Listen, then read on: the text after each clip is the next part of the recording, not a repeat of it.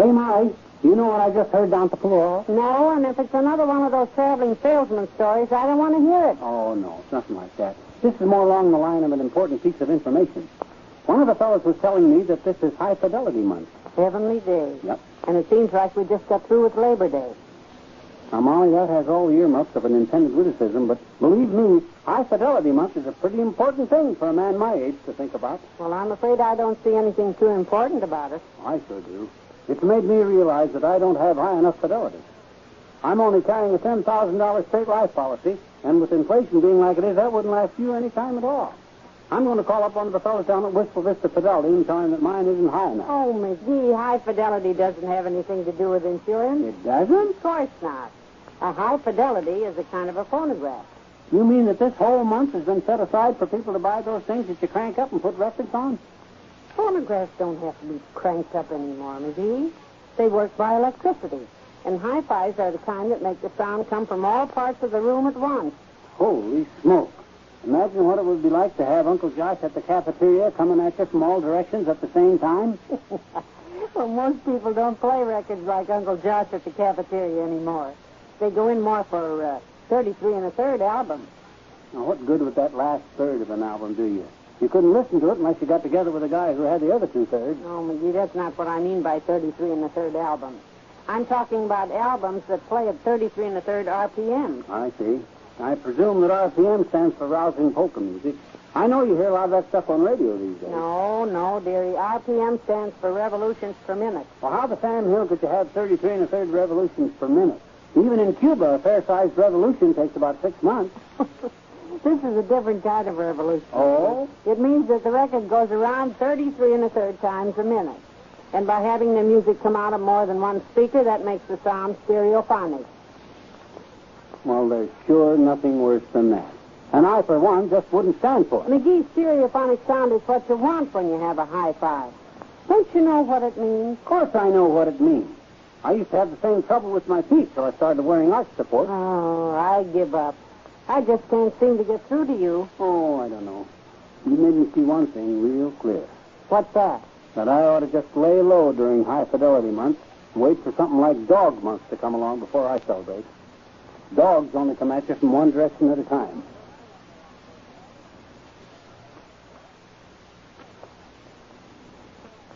Hey, Molly, give me a hand getting this stuff out of the car, will you? What on earth?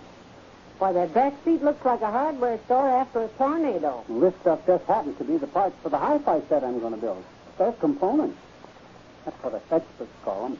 Oh, McGee, you're not going to try to build a hi-fi set yourself. I'm not? Well, are you? I sure am. This is High Fidelity Month, and I'm celebrating the occasion by building a set. The fellow at the store told me that all of the real hi-fi addicts build their own. And naturally, I'm addicted. But, McGee, you don't know the first thing about putting all these parts together. Who says I don't? You surely haven't forgotten about those 6 months I spent working as an electrician's helper back in Georgia. I became the flower of the electrical world as I rushed around putting in new bulbs and the like. Flower Bulb McGee, I was known as in them days. Oh, dear. Flower Bulb McGee, the most fabulous fellow who ever fiddled with a failing fixture, came from the far-flung fertile fields of Florida to the fast and furious financial forums of Philadelphia, from a fancy flared fixing feeble fuses, forever a friend of fine fellows with fading phonographs and faulty food freezers, fastidiously fondling the favorite pictures of fancy pawn fillers, fearful pawn feeders, fashionable talcum fanciers, faltering firefighters, flashy fruit farmers, and flabby fortune followers. In other words, you really think you can make a hi-fi out of this pile of stuff? There's no doubt about it, kiddo. Now, let's just pile the components in the middle of the floor here until I figure out where to start. Are you sure these are the parts for just one hi-fi? You betcha.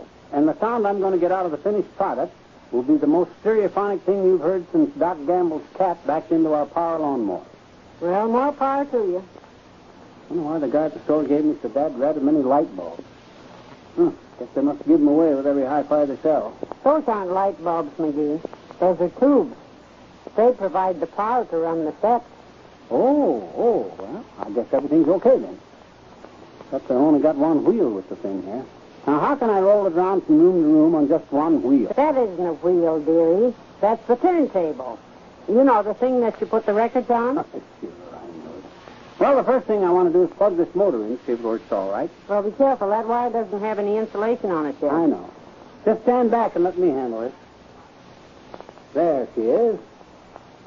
Now, I guess I have to touch these other two wires together to make contact. Don't do that, McGee. You'll... Ah, oh, McGee, the current's going right through your body. I'll unplug it. No, wait. Don't unplug it. I'm getting something much better than stereophonic sound. I'm getting spots before my eyes in Technicolor.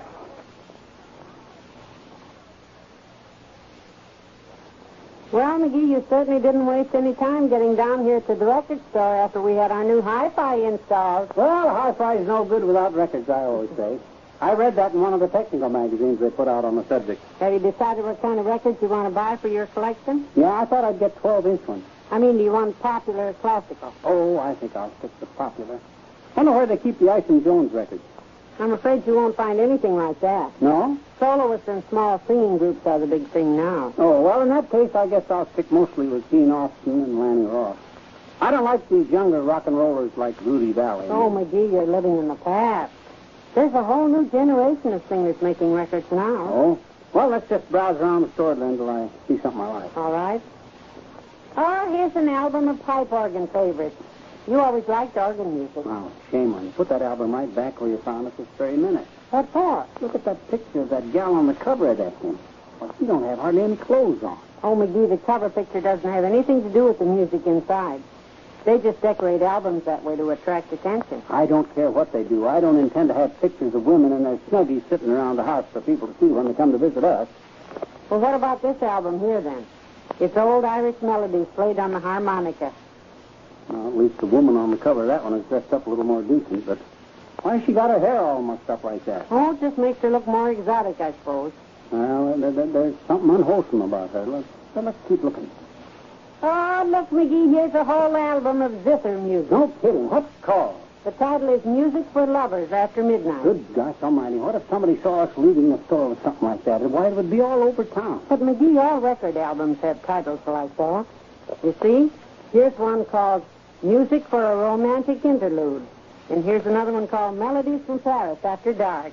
For Pete's sake, Molly, don't read those so loud. What's the matter? Somebody might hear you. But they all have names like that, McGee. You won't be able to find anything else. Of course I will. Let's see what's in this pile here. Ah, here we are. Music for two on a rainy evening.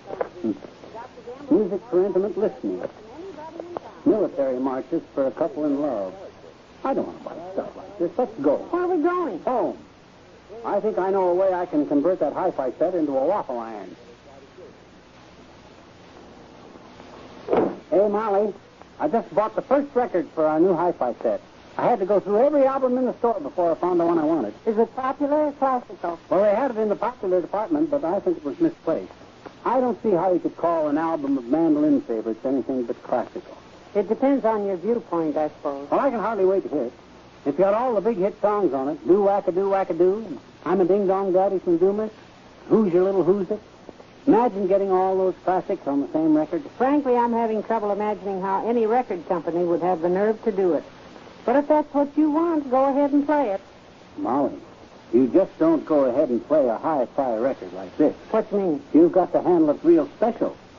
The girl in the store told me how. What do you have to do to it? Well, for one thing, you only handle the record by the edges like I'm doing now.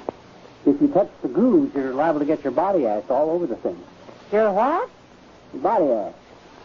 You know, little dead cells that are always falling off your fingers. What? They can play hard with the record. So can dust.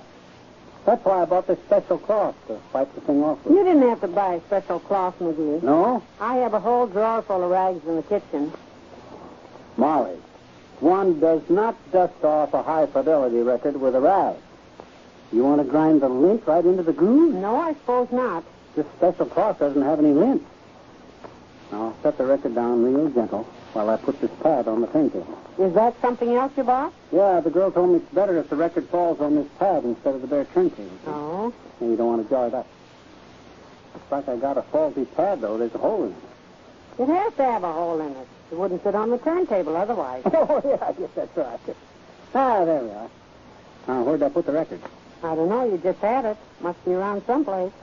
That's funny. I just set it aside while I was putting the pad on the turntable. I don't see the dead red thing anyplace. Could you have carried it in and put it on the dining room table? I didn't leave this room. I just set it down someplace. Well, don't go rooting through things like a pack rat. Just sit down and try to remember where you put it. Yeah, that's a good idea. You found it. Boy, oh boy, Molly, I can hardly wait to play these new records I bought this morning. Just imagine being able to sit back in your own home and listen to classics like Cole Porter favorites played on the ocarina. And Tony Martin doing the best singing commercials of 1956. All stuff like that. Well, I must admit that you're getting a lot of enjoyment out of your new hi-fi, McGee. Oh, I sure am. I was thought about one of these things years ago. Just think of all the time I wasted lying on the couch, when I could have been lying on the couch listening to records. Well, I wish I had as much leisure time to spend listening as you have. But I have to mop and dust the whole upstairs, so you just play with your new toy, and I'll be down in about a half an hour, Dave. Okay, kiddo, I'll be here. Ah, there goes a good kid. Looks like a coal barge from the outside, but she's a real cabin cruiser underneath. Hi, Mr. McGee. Oh, hi there, Teeny. Hi. I didn't hear you pussyfoot through the portals of our palatial palace.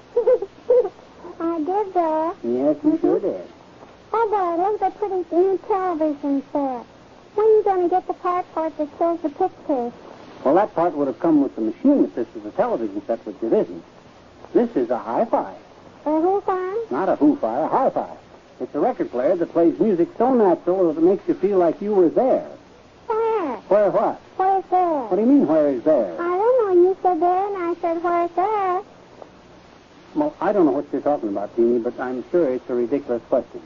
The point of the thing is that you can enjoy classical music on this thing just like you were sitting in the concert hall. What's classical music, Mr. McGee? What is it? Well, classical music is the kind of music that gives off culture when you get too close to it. You know, stuff by Bach and Beethoven and Rimsky-Korsakov and guys like that. Can you tell classical music from other kinds of music when you hear it, Mr. McGee? Can you? Oh, sure, I can. If I don't like it, then it's classical. Well, if you don't like it, how do you listen to it? Well, you see, classical music sort of just leaks into your subconscious mind. Just laying on the couch, listening to something like Beethoven's Moonlight Sonata makes me relax and feel good all over. Do you feel good all over now, mister? I sure do. I'm as relaxed as a puddle full of noodles. Are you so relaxed that you couldn't possibly get mad at anybody? I sure am. Good music fills you with love for all mankind. Gee, I'm so glad to hear that, Rebecca. Why, what's so important about me not being able to get mad? Because my daddy sent me over to tell you that when you play your hi-fi, it makes our TV picture flop over. Oh? Mm-hmm. And he said to tell you that if you don't stop playing it, he's going to call the police. So long, mister. He's going to call the police. So long. The Johnson Wax Program with Fibber McGee and Molly.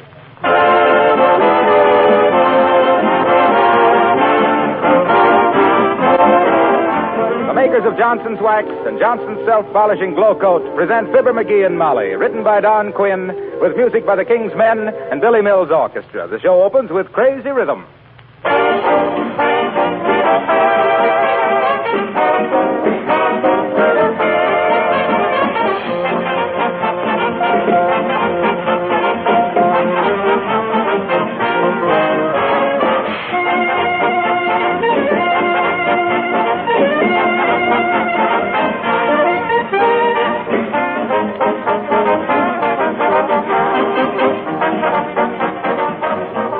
During the coming holiday season, there's probably going to be more activity than usual around your home. There'll be more wear and tear on your floors, especially in the kitchen. If those floors are protected with Johnson's Self-Polishing Glow Coat, you won't have to worry about them at all. If you're not using Glow Coat now, this would be an excellent time to try it. Glow Coat offers many advantages. First, it protects linoleum against wear, scratches, and dirt. Cleaning is easier because spilled things are quickly wiped up with a damp cloth. Second, Glow Coat makes linoleum floors more beautiful, gives them a gleaming polish that keeps the colors fresh and bright.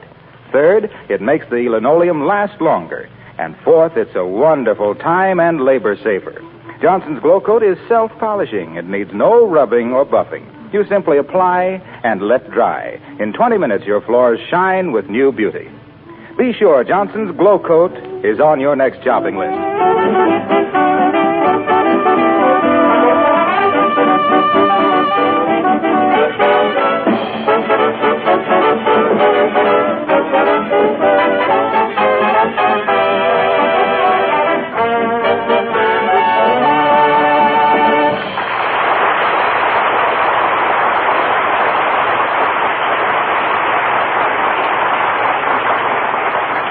Mailing your Christmas packages early is a great idea for two reasons. One, it gets them off your mind. And two, the recipient has time to look his gift over and change yours for something cheaper. So here at 79 Wistful Vista, about to depart for the post office with arms full of packages, we find Fibber McGee and Molly.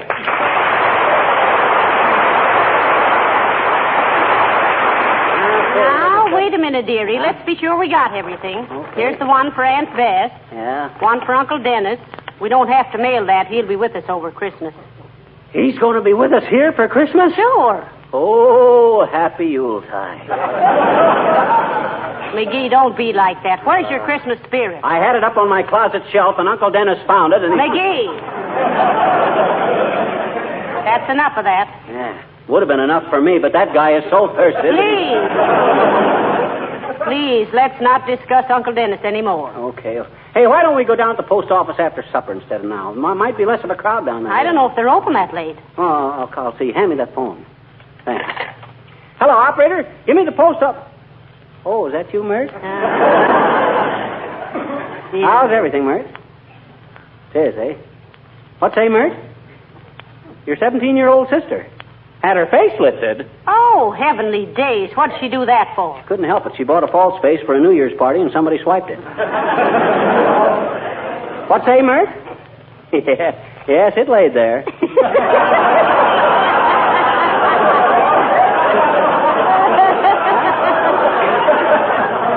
What's that? Oh, the post office don't answer, eh? Okay, never mind, Mert. Well, come on, Molly. I guess we better go on down there now. All right. You got enough money with you for stamps? Oh, I don't need any. I got an account with the government. Income tax, FHA, HOLC. Oh, dear. Come in. Hey, Mr. McGee, Huh? come over to my house right away, will you? What's the matter now? My brother was rehearsing his Santa Claus act, and he got a horn caught in his pants. Why, he's too old to be playing with toys like that. It ain't one of the toys, it's one of the reindeer. Hurry, will you? Well, are you going, McGee? No, he ain't the only guy who gets antlers in his pants around Christmas. Now, let's see, you take those 4 packages there, and I'll carry these couple. Hey, what's in this big one here? Which one? This one. Oh, that. Uh-huh. Why, that's a new aluminum baking dish I got for Aunt Sarah. Oh, a camisole, eh? No, you mean casserole, dearie. I do not. Casserole is medicine. Go on. That's castor oil. Well, then what's a camisole? Well, a camisole is the... Well, it's a sort of a... Uh-huh. You see? So it is something you cook in. Well, it could be in hot weather. Well, anyway, I bet that's a good... No, we'll never get to the post office if people keep coming in like this. See who it is, dearie. Hey, it's Gildersleeve. Oh. With an armful of Christmas presents and a big smile on his face. Oh, dear. Must be bringing us our presents. Oh, and I haven't got his wrapped up yet. Play up, Oh, play. well. Come in, come in, come in. Well, hello, Mr. Gildersleeve. How nice to see you. Hi, Gildy, old man. You're looking well. A new suit? Why, no, this is the same suit I always wear. Well, it certainly looks nice. Have a chair, Mr. Gildersleeve. Have a cigar, too. Yeah, no thanks. I just dropped in. How is dear Mrs. Gildersleeve? Why, she's splendid, thank you. But the reason I came You know, over... I was just saying to Molly. Molly, I says, we got to do something nice for Gildersleeve this Christmas. He's been a mighty fine neighbor, I says. And I says, yes, McGee, I says, he's been so nice to us, I says. Though I hope he doesn't give us anything. Well, I'm glad you feel that way about it, Mrs. McGee, because I'm not giving you anything. That is the same old suit you got on, ain't it? Getting pretty baggy, too, if you ask me. Was there something you wanted, Mr. Gildersleeve? We were just leaving for the post office. Oh, yes. McGee told me this morning you were going to the post office. I just stopped in to see if you'd mail these packages for me while you were down there. Hey, wait a minute. Why, shucks, we already got more than we can... And I wish you'd buy me some stamps, too, while you're at it. Say, you might save time, Mr. Gildersleeve, to get your stamps at Kramer's drugstore. Oh, they're too expensive down there. What do you mean expensive? Stamps are the same everywhere. Yeah, I know, but I hate to go into a store and buy stamps. They don't make any profit on them. Well, what's that got to do? So, I usually make a few purchases to ease my conscience. Oh, I see. Yes. Last time I bought a 2-cent stamp in a drugstore, I came home with a hot water bottle, toy submarine, 3 rolls of film, a rental detective story, and a couple of badminton rackets, and a big gob of hot fudge on my necktie. A guy as fat as you are has got no business eating hot fudge. Who's fat? Well, besides you, there's Oliver Hardy, Don Wilson, Paul Whiteman. Ooh! You're a hard man, McGee.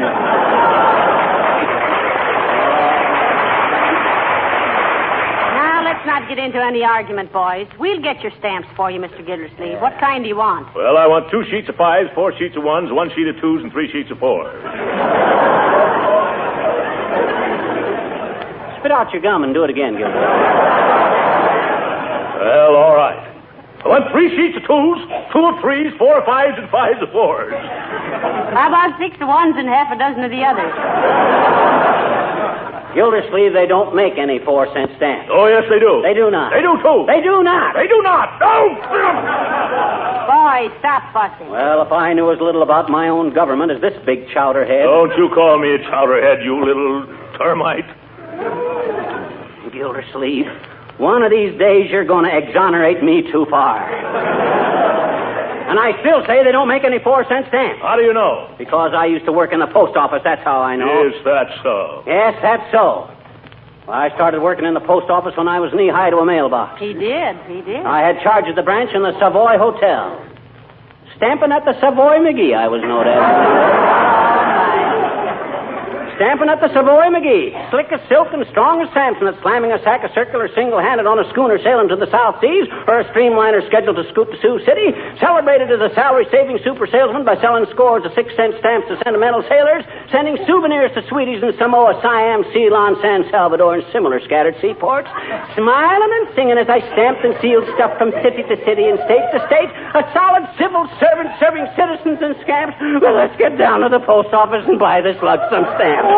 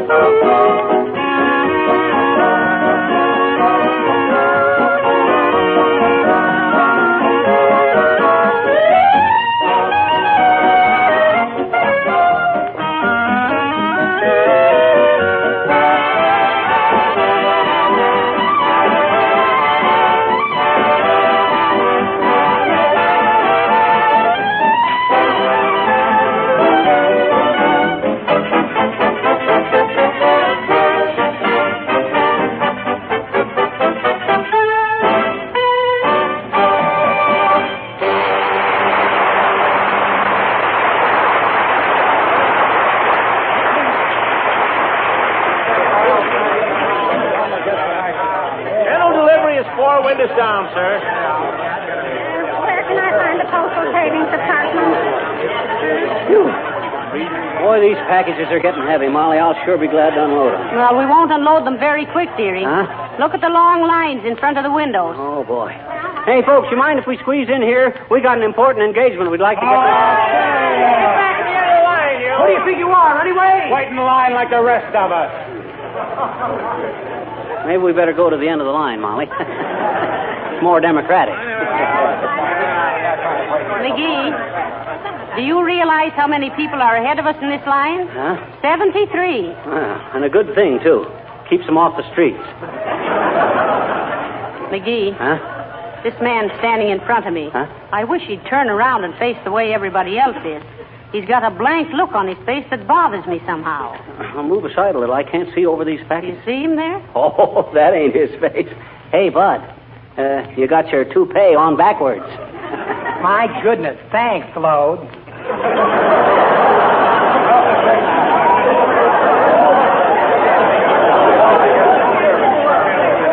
Oh, look, McGee, here comes Mrs. Uppington. Mrs. Uppington? What's she doing in a post office? Don't she know these places are infested with common people?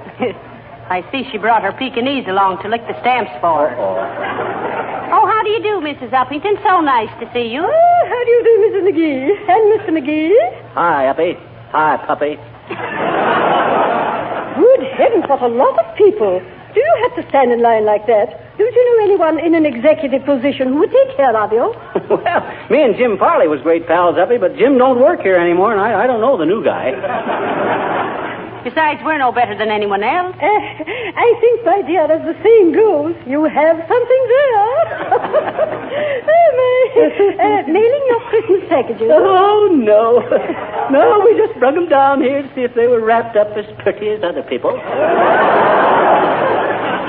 Say, while we're kicking the basket around, Abigail, what's the idea of bringing that dime-sized Doberman in here? Yeah. Oh, you mean Fifi? Fifi.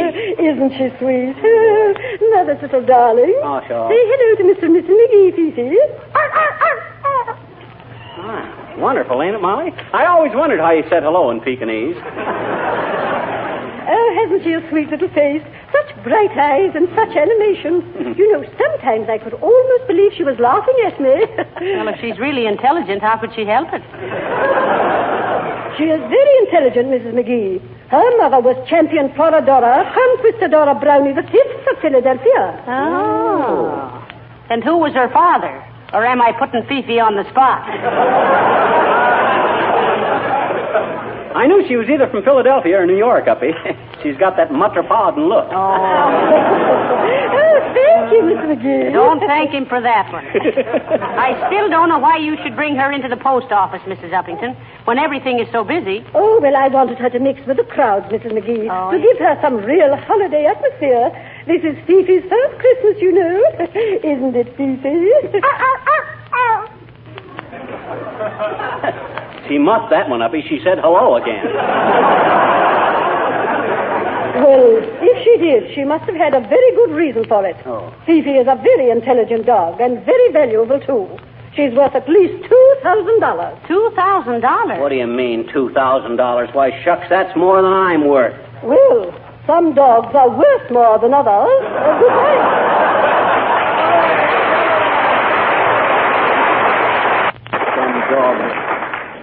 Dogs are worth more than others.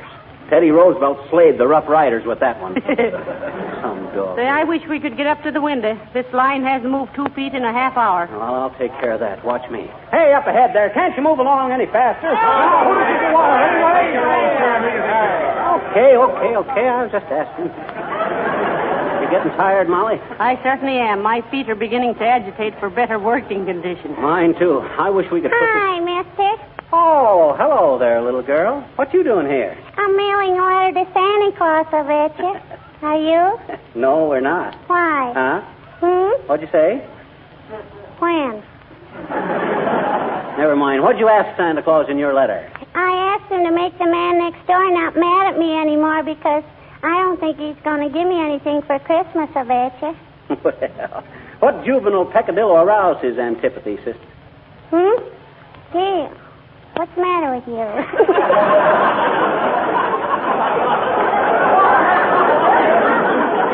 Pardon me, mister, pardon. I said, what'd you do that made the man next door mad at you? Last summer, I went in his backyard and I picked some of his permissions.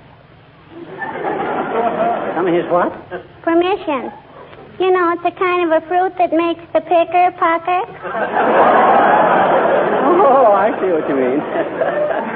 Well, why didn't you ask him if you could pick them? Oh, I was afraid he wouldn't give his persimmons. You mean his permission? No, I picked his permissions. Look, sis, you don't pick permissions. You give persimmons. You persnip. Let's start over again and make it pears. All righty. Grizzly pears or teddy pears? So you're mailing a letter to Santa Claus, are you? Sure. You see, here it is. Oh, say, that's pretty good handwriting, sis. I know it. Don't tell me you wrote that. No, my papa wrote it. I always ask him to write my Santa Claus letter. Cute. That's a very good idea. Sure it is, I bet you.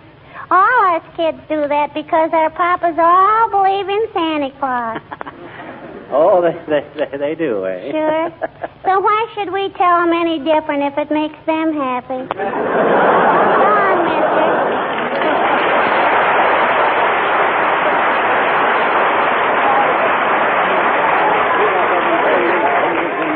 Hey, Molly, what makes this whole line of people give that sudden jerk every few minutes? Why, don't you know? No. That seventh man up ahead has got the hiccups. All I gotta say... Hi there, Fibber. Hello, Molly. Hello, Mr. Wilcox. Hi, Harlow. Hey, take my place in this line a while, will you? I want to go sit down someplace for a while. Me too. Gee, I'm sorry, folks. I'd like to, but I haven't got time. I just dashed in here to mail some special orders to Racine, Wisconsin. What do you mean by special orders? Says he with a sly twinkle in his eye. Well, you know how important it is to have a home clean and shining with Johnson's Wax when all the family is home for the holidays. Yes, we do. And how gleaming hospitality of Johnson waxed floors and furniture lends an air of cheerfulness to Yuletide gatherings. Yeah, naturally, we understand all that. And how Johnson's Wax will beautify and protect against the wear and tear of Christmas and New Year celebrations. Dad, Rabbit, what's so special about that? Oh, just to get the orders in on time. Oh, I see. So you can do your Christmas shipping early. Don't you get it, Molly? I said... Tain't funny, McGee.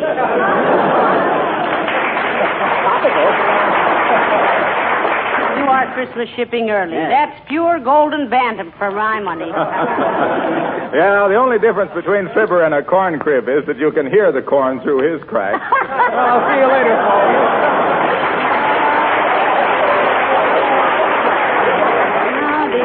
Boy, Say, who'd have thought we'd have to stand in line this long 2 weeks before Christmas? must be Blankets, cushions, folding chairs. Might as well be comfortable while you wait, folks.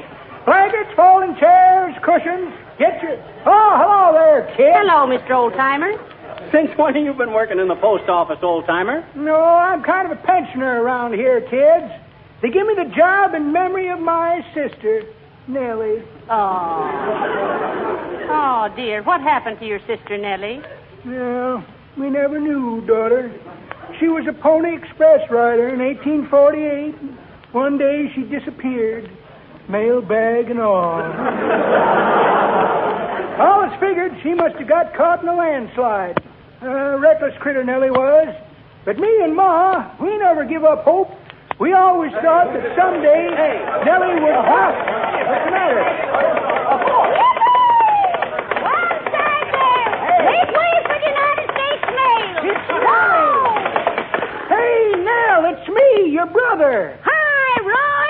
How's Ma? Fine. Where you been? I got caught by Indians. Just got away 3 days ago. They got great news for you, Roy. What's They that? discovered gold in California. You don't say. Yep. Climb up in the saddle, Roy. Soon as I deliver this mail, I gotta go home and get a clean shirt. This buckskin's beginning to chase me. Yes, sir. Make way for the U.S. mail, Yes, folks. sir, I'm with you.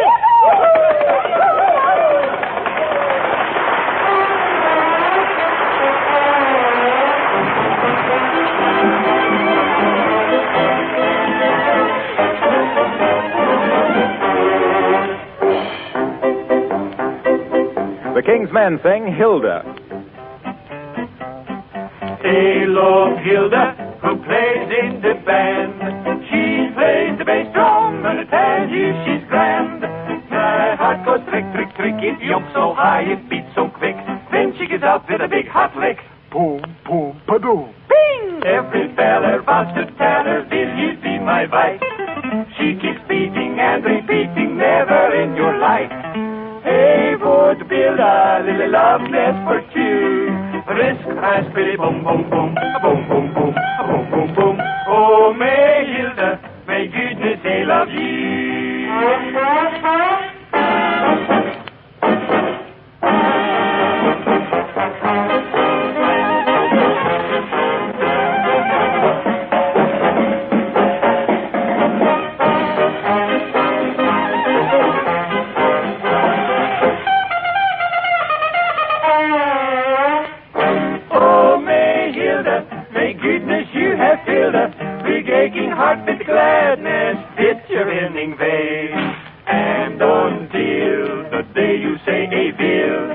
nights heart filled with sadness. Tell me, fading pale, a Lord Hilda who played in the band. She plays the bass drum and I tell you she's grand. My heart goes click, click, click. It jumps so high, it beats so quick. Then she gets up with a big hot lick. Every feller wants to tell her, will you be my wife? She keeps beating and repeating, never in your life. Hey, would build a little love nest for two. Risk, raspberry, boom, boom, boom, just for two. Risk, raspberry, boom, boom, boom, boom, boom, boom, boom, boom, boom. Oh, my Hilda, make goodness, I love you.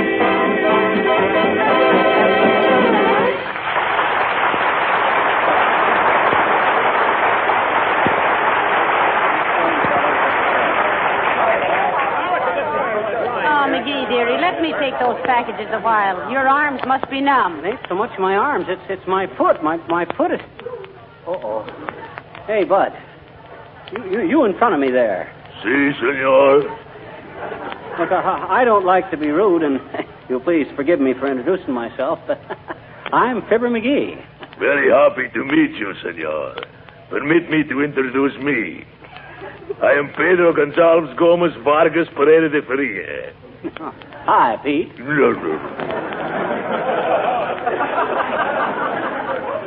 Now that we know each other, will you please get off my foot? Si, senor. Thank you very much. Es por nada, senor. It is pleasure to do business with you. Anytime I can get off your foot, please let me know. Don't think I won't, Bud. My. You sound like two gentlemen of the old school with apples for the teacher. Oh, well. Oh, dear. I'm so tired. Well, me, too. For 2 cents, I'd dump these Ah, packages. there. Good day, my dear, and a dull December to you, crab meat. Hi, Boomer. What are you doing in the post office, Mr. Boomer? Always come in here to write my letters. Small, smart, and smell nice. Wonderful feeling to be able to walk away from a federal pen without hearing bloodhounds in the distance.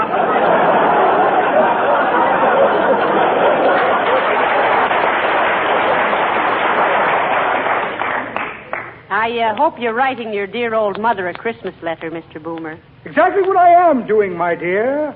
Have to be careful what I say, too. The warden reads every word of her letters. Let me see now. What did I do with Mother's letter? Like to read it to you. Ah, never mind, Boomer. We're too tired to... Now, let me see. Where did I put Mother's letter? Had it right here a moment ago. Here's the short end of an exploded cigar. Just the butt of an old joke, you might say. Invitation to a New England boiled dinner. Ought to be interesting. Never been boiled at a New England dinner. Well, never mind looking, Mr. Boomer. We're in no mood. Ah, what's this? Pair of cellophane gloves. Very handy to let your left hand know what your right hand is doing. Couple of diamond shoulder clips I picked up as I shouldered my way out of a clip joint. And a check. Well, imagine that, a check. Made out to a man named Mortispan. Mortispan, M-O-R-T-I. Excuse me while I go practice the signature. Good day, my dear. Good day to you.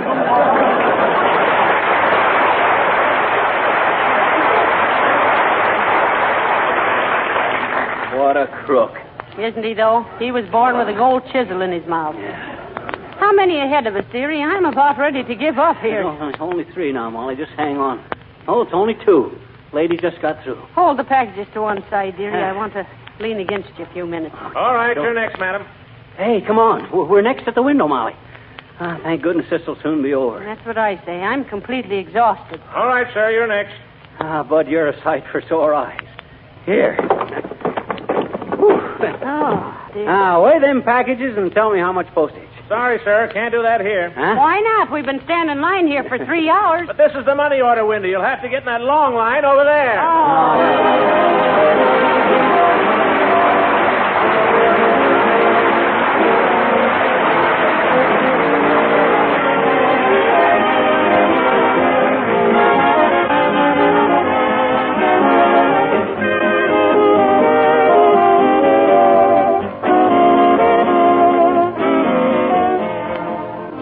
and Molly will be back in just a moment. Well, these certainly are busy times for all of us. There are so many more things to do than we can possibly squeeze into every 24 hours. That's probably one reason why so many women sing the praises of Johnson's self-polishing Glow Coat, the floor polisher that saves them so many hours of work.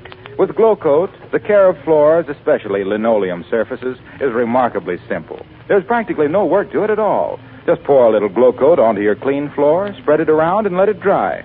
Come back in 20 minutes to find a sparkling surface, colors bright and cheerful, protected against scratches and dirt. And Glow Coat will greatly lengthen the life of your linoleum, too.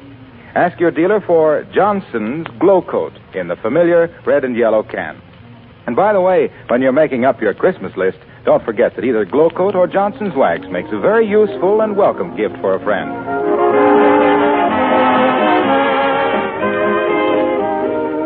Ladies and gentlemen, the prevention and control of tuberculosis is a year-round fight. But only at Christmas time are you asked for financial support and encouragement. That's right. So be sure your letters and packages are decorated with Christmas seals. Thank you, and good night. Good night, all.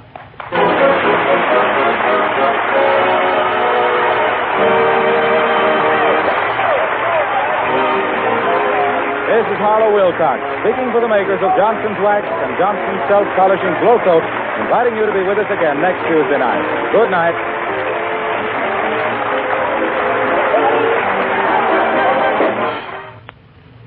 Would you rather drive a dull, dingy car or a sparkling, shiny one? Maybe you still think the job of wax polishing is costly or hard work. Then let me urge you to investigate and try Carnew, Johnson's sensational, new, easy-to-use auto polish. Carnew does two things at once. Both cleans and wax polishes in one operation, in half the time these jobs used to require. Carnew's cost is low, and once you've seen what beautiful results it gives, you'll say with car owners everywhere, your car looks like new when you use Carnew, spelled C-A-R-N-U. This is the National Broadcasting Company. Miles Laboratories, makers of Alka-Seltzer, bring you another visit with Fibber McGee and Molly.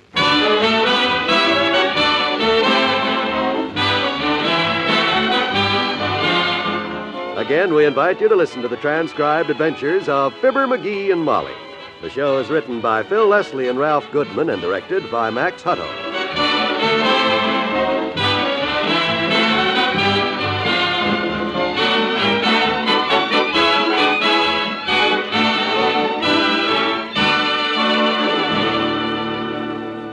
We'll see what's going on in Wistful Vista shortly. Hey, Molly, what's for dinner tonight? Well, I was thinking I might cook some of those... Oh, we had those last night. Why don't we ever have... That's too expensive, dearie, but I have got some nice... Oh, no. I had that for lunch, kiddo, and it gave me an awful... Well, for heaven's sakes, McGee, why don't you drink a glass of... That's a good idea. I'll take some Alka-Seltzer right now. Yes, for upset stomach, for headache, for general achiness. Take the medicine that's so refreshing. Take Alka-Seltzer. When you drop Alka-Seltzer tablets into water, they fizz. And that action in the glass is important to you. It changes Alka-Seltzer tablets into a relief-giving liquid that's better for you. Because a liquid is so much more natural and easy for your system to absorb. Once you try it, you'll agree. There's nothing quite like Alka-Seltzer.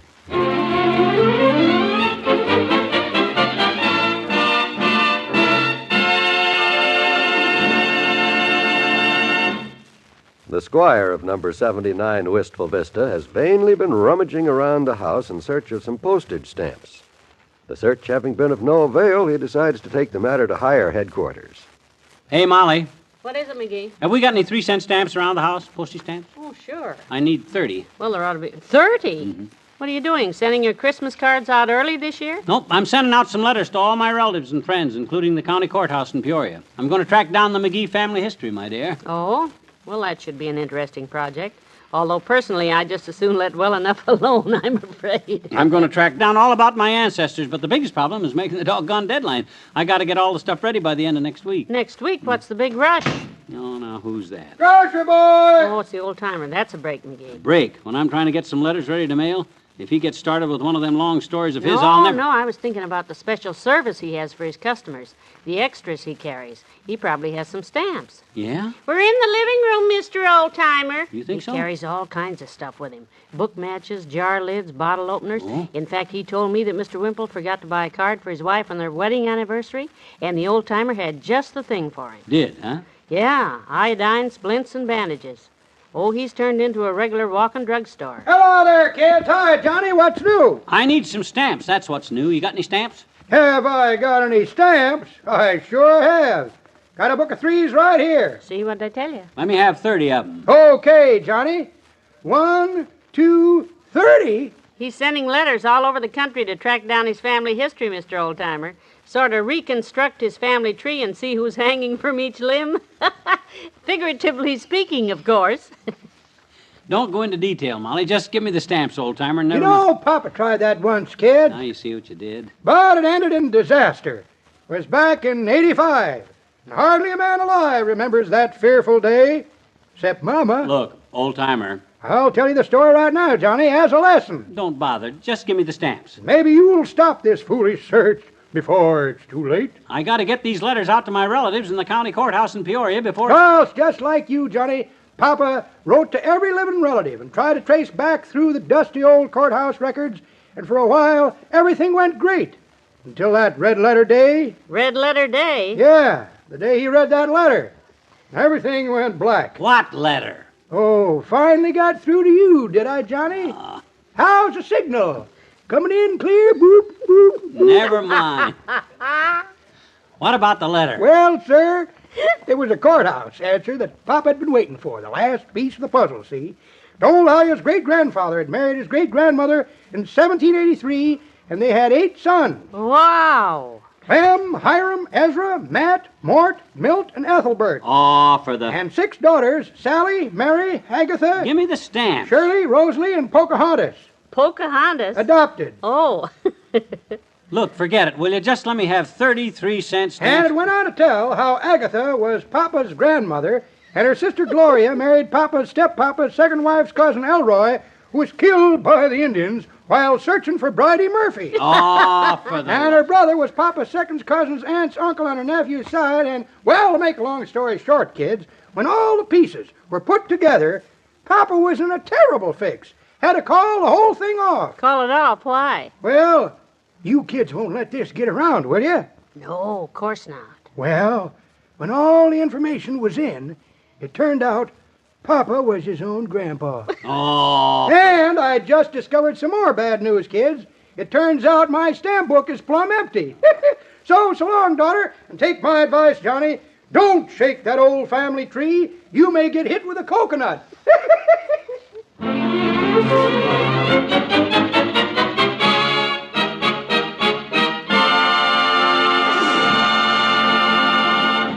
In just a moment, we'll try to straighten out the McGees. Most of us like to have fun, I'm sure, and we all know that fun is good for us. But how about you? Do you always feel up to enjoying your fun? There may be times when you don't feel good, from a headache, perhaps, or an upset stomach, or just from general achiness. Well, believe me, that's the time when Alka-Seltzer can be a real friend in need. Drop 1 or 2 Alka-Seltzer tablets into a glass of water, like this. Listen to it fizz. This action in the glass changes Alka-Seltzer tablets into liquid, a relief-giving liquid that's easy and natural for your system to absorb. And action in the glass supercharges Alka-Seltzer with lively bubbles. This soothing liquid speeds relief. You'll like Alka-Seltzer for refreshing relief. That's speedy Alka-Seltzer, the favorite of so many, for relief that does so much.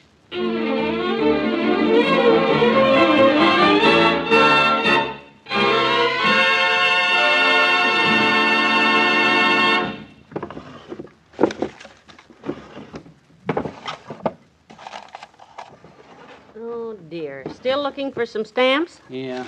Gee whiz, I never can find anything around this house. Oh, relax, McGee. That's no way to go looking for anything. You gotta approach this thing calmly. Look carefully. Now, first, I suppose you looked in the kitchen. Yes. In the fruit bowl. Yes. Behind the bookshelf? Yes. Under the seat cushions of the divan? Yes. In your toolbox? Yes.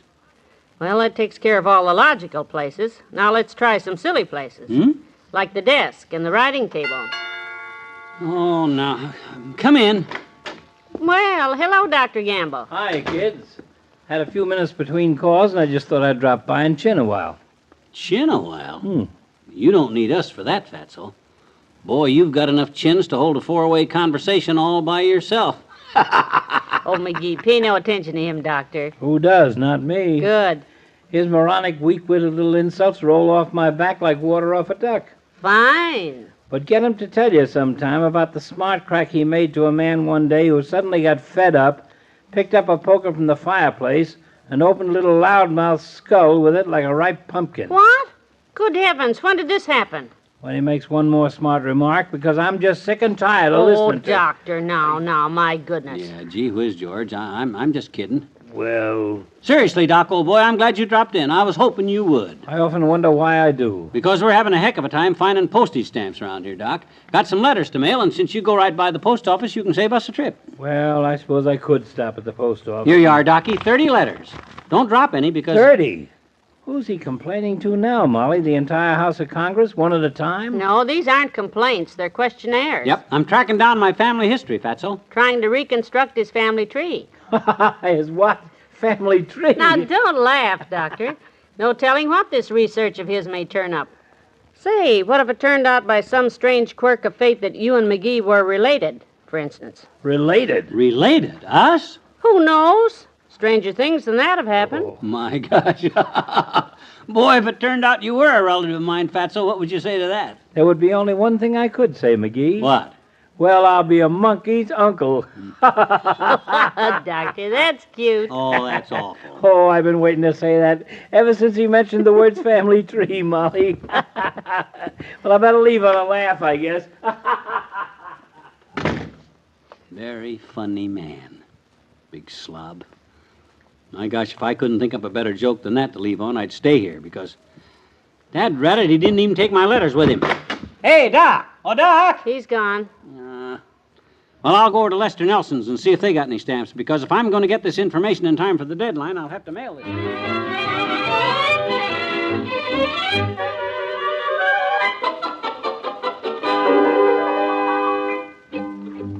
2 stamps, all Les Nelson had, and they'd already been licked. Well, I'm afraid we are too, dearie. I've ransacked this house, and we don't have any. The post office is closed now, so... well, forget it. Oh, what are you doing? I'm tearing up these dad-ratted letters. The heck with it. Oh, that's too bad. This thing has been nothing but trouble from the start. I never would have made the deadline anyhow. What deadline? What was this thing all about, anyhow? Oh, didn't I tell you? The Elks Club is putting out our 25th anniversary yearbook next month, and... Yearbook? Yep. It's going to have our pictures in it and a story about each one of us. You know, our background, family history. Here's the blank they sent me to fill out. Let me see. Name, date of birth, and description of background in 10 words or less. 10 words? Oh, I didn't see that. Well, that's what it says right there, 10 words or less. Oh, well, that'll be very simple. I can phone that in. I'll call Henry Lester, the Grand Exalted Ruler, and... Hello, Henry? This is McGee. Yeah, about that yearbook, Henry. I can give you the dope on me over the phone. Yeah, under my picture, just put F. McGee. American, Irish stock, good, kind, trustworthy, loyal. What else, Molly? I got 3 more words. What else am I? Dependable. Dependable. Lovable. Lovable. And confused. And confused. Yeah, that ought to take it. No, wait a minute, Henry. Not that last one. Wait. Henry. Hello? Hello? He's gone. I'm not confused.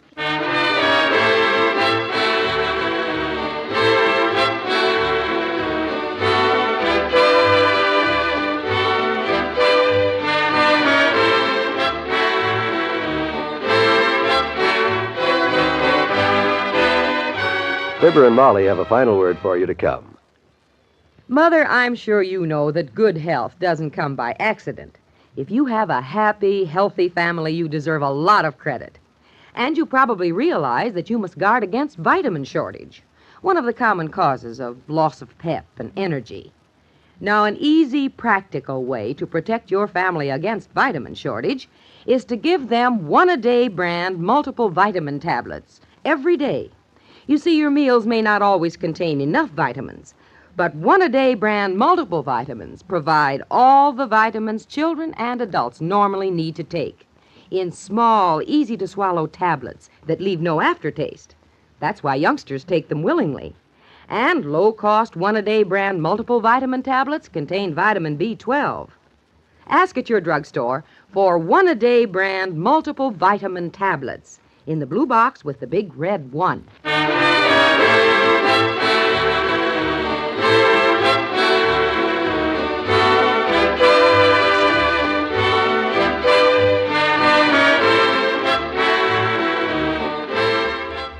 You know, this family research of mine brought back memories of my poor old maiden Aunt Millicent. Poor girl. You never told me about her. Oh, she was beautiful. Sort of the Elizabeth Taylor of the 1800s, but she never got married. Oh, how come? Well, it all hinged on the fact that she just didn't trust men. Oh? She had lots of offers, but it seems every time the wedding was arranged and they stood up in front of the people and the bridegroom said, "I do," she said, "Oh, no, you don't." And that just kind of ruined everything. I can see how it would. Yeah. So long, everybody. Bye.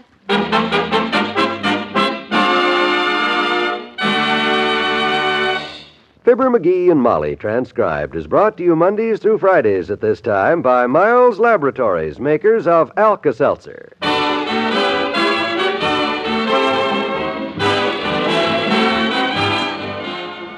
The Old-Timer is played by Bill Thompson and Dr. Gamble by Arthur Q. Bryan. This is John Wall saying goodbye. Hear the dramatic story Woman in My House, weekdays on most NBC radio stations.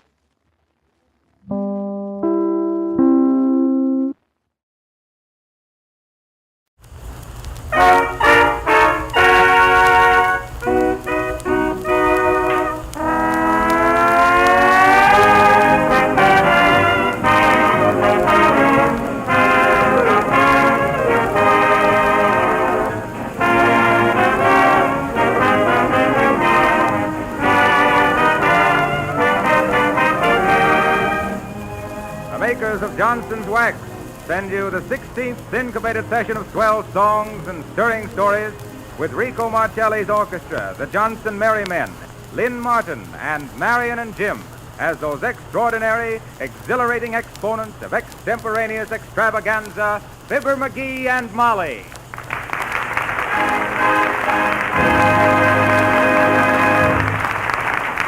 Marcelli and his men start the parade with a medley of circus music. Into the big top, old top.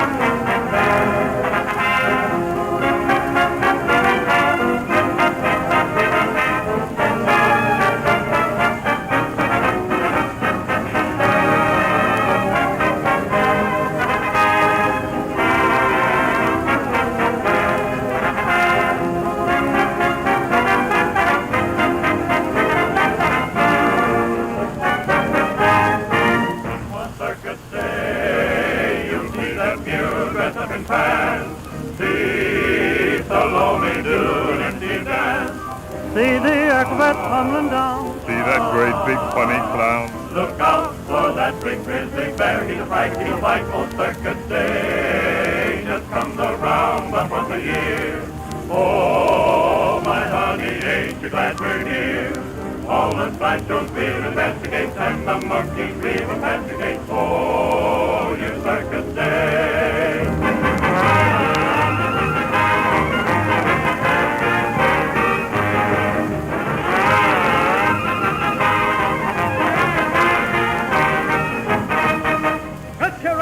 Pop here, get your hot dogs and hamburgers. And don't forget your Johnson's Auto Wax and Cleaner at the special combination offer of 98 cents with a free can of touch-up enamel.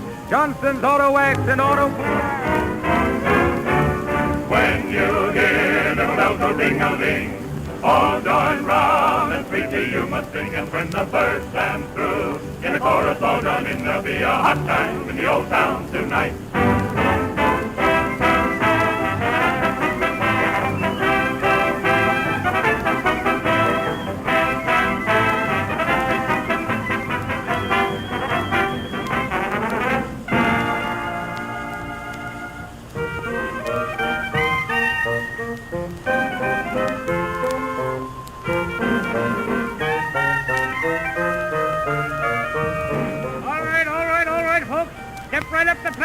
see the most stupendous, startling, stupefying aggregation of monstrosities ever assembled into one set. Jojo, the dog-faced boy. Ashima,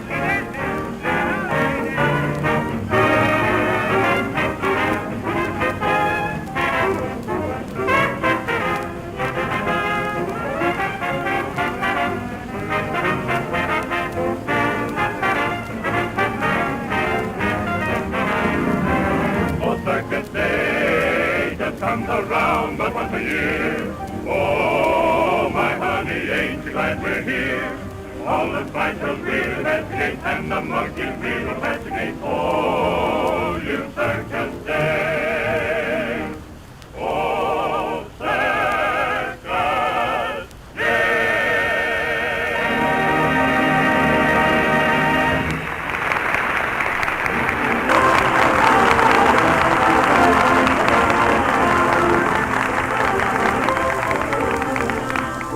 Well, when Fibber and Molly are around, we always have a circus, and tonight is no exception to the rule. Here they are, driving along Highway 79, just as they sight the big shop. Look, McGee, there's the circus. Well, what's the matter, Molly? Stop the car. Pull over there. Okay. Gotta get them brakes fixed. Look. Will you What's the look, matter, McGee? Molly? A circus it is. Huh? A circus, Ignorant. A circus. Don't you know what a circus is? Why, sure I know what a circus is. Place where you go on a night that looks clear but won't be, to spend money you can't afford on stuff you don't give a hoot about, just so you can get sawdust into your cups, taffy into your hair, and chewing gum onto your shoes. That's what a circus is. Oh, now, McGee. And have you no youth in your blood? Come on, let's stop and go to the circus. Sure. 4 bits apiece to see a dad-ratted flock of moth-eaten lions with shaggy hair. Look what it says, McGee. Huh? Mermaids. Real, genuine mermaids. Only 10 cents. Come on, McGee, let's see it. Mermaid. Don't be like that, Molly. Mermaid. A catfish's tail pasted onto a doll's head. That's probably what it is. Mermaid. Shucks. Will you look, McGee? See the girls dancing. Oh, my. 'Tis real graceful they are. Where? Oh, there. Oh, a minuet, huh? Well, shucks. I guess we ought to go see him at that. Might be real educational. Wait a minute till I get a couple of tickets, Molly. How much for tickets, Bud? 50 cents. That'll be $1, brother. $1? That's kind of steep, ain't it? Here I give up the idea of crawling under the tent, just to be honest, and you tell me... Hey, up or move on, brother. Don't keep the line waiting. Next, Okay, please. We'll move on. Shucks, Molly. If you'd have made it 2 bits, I might have gone for it. Oh, McGee. You try to get a discount on your harp and halo. Let's go over and see the animals first. McGee, what are you doing? This little fella here wants a nickel to buy some beans for his bean shooter, Molly. Oh, gee. No, miss. Now, then, young fella, now you listen here. How'd you like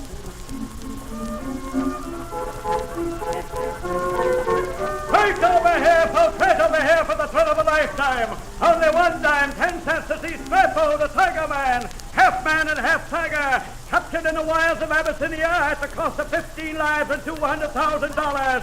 Just so you can see Strappo at the ridiculous cost of 1 dime, 10 cents, the 10th part of $1. Don't crowd, folks, don't crowd. There's plenty of... Come on, McGee. Wait a minute, Molly, wait a minute. Now, here's a shooting gallery. Let's try our hands with the rifles. Oh, now, McGee, you never shot a gun in your life, and you know it. Oh, is that so? Why, shucks. Didn't I ever tell you about the time I was known as Gun McGee, the 2-gun gambler of Gooper's Gulch? Let me show you how I used to mow down them horse thieves.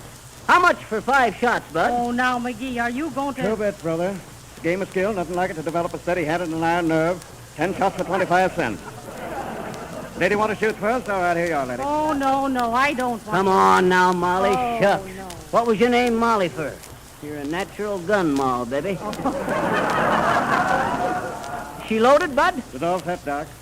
No, hold it in the other hand, lady. That's it. Well, like here, this. Here, let me show you, Molly. Like this, you see?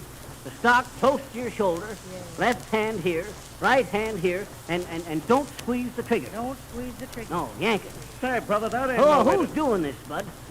Now get a line on them clay pipes or them ball targets, Molly, and shut your eyes. Shut my eyes. Yeah, and then give the trigger a yank. Oh, yeah. Now, you got the idea? When you shoot, slide this thing down and back, and she's loaded again. Now, go ahead. All right, McGee. Here goes. There. Can I open my eyes now, McGee?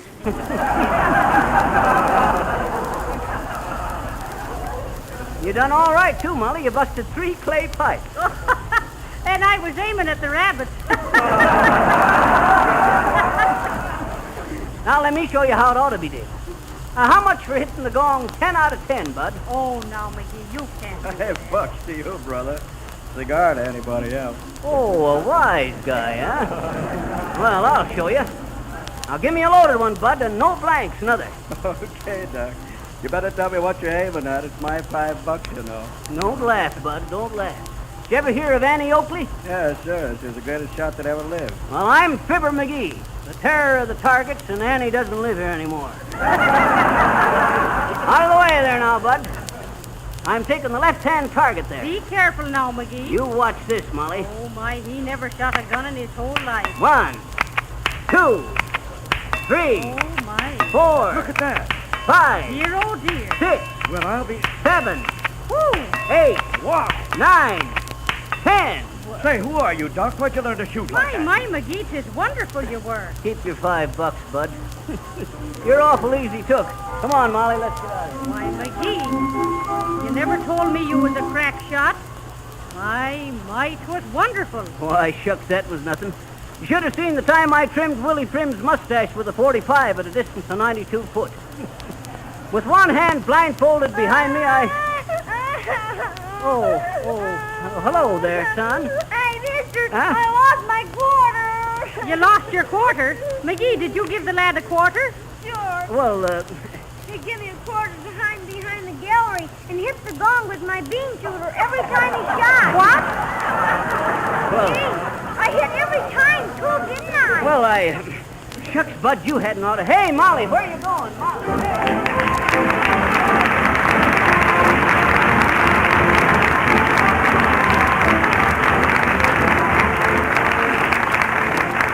Well, the little things that Fibber says he used to do were largely a matter of imagination. But to Lynn Martin, the little girl with the grown-up voice, the little things you used to do are true enough. Lynn Martin.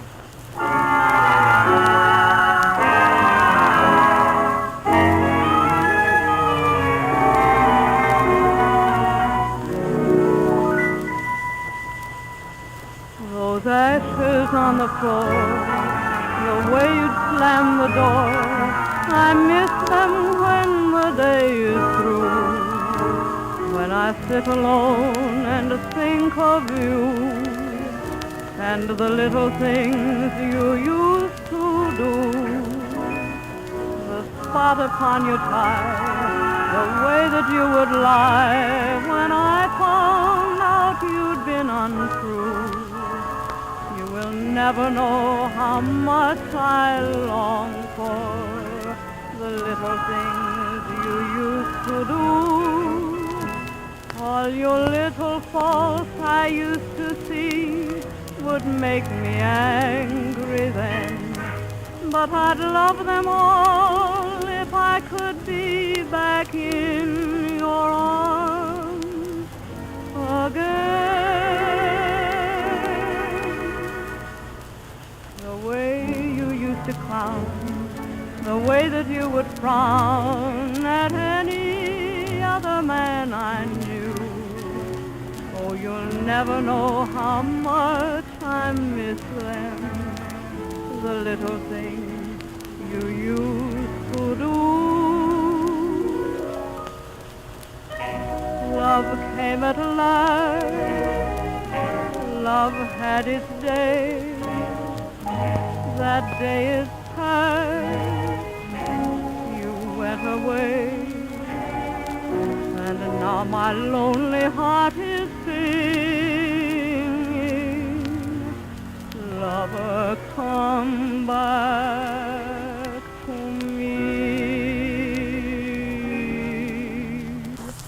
All your little faults I I used to see would make me angry then. But I'd love them all if I could be back in your arms again. The happiness we planned as we sat hand in hand, it's hard to think it won't come true. Oh, you'll never know how much I love you, and the little things we used to do.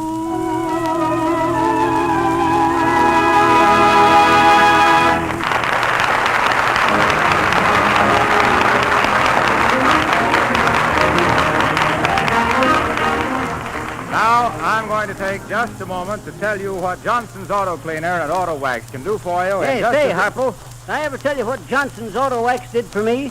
When I was down... No, and my name is not Harpo. Don't you know yet who I am? Oh, sure. You're Harpo Wilcox, the polo player. You think. Oh, I see. Hoof beat Harpo, the heavy-handed horseman. But as I was saying, Harpo, did I ever tell you about the time I and my party was surrounded by the deadly Jiverhoo Indians into the jungles of the Amazon? No, and I don't want to hear Well, anything sir, about there we was. Rifles lost into the swamp, and all we had for to save our lives was 2 cans of Johnson's Auto Cleaner and a dozen bows and 50 arrows we'd swiped from the engine. So, you know what we done? No, but we haven't got Well, time sir, now. at my suggestion, we smeared Johnson's Auto Wax onto the arrowheads and shot 'em at the engine. Boy, did that polish 'em off. Well, McGee, come back here and run over this song with me. Okay, but I'd rather run over Harpo with the steamroller. Well, he's always busting in the Well, we refuse to back up Fibber's claim that Johnson's Auto Cleaner and Auto Wax will save your life. But we know it will save you time, expense, and labor. In a few minutes, you're going to hear from Fibber and Molly again. But right now, let me point out that if you have an old car that's ceased to look its best, or a new car that's beginning to lose its sparkle, you'll be amazed at how quickly and easily you can restore the finish with Johnson's sensational new auto cleaner. Actually, it seems to work like magic, for the entire principle is new and totally unlike any cleaner you may have tried before. Johnson's cleaner is much quicker to use, takes much less muscle work, and positively will not injure the finish in any way. All you do is rub the creamy white liquid over the surface. Then with a dry cloth, you wipe it off. You'll be astonished to see a complete transformation from a dull finish to one that gleams and glitters in the sunlight. For Johnson's cleaner actually polishes as it wipes away every speck of dirt and gummy road film. Try it. You'll be mighty glad you did. Well, now let's see what that song is that Fibber and Molly were practicing. What is it, Molly? Don't tell him, Molly, don't tell him. Shucks, he'll just twist it around so he can get in something about Johnson's Auto Wax. The name of the song is, No Matter How Hard You Rub, Roscoe, You Can't Harm the Finish. Oh, go on. I don't believe that's the name of it at all. Oh, then you're smarter than I give you credit for. Give us a chord, Marshmallow. That's fine. Why don't you play like that all the time? She was an acrobat's daughter. Her folks were the bounding McGees. She turned 21 and married the son of the man on the flying trapeze. Take it away, Molly. The wedding was held in the circus for all the spectators to see. And when they were wed, they both stood on their head. An acrobat's daughter was she. She could do a backflip, a front flip, twist a up, three acrobatic grace. An hip-up, a trip-up, without landing on her face. She could do contortions, contortions, of virtual anatomy. You'd wonder, by thunder, which end you would rather see. McGee? Oh, she was an acrobat's daughter. Her pets were the little trained fleas. She taught them some facts about Johnson's wax. Get out of here, Harpo. This is my trapeze. Ooh, dressed up in her tight trimmed with spangles. She looked just as cute as could be. But she feared they might tear, so she carried a spare. An acrobat's daughter was she.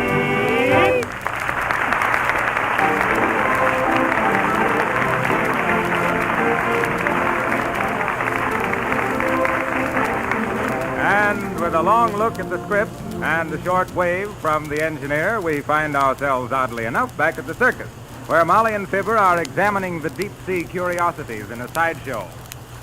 Why, shucks, son. You ain't got nothing here I ain't seen before. Oh, now, McGee, are you going Well, what do you got? A couple of starfish, an octopus, Say, what's that thing? That in the case there? Yeah. Well, that's a species of gastropod mollusk. It adheres to the timbers and rocks in the bottom of the ocean. It's called a limpet. A which? A limpet. A limpet. A whippet? Skip it. Say, what's this? A swordfish, ain't it? What did you think it was, McGee? A raspberry jellyfish? Sure, that's a swordfish. Why? Well, you got the wrong name onto the case then, son. It says Exiphius gladiolus. Well, you wouldn't understand it, McGee. It's deep, see? Oh, shucks. That's the name in Latin for swordfish. Oh. Exiphius gladius. Go on. Don't tell me them fish talk Latin, bud. With that there pointed chin on him, he'd be lucky to blow bubbles. You'll have to excuse him, mister. He's real ignorant he is about marine life. Well, what of it? I was in the army myself. But I do know all about this here gladiolus, them swordfish. I fought a duel with one once. You want to hear about it? No, let it go. Well, sir, it was whilst I was down now, McGee. Will you please stop? I'm afraid I can't listen long anyway. I'm packing up and selling out today. Matter, bud? Business bum? Yes, people want freaks from the hoochie-coochie. This is too legitimate. Oh, my, that's too bad. Why, shucks, bud. All you got to do is get some showmanship into this joint. For an instance, you cut the octopus in two, join it onto the shark, and call it the deadly octoshark of the Indian Ocean. Or if you got to have a Latin name for it, Sharkus ferocious Indianapolis. You hear that, Molly? I says, oh, it ain't funny, McGee. Okay.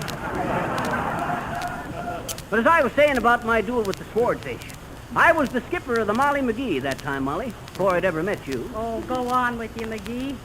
If you never met me, how could you name a boat for me? Why, shucks. You was the gal of my dreams, baby. Well, sir, if you'll excuse me, I'll be... Yes, you'll be interested in this, bud. You see, all us fellas was real crazy about fishing down there in Tampa. Sure. Kind of temperamental you were. Yeah. I mean, no. Oh, well, all us fellas had a fishing and a fencing club. The CHTF club. And as what club? The CHTF club. You see, we had to bring in at least the fins of every fish we caught for proof. So we called the club the CHTF. Meaning what? You can't harm the fins. Get away from here, Harpo. I said fins, not finish. Well, sir, I always fished with Joe Glump, who was almost as good a fisherman as what I was, and pretty near as good a fencer. How much did you charge to fix a fence, McGee? Dad, rather we didn't fix fences, we fenced. We fit with swords. Oh. Yeah. Well, sir, this day Joe comes up to me and he says, Stabber, he says. Who? Stabber. Fibber McGee, the swordfish slayer of the South Sea. Oh, my. Well, sir, Joe comes up to me and he says, Stabber, he says. What, I says. Sticking a 2-ton hammerhead shark onto a hook for bait. What you want, I says. Well, sir, says he, whilst we're waiting to get to the fishing grounds, how about a little fencing bout on the deck for fun and exercise? Okay, says I, juggling a couple of spare anchors to limber up my wrist. Why didn't you go down and stick your head in the flywheel to loosen up your neck, McGee? Fencers don't use neck muscles much, Molly. Well, sir, Joe Glump went to get the sword. You say this Joe Bump was a swordman, too? Glump was his name, not Bump. Spelled GhthukyWjz. Huh? Well, he was a Czechoslovakian fellow. He spelled it kind of funny. Oh. Well, sir, up he come with the swords, and we start fencing. I was slowly pressing Joe back when all of a sudden, Joe hollers out, real painful. And there was a giant swordfish that had leapt over the rail behind him and stuck Joe into the McGee shoulder. Well, sir, I started fixing up Joe's shoulder when the swordfish come for me. So I gets into fencing position, and there I was, standing there slim and graceful, the picture of courage and strength. When all of a sudden, he lunges at me. Oh, he brought his own lunge. You get it, McGee? I said. It ain't funny, Molly. Besides, I need all my wits to fight this here fish. Well, sir, on he comes, flipping along the deck real uncanny. Them little green eyes fixed onto mine, trying to hypnotize me.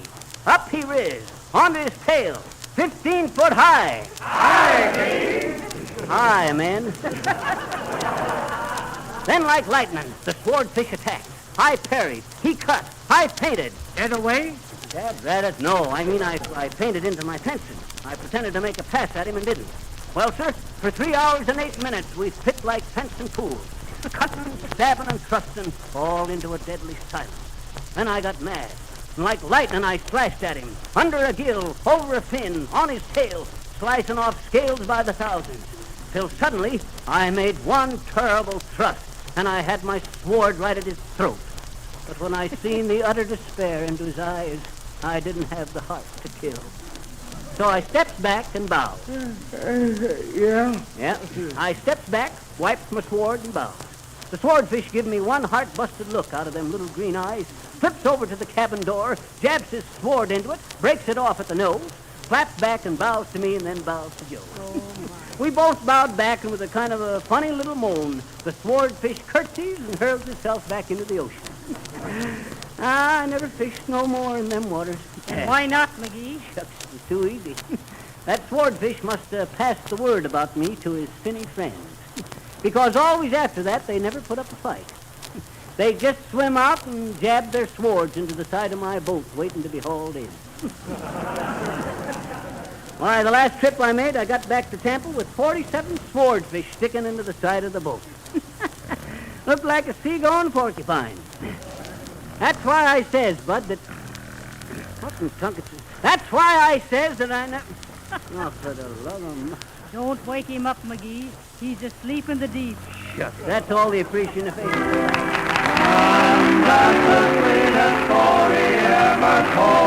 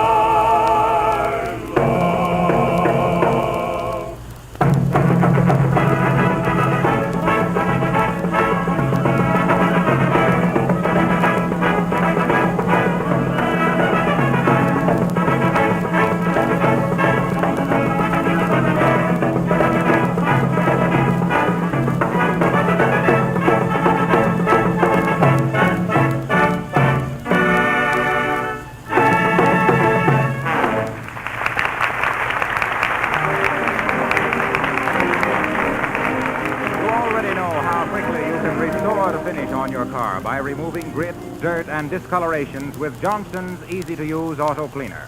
Now, whether your car is new or old, you can protect that finish from rain, sun, and sticky road film by giving it a beautiful coat of Johnson's time-saving, car-saving auto wax.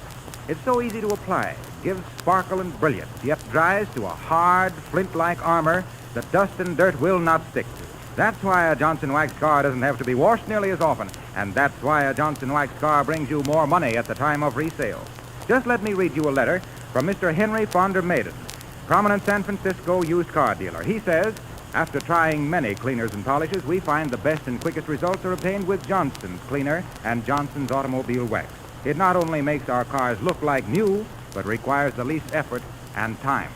So, if you want a car with a surface as smooth and bright as polished glass, let me urge you to take advantage of this generous free offer, good in the United States and Canada.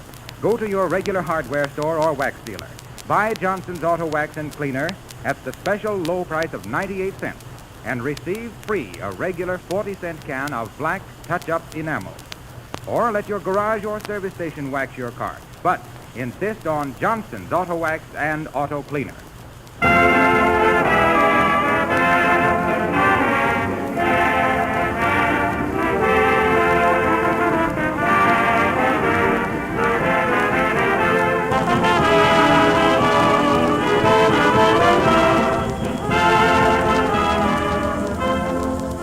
Remember, you have a rhythmical, riotous rendezvous with the many-sided McGees next Monday evening at this hour, when we're You going betcha, to... folks.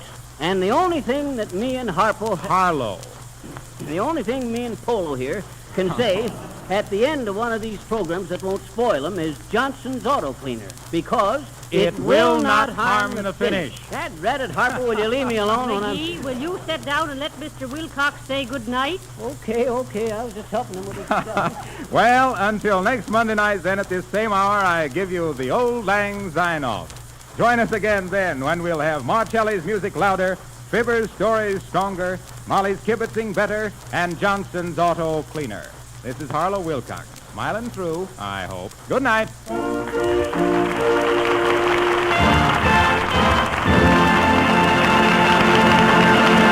This program came to you from our Chicago studios. This is the National Broadcasting Company. You are listening, friends, to WLS, the voice of Prairie Farmer, America's oldest farm paper.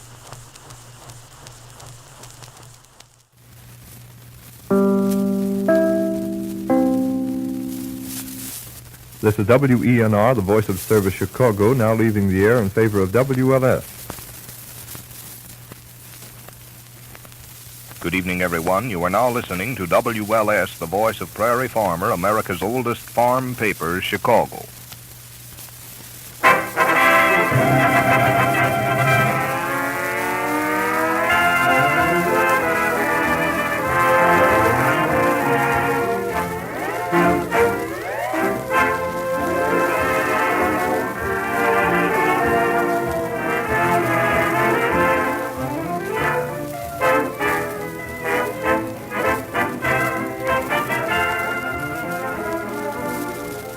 Of Johnson's Wax deliver a delightful deviation from their dramatic doings and bring you a half hour of half-amateur hilarity with Rico Marcelli's orchestra, the Cleft Dwellers, Audrey Call, and Marion and Jim as your master and mistress of ceremonies, Fibber McGee and Molly.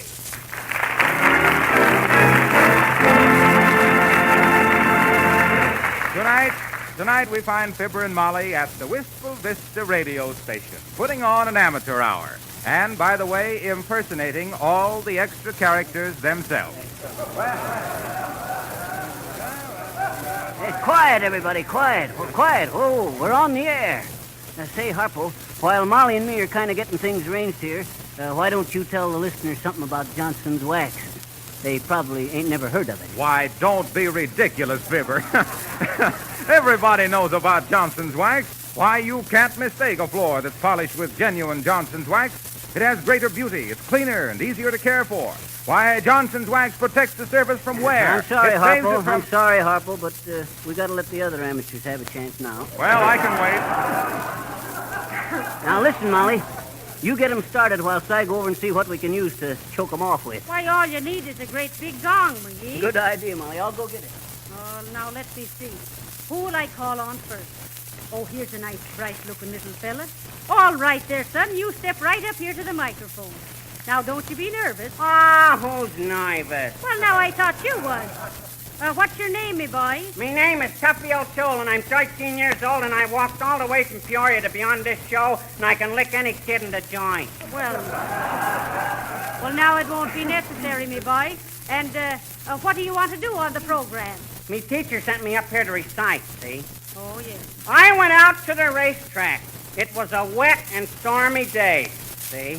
And I waited to the grandstand to see what nag to play, see? I picked a horse named Johnson's Wax.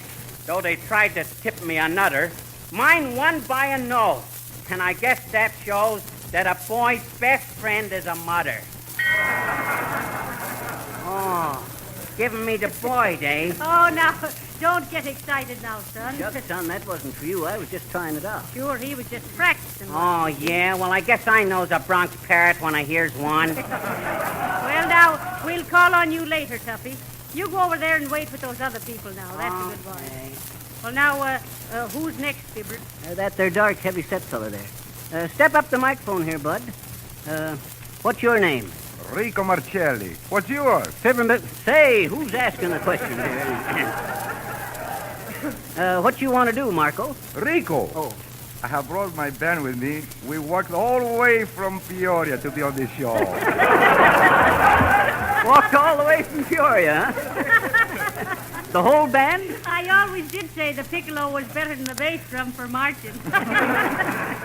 What you boys want to play, Marco? Rico Marcelli, and we went to play No Strings. Well, it takes a lot of brass to play a piece with no strings. Now, go ahead, boy.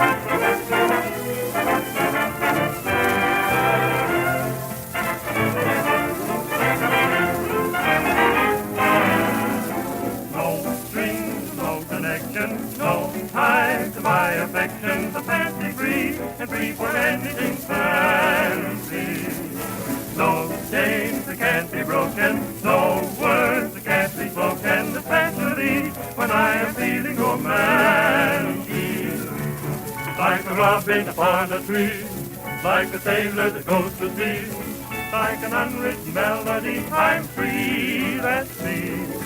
Bring on the big attraction, my deck's are clear for action, I'm fancy free, and free for anything fancy.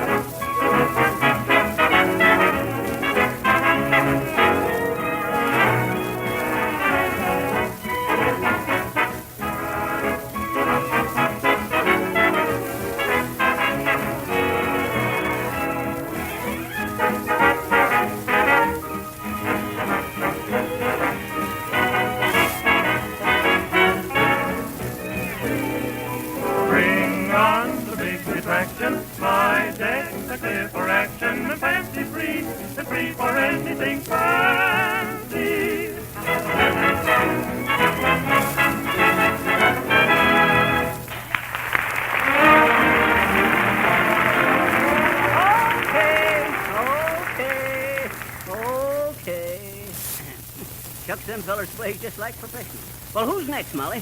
Well, 'tis the pretty girl sitting over there, McGee. And I'm thinking I'd better be doing the interview. No, I guess I better, Molly. You know how it is. She'll be more comfortable with a man than a woman. Sure, that's just what I thought. Oh, well, go ahead, McGee. Step right up here, sis.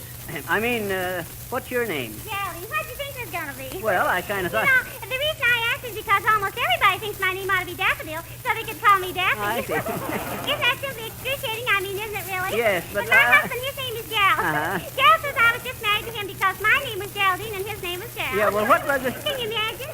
I mean, he really said that. Well, what He did says you... I like my own name so well, I married another one just like it. Isn't that too devastating? Yeah. I mean, isn't it really? Well, You know, he says I have a narcissist complex. Oh, he does, Gerald's always saying something psychological like that. Yeah. I mean, he is really. Well, Daffodil's a narcissist. Oh, or is it narcissy? It's sissy. Well, it's getting so I don't know whether I'm a housewife Well, or what was tiger. it you... I mean, I really don't. But Gerald, Hey, now, wait a minute, Toots. Daffy. What was it you wanted to do on our amateur program? Program? Yes. Oh, for goodness sake. Is this a radio program? Oh, it's all a mistake. I mean, it really is. Well- You see, I was in the elevator and I heard music. Yeah? And I thought somebody was giving a dance, and I just adore dancing. Oh, I mean, I do, really. And when they play the Continental, I just go into a trance. Kind of a trance Continental. Isn't that delicious? Trance Continental. It ain't funny, Daffy. But, you know... Paris, I really would. You know, I should have just been to... Oh, dear, 6 o'clock. I had no idea it was so late. Well, I simply must dash home, really. Thanks for a lovely evening. Diddle, diddle, diddle. So long.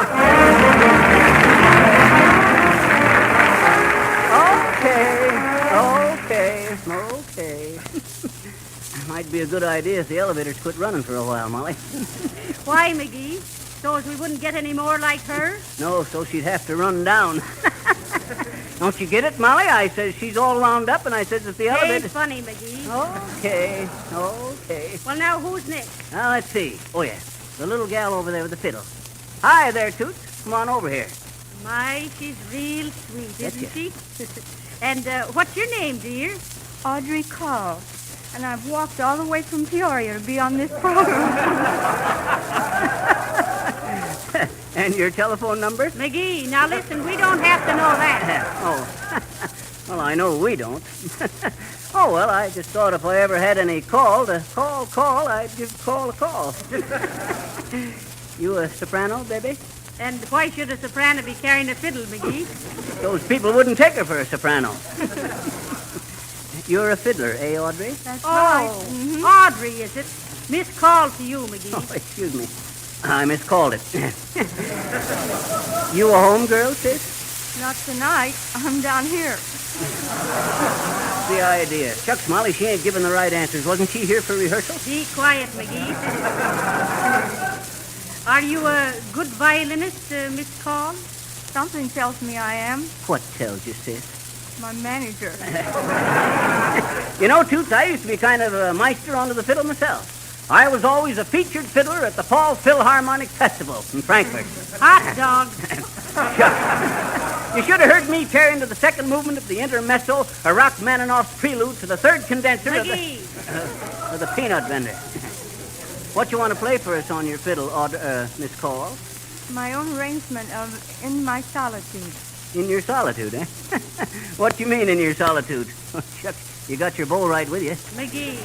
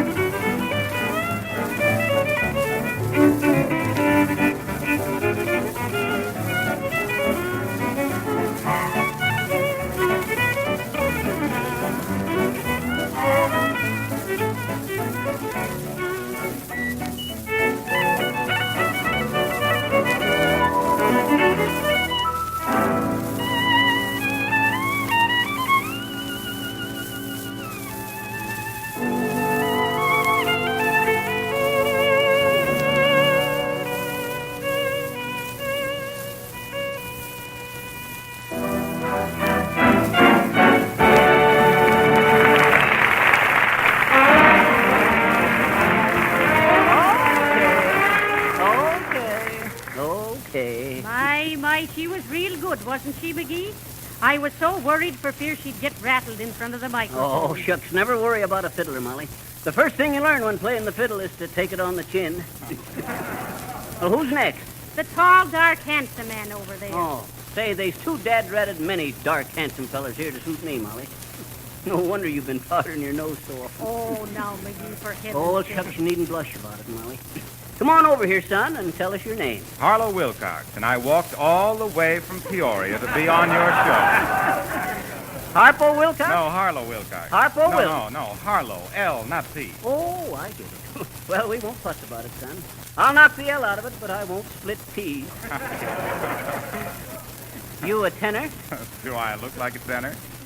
Well, I kind of wish you hadn't asked me that, Harpo. What do you do for a living? Oh, what do you care? Oh, going to give me trouble, huh? A wise guy, eh? Hey, Molly, suppose you interview this young whippersnapper. All right, McGee. How do you do, my boy? How do you do? Fine, thank you. Well, I'm very glad to hear it. Thank you. Thank you. Well, now we'll never get any place this way. What do you want to do on the radio, Mr. Wilcox? Well, I'd like to give household hints.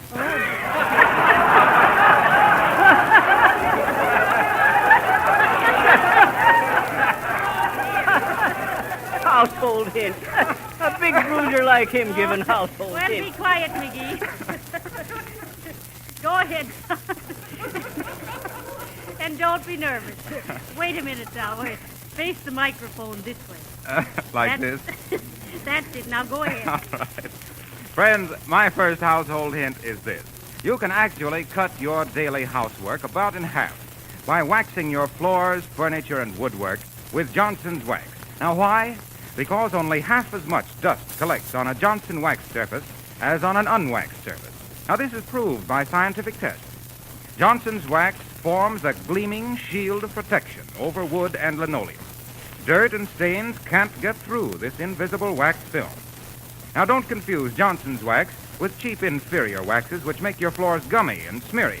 Johnson's wax gives a hard, mirror-like polish that wears longer and gives greater beauty and protection. Thank you. Thank you. Thank you. Oh, the gong, eh? Dirty work, eh? Yeah, but you just keep trying, son. You'll get someplace on this radio, yes. We might see you again sometime. Don't worry, you will. Like the way he said that. He's liable to come busting in here every Monday night. Well, who's the next victim? Who's next, Molly? The man over there with the mustache, McGee. Who, him? Reminds me of the feller I used to know, Molly. A sheep shearer. He had in the record for the fastest sheep shearing in the world. Real famous he was. Did he say so? No, I saw his clippings. Okay there, bud. Step right up to the mic here. All right. Now, what is your name, please? Mort Tooth. I walked all the way from Peoria to be on this program. Are you a singer? Probably one of these here bathtub baritones. Be quiet, McGee. Did you say you was a singer, Mr. Tooth? No, I do imitations. My pa was an actor, too. Oh, he was. So you're a chip off of the old block. He's a slice off the old ham. McGee. A slice off the old ham. Well, give me a chance, ma'am, and I'll bring home the bacon. Sure you will. And what do you imitate, Mr. Tooth? Oh, all kinds of birds, animals, cows, chickens, ducks, partridges. You hear that, McGee? He imitates all them things. Oh, shucks, that's nothing. So can I. Oh, you can. Well, let's hear you imitate a partridge. Okay, listen. Was that a partridge? Partridge? Shucks, I thought you says cartridge. Oh. Well, go ahead, Mr. Tooth. All right, I will. First, a chicken. A chicken. Well, that's fine. Ooh la la. Wee wee. Ooh la la. What kind of a chicken was that? Stewed with French fried potatoes. Now, what do you think of that, McGee? Ain't funny, Molly, but give the feller another chance. All right, then what else do you want him to take, Mr. Tooth? Well, I'll tell you, ma'am. I was listening to the radio the other night, and I heard the feller give an imitation of wallpaper. Wallpaper. I'd like to show you my imitation of a Persian rug. A Persian rug, is it? And how do you imitate a rug now? Like this.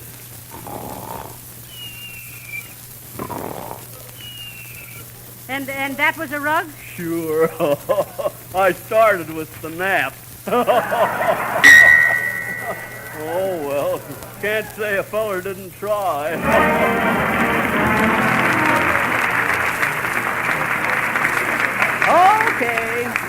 Okay. Just a mite there, brother. Just to show there ain't no hard feelings, here's some Johnson's wax to take home with you. Might use some of it to polish up your imitation. Well, who's next, Molly? I think if we call on this... Please, can I be next, please? Can I, please? Oh, hello there, little girl. Hello. My, she's real cute, ain't she, McGee? You betcha. What's your name, dear? Yes. Teeny. Oh, Teeny. Yeah, you here all alone, Teeny? No, there's lots of people here, I bet you. No, I mean, did you come up here all alone? Oh, no. Mrs. Thomas brought me. Oh. We came all the way from Peoria to be on this show. Oh. Mrs. Thomas is my aunt, only she isn't my really and truly aunt on account of I haven't got any aunt, I bet you. Oh. So Mrs. Thomas brought me, and that's her over there, see? Right there. Well, you're kind of a cute young'un, ain't you? I guess so. Well, now, what do you want to do on the air, Teeny? What you going to do first? Sing, dance, card tricks, or you going to give us some more imitations? I'm going to sing, I guess. Oh. You a soprano or a contralto? Oh, I'm singing. I better lift her up to the microphone here, Molly. No, get that little platform for her to stand on, McGee. Okay. There you are, Weenie. Not Weenie, Teeny. Oh, no, yes. Now, you aren't scared now, are you? No, I guess I am, kind of, bet. Well, sure. Now, you'll be okay. Now, what you want to sing, Teeny? I'm going to sing Shirley Temple's new picture. Animal crackers in my soup. Animal crackers in my soup. Animal crackers in my soup. Monkeys and rabbits loop the loop. Got no teeth, but I have fun. Slowly, animals one by one. In every bowl of soup I see lions and tigers watching me. I make them jump right through a hoop. Those animal crackers in my soup. When I get hold of the big bad wolf, I just push him under the ground. And then I bite him in a million bits and I gobble him right down. When they're inside me, where is dark, I walk around like Noah's Ark. I stuff my tummy like a goose with animal crackers in my soup. Animal crackers in my soup do funny things to me. But they make me think my neighborhood is a big menagerie. Whoa! Whoa! For instance, there's our janitor. His name is Mr. Klein. And when he hollers at us kids, he reminds me of a lion. Wow, some lion, huh? The grocer is so big and fat and has a big mustache. He reminds me of a walrus just before he takes a splash. He takes a splash. He takes a right in the animal crackers in my soup. Monkeys and rabbits loop the loop. I stuff my tummy like a goose with animal crackers in my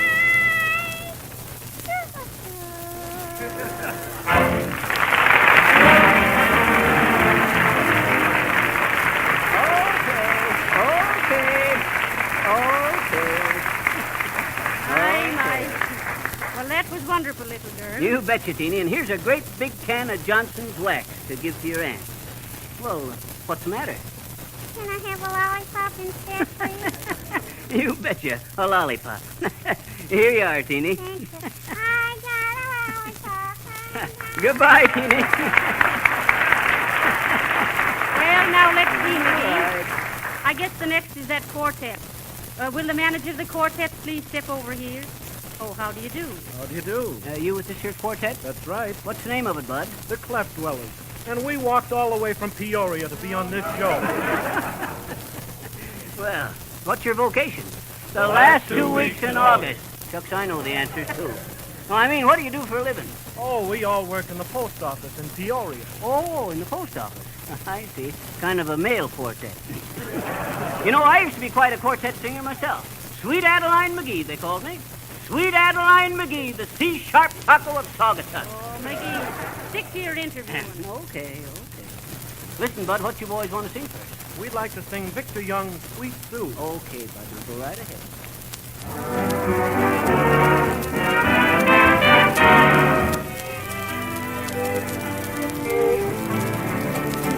Every star above knows the one I love, sweet Sue, just you.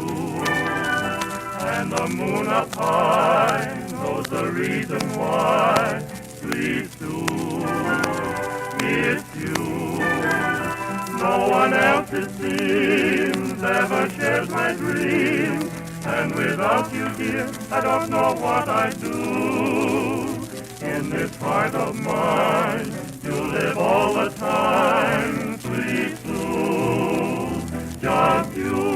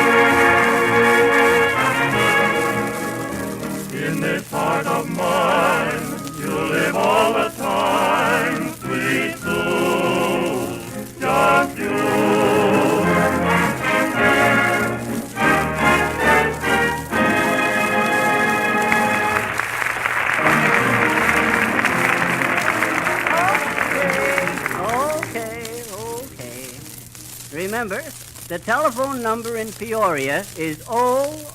McGee. 00. Now take it away, Marshmallow. No, wait a minute. What do you want, son? I'm the fellow who walked all the way from Peoria, remember? Oh, you're them, huh? Yeah. I'd like to have another try at announcing, if you don't mind. Oh, you would you? Well, listen here, smart guy. You won't ever get a chance again as long as... now, wait a minute. Look here. Do you see this nice, shiny red apple? Well, yeah. Well, see the polish on it? Yeah, but don't tell me you polished that with Johnson's wax. Of course not. Nature saves me the trouble. What you mean, nature? Nature protects leaves and fruit with an invisible coating of wax. Rub an apple and see how it takes on a gleaming polish. Housewives can learn a valuable lesson from Mother Nature. Genuine wax will protect your floors and furniture against scratches, stains, and dirt, and keep everything in the house shining and clean. But when you're buying wax, don't think just any wax will do. There's all the difference in the world in quality and results. Insist upon genuine Johnson's wax. It gives greater beauty and longer wear.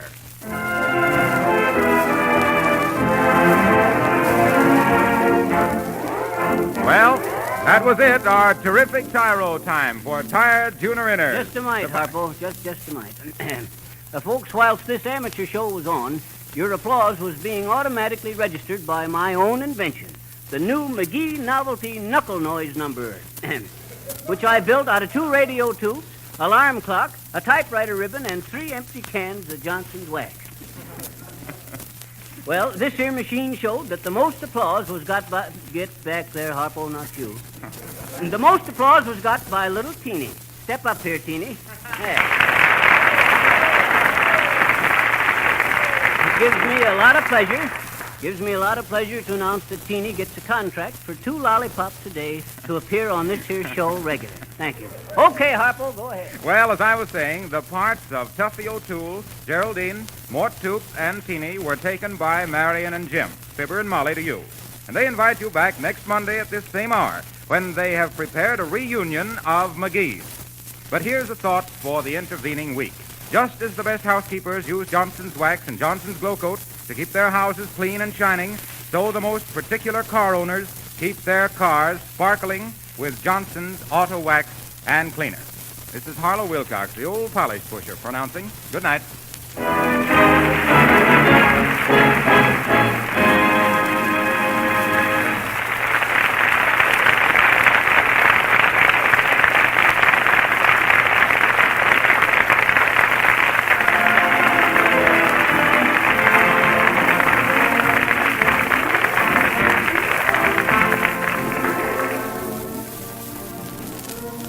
Selection No Strings is from Top Hat. Fibber McGee and Molly come to you from our Chicago studios. This is the National Broadcasting Company.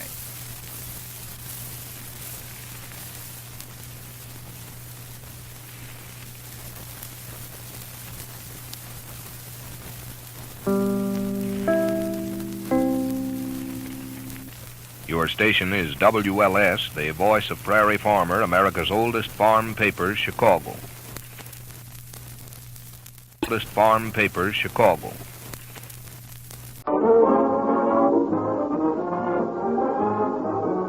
Every weekday at this time, NBC brings you Fibber McGee and Molly transcribed. The show is written by Phil Leslie and Len Levinson and directed by Max Putnam.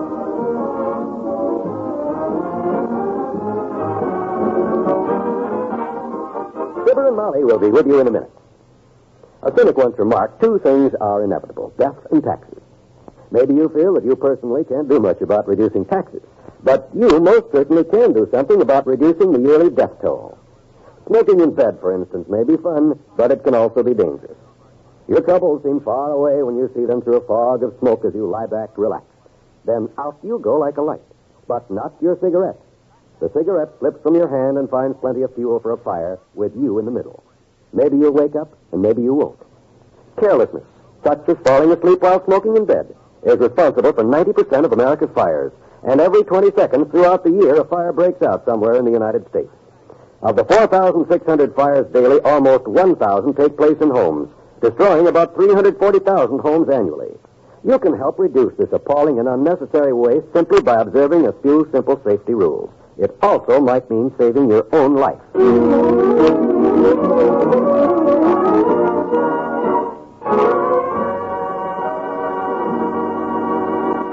Doggone it, the mail's always here by 10 o'clock at the latest, and it's already 7 minutes after.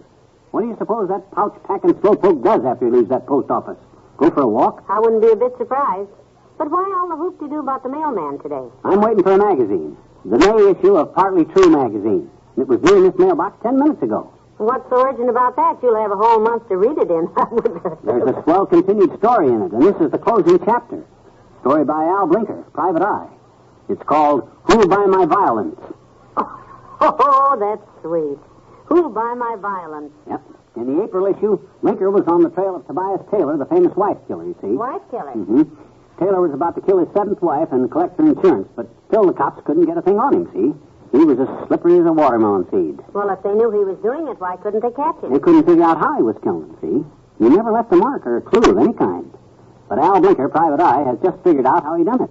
He's going to trap the guy in the May issue. Well, how did he kill the poor women without leaving a mark on them? It was very tricky, Tootsie. Tobias Taylor merely tickled him to death. What? Yep. He'd get him out in some isolated spot and start tickling them, one at a time, of course. They'd get to laughing, and he'd keep it up till he finally just tickled him to death. I don't know where that mailman is. Well, he should have been here by now. Maybe we just didn't have any mail today. Grocery boy! Hello, kid! Put the groceries on the stick, Mr. Oldtimer. Okay, daughter. Hi, Johnny. Hey, did you hear the news, son? What news? Don't tell me Dewey took Manila. Nope. Al Blinker, Private Eye, just trapped Tobias Taylor, the wife tickler.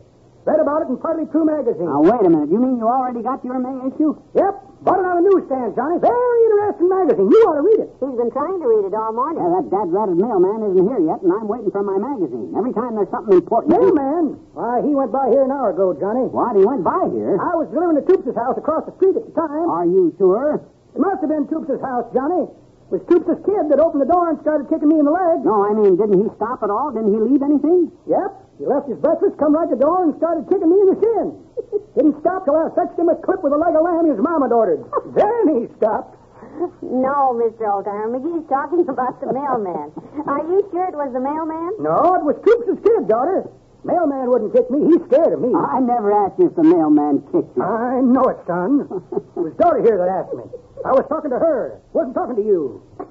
Look, you said the mailman went by this house an hour ago, right? Right. Walked by here muttering to himself and shaking his fist at your house. Shaking his fist? At what? We got no dogs. I don't know, Johnny. He was muttering something about you having the post office in an uproar, but I couldn't hear the rest of it. Me? Got the post office in an uproar? Me? That's what the mailman said, son.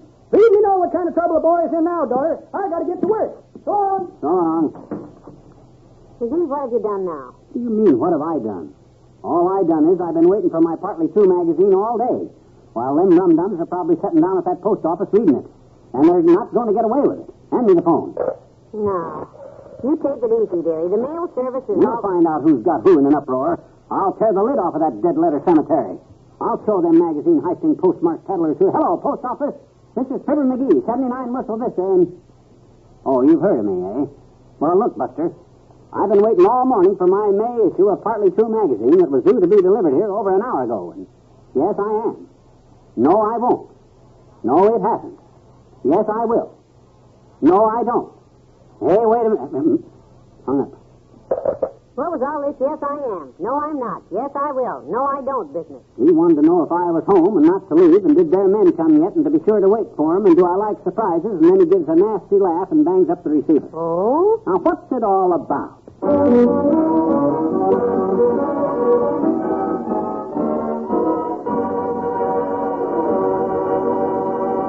There's more fun with the McGees shortly.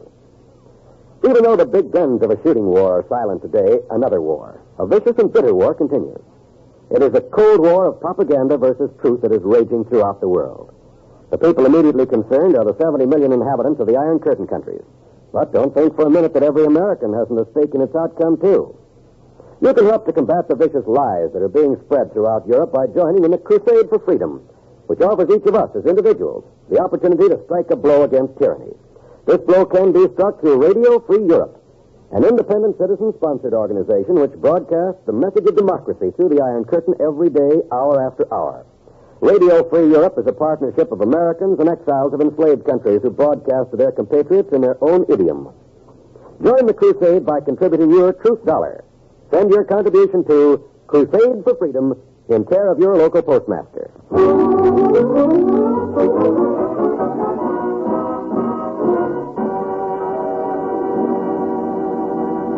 I'm going to sit right here on the front porch till them guys get here from the post office. A surprise, the man said. Yeah. All I got to say is they better surprise me by getting my magazine over here in the next 10 minutes. You know, I just had a thought, McGee. Maybe the surprise is your subscription expired. Had you thought of that? No, I don't think it could have yet. Let me see. This is April. Gus at the barber shop went back to Italy to see his folks last May. I remember because I was in just before he left and had him cut my hair so they could take my picture with the Elks bowling team. Mm-hmm. That must have been in May because the bowling team lost the county title in June. That was after Edgy Peters fractured his throwing thumb. Well, that's all very fascinating, but what's it got to do with Partly True magazine? Well, it's got to do with I signed a little card they sent me to renew my subscription with the fountain pen I bought off of Edgy because he won it in a raffle and could use it with his busted thumb. That was June, so I'm still in force. Well, thank you. Next time I'll hire Thomas Cook and Company to take me on a tour of your train of thought. Speaking of a tour, I'd better take a tour of the kitchen.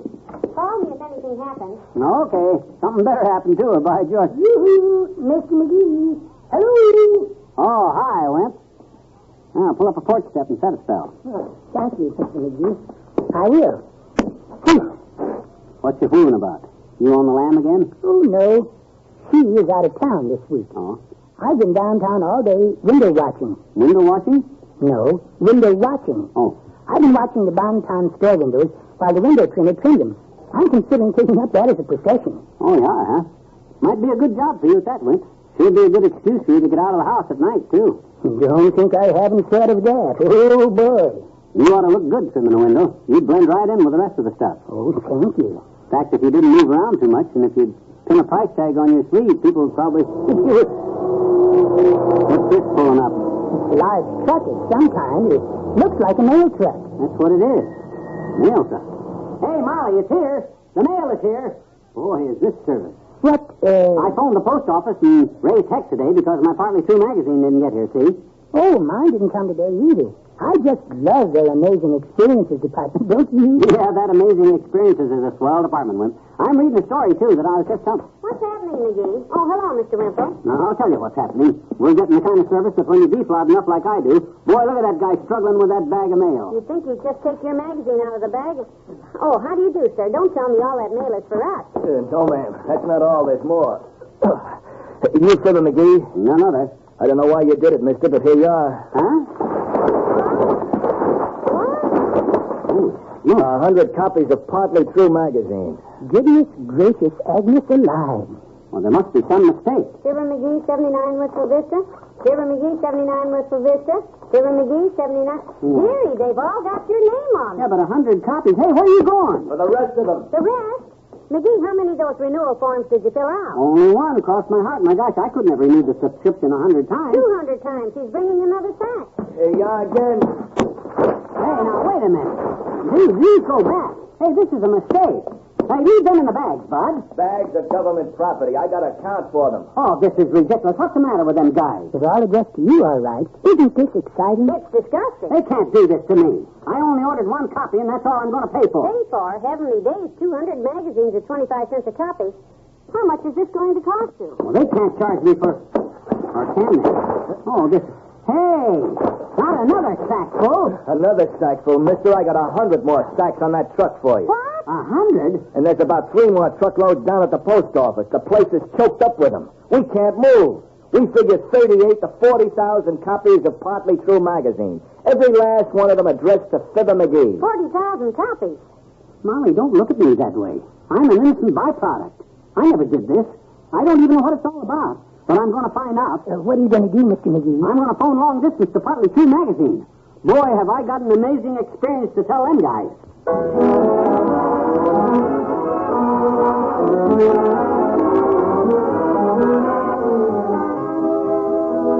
We'll say goodnight to Fibber and Molly in a moment. Hi, I'm Dinah Shore, and I'm here to tell you a little about our twice-weekly radio program on most of these NBC stations. We're on every Tuesday and Friday evening, you know, and we do our best to crowd each of our 15-minute programs with real entertainment. Believe me, it's lots of fun trading words and music with our talented music master, Frank Duvall. And we're also proud and glad to have the very popular and mellow-voiced Art Baker as a permanent member of our radio family. Every once in a while, a surprise guest drops in to see us. It may be one of your top vocal or Hollywood favorites. It may be a new voice discovery on the way to stardom. And, of course, I'll always try to sing the songs that I think you'll want to hear. Old songs, new songs, bright songs, blue songs. Hey, what do you know? I'm a poet. But all poetry aside, why not make it a regular date to listen to our Dinah Shore show every Tuesday and Friday evening on the NBC Radio Network? We'd love to have you with us.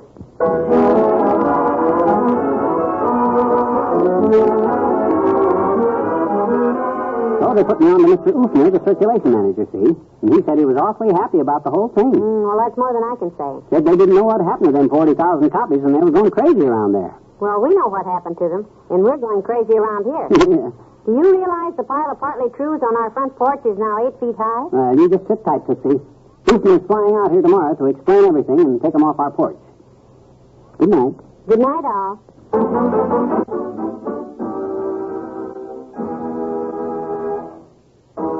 NBC has brought you the Fibber McGee and Molly program transcribed with Bill Thompson as Wallace Wimple and the old-timer and Peter Leeds as the man from the post office. Be sure to tune in again tomorrow night for another absorbing episode in the lives of Fibber McGee and Molly. The only show on the air that can tell you what to do if you have 40,000 copies of a magazine on your front porch. This is John Wald, who is just as anxious as you are to learn the answer.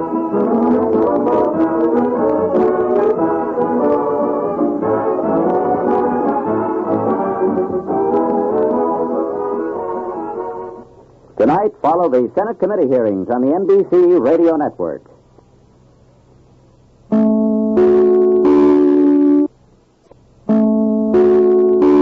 The Johnson Wax Program with Fibber McGee and Molly.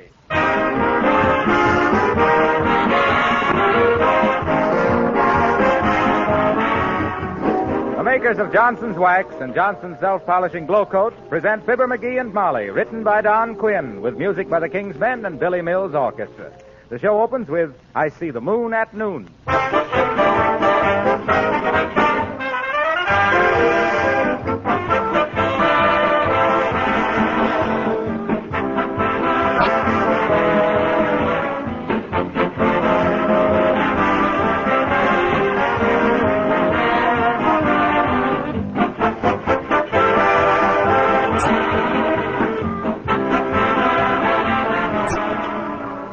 Wilcox, why should I wax my floors? What does the wax really do for them? Well, that's a good fundamental question, and I can answer it very clearly. Have you ever rubbed an apple to make it shine? Do you realize that what made it shine was a thin coat of wax with which nature protects fruit and flowers? It's true. And the use of genuine wax on floors is also for protection. When you put Johnson's Wax on your floors, you're protecting them against scratches, stains, and wear of all kinds. The wax coat is a glowing shield of protection. And just as rubbing the apple made it more beautiful, polishing your floors with genuine Johnson's Wax adds greatly to their beauty. And for that matter, to the beauty of your entire home. And there's a third reason for Johnson waxing your floors. It saves you work all year, does away with tiresome floor scrubbing. And besides floors, there are 100 extra uses for Johnson's Wax in your home. May I urge you to buy some tomorrow?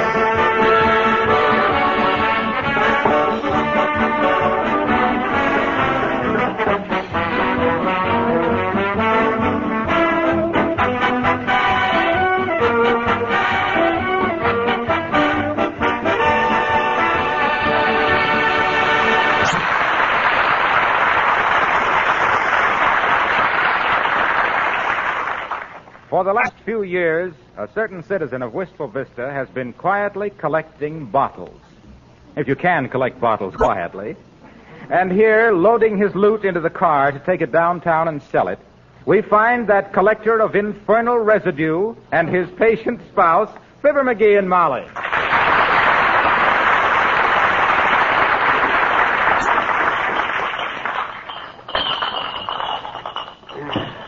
Thank goodness that's about all. Ain't got room for many more in that back seat. Hand me that last carton, will you, Molly? Thanks. You're welcome, dearie. Now you can do something for me. Sure, what? Look, since 1938, you've carefully saved every bottle that came into the house. Yeah. And I never asked you why. I was never one to pry into your private life. If you wanted to collect bottles or buttons or butterflies or baboons, it was all right with me. But now I'd like to know what your idea was, and if you don't tell me, I think I'm going to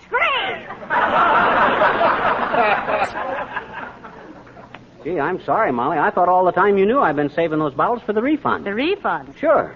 Instead of trotting down to the grocery every day with 2 ginger ale or root beer bottles and coming home with a dime, I thought I'd save them for a couple of years and really collect some dough. Catch on to it? Well, heavenly days. And how much do you expect to get for the lot, me bold financier? Well, averaging 2 cents per bottle, and I got exactly 537 bottles. I figure I'll get about $11. And that ain't hay. And to think how many glass blowers have been wasting their breath when they might have been learning the pickle. $11 for 3 years' work. What do you mean, 3 years' work? It ain't been work. What? It's been fun. What you mean? It's been my hobby. It's kept me off the streets.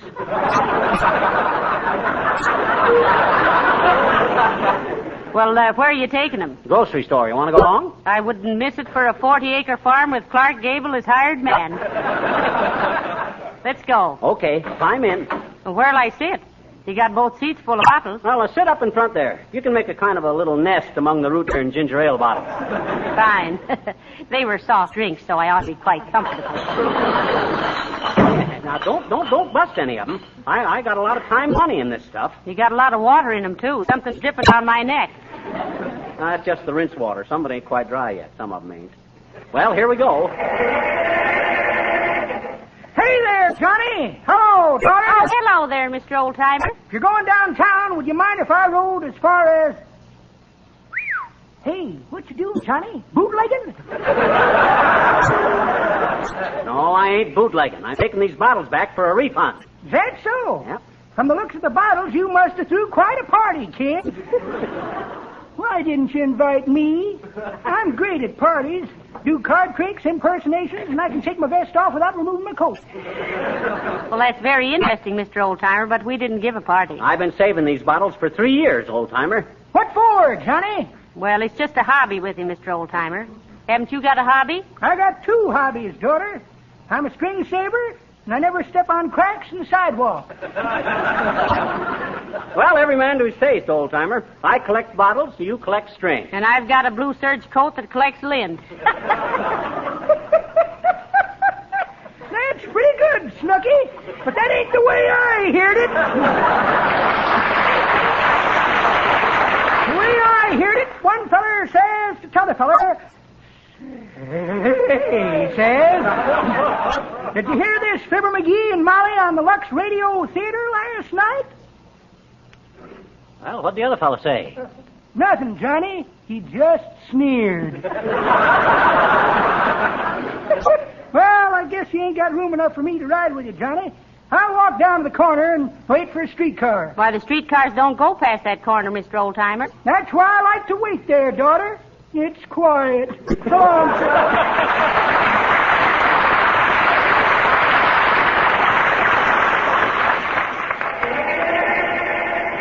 Now, what's the matter with this thing? It started off all right this morning. Had rat the devil. Hi, mister. Oh, hello there, little girl. Now, don't bother me now on account of... Hey, where'd you get all the bottles, mister? Criminy, is that ever a snag of them, though? Hey, watch your language there, sis. I got my wife with me. Hey, what you gonna do with all the bottles? I'm going to take them back to the store for a rebate. I says I'm returning them for a rebate. Rebate. Don't you know what a rebate is? Sure I do, I betcha. It's when you put another worm on the hook. But gee, mister, you can't catch enough fish to fill all those bottles. That rat, sis, I ain't going fishing. Don't you like to fish? Sure I like to fish, but... So do I, mister. Can I go with you? Where? Fishing. Look, sis, get this through that little sunbonnet full of sawdust, will you? I ain't going fishing. I know it. Well? Why? Because in the first place, I ain't got time. In the second place, the season ain't open. And in the third place, I don't want to. And in the fourth, fifth, and sixth places, I got to take these bottles back. What for? For a rebate. Well, I guess this is where I came in, and my mama doesn't like to have me stay through 2 shows. So long, mister.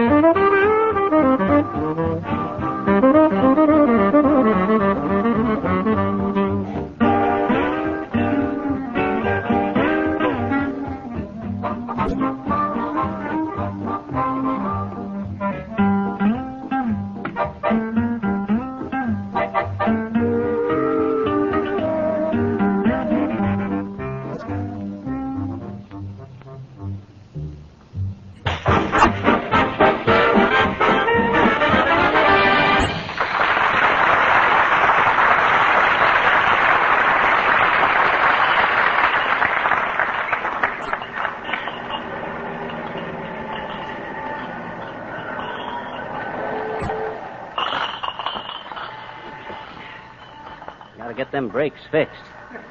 Well, come on, Molly. Here's the grocery store. All right, dearie. And believe me, it'll be a relief to get up off of these things. Well, so come why? Well, there were 3 mustard bottles leering at me like I was a piece of corned beef. Now, let's see. I'll take a few samples in first. Now, let me see. 1 ginger ale, 1 ketchup, 1 grape juice, 1 root beer, 1 horseradish. That ought to give them an idea.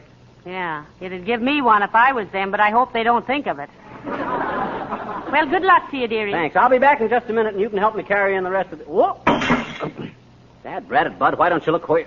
Oh, hi, Nick. Well, for scream's sakes, Fisher. Excuse me for being such a big clumsy. I guess my feet are all thumbs. Oh, don't worry about the bottles you broke, Mr. DePoplis. They were just a handful of empty. Oh, is that so? I'd have got at least 11 cents refund on them bottles. You going to pay me for them, Nick? Certainly. How much? Well, I think he said 11 cents, Mr. DePoplis. Oh, sure. Well, here's 2 bits apiece, Fisher. Oh, I'm sorry, Nick. I can't make change. Well, take the quarter, McGee, and I'll give Mr. DePoplis 3 more bottles. Here, Mr. DePoplis, here's your change. Oh, thank you. Hey. This is being a lot of fun, Cupid. Here's $2. Give me some more and I'll break them off the table. Cut that out. You think I want to get pinched for all this broken glass all over the sidewalk? Lay off, DePoplis. Huckly duckly, Fisher. And look, Mrs. DePoplis is telling me to ask you if you were caring to stop at our house some nights this week for a game of compact bridge. Don't do it, because she hates bridge. So long, Fisher. So long, Cupid. Bye, Mr. DePoplis. Now, McGee, don't step in any of that broken glass. I already did. Oh, dear, let me see it. Maybe I can... It's all right. I stepped in some iodine, too. That's funny. That got a big laugh last week. Oh, well. Well, come on, Molly. Hold the door open for me. All right. Hi, Mr. Sale. Can you... Be with you in just a minute, Mr. McGee. I'm waiting on a customer. Was there anything else, Mr. Wilcox? Well, let me think. Oh, yes, I want a small box of curry powder. And send all this stuff right over to my apartment, will you please? Oh, yoo-hoo, Mr. Wilcox. Hi, Harlow. What was that stuff you just asked for? Well, hello, folks. I just asked for a small box of curry powder. Curry powder? Shucks, you never told us you had a horse, Harlow. Why, I haven't. This is the powder I put in the sauce when I make curry. You? You mean you cook, Mr. Wilcox? Well, sure, doesn't Fibber? He does not. And I wouldn't think of letting him mess up my kitchen either. Why, Molly, I'm ashamed of you. What? Why, there's no excuse for husbands not messing around in the kitchen these days if they want to. What if they do mess up the floor? Excuse us, folks, but this is the part of the thing that pays for the stuff.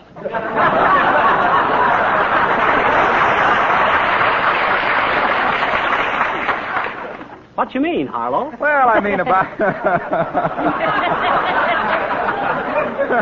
I mean about the linoleum being properly protected with Johnson's self-polishing glow coat. The no-rubbing, no-buffing polish that shines as it dries. And what well-kept kitchen floor isn't in these modern times? Why, what if the old man does spill a gob of gravy or a splatter of hen fruit on the floor? Oh, dear. Who cares? It can be wiped up in a jiffy with a damp cloth. Say, that'd be a great premium giveaway with every can of Johnson's self-polishing glow coat, wouldn't it? Wouldn't what? A jiffy. A pearl-handled jiffy to wipe the spots off the flooring. That'd be swell. Oh, don't be silly. Oh, don't you be silly. Excuse me, Mr. McGee. You're next. Oh, thanks, Mr. Sale. Well, we'll see you later, Wilcox. And keep your curry up, Mr. Wilcox. Yeah, stop in at our house sometimes. I'll fry you a nice batch of stupefied crandall whims. With raisins. You like them? I love them. If they're fried in deep fat. Now then, what was it for you, Mr. McGee? I want a refund on these bottles. Now, let me see. You have a penny coming on the root beer, a nickel on the ginger ale. What's this? Oh, that's a horseradish bottle. So it's all washed and sterilized. Sorry, no refund on those. Well, how about the grape juice? We don't carry that brand anymore. The mustard? Nope. Just on the root beer and ginger ale. Here's 10 cents. You can Oh, take hey, wait. I got a car full of them outside, but just wait till I run. Wait a minute, Mr. McGee. Huh? How many root beer and ginger ale bottles have you? Oh, I'd say about 170, which would come to about $5.75. But you... Oh, no, you don't. Huh? You haven't bought a dozen bottles of that stuff from me in 5 years. Take them back where you got them. This is a grocery, not a junkyard. Now, you look here, Mr. Sale. If that's the way you're going to act, you're liable to lose our account. Mrs. McGee, I've been trying to lose your account ever since you opened it. It's more bother than it's worth. Oh, yeah? Well, it'll be all right with us, too. Say, Sure it will. that last spinach you sent us had so much sand in it, I had to eat it with a niblick. Mr. Sale, why has our account been so much trouble? I'll show you. Look, here's your last order slip. Our delivery truck went clear across town to bring you 1 egg, 2 apples, 4 macaroons, and a box of toothpicks. Say, who ordered those toothpicks? I did, Molly. What for? Well, I was working on my ship model, and I ran out of lumber. Well, okay, Bud, if that's the way you feel about it, give me my dime for these 2 bottles. Oh, now look what you've done. You've got broken glass all over my rhubarb. Oh, my. Get out of here, and don't come back. Oh, but look, I got a car full of bottles that I've been saving. I don't care if you've got a prairie schooner full of platinum. I don't want it. Go away!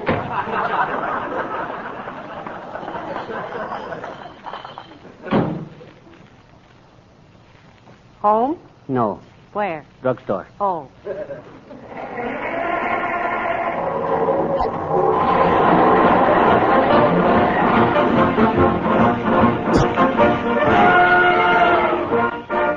And furthermore, Mr. Kramer, if I'd ever suspected you wasn't going to make good on them bottles, I'd have never bought all my postage stamps in your drugstore. What'd he say? Shook his head. What'd you do? I shook my fist. What'd he do? Shook a shotgun. What'd you do? Shook.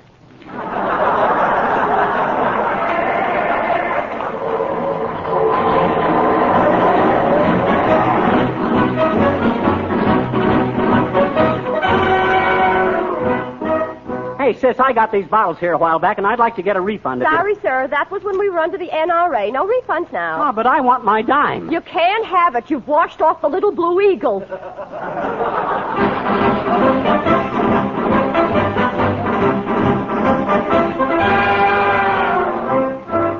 Hey, Bud, I got a few bottles. Sorry, I've taken the pledge.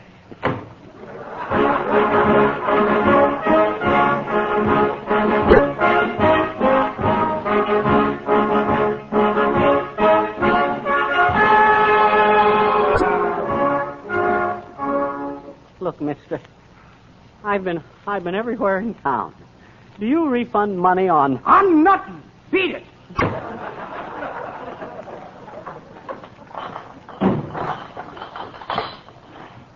Well? Yeah, I guess I'm a chump, Molly. It's no use. Shucks, I thought I had a swell idea collecting these bottles, but, well, I guess I flopped. Oh, now, don't take it to heart, dearie. Everybody sticks their neck out now and then. Yeah.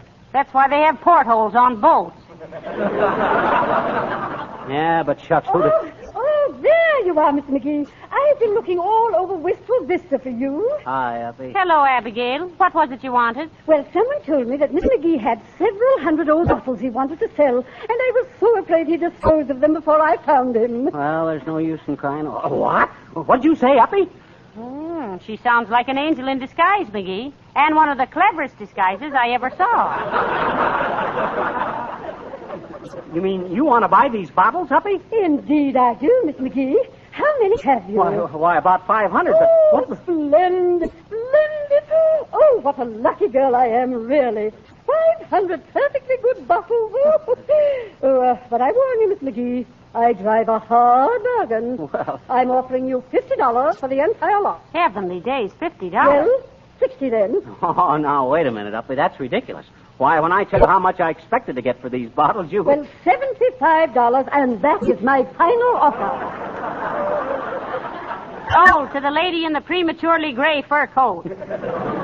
Say, I don't quite... This is so sudden. Look, what do you want these bottles for, Uppy? Don't you wish you knew, you clever boy? You know the old saying, ask me no questions, and I'll tell you no anyway. Now, here, Miss McGee, here's the $75, oh, thanks. And you may dump those bottles in my backyard any time today. Pinch me, McGee.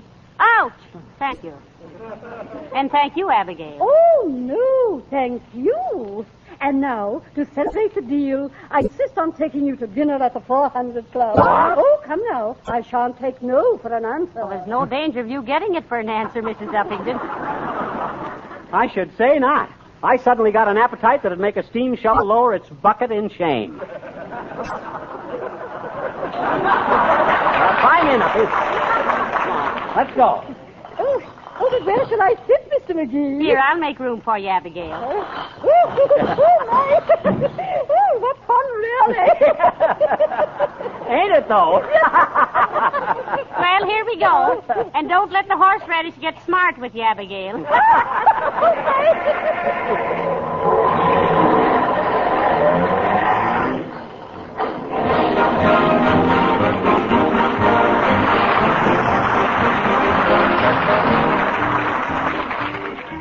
The King's Men singing The Covered Wagon Rolled Right Along.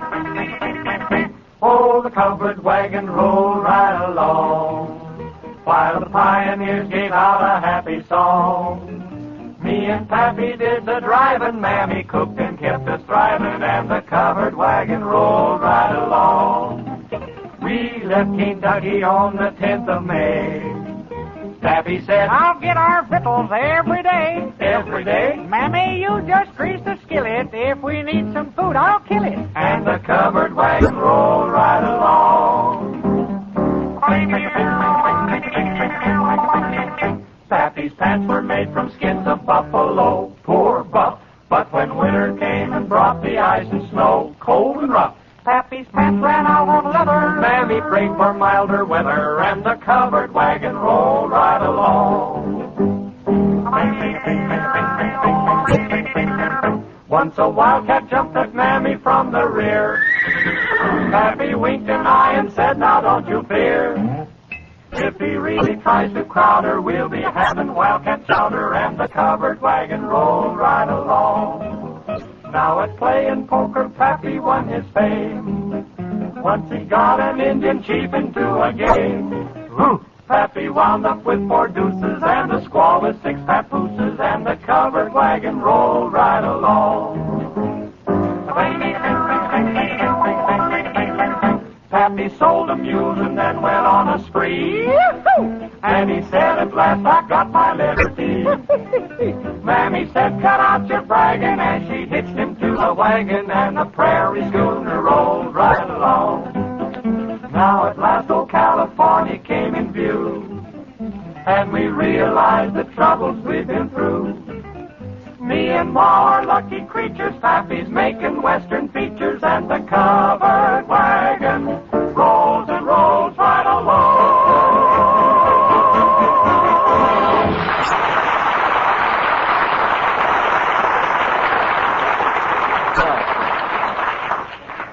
Boy, oh boy, what a day. You know, Molly, for a while there today, I almost begun to have doubts if I could sell them bottles. Say, what on earth do you suppose Mrs. Uppington wants them for? I don't know, but I kind of regret leaving them go at $75. I wish I'd asked $100.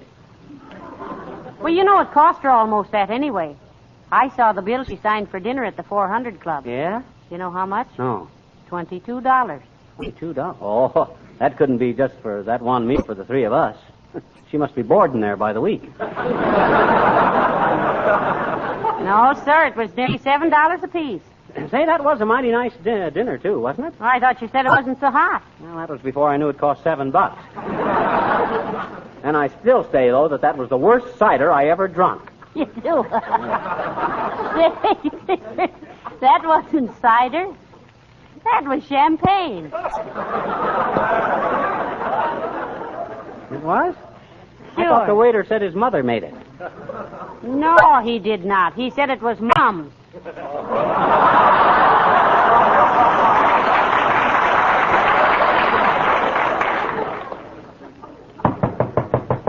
Who's that? Search me. Better get that $75 out tonight. Come in. Well, hello there, folks. How's every little thing? Why, just wonderful, Mr. Gildersleeve. Ah, better than they've been for a long time, Gildy, old man. Really? Why, certainly. Well, that's fine, McGee. I just stopped in, McGee, to ask you if you could get into one of my suits. Why, we could both get into one of your suits. Why should we? Why, sure, he's got clothes of his own. Yes, I know, but I thought that, how you fix for groceries, McGee? Groceries? Hey, what is this? Wait a minute. First you offer me your old clothes, then you offer us food. That rat at Gildersleeve, if you think for 1 minute... No. Take it easy, little chum. Take it easy. It's no disgrace to be poor. Oh, I'll say it isn't. What are you driving at anyway, you big baboon? Now, look here, little pal. Why don't you let me make you a small loan? Sort of ties you over until... That rat Gildersleeve, you cut that out. I don't want any money, and I don't want any clothes, and I don't want any groceries. Well, shucks, anybody think we'd know where the next meal was coming from? Well, do you? What's that? Now, Mrs. McGee, maybe I can talk sensibly with you. I know all about it. Mrs. Uppington told me. She told you what, Gildersleeve? About how she got word that you had your car full of junk and trying to sell it, McGee. Imagine Fibber McGee, my pal, my neighbor, reduced to selling old bottles. Why didn't you let somebody know, McGee? We'd all been glad to help you. Well, of all the... Well, I'll be it. It's all right, chum. We won't say a word about this outside. But when Mrs. Uppington told me, she felt so sorry for you that she took you in and bought you a warm meal. Then paid you $75 for a useless ton of old bottles. Well, that got me, McGee. Oh, so that's why she... Oh. That does it. That absolutely does it. Molly, never let me see another bottle in this house as long as I live. There's only one bottle left in the house, dearie. Well, where is it? Upstairs. Well, go get it and throw it away. Impossible. Why? Uncle Dennis won't let go of it.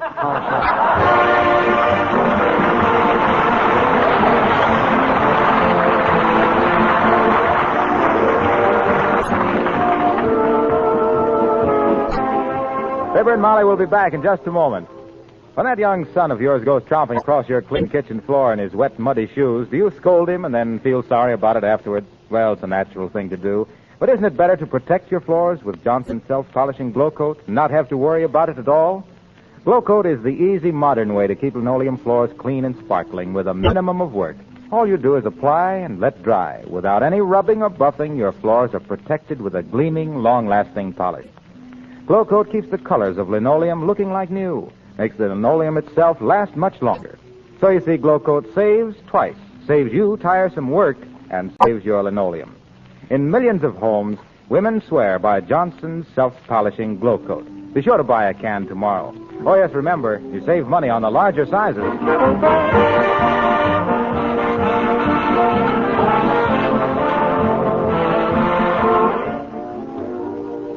You know, Molly, what I'm going to do? What? I'm going to buy Gildersleeve a big, expensive present just because he tried to be so nice to us. Yeah. Mrs. Uppington was nice, too, McGee. Yes. So she didn't have to run and tell Mr. Gildersleeve about it. No, but I certainly give her a lot of credit. You're going to pay the money right back, aren't you? No, for that, she's got to give me a lot of credit. Good night. Good night, all.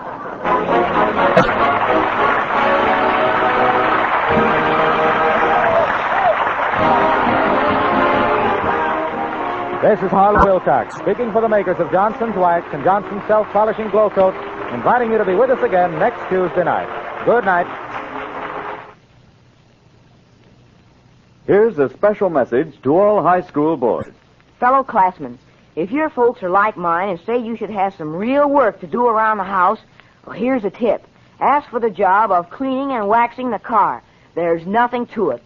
Use Johnson's Carnu, C-A-R-N-U. It cleans and wax polishes in one simple operation, and if you're any good at all, you'll be finished in about an hour. Don't forget the name, Johnson's Carnu. This is the National Broadcasting Company.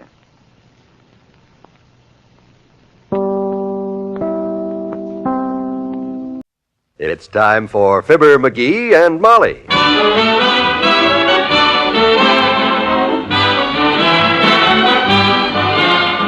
Every weekday at this time, NBC brings you Fibber McGee and Molly transcribed. The show is written by Phil Leslie and Ralph Goodman and directed by Max Hutto.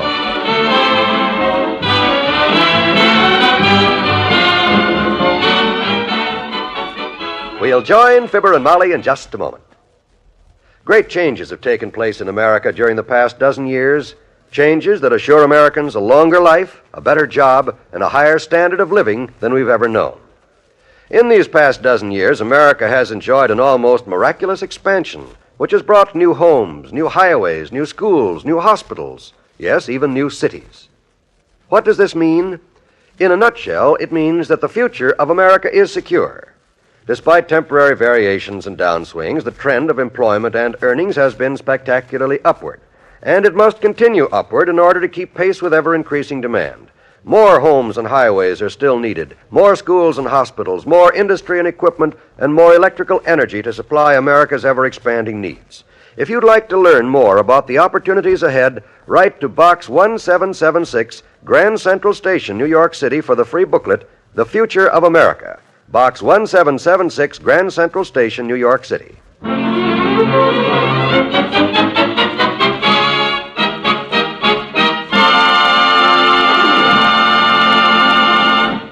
We take you now to the Wistful Vista Elks Club, where booths are being built and arrangements being made for the big hobby show that opens tonight. The chairman, Mr. McGee, has things pretty well in hand. Careful with that 2x4, man. Yes, careful with that 2x4, you guys. Be sure you build my booth big enough there, the director's booth. Give me plenty of room. Yes, we want a big booth for the boss, you guys. Big one. Yeah, thanks, Wallace. I don't know what I'd do without you. That's okay, Chief. I like giving orders to these fellows. I don't get much chance to give orders at home. Yeah, I know what you mean. Watch that chandelier up there, man. Yes, watch that chandelier, you clumsy fools. Oh, now, just a minute, Wallace. You with the buzzsaw over there, you hurry it up. What do you think this is, a school picnic? Come on. Gosh, he's getting drunk with power. I better slow him down before... Get Mr. McGee's booth set up, you guys, before I come over there. Hey, Wimp. Hey, come here, will you? Yes, Chief? Look, I appreciate you getting up at 6 o'clock this morning and coming down here to help, but I'll handle the work, men. You take the rest of this crepe paper and make some more of those nice little paper roses to decorate the booths. Oh, I'm sick of making roses. I know it isn't nice of me to complain like this, but would you mind if... If what? If I made snapdragons instead? No, I guess that'll be all right. You make whatever you want.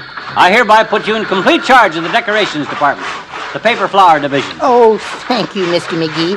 I appreciate your faith in me, and I shall not let you down. I'll get right to work. Good boy, Wimp. Wow, you sure have to be a super diplomat to handle a bunch of guys. Oh, Mr. McGee. Yeah, Gus, what's the problem? We got the sign ready for the front door. Oh? All right, boys, stretch that banner across the hall. Hold it up so Mr. McGee can look at it. There you are, Mr. McGee. How's it look? Well, I don't know whether it's big enough, Gus. Well, it's 6 feet high and 30 feet long. Well, this is a big event, this hobby show I'm handling. Hold it up a little higher, man. Want to get a better look at it. Ah, that's it. Hey there, Johnny, I'm here. Here I am, boy. I'm sorry I'm late. That's okay, old-timer. I'll be with you in a minute. But don't worry, I'll make up for lost time. Sure. I'll be with you as soon as I get through. You know me, Johnny. Once I get started, I don't waste no time. Look, will you just pipe Yes, down? sirree, when I get going, I really go, man, go. I'm a ball of fire, a streak of lightning, a thunderbolt. I travel like a greased pig at a county fair, dashing around, rushing back and forth, toting stuff here, sawing wood there, hammering, painting. Yeah. All right already. Now, if you just get your coveralls on as soon as I finish with Gus here, I'll give you a job to do. Okay, Johnny, but take your time, son. I'm a little pooped. I think I'll go lie down. Well, I'm sorry about this interruption, Gus. How about the sign? Okay? It looks swell. It'll be fine. Good. With one little change. Change? Yeah. I think the sign itself is big enough, but I want you to change the size of them words, Elks Hobby Show. Instead of 3 feet high, I want them letters 5 feet high, Gus. But that's a big job.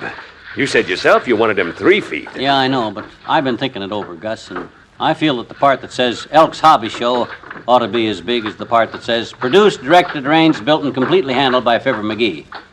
I wouldn't want anybody to think I was trying to make myself sound big or something, big shot. You?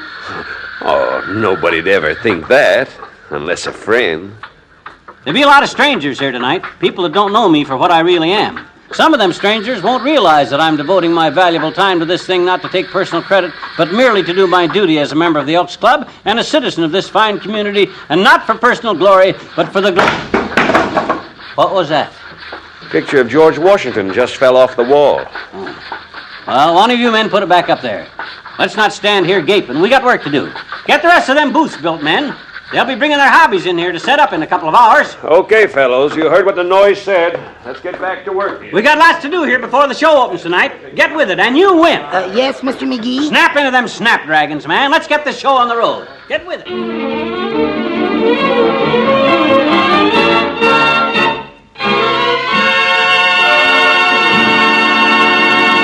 Back to Wistful Vista in a minute.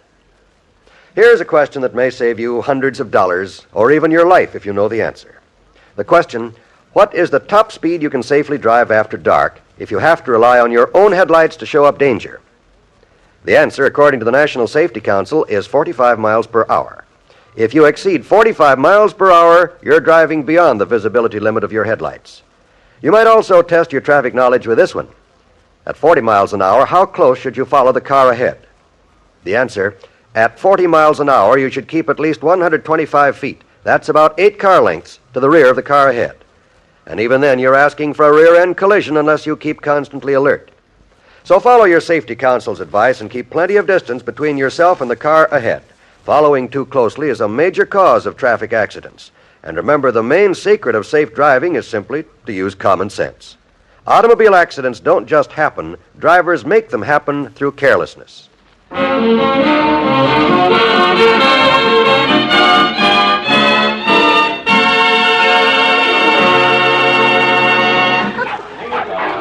My goodness, the place looks just wonderful, McGee. You about ready to open the doors? Pretty quick now. I never dreamed there were so many different kinds of hobbies till I helped you take the entries yesterday. Dog training, a clock collection, match covers. 65 booths we got. Had a heck of a time jamming them all in. And hey, wait till you see my booth, the director's booth. That's that man. Well, it should be. You're the head man. Yep, it's up front by the entrance. And what's he looking at? What's that man doing in the third booth down there? In between Mr. McPessel's China chicken collection and the lady with the tatty. Oh, Alec Barlow? His hobby is whittling. Whittling, huh? Mm-hmm. What does he make, little wood statues and things? No, just shavings. Oh? He just likes to whittle.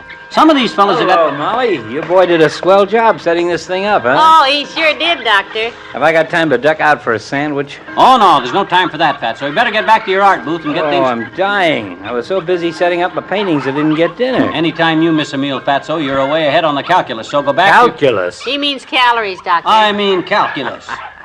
All these booths are 5 feet wide by 4 feet deep, and Doc is exactly 60 inches square. He is? In order to squeeze him into a booth, you got to take the calculus squared and subtract 3 pie. 3 pie? Yeah, 1 chocolate and 2 banana cream. Oh, that's what he usually has for dessert, so Here I am starving, and he makes miserable jokes. And believe me, Sonny, that one was very unfunny. All set to go, Mr. McGee. Right, Gus.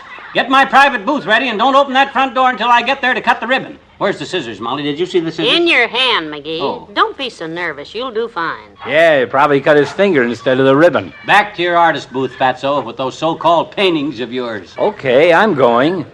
Say, Molly, you think I could have a couple of sandwiches smuggled in during the show? No! Go on now. Let's get all set here. All right. All right, folks. All right, folks, let's have your attention. Quiet, everybody. Quiet, please. Will whoever has the pigeon collection please round it up? We're about ready to start. Now, before I open the doors to our admiring public and cut the ribbon, I want to thank all you hobbyists for your cooperation. Oh, how you doing? I think we got a great display of hobbies here, and I want to congratulate you on having the kind of management that makes that possible. And when the show closes tonight, I'd like you all to be my guest at Tony's for a spaghetti dinner. No, who said that? 8 o'clock, Mr. McGee. What? Oh, yeah. What's that?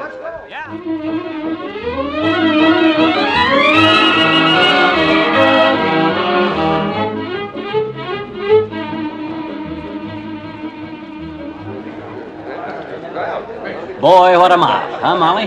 Never expected a turnout like this. Isn't it wonderful? Good show, McGee. We're proud of you. Well, thanks, GB. How's your finger? Oh, fine. Fine, GB. I don't know how I got it tangled in that ribbon while I was cutting it like that, but I just nicked it, though. Who was that, McGee? That, my dear, was G.B. Axworthy, our grand exalted ruler. You mean the president of your club? Yeah. Axworthy's a big wheel in the Elks, kiddo. With him backing me, I could go places. Well, you've certainly made a good impression tonight. Yeah. Let's go sit in my private booth where everybody can see the man who's responsible for this great show. Hey, Gus! Hey, you want to see me, Mr. McGee? Yeah, my private booth, Gus. You know, the director's booth. I thought you understood it was going to set right smack facing the front door, Gus. Well, that's where we built it, like you said. But you got so many hobby entries, the Grand Exalted Ruler and the Executive Board decided to move it. Well, I guess it doesn't matter. I got a loudspeaker in there, and I can be heard and seen from the side. Which side's it on, Gus? Well, it isn't exactly on the side. The Executive Board said... Okay, never mind the Executive Board. Just lead us to it. Yes, Mr. McGee. Right this way. Excuse us, folks. We're coming through here, please. Pardon me. Let us through here, please. Official business. Coming through. Just stay behind Gus, kiddo. And in a few minutes, you're going to have the honor of sharing my personal booth. Through here, Mrs. McGee. Right through this door, Molly. There, that's it. In the alley? The alley? Is this where they put my booth? In the alley? It was the only room left. We fixed up your loudspeaker so you can talk through the microphone here, and it comes out inside if you need anything. Give me that microphone. I'll tear the lid off of this thing. Now, McGee. Calling the Elks Club Executive Board. Calling the Executive Board. Step out in the alley, you rats. I want all you guys, one at a time. You too, Axworthy, and all you guys that do, and you too, Gamble.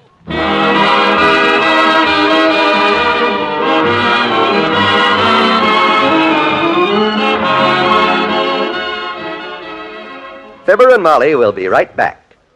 It's your ear, and I'd like to borrow it for just a moment, if I may. This is Dave Garraway with a few small words about a rather large program that I hope you'll enjoy every Sunday on NBC. Large is a strong word. Maybe I should say it's 2 hours. And it does run for 2 hours. It's called Sunday with Garraway, and from here it looks like a not unreasonable way to spend a kind of a pleasant Sunday evening. It has everything in the way of variety. Music by the best music makers in the business, including those who play show music, those who play pops, the new records, the old records, a sprinkling of light classics, a sprinkling of jazz, both cool and hot. There is a laugh here and there. And there are people from all over the world, too. People who write books, people who read books, people in show business, people out of show business. We have NBC's international circuits to bring us talk from Saudi Arabia if we want, or from Hoboken, Illinois if we need it. Why don't you try us on NBC this coming Sunday with Jim Fleming with the news? This is Dave Garraway inviting you to Sunday with Garraway.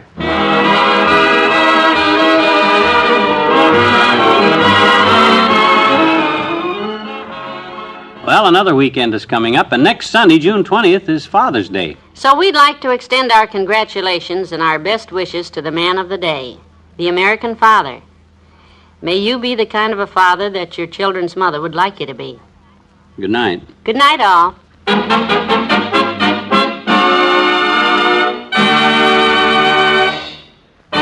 NBC has brought you the Fibber McGee and Molly program transcribed, with Bill Thompson as the old-timer and Wallace Wimple, Arthur Q. Bryan as Dr. Gamble, Nestor Paiva as Gus, and Jack Moyles as G.B. Axworthy.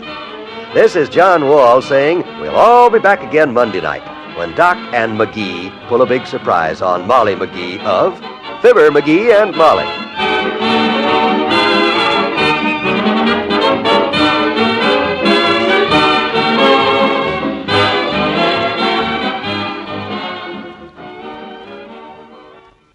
Follow the National Open Golf Tournament on the NBC Radio Network.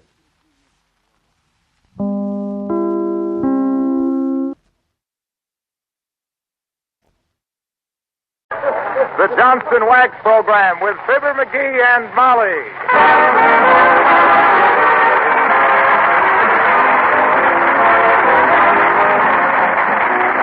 The makers of Johnston's Wax and Johnston's Self-Polishing Glow Coat present Fibber McGee and Molly, written by Don Quinn, with songs by the King's Men and music by Billy Mills.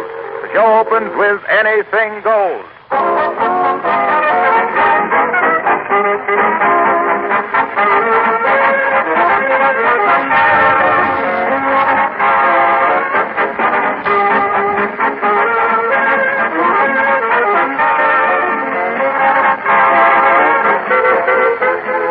There's one piece of advice that we're beginning to hear now from all sides. Because of material shortages, take good care of the things you have, including your home furnishings and equipment. I've just been reading in a recent government bulletin an article called Clean to Save. In talking about floors, this article said, the finish is preserved and floors are easier to clean if you keep them waxed. Well, this is certainly true, and it's not news to most of you. Floors that are waxed regularly with genuine Johnston's wax are protected against wear and dirt. Not only does the tough wax film act as a protective shield, it also adds a rich, mellow beauty to every room in your home. Now, what some housekeepers still do not realize is the fact that this same Johnson's wax beautifies and protects countless other objects in the home. Furniture and woodwork, for example. Windowsills and Venetian blinds. Refrigerators, shelves, shoes, and leather goods. Now, added all together, these many extra uses spell protective housekeeping, a means of saving money and saving you many hours of work. Why not decide right now to take better care of your things with the regular use of genuine Johnson's wax in paste, liquid, or cream wax form?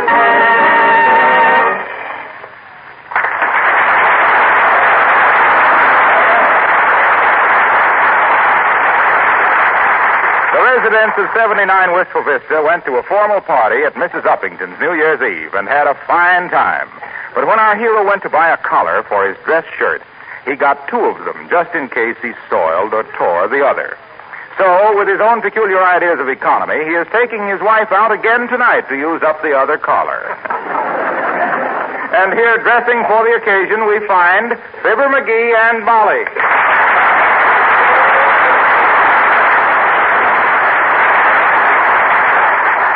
Say, McGee, isn't that tuxedo getting just a little shiny? It's supposed to be shiny. That's why it's got those satin lapels and stripes down the pants. Yeah, but that isn't where it's shiny. Besides, when you stand in a certain light, the whole thing looks a little green. Well, the guy that sold me this tuxedo told me it would last me a lifetime, and he was a nice guy, and I don't want to make a liar out of him. Maybe he didn't realize how long I'd live. He probably thought the first time you wore it, somebody would shoot you. How long have you had that suit? Well, let me see. I got out of the Army in 1920. Got a job taking tickets at the Old Palace Theater in Peoria in 1925. What'd you do between 1920 and 25? I saved up to buy this tuxedo so that I'd get the job taking tickets. I often wonder whatever... Oh, look. What? Here's a ticket stub in the lining of the pocket. Oh. Imagine that. What does it say on it? 3 days only. Pearl White in Perils of Pauline. Why, the Perils of Pauline was issued years before 1925, McGee. So what? I bought this suit of the guy who took tickets before me. Hey, you know where my braces are? Your what? My braces. What do you need braces for? Your teeth are perfectly straight. No. Braces. Suspenders. Oh, your galluses. Oh. Don't call them galluses. That's corny. I think they are, too. Why don't you wear a belt? Mrs. McGee, the well-dressed man doesn't wear a belt with his tuxedo. It said so in Esquire. Well, and here I thought you just read Esquire for the cartoons. Say, by the way, dearie, where are you taking me tonight? Oh, I don't know, Molly. How about the pomegranate room at the Rich Wonderful? Oh, I don't know. I never danced the pomegranate. Oh, how about the Stork Club? That's awfully expensive. Incidentally, why do they call it the Stork Club? Because that's where a wise bird is supposed to take his baby. Yeah,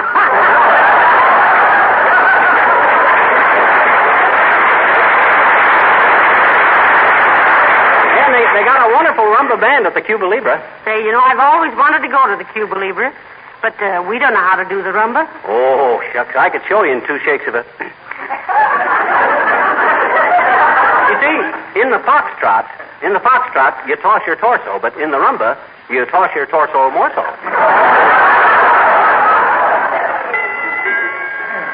Hey, hear that? What's the matter? That doorbell don't play tunes anymore. I know. I fixed it. How? Well, first I hit it with the hammer. And then? That's all. Come in. Well, Mr. Wimple, welcome home. Hi, Wimp. Happy New Year. Hello, Mrs. McGee. Hello, Mr. McGee. Did you have a nice trip, Mr. Wimple? Oh, indeed I did, Mrs. McGee. My, it's good to get home and see face my wife again, it seems. It does, eh? Yes. Though things are not always what they seem, are they? Did you miss her very much, Mr. Wimple? I really did, Mrs. McGee. Why, all the way home, the noise of the wheels on the railroad track seemed to say, Sweetie face, sweetie face, sweetie face. Does it cost much more to fly, do you know? Well, not very much, Mr. Wimple. Though I don't think you'd like it. It'd get you home so much sooner, you know. Yes, that's a thought, isn't it? But do you know, my wife had our house all rearranged while I was gone. It was really a delightful surprise. You should see my little room now. How so, Wimple? You have the bars on the windows covered with ivy? Oh, Mr. McGee. You're just joking. There aren't any windows in our fruit cellar. Well, this was just a pleasure trip, wasn't it, Mr. Wimple? For me, Mrs. McGee, any trip is. Did you have a chance to write any new poetry on the trip, Wimple? Yes, Mr. McGee. I worked on one poem all the way home. I call it Resolutions for 1942. Oh, I'd love to hear it, Mr. Wimple. All righty. It goes like this. Resolutions for 1942. Why make 'em? You'll just break 'em. Well, that's lovely, Mr. Wimple. Very short and to the point. Oh, you got to be going so soon, Wimple? Oh, yes. I simply must, folks. My goodness, I've hardly had a chance to see Sweetie Face since I got back. Oh. We had so much to talk over, such as why don't I get a haircut, and why can't I learn to pack a suitcase properly, and who do I think I am, traveling in a whole drawing room all by myself, and don't just stand there gawking at me, Wallace. Go out and do the dishes. You know how it is. Well, goodbye now.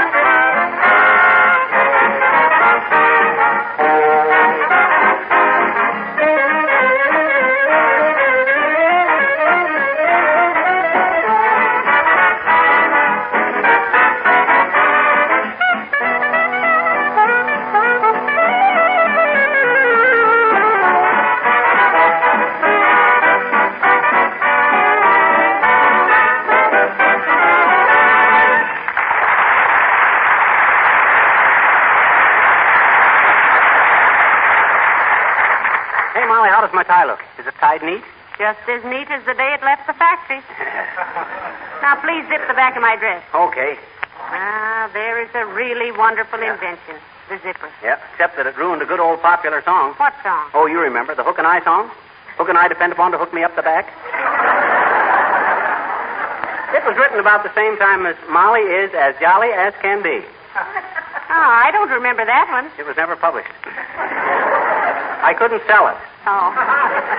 Say, look, McGee, hadn't you better make a reservation at the Cuba Libre? Say, maybe I better head at that. Give me the phone, will you, please? No. Huh? All you'll get is mirth. Hmm. Let's take a chance on the reservation. Huh? Okay, but if we don't... Who's that? It's Mrs. Uppington. Ah, well, let the old duffel bag in. Come in. Hello, Abigail. How do you do, Mrs. McGee? And Mr. McGee. Hi, Uppy. My dear, you look simply lovely in that dinner dress. Oh, thank you. And Mr. McGee, you're looking very well. We're going out night clubbing tonight, Abigail. McGee's going to show me how to rumba. Really? Why, Mr. McGee, I had no idea that you were such a devotee of Terpsichore. Oh, let's play that last hand again, Uppy. I think I missed a trick. She said she didn't know you were such a hound for hooping, honey. Oh. Yeah, I'm really there when it comes to manipulating the moccasins, Uppy. It's kind of a gift, I guess. Didn't you hear what those people said about me at your party? Why, no, I don't recall, Miss McGee. Well, it was when I was dancing with that cute little girl with the white cap. McGee. Huh? That was the maid who was serving the buffet. I tried to tell you. I thought she was awful hard to lead past the sideboard. But you know, Mr. McGee, when you danced with me, I thought you had rather a peculiar style of dancing, that sort of bouncing up and down, you know. Oh, that. Well, it was a cold night, Uppy, and I was giving you a hot toddy. Don't you get it, girls? Hot toddy? Ain't funny, McGee. Definitely not. Okay, if you want to gang up on me. How about going along with us tonight, Uppy? We're going to let our hair down and play tunes on the water glasses with our forks and everything. Oh, thank you, Mr. McGee. It's too sweet of you to ask me, but I really don't. Oh, now, come on, Abigail. We don't go out very often, and we'll have lots of fun. And you really haven't lived if you've never heard McGee kid a waiter. Oh, my dear, you really tempt me, but I'd have to run home and dress. Oh, go ahead, Uppy. We'll wait. Sure, you run along now. Oh, this is so exciting. You're sure I won't be intruding? Oh, quit being so coy, Uppy. Look, I'll tell you what I'll do. If you'll come with us, I'll dance every other dance with you. Now. Every other... I'm so sorry. I just remembered I have a previous engagement now. Isn't that horrible? Thank you anyway. Do have a lovely time. Goodbye.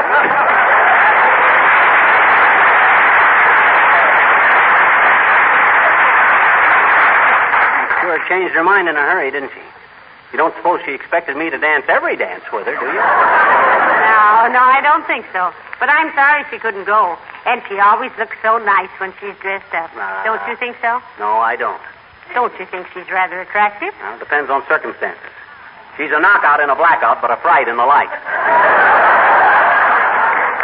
If she don't want to go, it's her loss, not mine. How do you figure that? Well, I could have given her a lot of pointers on dancing style. For instance, she holds her arm up like this, you know, stiff, instead of pumping it up and down. No action.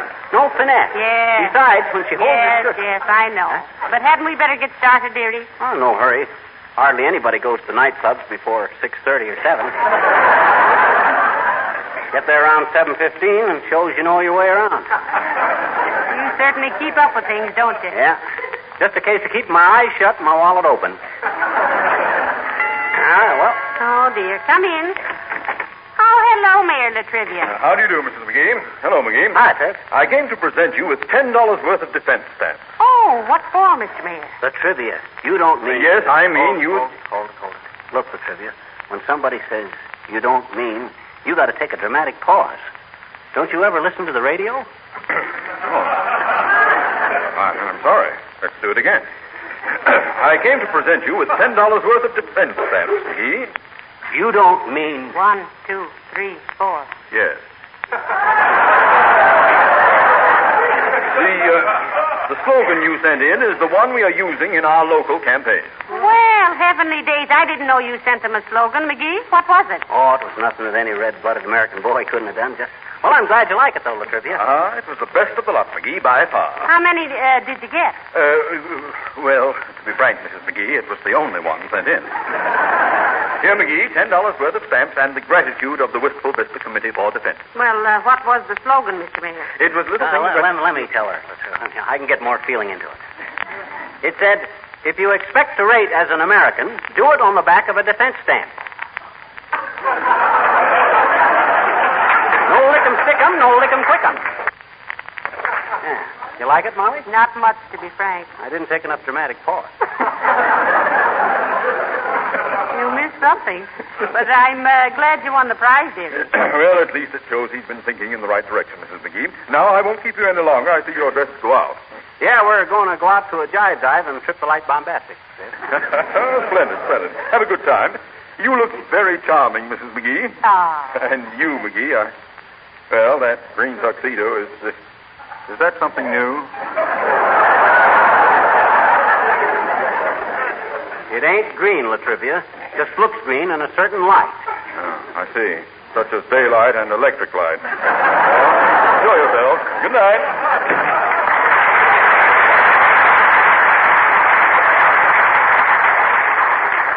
What do you mean daylight and electric light? What other kind of light is there? Gas light. Well, who uses gas light? Well, I'll bet the tailor who made that tuxedo did. But don't worry about it, dearie. You know, it doesn't really look so bad. Of course it doesn't.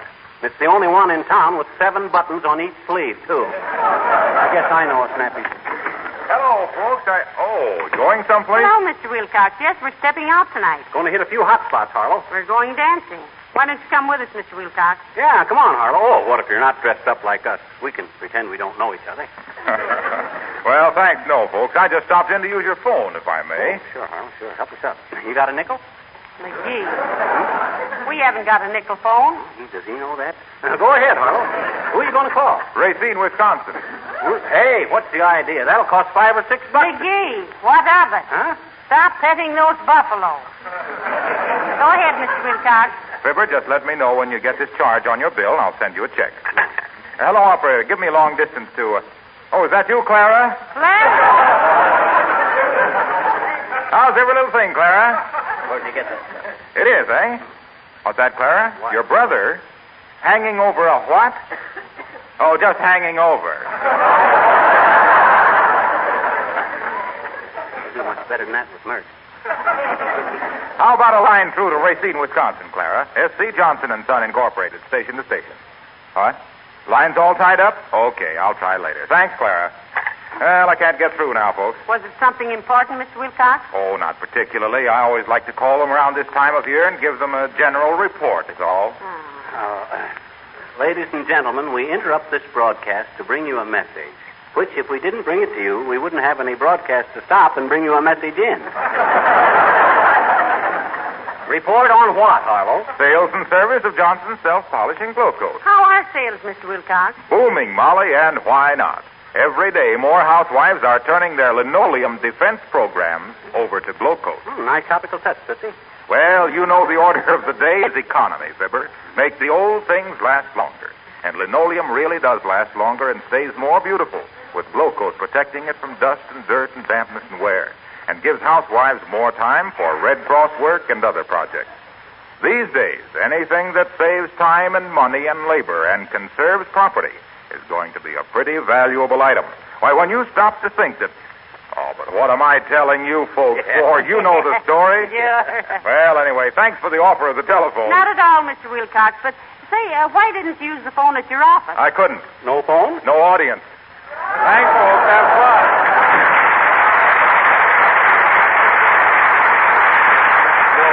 How do you like that? You know what? I think he likes an audience, so he can take a bow. And when he takes a bow, he can sneak a peek at the floor, the rascal. Well, what say we get going, Molly? Just as soon as I fix my face, dearie, and get my gloves and bag. Okay, and while you're doing that, I'll get my shoes on. Come in. Hi, mister. Oh, hi, little girl. Haven't got much time to talk to you now. Why? Well, because I got ants in my arches, and I'm going to take Mommy out for a little shim-sham-shimmy, a touch of floy-floy, and boop-the-dooper with Krupa. You talk awful funny tonight, mister. I can't help it, sis. I'm a hep cat tonight. I got a brain full of boogie and a jumper full of jive. I'm a wild-eyed wampus from the waving woogie, and this is my night to heave a hit. Maybe I better come back later, huh? Oh, don't run away, sis. I was just kidding.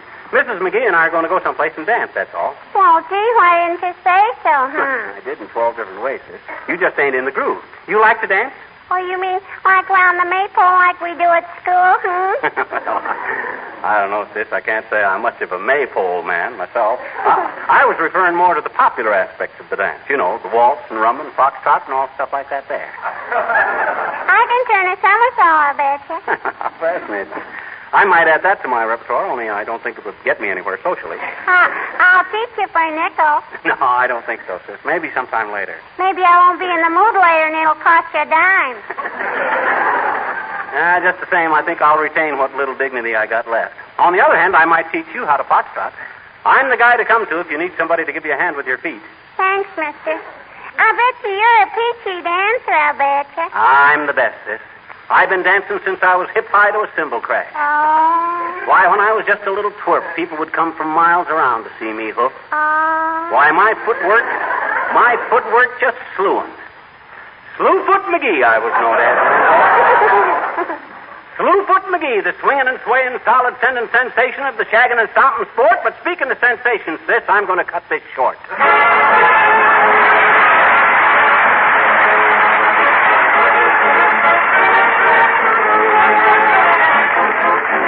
The King's Men sing Xana Zaranda.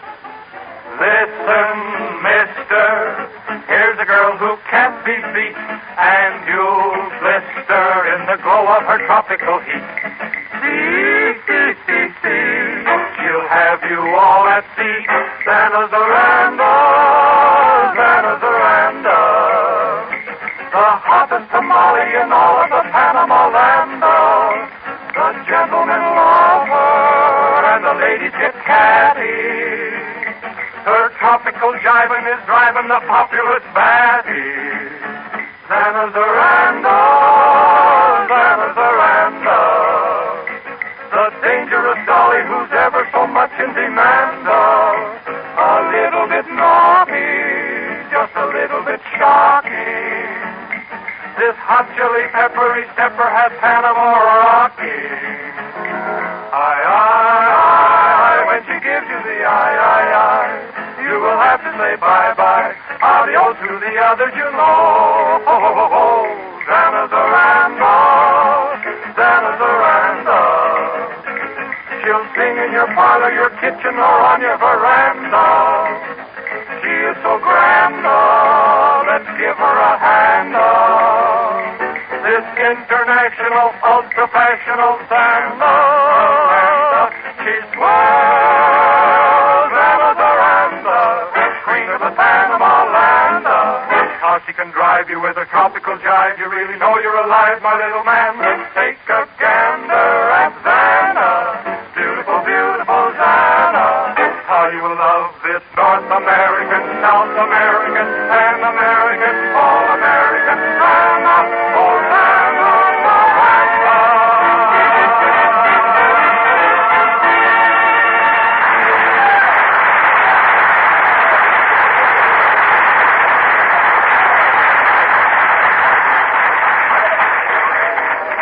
Hey, this is quite a joint, isn't it, Molly? Certainly is.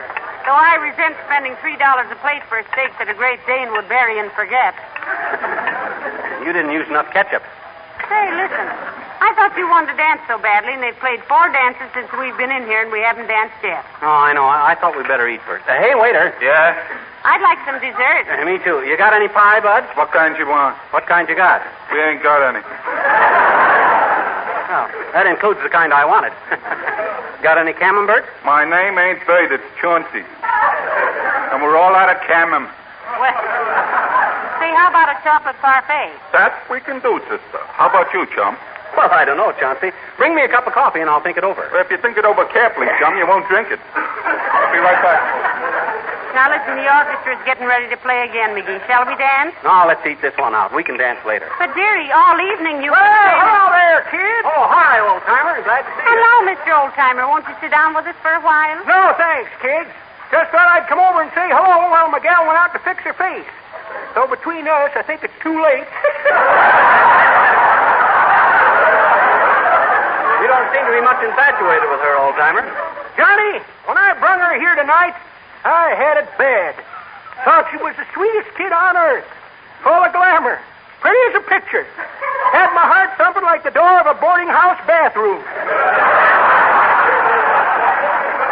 then what happened?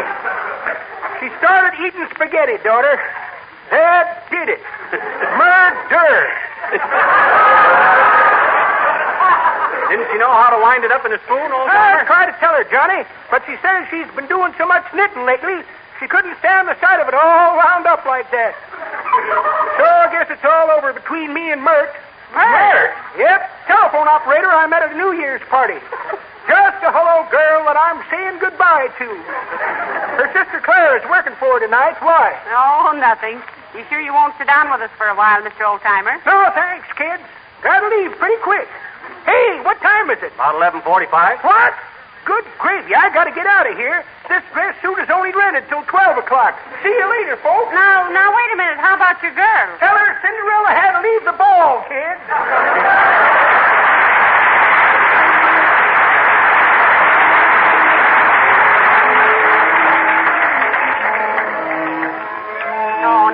McGee. The band is going to start playing again. Let's dance.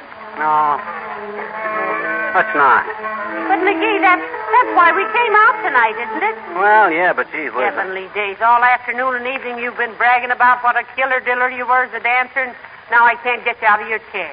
Well, how can I dance with my hands in my pockets? Well, take them out of your pockets, silly. I can't. Why not? Well, you know those suspenders I was looking for? Yeah? Well, I didn't find them.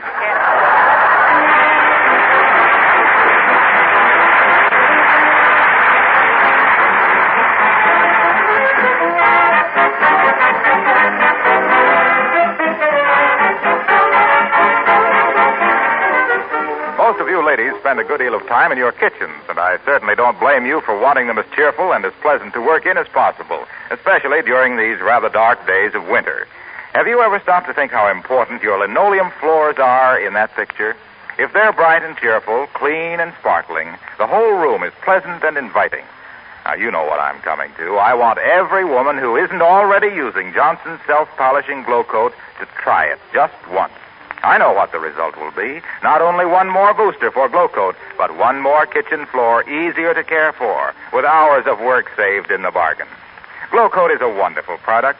It gives floors lasting luster. It wears smoothly and evenly because the Glow Coat film is flexible, not brittle. It's labor-saving, needs no rubbing or buffing whatever. Dries in 20 minutes. And Glow Coat is economical because a little goes such a long way. Also, Glow Coat makes linoleum last much longer. But wherever you buy it, be sure you get the real thing. The one and only Johnson self-polishing Glow Coat in the familiar red and yellow package.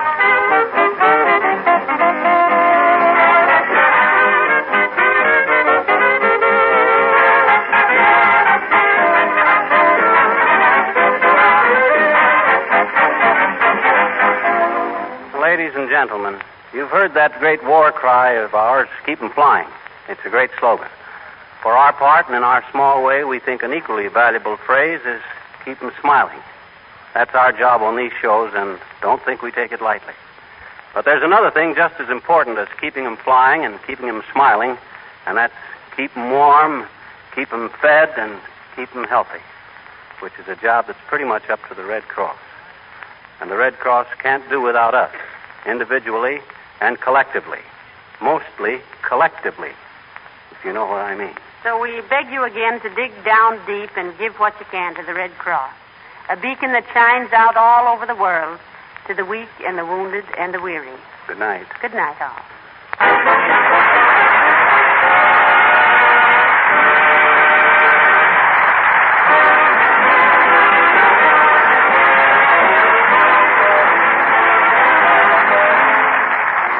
This is Harlow Wilcox, speaking for the makers of Johnson's Wax Finishes for Home and Industry, inviting you all to be with us again next Tuesday night. Good night.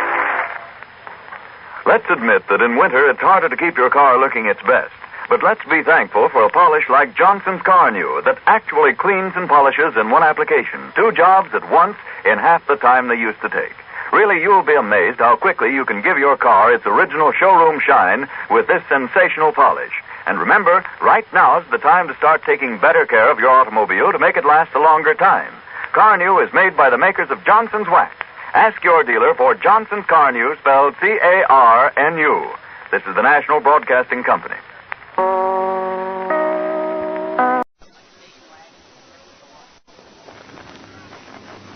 My, it does bring back a lot of memories to go through these old newspapers from out in the garage, doesn't it, McGee? Yeah, they sure go back a lot farther than I figured. In fact, there's some at the bottom of the pile that I must have brought over here from my parents' home. This old yellow one, look at it. That's a real collector's item. That's the one that's got our birth announcements in it. Heavenly days, really? Yeah, right here. You know, you may not believe it, but I can actually remember those days in the hospital right after I was born. Well, I have a vivid memory of the first time I met you, dearie. You do? Sure. We were lying there in our cribs in the maternity ward. I remember I'd been dozing off and on all day. You're that new Molly Driscoll, ain't you, sis? Well, my last name's Driscoll, but I don't think they've given me a first name yet. Yes, they have. Your name's Molly. I heard my mother mention it when I was in there today. They're still calling me Infant McGee. But I think they're going to pick Fibber for my first name. They better be making up their minds. I'm 3 days old, you know. How old are you? I'll be 3 days at 1 o'clock this afternoon. And I can already lift my head up. Can you? Shucks, I could do that yesterday. I'm trained to become a great athlete, you know. You are awfully muscular. 9 pounds and 6 ounces. Not a bit of fat on me. I can even grab a hold of the top of the crib and pull myself up. You want to see me do it? Oh, I don't believe you can do it. Sure I can. Just watch. McGee, look out.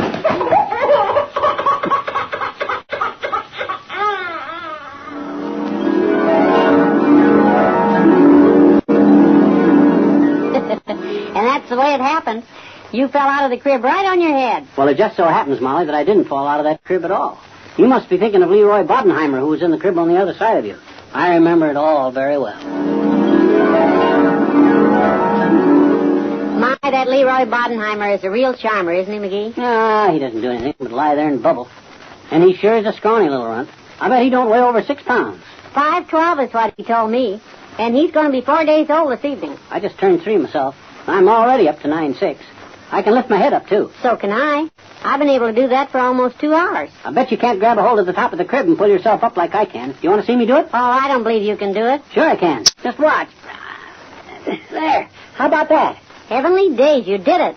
You're my hero. I'll never look at Leroy Bodenheimer again. And that's the way it was, Molly. I was prone to athletics and feats of strength even then. Well, it might have been that way. At any rate, you just reminded me of something. I need your help to get the top off that jar of pickles I bought today. Gee, I'd like to give you a hand, kiddo, but I'm having that trouble with my back again. You know, I think that Leroy Bodenheimer screws them jar tops on tight down at that grocery store just to embarrass me anyway. Tops on tight down at that grocery store just to embarrass me anyway. Molly.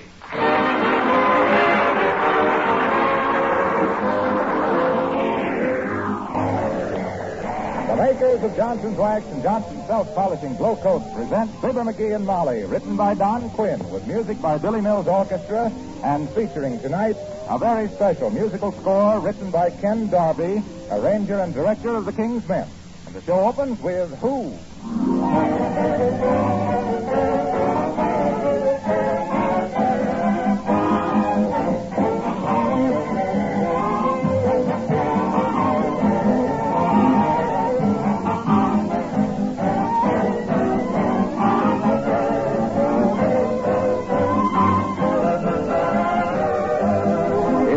Instrument like a thermometer for measuring increased activity and hustle and bustle around the house, it would certainly kick over the traces in this week before Christmas.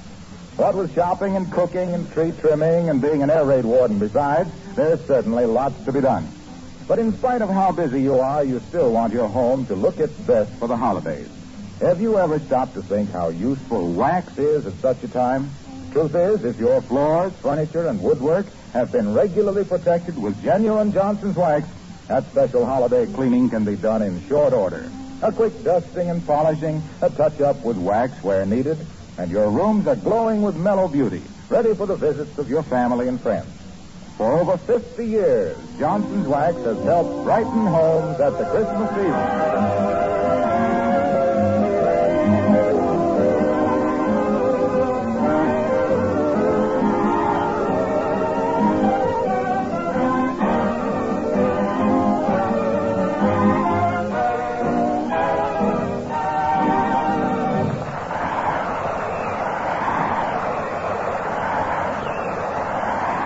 A couple of nights before Christmas, and all through the house at 79 Wistful Vista, not a creature was stirring, except Fibber McGee and Molly.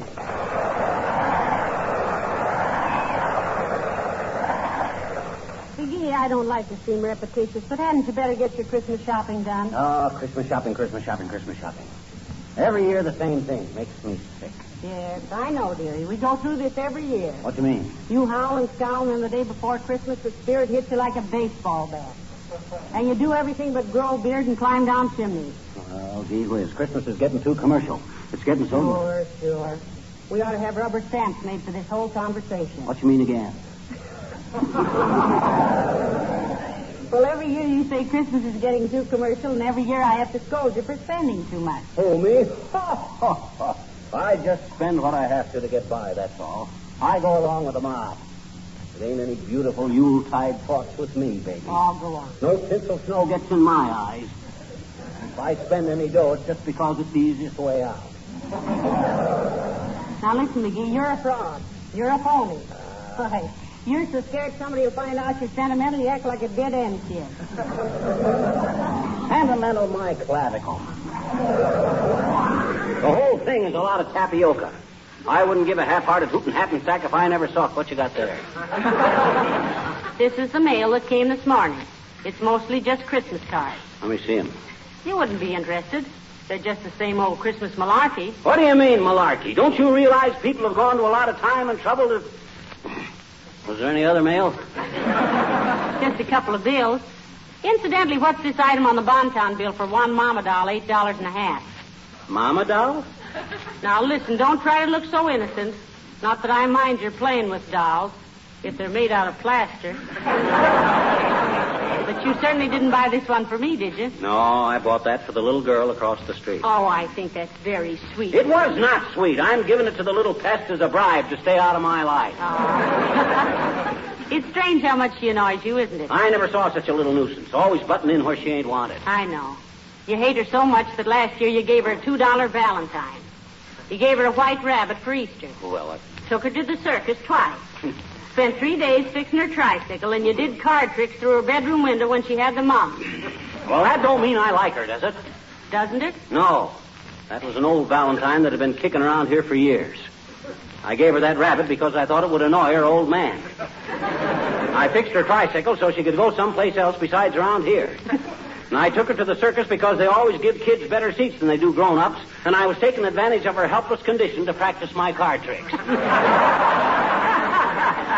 And she never caught on. Thought I was doing it all for her. Come off it, dear. You're not fooling anybody. I ain't trying to fool anybody. All I'm saying is that Christmas has lost its meaning. It's got so people don't... Come in. Hello, Mom. Hiya, Skimp. Well, if it ain't Billy Mills, the poor man's Toscanini. Hello, Mr. Mills. Come on in, William, my boy. Hang your hat on a hickory limb and don't go near the piano. What's confusing with the music, kid? Just stopped in to wish you a Merry Christmas. Ah, Merry Christmas, blah. What's merry about it? Walk your wedgies off in the slush to find a lot of junk for a few mugs that won't appreciate it. Hanging a ton of gewgaws on a pine tree that look better in the woods.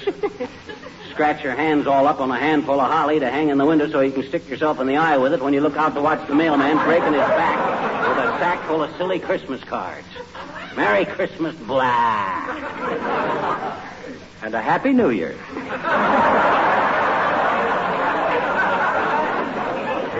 Well, thank you, Mr. Mills. The same to you. And don't pay any attention to McGee. You know, he goes through this act every year. He's got those don't wrap up that packet, Christmas is just a racket blues. Ah, don't worry, Mom. I can read him like a book. What kind of a book? He's a mystery. A very novel character. Fine type, too. One of the lower cases. Somebody ought to borrow him and not bring him back. Maybe we could arrange with the Book of the Month Club to offer him as a special premium. Oh, cut it out. Lay off, will you? Even if the rib was as prime as you think, this is a meatless day.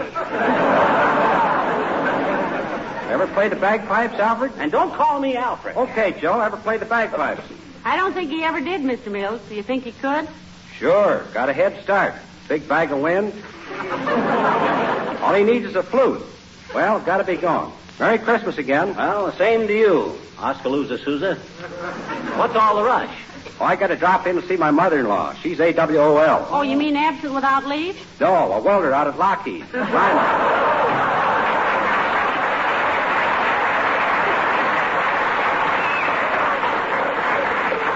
he a wonderful band leader, McGee? Ah, band leader, my clavicle. I think all of them are just a bunch of fakers myself. You ever see a musician looking at the leader? No. They don't know whether he's beating out a march, a polka, a waltz, or just swatting flies. Well, then what keeps them together? That check at the end of the week. Confidentially, one of them guys told... Oh, I wonder who that could be. Ah, probably somebody else coming in to wish us a Merry Christmas when all they really want to see is if you ever got those new curtains for the dining room. Well, I didn't, and the same to them. Come in. Hi, mister. Uh-oh. Now, this is all I needed today. Sis, why don't you take your little sled and go out on the pond in the park? Oh, there isn't any ice on it, mister. Yes, I know. Hey, don't be like that. You were young once yourself, you know. Well, I wasn't that young this long. Be very tactful with him today, little girl. You know, his Christmas spirit is later than usual this year. Well, doggone it, the whole thing is a very foolish arrangement. Why, mister? Why, the idea of having Christmas come right in the middle of the holidays.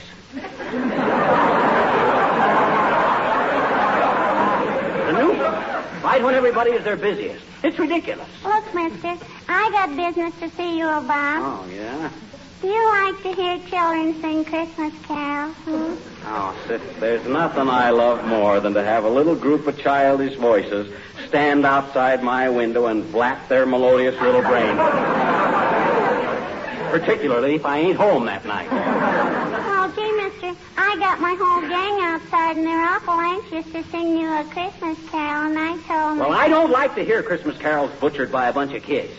How can anybody sing good standing hip deep in a snowdrift with a muffler over their face, wondering how many fingers and toes they'll have left when they get home, if they ever do?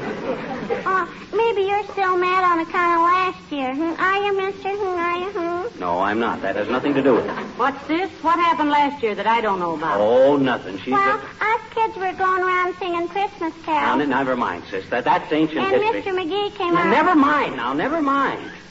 Give the kid a cookie, Molly. I imagine she's kind of hungry. Hey, sis? Oh, gee, thanks, mister. Anyway, Mr. McGee came out while we were... Sis, I told you nobody was interested. Now, let's just drop the whole subject. What kind of a cookie you want? Any kind, thanks. And a glass of milk. Well, I'll see if I can do it. Now, listen, what happened with the Christmas carols, dear? And Mr. McGee came running out of the house. Now, you cut that out, sis. And he wanted to sing with us, only when we heard him sing, we didn't want him to, and he followed us all over town. And, gee, we couldn't get rid of him, and he kept trying to sing, and people threw things at us and all. It was awful.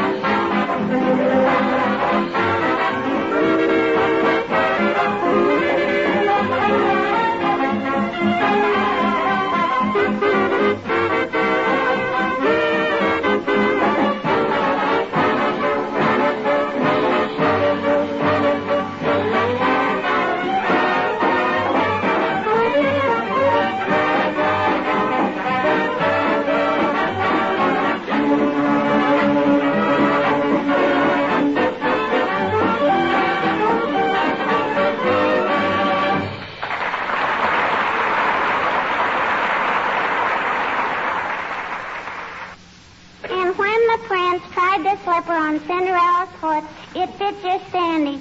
And he said, gee, kid, you're cute. How'd you like to be a princess? And she said, oh, boy, and write testimonials for cold cream. And they got married and lived happy ever after. You want to hear another one, Mr. Well, once upon a time... No. That's enough, sis. Thanks anyway. You told me at least 14 of them. Are you sure you don't want to hear any more? I'm positive, sis. Okay, then get off my lap.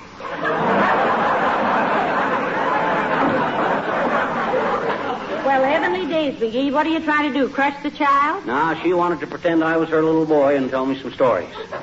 Now I know why they call them Grimm's fairy tales. That's the grimmest half hour I ever spent in my life. Gee, I thought it was fun. No, you did. Well, personally, I'd rather lie down with a good book under my head and go to sleep. Can't you two think up any more games to play? I bet you I know what'll be fun, I bet you. What, sis? Well, I could bring my little playmates in and we could sing you some Christmas carols. They must be pretty cold out there. I don't want to hear any Christmas carols. Christmas carols are beautiful music. And to hear your little mob of half-pint hepcats slaughter them would ruin my day. Oh. The very thought of those kindergarten contraltos drives me to drink. Get me some root beer, will you, Molly? Yeah, me too. Hey, mister, let's play star, shall we? How do you play that? Well, first you give me, maybe about $3 and change, huh? Give you $3? Hey, what is this? First you eat 2 dozen cookies, and then you want to borrow $3. You trying to put the bite on the hand that feeds you? Oh, gee, it's lots of fun, mister. First we post a lot of ceiling I prices. don't want to buy a ceiling. We got one. This is different, mister. Us storekeepers have got to post ceiling prices so people won't have to pay too much for stuff, and it keeps the cost of living down a reasonable level, and the prices won't go pig wild. Oh, hog wild. You know your own habits best, mister. Anyway, we got to keep prices from getting out of hand for the merchandise that's getting scarce, so after the war we won't have inflation, you see. Hey, aren't you getting a little out of your depth, sis? What do you know about economics? Oh, my daddy told me. Oh, I see. Yeah. We had a little heart-to-heart talk last night, he and I. Oh, I see. Yeah, he says I'm at the age where I ought to know certain things. Oh, I see. Like not paying 10 cents for a lollipop that's worth only 5 because then I'm bidding against somebody that can only pay 5 cents for a lollipop. Besides, spend an extra nickel, it ought to go toward a war bond, which will help pay for the war and give me a nest chicken afterwards. You mean a nest egg? By that time, it ought to be a chicken. Well, be that as it may or may not be or not, sis, we won't play store. I got a better game. What, mister? Scoopy. Did you ever play Scoopy? What on earth is Scoopy? Oh, it's a wonderful game. How do we play it, mister? Well, it's like this. You run home, hide in the closet, and put your hands over your eyes and count up to 79 million. Oh, and then what? Now, by that time, we'll both be so old we'll have forgotten what we started out to play, which is the object of the whole game. Now, I'll get your hat and coat, and you... Hello, folks. Merry Christmas. Oh, hello, little girl. Hi, Mr. Wilcox. Hi. What did you... I haven't got time to stop and talk. Just wanted to leave this little Christmas gift for Molly. Well, heavenly days, Mr. Wilcox. You shouldn't have done. Oh, it isn't very much. And don't open it before Christmas. But I think it's something you'll like. I got one for you, too, Junior, but it ain't wrapped up yet. Oh, that's okay, pal, anytime. Remember, Molly, don't open that package before Christmas because I want you to be surprised. I promise, Mr. Wilcox. My, it's wrapped beautifully. I wrapped it myself, especially for you. Shake it, Molly, and see if it rattles. I bet you that wouldn't be fair, I bet you. Of course it wouldn't. I want it to be a surprise. You just put it away till Christmas. Oh, I think I'm going to love it, Mr. Wilcox. I know you'll love it because millions of other housewives do because it's so easy to apply and shines as it dries. Your beautiful mirror-like polish in 20 minutes or less and saves hours of housework, to say nothing of eliminating old-fashioned floor scrubbing. And boy, what it does for the looks of your kitchen linoleum is amazing. But I won't say any more. I might give you a hint. Merry Christmas, all of you. Oh,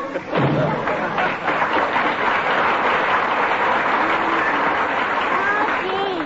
I wonder what it is. Hey, sis, ain't it about time your mother ought to be worrying about why you don't come home? No. Huh? Look, I've been very patient with you today. Now, why don't you do something for me? Okay, mister. Fine. Now, come back maybe tomorrow, and I'll have a surprise for you. I got a surprise for you, too, mister.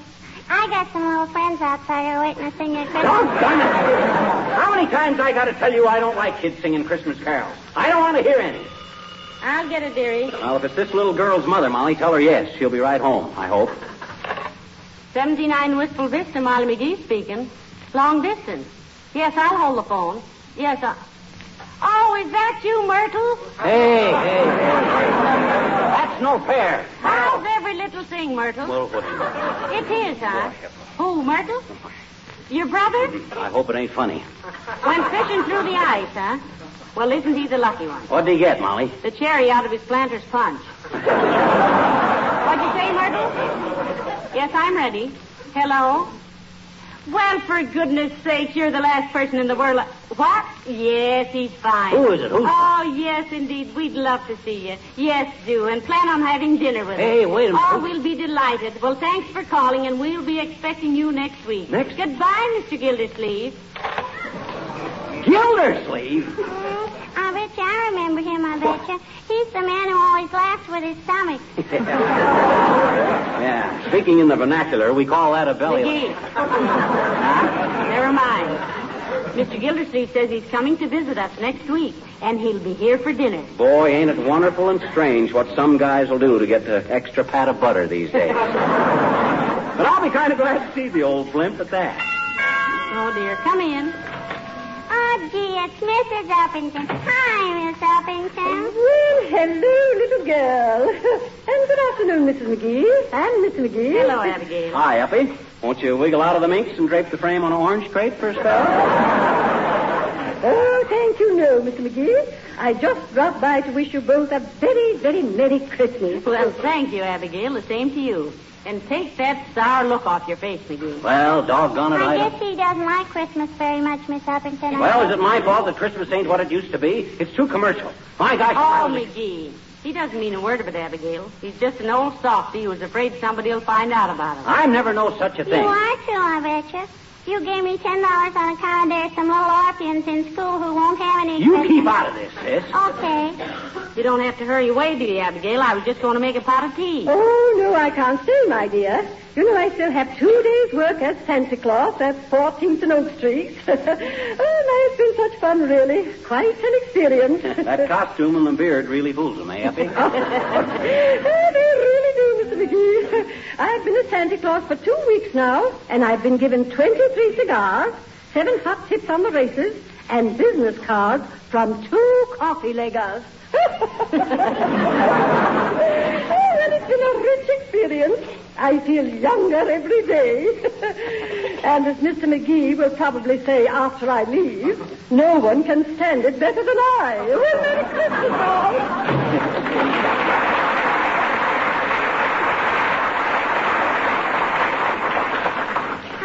Going to say that, mister? No, and she might have given me a handful of them cigars people have been giving her. Oh, McGee, Well, there's plenty of cigars in your humidor. okay, but if she wasn't so stingy, she might have... Hey, why won't he let me and my friends sing a Christmas carol? Why won't he, Miss McGee? Well, frankly, dearie, he'd love it. But he knows himself too well. When he hears those Christmas songs, he goes all mushy inside. Now, look, you pretend he's hurt your feelings and make believe you're going home. Hey, I hope somebody gives me a box of cigars for Christmas because I only... Hey, what goes on here? What are you two whispering about? She says I better go home, mister. Huh? She says you're mad at me because I want to have the kids sing a Christmas carol for me. Oh, now, I ain't mad exactly, sis. I I bet just... you are, I betcha. Wow. And, gee, the kids have been out there in that cold all afternoon on account of Now, none of that, sis. Now, cut it out. The only reason I didn't want them to sing is well, gee whiz. Oh, it's okay, mister. I know how you feel.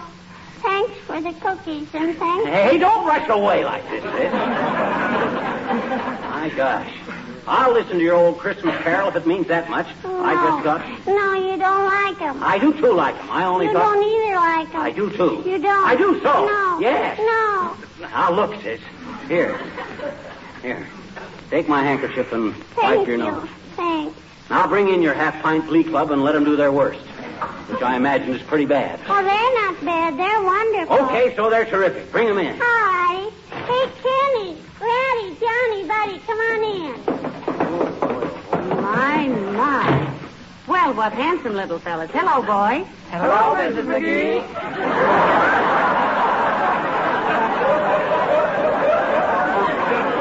What you gonna give us, kids? The night before Christmas.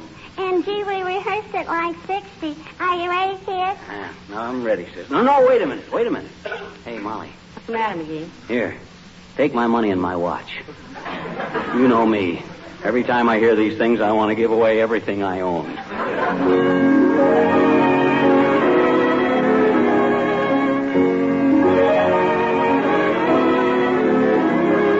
The night before Christmas and all through the house, not a creature was stirring, not even a mouse.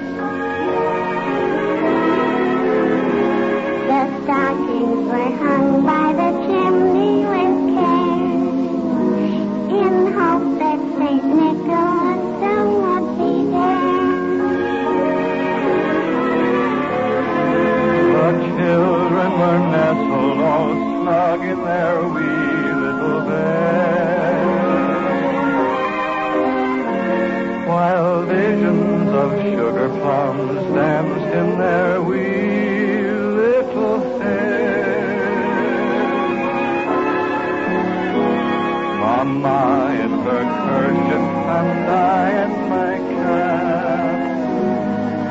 just settle down for a long winter's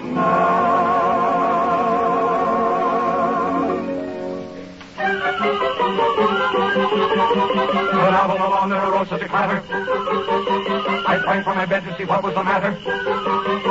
Away to the window I flew like a flash, tore open the shutters, threw open the sash.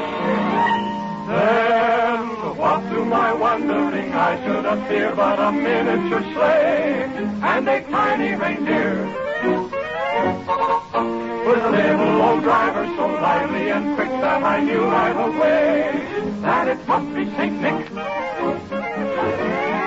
All bundled in fur from his head to his foot, old Santa was covered with ashes and soot. I drew in my head and was turning around, and down the chimney he came with a bow.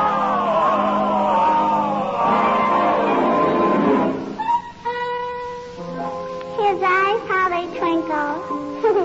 His dimples, how merry. His cheeks were like roses. His nose like a cherry. His dry little mouth was drawn up like a bow. And the beard on his chin was as white as the snow. The stump of a little old pipe he held tight in his teeth, and the smoke went around and around and around his head like a wreath. He was so chubby and plump, a right jolly old elf, that I laughed and I laughed and I laughed when I saw him in spite of myself. He had a broad face, ho, ho, ho, and a little round belly, ho, ho, ho, that shook when he laughed, ho, ho, ho, like a bowl full of jelly. Ho, ho, he gave me a wink of his eye and a twist of his head. A chuckle and a smile I knew all the while I had nothing to dread. He spoke not a word, but went straight to his work and filled all the stockings. Oh, boy. And turned with a jerk. And laying a finger aside of his nose and giving a nod up the chimney he rose. He sprang to his sleigh, to his team, gave a whistle, and away they all flew like the sound of a pistol. But I heard him exclaim, and he drove outside. Merry Christmas to all, and to all,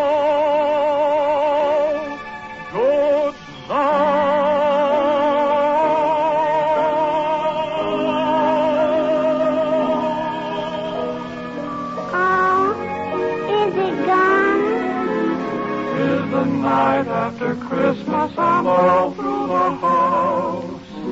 Not a creature is stirring, not even a mouse.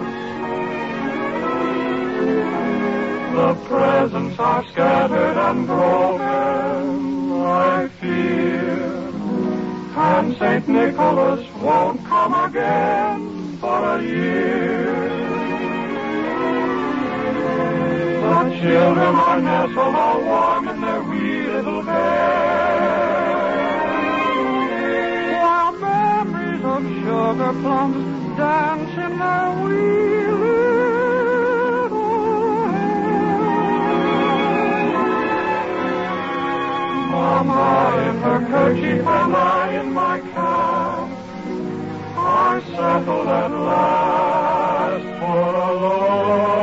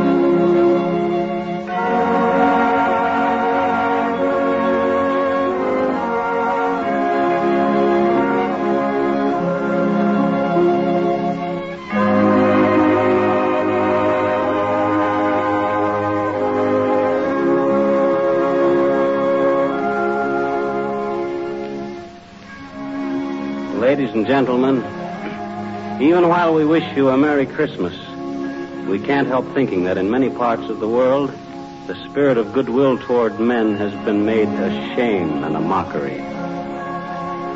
But there'll be other Christmases. And to our men in uniform all over the world, we send our prayers and our thanks for what they are doing to restore faith and decency to our world. To them we say thank you and God bless you. And we hope and pray that when next Christmas comes, there will really be peace on earth. Good night. Good night, all.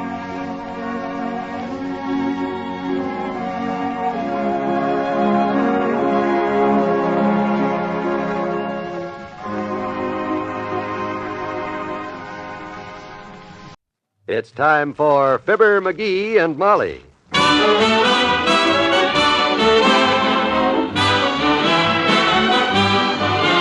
Sundays through Thursdays, NBC brings you Fibber McGee and Molly transcribed. The show is written by Phil Leslie and Len Levinson and directed by Max Hutto.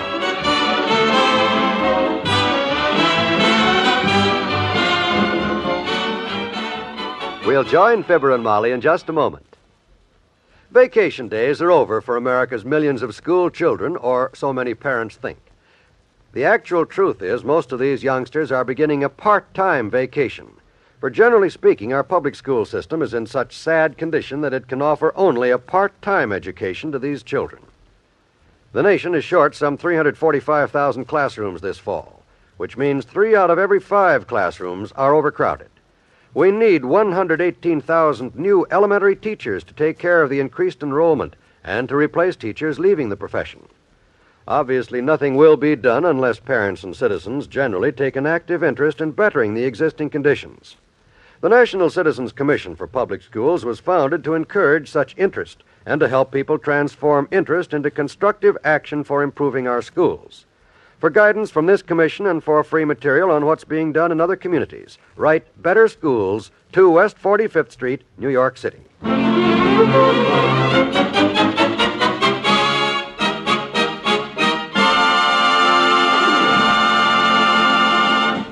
Ever fall heir to a windfall so small you didn't know what to do with it? Well, that seems to be the current problem of Fibber McGee and Molly. $4.88. $4.88. A fine tax refund on all the money I poured into that federal government. Well, I know you were expecting more, but there's an old saying I just made up. It's better than a poke in the eye with a sharp stick. Well, there's no use setting up a trust fund or going into business or planning my retirement with $4.88, kiddo. We might as well live it up. That's for me. What did you have in mind? A little surprise, kiddo. I'm going to take you out to dinner. Wonderful. I'm your girl. Take you out for that swell $2 buffet dinner they have at the Ritz Vista Hotel. In the sump room. Good, good, good. We haven't been there in ages.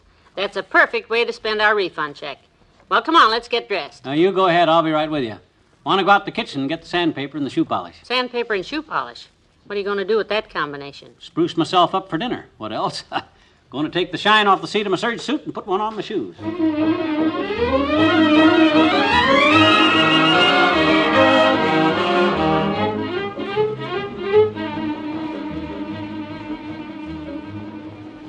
Oh, look, McGee, they've changed the sump room all around. Yeah, sort of a Louis the Quince motif. French. What do you got to do around here to get a table? Make a noise like a $5 tip? Hush, McGee, here comes the head waiter. Not the head waiter, Molly. The maitre d'. That's short for Maitre D' Hotel. Yes, monsieur, that is me. 2? 2 what? There will be 2 people. There are 2 people, my good Maitre D'. My charming wife and myself. To be sure. This way, please. New decorations, I see. Just put them in? Yes, sir. In 1948. That long ago? Well, we rarely get over to this part of town, Mater. Except when we're slumming, of course. This table will do. Oh, I'm sorry, monsieur. What's the matter? You saving it for somebody else? Well, I'll have you know our money's just as good as anybody else's. Oh, it isn't that, sir. Yeah, and a lot better, too. We'll take this table. But if the man doesn't want to give you the table? I would like to oblige you, sir, but I really cannot. Oh, so you cannot? If he says he cannot? I happen to like this table. And if you're going to be stubborn about it, Bud, we'll talk to the boss. Who's the boss of this joint? Boss? He is, McGee. He is not. I am not. He is, too. Who is? You are, monsieur. You are the boss. That's a better attitude. I am only the maître d'. Technically, the maître d' is the master of the dining room, but the manager, he gives me the orders. The chef, he gives me the counter orders. The waiters, they have the union give me the new orders. The buzz boys, they laugh at my orders. The customers, the orders they give me. You know what maître d' stands for? He stands for anything and everything. Now, please be seated right here, where you insist on sitting. It's a table where the bus boys put the dirty dishes, but you want it, you got it. I'll send over a waiter. Robert, this table, take care of it. Oh, I don't care what he says. I like this table. So do the bus boys, only I hope they don't like it the same time we do. Good evening, sir. I'll get you your menus. No, we don't need them. We want the buffet. A little of everything to begin with. Then we'll pick out something we like to concentrate on second time around, and then... Oh, I'm sorry, sir. We haven't had a buffet dinner for 4 or 5 years. Oh, fine. I was all set. Oh, that's okay. We'll find something good, kiddo. Let's take a squint at the bill of fare, garçon. The maître d' is bringing them over. Ready to order now, monsieur? Here you are. For this evening, our chef has prepared many specialities. Look here. Canard sauvage à la l'ancienne. Langouste à la crème au porto. Bois de veau Bercy. Whoop. Wait a minute. I'm trying to follow you there, Si.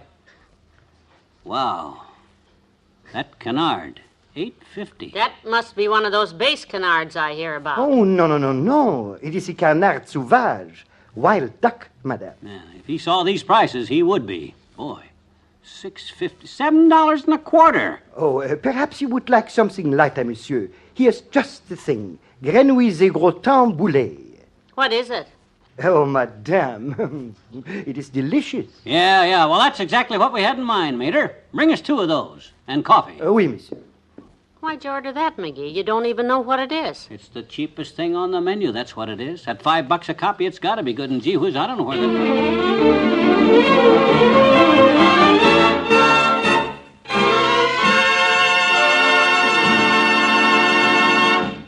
Back to Wistful Vista in a minute.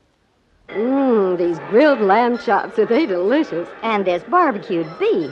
Oh, it's sensational. Gosh, Peggy, I wish I could grill and barbecue at home, but my old range just won't do it. Then, Nancy, why don't you look at a new RCA estate? Oh? Mine grills and bakes and barbecues all at once. Why, it's the most wonderful range I've ever... That's right, ladies. With a new RCA estate range, you can turn out the recipes you've always dreamed of. There's a deluxe gas model with all these wonderful RCA features. Built-in griddle, barbecue or meat oven, balanced heat bake oven, finger lift broiler, and so many more. You can choose from 20 new RCA estate ranges, either gas or electric, to suit your own cooking preference. Prices start at just $144.95. See RCA estate ranges at your dealers now. Remember, the world's best names for quality. RCA and RCA Victor.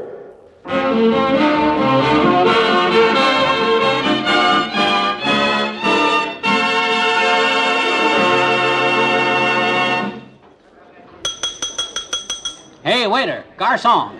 Yes, sir. You wanted something? Well, nothing much. Just my dinner, that's all. But it takes time, sir. Everything is cooked to order, you know.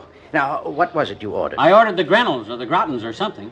It's been so long since I gave the order, I forgot what it was. And didn't know it in the first place. I'll check your order, sir. It should be ready now. I wonder what it is that takes so long. Oh, probably some complicated French dish. I only hope that Well, as I live and breathe Fibber and Molly McGee. Well, hello, Dr. Gamble. Hello. Don't bother to get up, McGee. I wasn't going to. What are you doing here, Docky? Sit down. Oh, I can't, thanks. I'm having dinner with the Andersons over there. I just wanted to say hello to you kids. Ah, here we are. I brought it myself.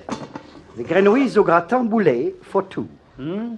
Did you say grenouilles? Oui, monsieur. Au gratin boulet. Oh, delicious. Bon appétit, madame et monsieur. Bon. Well, I better be getting back to my party now. Fancy you two eating grenouilles. Well, one never knows. One sure don't, beefy, breathless, and befuddled. What's wrong with 2 lovers of fine gourmetry ordering these grenuelles? Nothing at all. Only I never imagined you two would like frog's legs. Why, of course we do. Did he say frog legs? He didn't say pot roast. Now what are we going to do? Oh, I don't know. I can't eat those things. If I'd have known what it was, I'd have never... Why, look at it. 4 measly frog's legs. $5. 1 frog. Hey, Mater, Over here. Monsieur, please, what is wrong? This is what is wrong. The grenouille? Oh, but you haven't touched them. And what's more, I don't intend to. Look at the size of that order. $5 for one frog. I can't swallow that. No, monsieur, you're wrong. Only the hind legs are used. There are 2 frogs there. It's still exorbitary.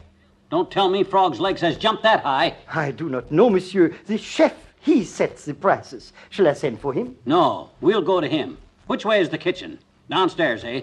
Well, come on, Molly. Let's get to the bottom of this.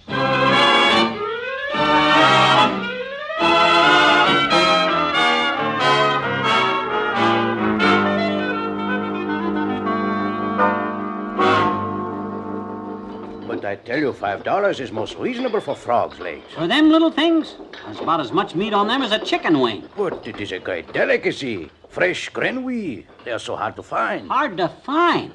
Did you hear that, Molly? Frankly, I'm no expert on the subject. You don't have to be an expert. You know that swamp near the south end of Dugan's Lake? Why, it's got 1,000 frogs in there. 1,000, more likely 1,000,000. Why, at the rate you sell them for, that's $5 million worth of frogs. There for the picking. Maybe, but I am a chef, not a frog picker. You bring them to me. I will pay you very well, yes. For every pound of fresh frog's legs, I will give you $1.25. But they must be fresh. There are probably lots of kids who'd be glad to go out in $1.25 a pound, you said? McGee, what are you thinking about?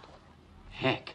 Why, I bet I can go out there just one night and bring back 100 or 150 pounds of frogs. Then you will make up to $200. And I can use that much every week. You just made yourself a deal, Sheffy. Come on, Molly. Let's go home so I can get ready for this frog hunting expedition. What about our dinners out there? You're stuck for $10 whether we eat those frog legs or not, and I can't eat them. Me either. I'm not paying for something I... That Mater D standing right by our table with the check, ain't he? Yes, and a suspicious look. I'll handle this. Oh, Chef, before we go... Yes, what is it? Kind of an oddball Mater D you got out there. He claimed you'd get sore if we came out in the kitchen here. In fact, he claimed the hotel charges admission just to let people come out here in the kitchen to look at the chef. What? That is ridiculous. McGee, I didn't hear him say Yeah, that's what he said. I guess he figured that'd keep us out, Chef. Would you mind hollering out to him and telling him not to... Oh, that crazy Henri. Henri! Yes, Armand. These people, what do you mean there will be a charge for this? A charge? Well, you mean we do not charge them? Certainly not. No charge, Henri. That is ridiculous. Very well, Armand, if you say so. Heavenly days, if that isn't the slickest. Well, thanks, Chef. I'll see you when I get the frogs lined up. I will be waiting. Tear up the check, Henri. You heard him. No charge. Garçon, my sombrero. Mrs. McGee, my arm. Come, my dear. Leave us partie.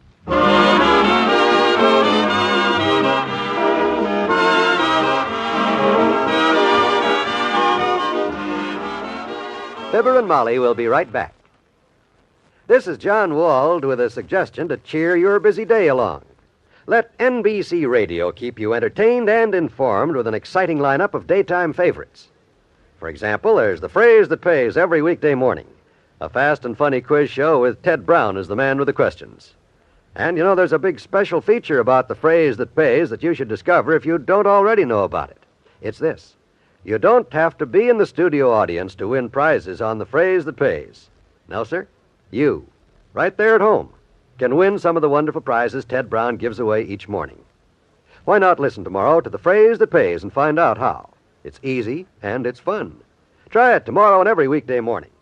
And don't forget such other daytime favorites here on NBC as Strike It Rich, Second Chance, Welcome Travelers, and many more, including, of course, your afternoon lineup of dramatic stories like Just Plain Bill and Stella Dallas, all on NBC.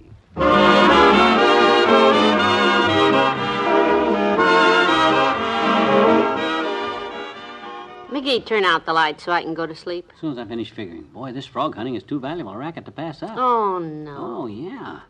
Why, that chef at the Risk Vista will take $200 worth a week. Oh, dear. There must be hundreds of high-class places all over the U.S. which I can ship to. Why, I bet I could sell 15,000, 20,000 frogs a week. Ooh. Now I'm worried. What are you worried about now? Scared I may run out of frogs. Ah, go to sleep. Okay. Good night. Good night, all.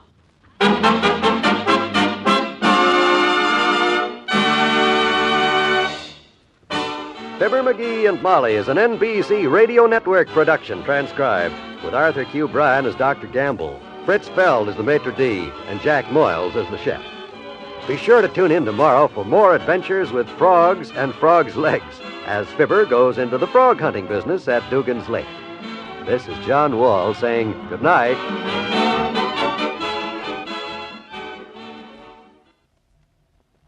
Get behind the headlines to the heart of the news tonight on most NBC radio stations.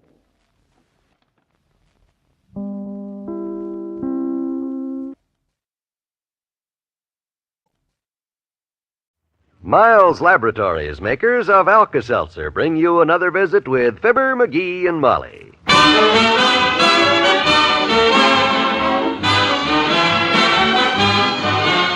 Again, we invite you to listen to the transcribed adventures of Fibber McGee and Molly. The show is written by Phil Leslie and Ralph Goodman and directed by Max Hutto.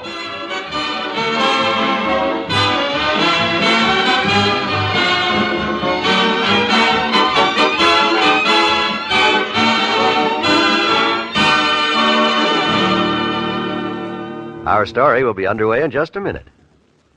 Having fun is good for you. Feel good so you can enjoy your fun. When you feel all in, all over with a headache, upset stomach, or general achiness, that's when you should take Alka-Seltzer. Alka-Seltzer tablets dropped into a glass of water fizz and become a liquid way to relief.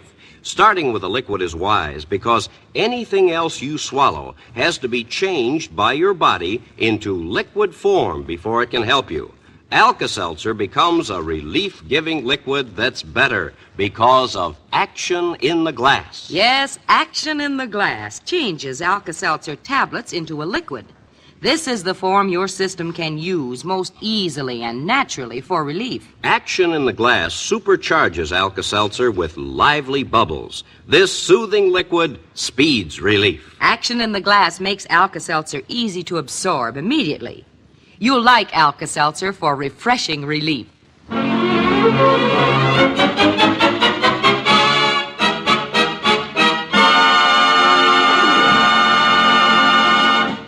The Wistful Vista Ladies Club will meet this afternoon at the home of Mrs. Molly McGee, who is preparing for the meeting right now under difficulties. Her biggest difficulty, of course, is one named... McGee? Huh? What are you doing now? I'm just trying to help you out, kiddo. I figured if I took this plate of little sandwiches you just stabbed with toothpicks and took them in the other room... Where I couldn't see you, and then when the girls got here, instead of 36 sandwiches, there'd be about 14. No, sir. You put those back. Oh, you counted them, huh? Yes. If you really want to help, you can put a couple of the dining room chairs in the living room for me. Well, gee whiz, you got 36 of them. Can't I just have one? Okay, one. If you'll promise me that when the girls get here, you'll go work in the garage or something and stay out of our way. Me? You're the lad I mean. What? After what happened the last time, sitting out on the stairway listening to the girls talking, why, you embarrassed me, McGee. You mean just because I walked in and said, it's getting late, girls, what difference does it make if it was his fault or her fault? They're back together now, so let's get on with the meeting. That embarrassed you? Yes, it did. Well, gee whiz, I'm businesslike. And the way you girls waste time when you're supposed to be having a business meeting... The meeting hadn't started yet. That was our 30-minute discussion period. Oh. So just let us run our own meeting today, please. Put these chairs in the living room for me, will you? And here, take this book in, too, will you? What's the book? It's a new bestseller by Stephen Shaw. Mrs. Bradley's going to make a report on it at the meeting. Stephen Shaw. Seems to me I heard of him. The book's called Women Are Wonderful. Very interesting. Oh, yeah, I remember that guy now. His name was in the papers last month. Front page story. Oh, really? Mm-hmm. Was it about his book, Women Are Wonderful? Yeah. Wally Wimple read the title and punched him in the nose. Well, don't you get it, kiddo? The troubles Wimp had with that woman of his, he don't think that guy... Put these chairs in the living room. I thought it was rather amusing myself. Well, don't try to be funny when the girls get here now. They're all crazy about Stephen Shaw. All women are after this book. Is that what this meeting is for, to drool over Stephen Shaw? No, no. Primarily, it's to discuss ways and means of giving our treasury a transfusion. Oh. That last fundraising affair we had just about broke us. Boy, the way you gals raise money, you'll all wind up bankrupt. Grocery boy! The old-timer's here. Okay, old-timer, be right with you. I was beginning to think he got lost. I'm all out of tea, so I told him I was in a jam and to hurry, but you know what a memory he's got. Yeah. Hi, daughter. I brung your... Say, that's a nice-looking tray of... Put that sandwich down. Which one? Both of them. And the one behind your back there, too. Aw, daughter, you got 2-3 dozen of them. You wouldn't refuse a poor, hungry old man just one little bitty... All right, one. And I hope you didn't get my order mixed up this time. There was only one item, so... Don't worry, daughter. I brung it just like you asked me to. Good. Right here in the sack, daughter. 3 jars of jam. Jam? Ain't that what you said on the phone? The girls are coming over, you said.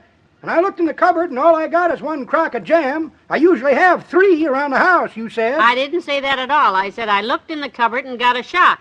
I'm in a jam. I usually have tea around the house, but I'm all out. I wasn't even close, was I? We must have had an awful bad connection, 'cause I could have sworn... Oh, dear, here come the girls now. Well, don't worry, Tootsie. I'll take care of it. You get your meeting started. I'll ride back to the grocery store with the old-timer myself and bring you the tea myself. Wonderful. Would you, dearie? Oh, thank Only you. way to get anything done right is to do it myself. Well, come on, old-timer. Let's go. Okay, Johnny. So long, daughter. Oh, it worked out fine. Coming, girls. It's a dirty trick to play on both of them, but I had to get him out of the house some way. At least we'll get the meeting started without his horning in, and that's worth something.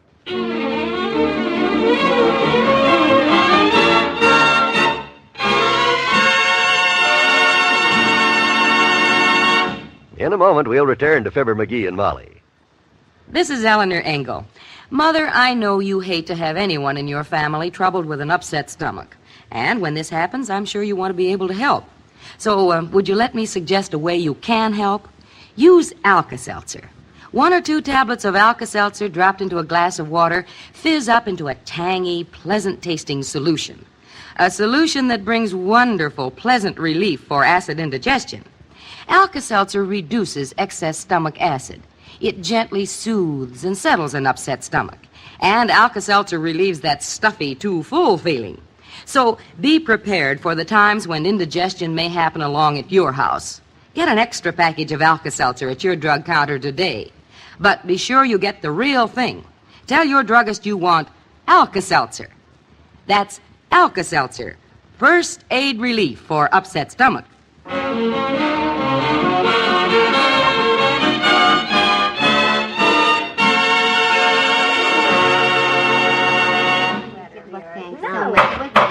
Girls, please. Mrs. McGee would like the floor. Thank you, ladies. We've discussed the subject pro and con, and my viewpoint is this. What difference does it make if it was his fault or her fault? They're back together again, so let's get on with the business of the day. I second the motion. All in favor, say aye. Aye. Hi, everybody. Oh, dear. I brought the tea, Molly. I'll just drop it off in the kitchen and be right back. So you go on with your meeting. Now, don't worry, girls. I'll handle this. He promised to stay in the den and read his paper. You go ahead and get the discussion on how to raise money for our treasury started, and I'll be right back. Don't bother to come in, McGee. I'm coming out there.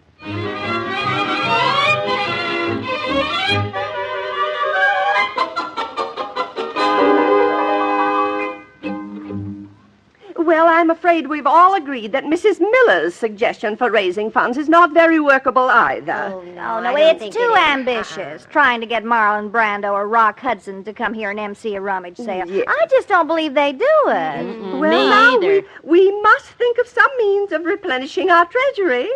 Anyone else have a suggestion? Yes, I have. Oh, him again. Oh, McGee, for goodness sake. Oh, Mr. McGee, this is a club meeting. Well, you just lay your club down, Sprad. Because this idea this time is so much better than them other good ideas I got thrown out with before that... Hey, don't do that, Come Molly. on. Ow, let go. Look out, kiddo. That's my sore ear from last time. Ah, gee whiz, Molly.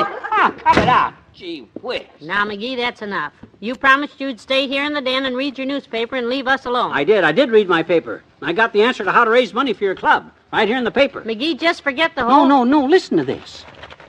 New resident of Wistful Vista, famous author Stephen Shaw has just... What? Stephen Shaw? Let me see that. He just moved into town right here in Wistful Vista. I bet if one of you girls ask him to give a fundraising lecture for your club, you know, maybe about his book. A lecture? Say, maybe you got If he some. thinks women are so wonderful, he'll probably... Oh, that's a great idea. Do you think he'd do it? Why, it's a natural.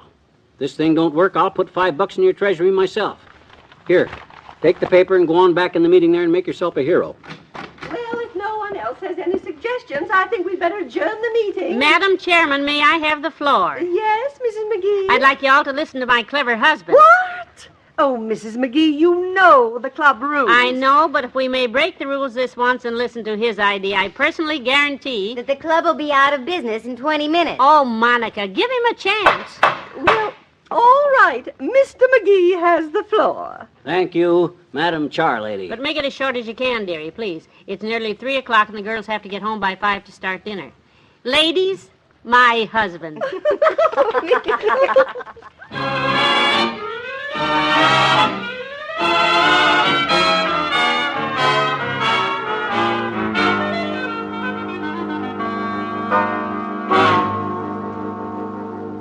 Oh, and did you notice how their faces changed when you told them the idea, McGee? Every one of them was so enthused about it. I'm proud of you. Well, And imagine me being elected the committee of one to visit Stephen Shaw and make the arrangements. Yeah, but... Certainly.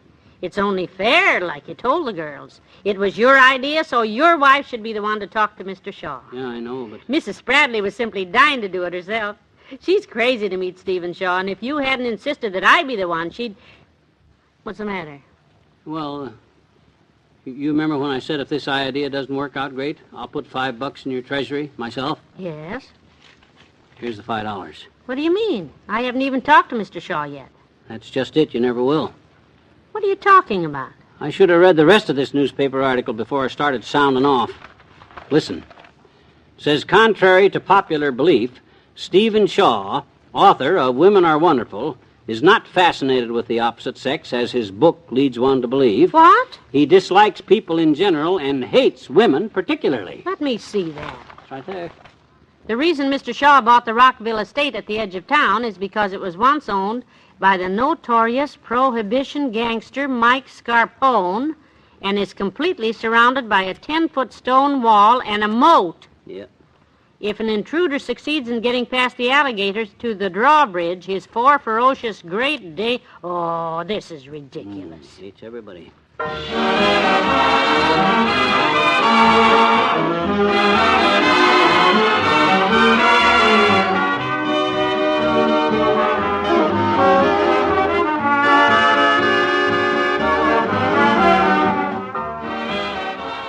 Your friends have more to say to you presently.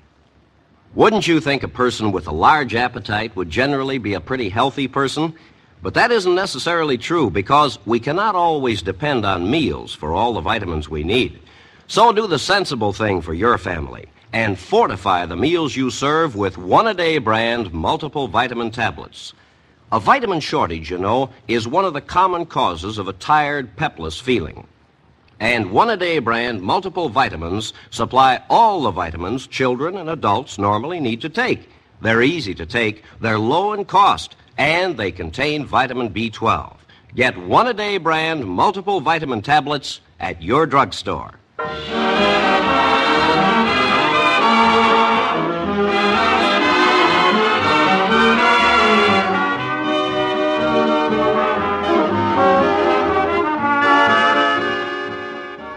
If I could just come over and speak with Mr. Shaw. Yeah, I know he doesn't like to see people, but... Oh, dear. Butler hung up again, huh? Oh, don't worry, Molly. Just leave this thing to me. I got you into this, didn't I? Yeah, but you didn't know, McGee. Just the same, I got you into it. And I'll get you out of it. How? I don't know, but you go on up to bed. I'm going to figure out a way we can get in to see Shaw tomorrow, or my name ain't Fibber McGee. Okay, good night, Sam. Huh? Oh, now stop worrying. I'll work it out. So long, everybody. Goodbye, all.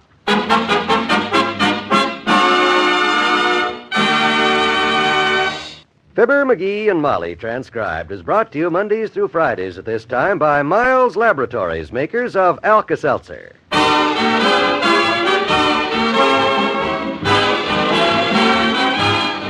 The Old-Timer is played by Bill Thompson. Mary Jane Croft appears as Mabel Toops, Myra Marsh as Mrs. Spradley, and Natalie Masters as Monica Miller. Before we sign off, we'd like to salute our country's top law enforcement officers attending the 62nd Annual Conference of the International Association of Chiefs of Police in Philadelphia.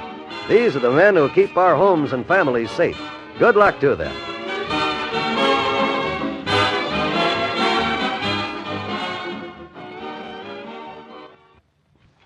Hear the news with Pauline Frederick today on most NBC radio stations.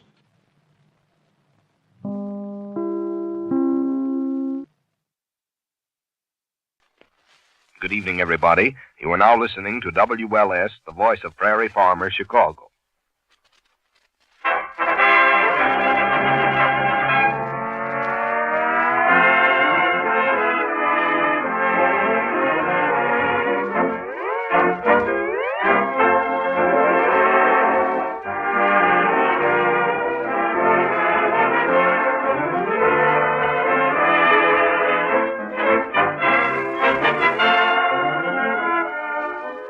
Good evening, everyone. The makers of Johnson's Wax let loose another lively load of laughter and lyrics with Rico Marcelli's orchestra, Kay Donner, Hugh Studebaker, and Marion and Jim as those sapient citizens, Fibber McGee and Molly.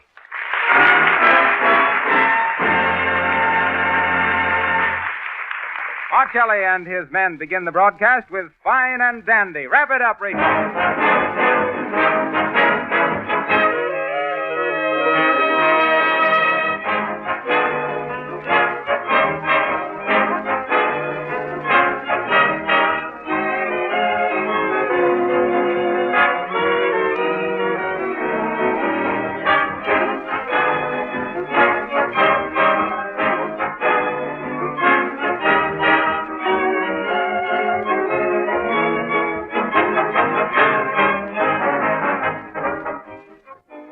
When you hear Marcelli's sparkling music, just remember that you can have sparkling floors and linoleum without any work of rubbing or buffing. Just try Johnson's Glow Coat, the easy-to-use liquid floor polish that shines as it dries.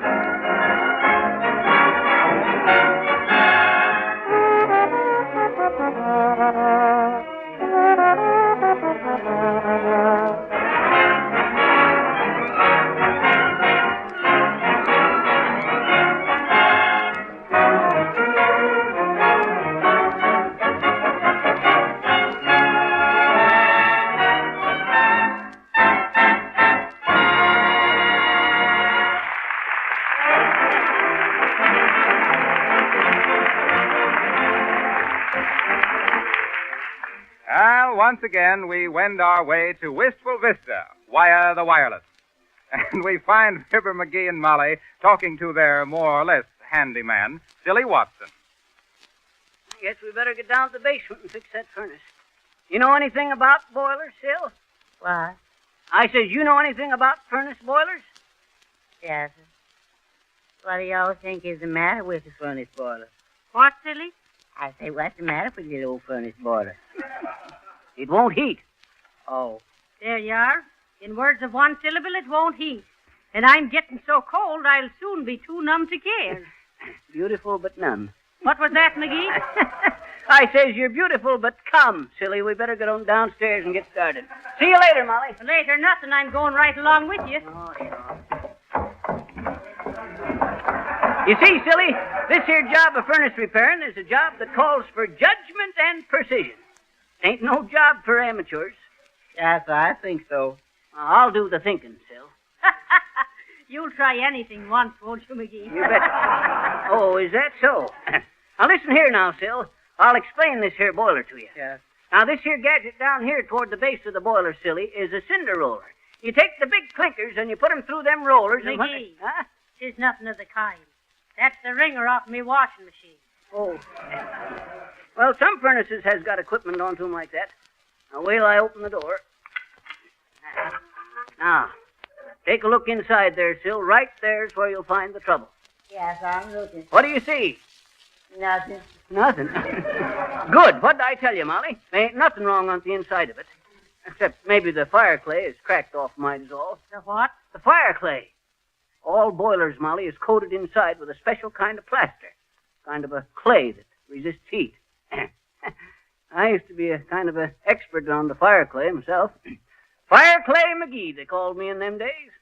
Fire Clay McGee, the finest, fastest furnace fixer from Fresno to Florida. You want to hear about it, silly? No, sir. Well, sir, this here was away back in 1904. Yes. Or no. No. 1905 it was. Yes. No. No. 1903. Or was it 5? What? Let's see. They had to shoot old Bruno for killing the neighbor's sheep in 1902. Oh, the poor dog. What you mean, dog? Old Bruno was my uncle. Once removed. Well, I guess it was 1905 at that. I was just mixing up a batch of my patented McGee non-crack fireproof fire clay one day into a big barrel, getting it to the right consistency. What? I says I was getting it to the right consistency. Oh, yes, sir, you got to do that. Well, sir, this here fire clay was just about right, like a thin plaster.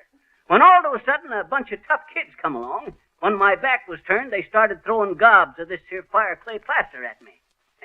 Well, sir, I finally thought they'd had enough fun, so I started to chase them. But shucks, I couldn't move a foot. That there plaster had dried on me so fast and so hard, I was just powerless to move my feet and legs.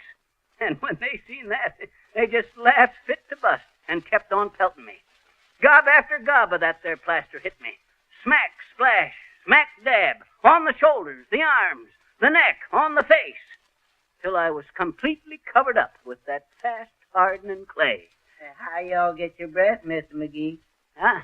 Well, by breathing real quick and winking fast, I kept my nostrils nice and closing up, but my mouth was sealed shut. Oh, and to think I wasn't there. Well, sir, after they finally flung all my special plaster onto me, that pack of kids left. The mud pack. Yeah. You listening to this, silly? What? I says you getting the benefit of this here talk? Yes, if there is any benefit, I get it. Good. Well, sir, there I stood, powerless to move a muscle. That there plaster getting harder and harder all the time. That was on a Tuesday. On Saturday morning, a feller come by with his gal, and he sees me. Hot dog, says he. Look, baby, he says, whoever done that statue knew what they was doing. You betcha, says she, real enthusiastic. It's good, all right, but is it art? And he says, sure it's art. You can't tell what it means, can you? And finally, a crowd grew, all complimenting the feller that had posed that there perfect figure of a man. Oh, my. Then the reporters come. And all over the world, newspapers come out saying, the finest sculpture ever sculpted, discovered in the backyard of a boiler plant. Mysterious statue, a work of unknown genius. All stuff like that. All I could do was stand there and watch, getting weaker and hungrier all the time. Cheated out of my meals and sleep. Cheated? Statues ain't cheated, McGee. Huh? They're chiseled. Well, sir, finally they hauled me away to an art museum and put me onto a pedestal, right next to the Venus de Milo. Now, listen, don't tell us she put her arm around you. And there I had to stand, day after day, millions of people staring at me. Why didn't y'all wink at somebody, boy? What say? I say, why didn't y'all wink them little old eyes of yours at somebody? Oh, I did. Twice. First time I caught a man's eye and winked, and he just says, "Hi, George, ain't that statue lifelike?" Second time I winked at a gal, and she slapped my face and broke 2 fingers on her right hand. Oh, my. Well, sir, one day, just as my strength was leaving me, I give one supreme effort, leaned forward and strained every muscle under the plaster, and crash onto the floor I fell, smashing that fire clay coating off into a million pieces. I was saved. 'Twas no time till they had me in the hospital, nursing me back to health. Well, why didn't you all sue that museum, boy? Sue? I did. They threw the case out of court. On what grounds, McGee? Shucks. They claimed my testimony wasn't reliable. Said I'd been plastered for 2 weeks. Come on there.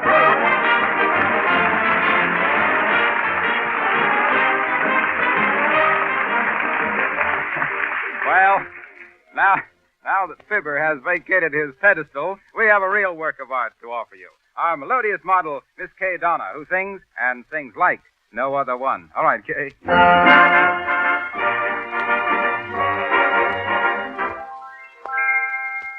No other one, yes, no other one can ever do what you do when you do what you do, kissing me.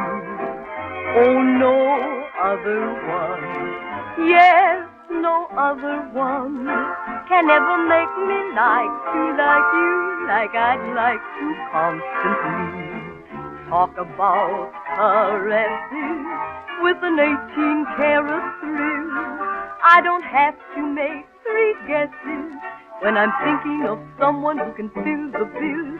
There's no other one, yes, no other one can ever make me want to say, who do you love in a great big way?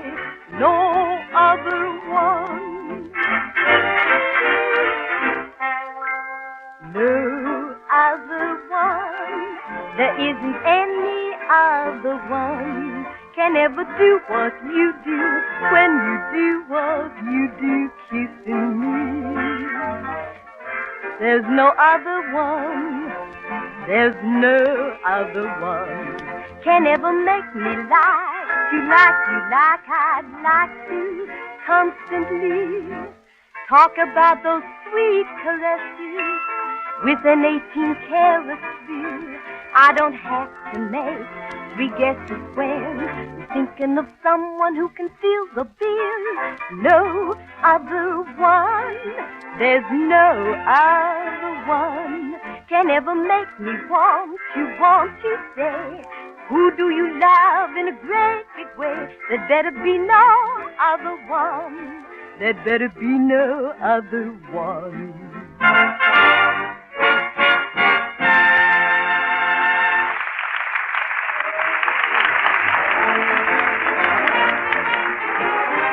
Thank you, Kay. Thank you. Friends, that was Kay Donna singing No Other One. And it might well be the theme song for Johnson's Glow Coat. For among floor polishes, there's no other one that can give you the lasting beauty and protection that Johnson's Glow Coat. Hey, Harpo, I got a riddle for you. Why is that there stratosphere balloon like a coat of Johnson's Glow Coat? Give up? Well, sir, the wear and tear of 74,000 feet don't mean nothing. well, that's the height of something or other. Okay. Well, folks, you know how I like to talk about Johnson's Glow Coat, the marvelous no-rubbing floor polish made by the makers of Johnson's Wax. Well, it seems I've been challenged by a young woman who says she knows more about Glow Coat than I do, because she's been using it on her own kitchen linoleum for several years. She's here in the studio tonight. Won't you step over here, Mrs. Wright? You're at liberty to say anything you please about Glow Coat. Well, I'm delighted to, Mr. Wilcox. You know, when I started housekeeping not so many years ago, I worked so hard trying to keep my kitchen linoleum clean. Really, it was pathetic. No matter how often I scrubbed it, that floor was dirty looking most of the time. And then one day when I was feeling particularly tired and discouraged, a neighbor of mine dropped in and told me about Johnson's Glow Coat. Well, I ordered some that very day, and I can't tell you what a difference it made in the looks of that linoleum. It took only a few minutes to do the whole floor, and it was so easy to apply. Why, it didn't seem like any work at all. And 20 minutes after I had put Glow Coat on the floor, it was perfectly dry, and the linoleum had a grand, bright polish. Now my floors stay clean and shining with practically no effort on my part. I have more time to rest and enjoy life. Believe me, I'm a real booster for Johnson's Glow Coat, and any woman who is tired of floor scrubbing should certainly try it. Oh, I guess I forgot to mention that you don't have to do any rubbing or buffing when you use Glow Coat. Thank you, Mrs. Wright.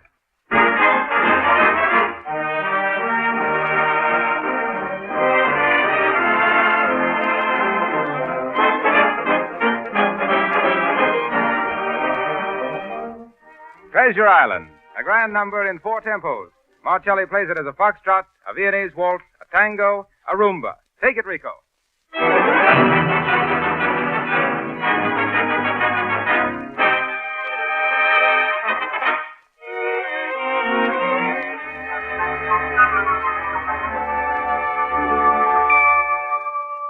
I sailed away to Treasure Island, and my heart stood still when I landed on the silvery shore.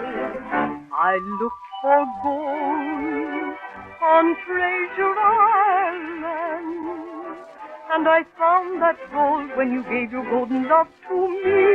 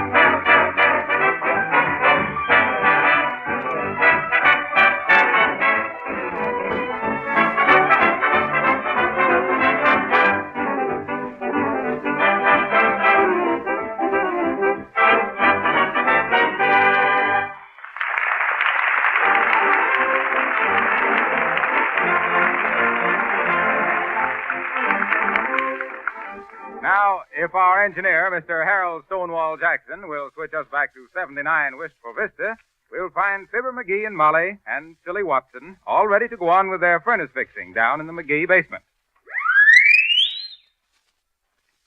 Well, McGee, you won't accomplish anything by standing there looking at it. Oh, now, Molly, I was just figuring out the right way to get at this here problem. No use rushing in and getting it all balled up. Let's see now. Say, you know what we better do? Yes. Turn off some of your hot air and get some in the furnace. What do we better do, boss? We better build a fire in here so we can see how she draws. That way we can tell better what's the matter.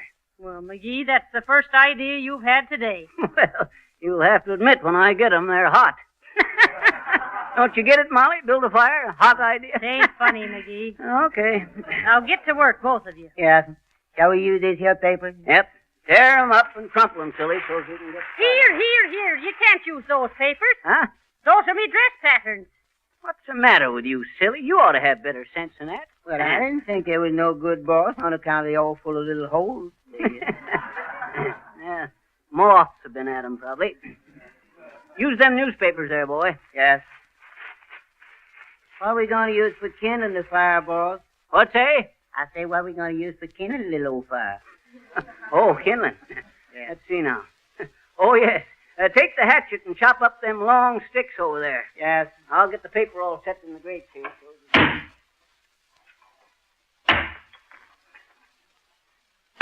You little old sticks is plumb full of nails, Mr. McGee. Well, don't dull the hatchet on 'em, Till. No, sir. Hey, wait a minute, Sid. McGee, what's he chopping up? Huh? Oh, them long sticks with the nails in 'em? Yes. Oh, it's just some old links of molding that was left from the... Oh, for heaven's sake, silly. You're chopping up me curtain stretchers. Curtain stretchers? Look at them. They're ruined. Oh, no, ma'am, they ain't ruined much. I just chopped off a couple little pieces of them, is all, ma'am. Oh, is that so? Why don't you two come upstairs and chop up the piano and the dining room table? Oh, we don't need that much kindling, Molly. Oh, you don't? Well, now I'm real glad to hear that. Is this here little old box good for the chop up, please, ma'am? Let's see it. Yes, go ahead. That's all right. Now, is that all the paper and kindling you'll need? Yep. You needn't look for no more, Molly. And who is going to? I just wanted to be sure you wouldn't use that porch furniture for your fire. Why, shucks, Molly. Don't be like that. We know what we're doing, don't we, Sil? What? I says we know what we're doing, don't we? Well, I guess you all know what I'm doing, but I don't know what you all are doing.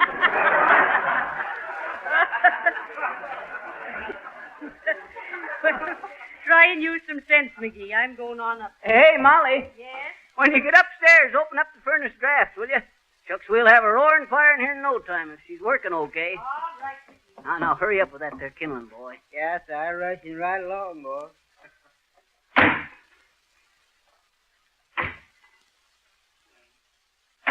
Oh, I had me a cow, a big brown Jersey. Her milk was good, but her temper was lursy. Hi-ho, the farmer in the dell.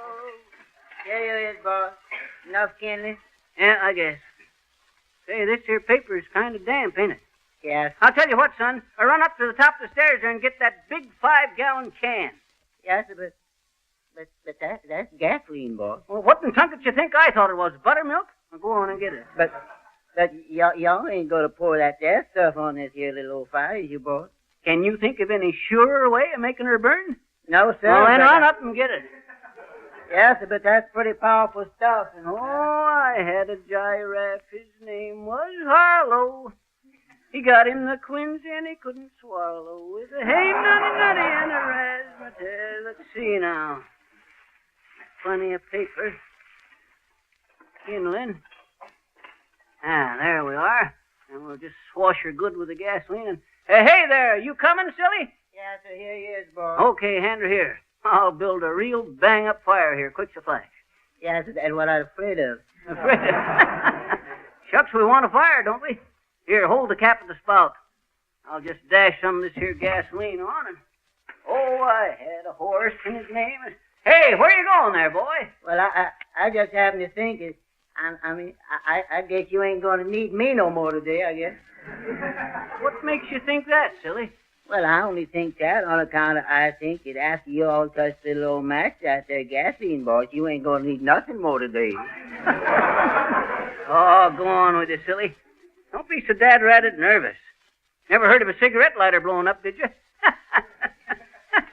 Now then, a little more over in the corner there.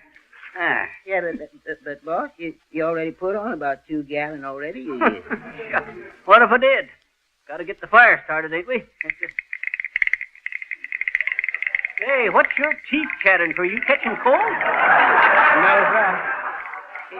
Yes, I guess I think I better go home and see a doctor while I got time, boss. Okay. But give me a match before you go. And say, hey, quit leaning against that smoke pipe, boy. It's all right, boss. It ain't hot. Dad, I know it ain't hot, but it's loose. Liable to come apart at the least bump, and we'll have soot around here a foot deep. Give me a match. Yes. No, sir, I ain't got a match, sir. Shucks, you got some right behind your ear there, boy. Hand me one. Oh, never mind, I got one. Now, here we go. Yes, I'm afraid so. Oh, shucks. Can you imagine that? What else? Better pour the rest of this here gas on it. There. Give me another match, boy. Yes. Here you is, and here I go. Hey, silly! Come back here! Silly! Shucks. Look at that feller go out that door and down that alley. Shucks. Just superstitious. Now, where'd I put that dad-rat match? Oh, yeah. Oh, shucks. Can you beat that? Well, I'll get this lit if it takes me all day. Ah. Now then. This'll do the trick. Rat to death. Heavenly days, what's happened down there? Where are you? I can't see a thing for the suit. Silly, Sylvius, where's McGee? What's happened to him? Silly, don't stand there coughing and rolling your eyes. Answer me. Molly, don't you know me? It's Fibber McGee, your husband.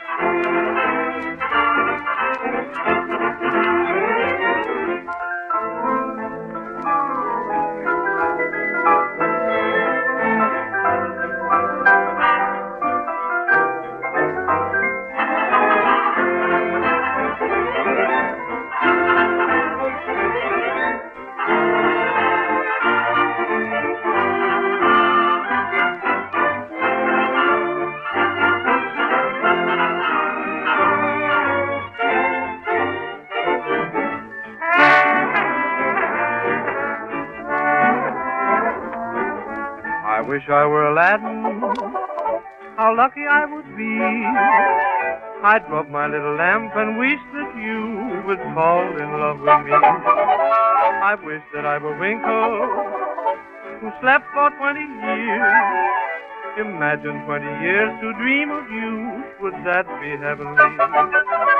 If I could cast a magic spell when I feel blue, I'd wave my wand and call for wonderful you.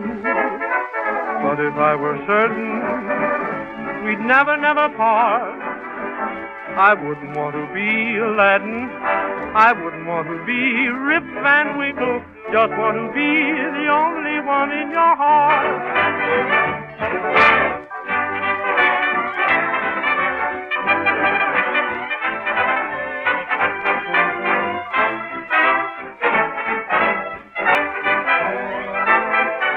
I wouldn't want to be Aladdin, I wouldn't want to be a Winkle, I just want to be the only one in your heart.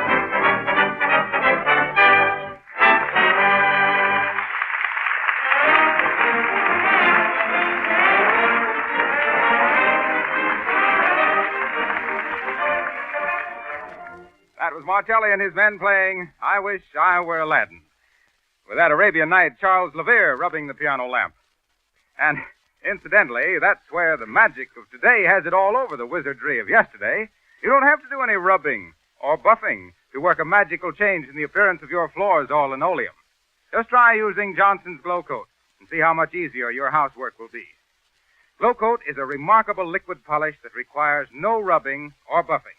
You merely spread a little Glow Coat lightly over the surface with a soft cloth or the long-handled Glow Coat applier.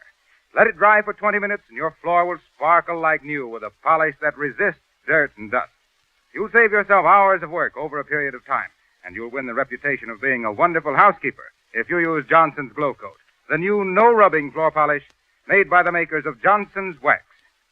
And let me remind you that it's very economical to try Glow Coat in the larger size cans. You can save as much as 1/3 by ordering the larger sizes from your dealer.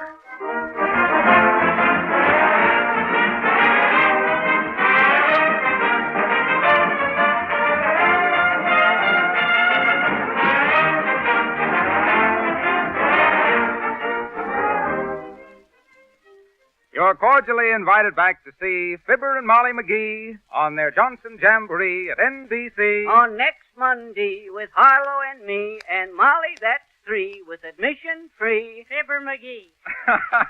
Well, come back with us next Monday night at this same hour when we understand that Fibber and Molly are going to have a nice old harvest home party.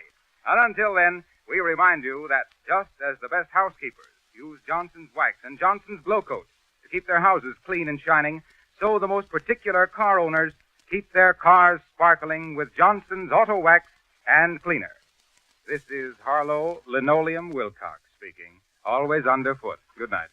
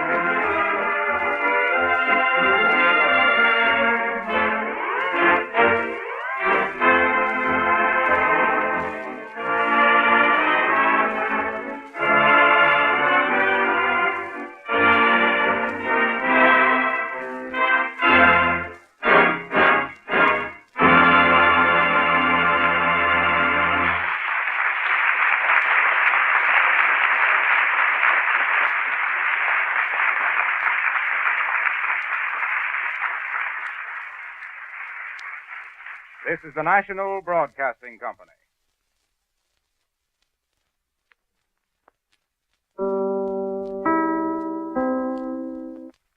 It's time for Fibber McGee and Molly.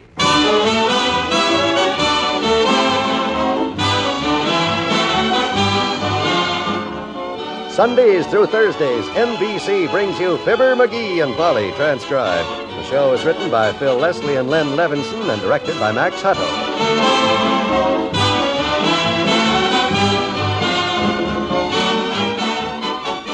First, let's peek into the house at 79 Wistful Vista and listen in on this conversation between Fibber and Molly.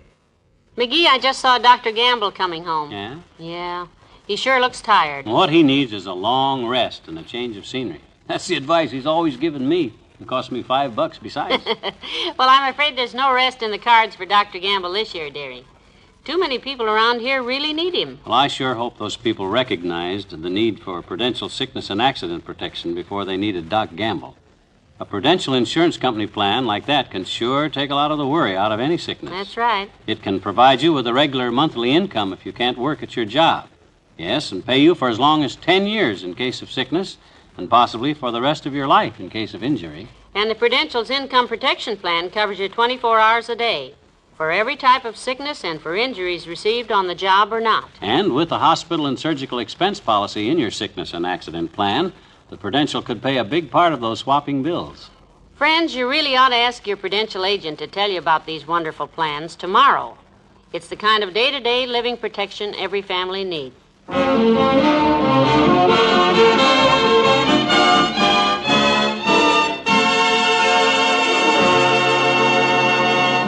There's a news item of considerable interest in today's Wistful Vista Gazette.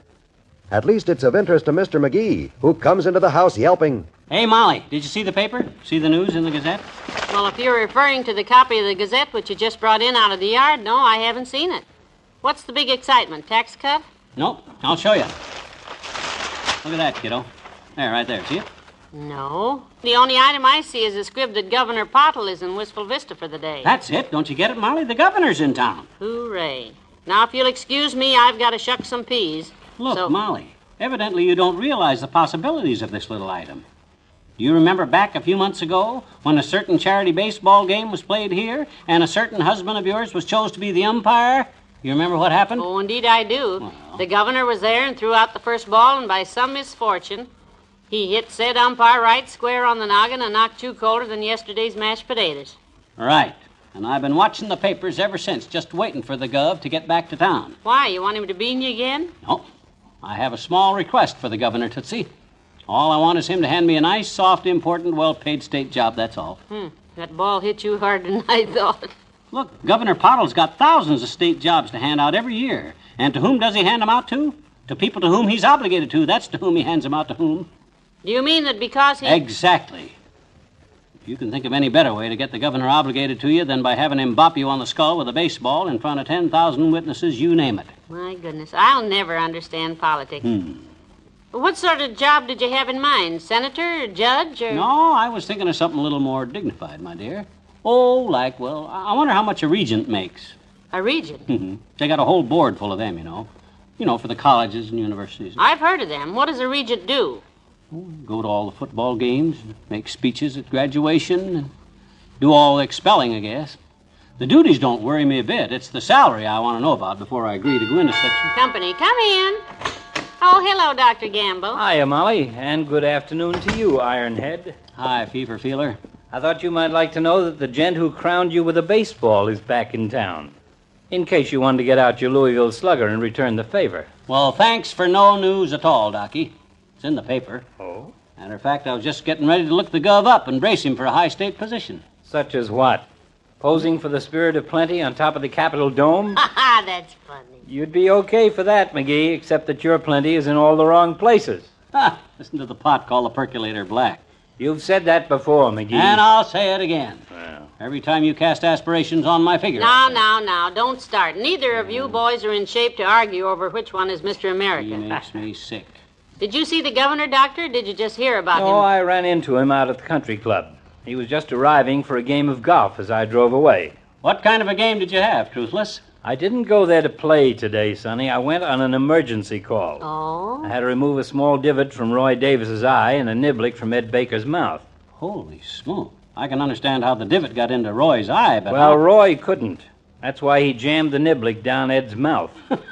My goodness, I had no idea golf was such a rough game. Those must be the hazards I read about. Although... Hey, if the governor's out playing golf, I can't think of a better place to see him, Molly. Some of the biggest deals in business are cooked up on the golf course. Get your hat... Are you serious about this, Eggface? You really going to hit the governor for a job? He hit me, didn't he? He figures one good hit deserves another. You know, I had a patient who got into a situation like this one time, McGee, where a public official owed him a favor. Really? What happened, Doctor? Well, he was coming out of a bar one night and tripped over a justice of the peace and took a fall that broke his wristwatch. Yeah? He figured the judge owed him something, and he told him so, and the judge agreed with him. Yeah? What'd he give him, Doc? 30 days. Oh. I hope you have better luck. So long, Molly. Bye. I bet he just made that up, McGee. Oh, sure. Well, come on, kiddo. We're wasting time. Run, put your face on. I'll run, put my hat on. We'll go put the arm on the governor.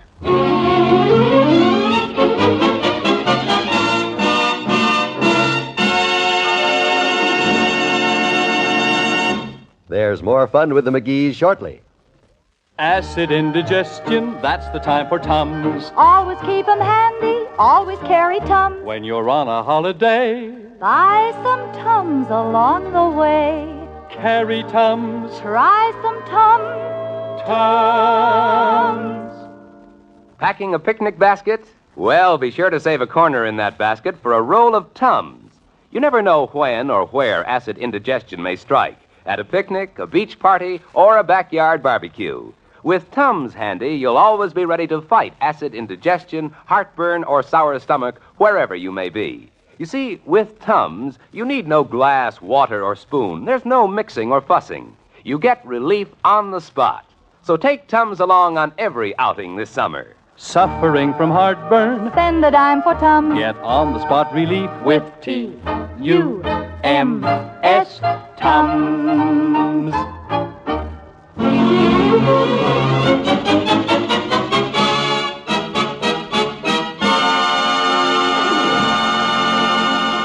Come on, Molly, down this way. You think it's all right for us to walk out here on the golf course? Don't you think we should have waited in the clubhouse for the governor? That whole mob in the clubhouse is probably waiting for him. We'll beat him to the punching. Hey, there he is, over on the tee. Come on. Not so fast, McGee. These high heels were never meant for walking on grass. You're not supposed to wear high heels. Oh, hi, Governor. Welcome to Wistful Vista.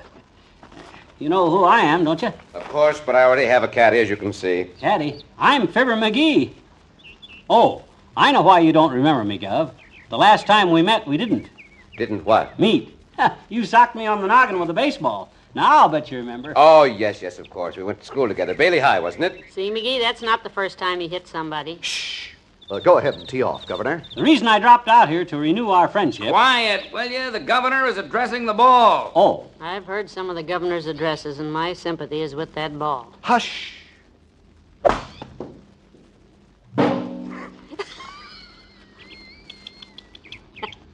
Well, that's too bad that water tank was in the way. You should have used a number 3 iron. I did use a number 3 iron. That's what I say. You didn't grip it right.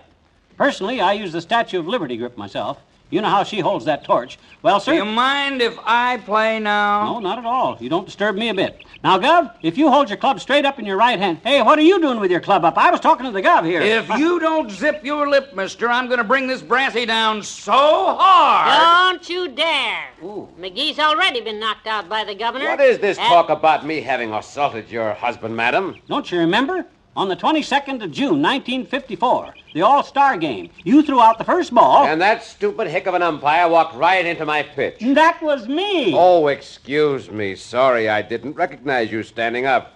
What you want me to do, lie down unconscious before you apologize? But, my good man, I did apologize to you in the dressing room at the ballpark. Not while I was awake to hear it. Ain't that right, Molly? Right.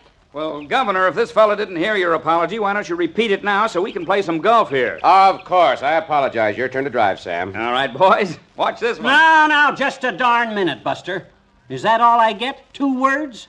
I apologize for being knocked stone cold in front of 10,000 witnesses and carried off the field on a stretcher with my arms and legs flopping every which way for everybody to laugh at? If you were unconscious, how do you know everybody was laughing at you? I saw the newsreels 6 times.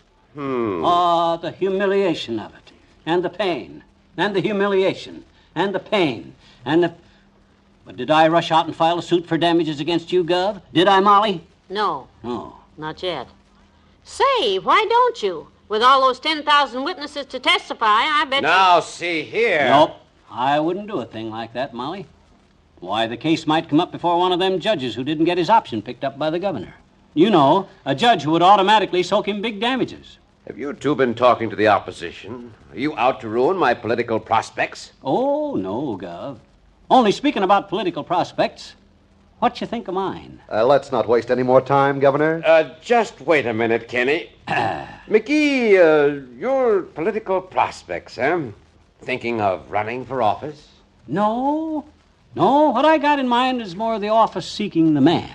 You know, there must be all kinds of a position you got waiting while you're looking around for the right pair of shoes to fill the top of the desk with. Well, Kenny here is on my staff, McGee. Handles all the patronage.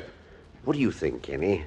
I think we better get on with this game if we're going to get finished before dark. No. Haven't you a nice spot open for our friend here in our state government? Something, fitting? No, it don't have to be a steady job, Kenny. Something honorary but monetary would do. It's funny, I can't think of anything but golf on the golf course. Why don't you come down and see me at the hotel tomorrow, McGee, and we can find you something suitable, huh? Oh, we're interrupting your game. Come on, McGee. You'll see the gentleman tomorrow. Oh, sure. Well, go on with your game, gents. We'll see you tomorrow. And thanks, Gov. Yeah. What are you going to do with that chowderhead, Kenny? Leave it to me. I'll probably make him dog catcher in a district where the dogs do the catching, huh?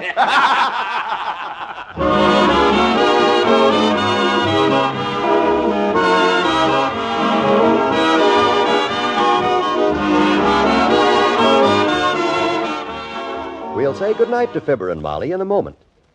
Say, isn't it something awful the way a day can go? All day long. Rush, run, hurry, get things done. Busy day, busy day, busy day. Days that are made to order for Jell-O Instant Pudding. Jell-O Instant Pudding, the busy day dessert. You can make it and serve it at the very last minute, no matter how busy you are.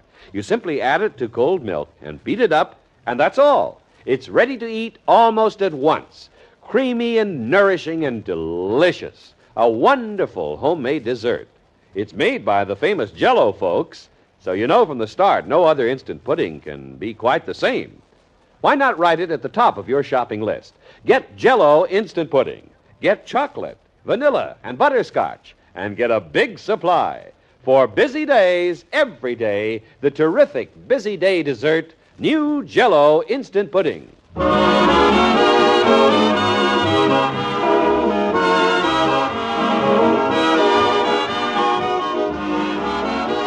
This may be the start of a great political career for me, Molly. You know, just quietly moving behind the scenes, pulling the strings, running things. Fibber McGee, the man behind the governor. Take my advice. Yeah? If the governor picks up a baseball tomorrow, you get behind him and stay there. I don't trust that man. Yeah, me too either. Good night. Good night, all.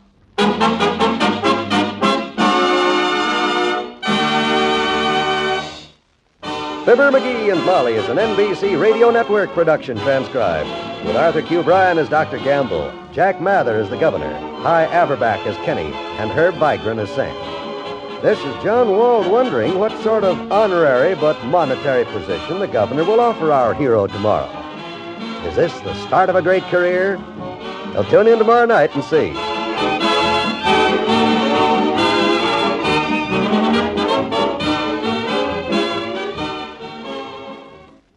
Join the great Gildersleeve and all his friends tonight on the NBC Radio Network.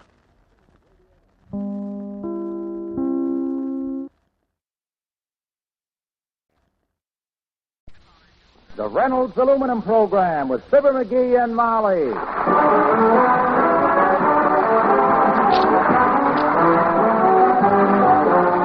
The Reynolds Metals Company, makers of Reynolds Aluminum, presents Fibber McGee and Molly transcribed with music by the King's Men and Billy Mills Orchestra.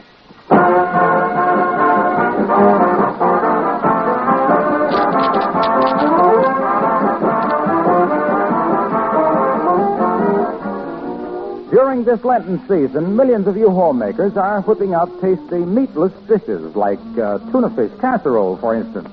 And here's where Reynolds Wrap, the original and genuine pure aluminum foil, really shines. Line your casserole so it stays clean with Reynolds Wrap. Press it down to fit smoothly inside the dish, with the edges sticking up to keep the food from bubbling over. Now for the recipe.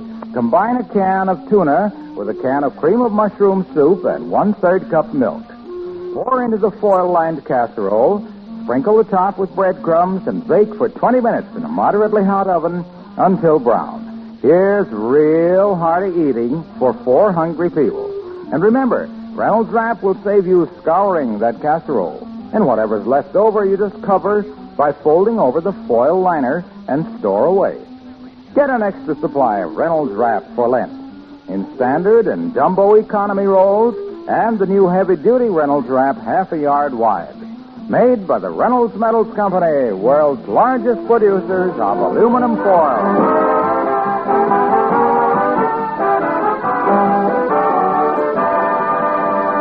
That's the McGee family car coming down 14th Street. The lady in the front seat is a Mrs. Dennison. And the lady driving the car is a Mrs. McGee of Fibber McGee and Molly.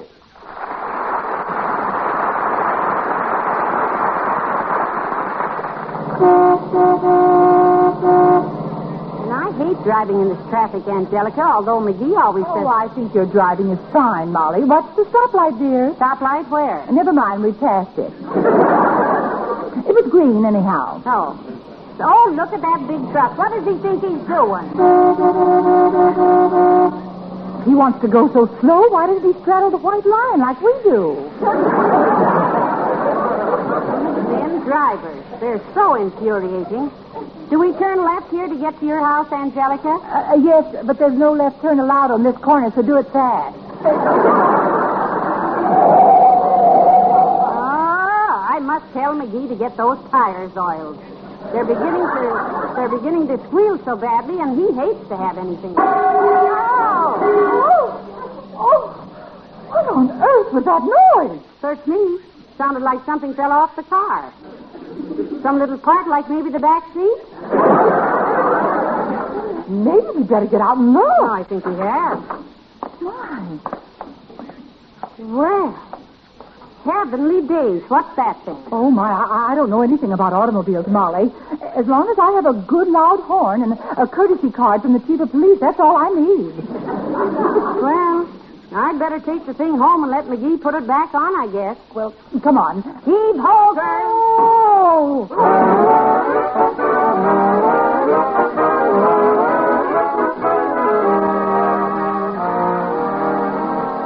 So just as soon as Mrs. Dennison and I boosted the thing into the back seat, I hurried right home for you to look at it, dearie. Good work, kiddo, good work. Probably just some little gadget off the crankcase or something. I don't know how we two girls managed to get it into the car, McGee. Yeah? It was heavier than a Hungarian dinner.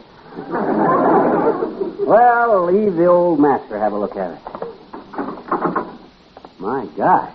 Is that it? That's it. Wow, that looks like the flywheel.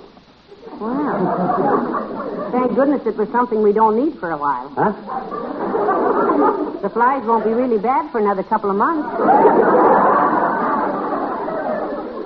Now, I better wrestle it out of there and see what it fits onto. Stand back, Tootsie. If that thing falls on your toes, you'll have to learn to walk on your hands.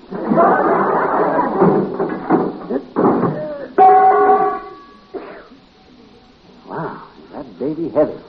What is it? One of the spark plugs? Or a piston bracelet? Piston ring. I don't know what it is yet, but I better get it put back on anyhow. All right, sweetheart. I've got to go in and call Mrs. Dennison. Call Mrs. Dennison? My gosh, you just left her 10 minutes ago. I know, but we were so busy talking, there were a lot of things I forgot to tell her. I'll be back out in just a few minutes. Okay, baby. Oh, there goes a good kid. But not much of a mechanic. She thinks a hose connection is a garter buckle. As soon as I get into my coveralls, I'll fix this thing. Mister. Oh, hi, Jeannie. Hi. Hi.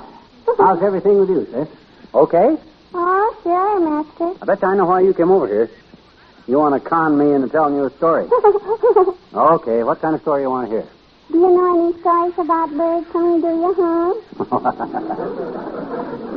Why, you like birds? Me too. I love birds, I betcha. Mm-hmm. I think birds are the prettiest things that fly, except my cousin Charlene. Your cousin Charlene? Yes. She's a hostess on an airline. Oh. She is, eh? Sure.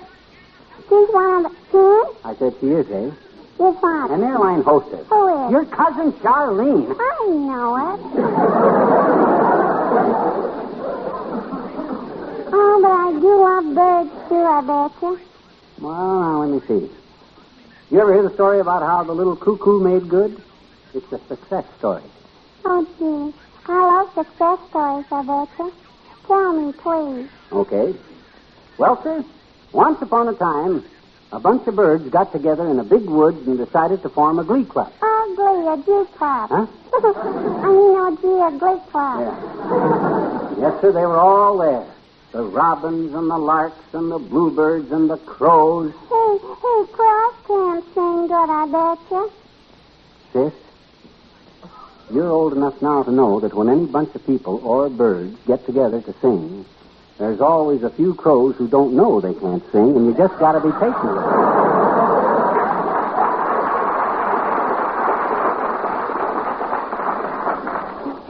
Okay, go on, mister. Go on. Right away, the woodpecker called the meeting to order. Knock, knock, knock, knock. That was using your head, wasn't it? I'll do the joke, sir. Well, sir, after the meeting was called to order, the woodpecker turned to a little redbird sitting next to him, and he says, Cardinal, will you give the benediction? Then up come the question of nomination. And right away the crow says, I want to be president. And the owl says, who? And the crow says, me. And the robin says, why? And the crow says, cause. And all the swallows kind of gulped, and the crow got elected. But how did the little cuckoo make good, mister? How did he? How did he? That's the crux of the whole story. Oh, goody. Go on. Okay. They were twittering around about who could be the different officers, and the little cuckoo piped up. I want to be secretary, he said. And all the other birds laughed fit to bust because little cuckoo was kind of a silly-looking little bird, and they laughed and they laughed and they laughed. Until the little cuckoo flew away into the deep woods, his little heart almost busted. Oh. If I'd have been a bird, I bet you, I'd have elected him secretary, I bet you. Oh, sure you would, sis. I would have. But these other birds didn't realize how loyal and faithful and hard-working a cuckoo could be.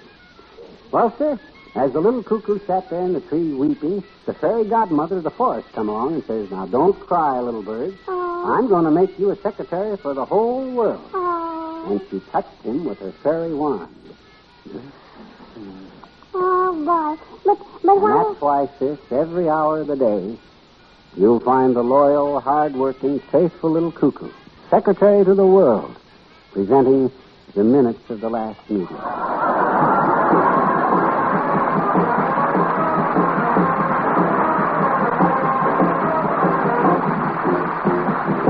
Billy Mills to the orchestra and Caravan.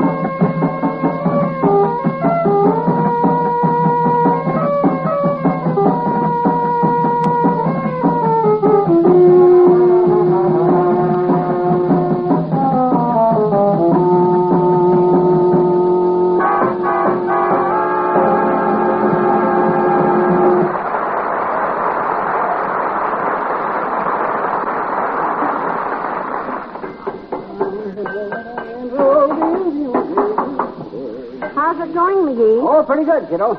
Almost got the crankcase took off in it. Good for you. I'm glad one of us has a mechanical mind. Well, it kind of runs in my family, Tootsie. All us McGees were mechanical genius. Really?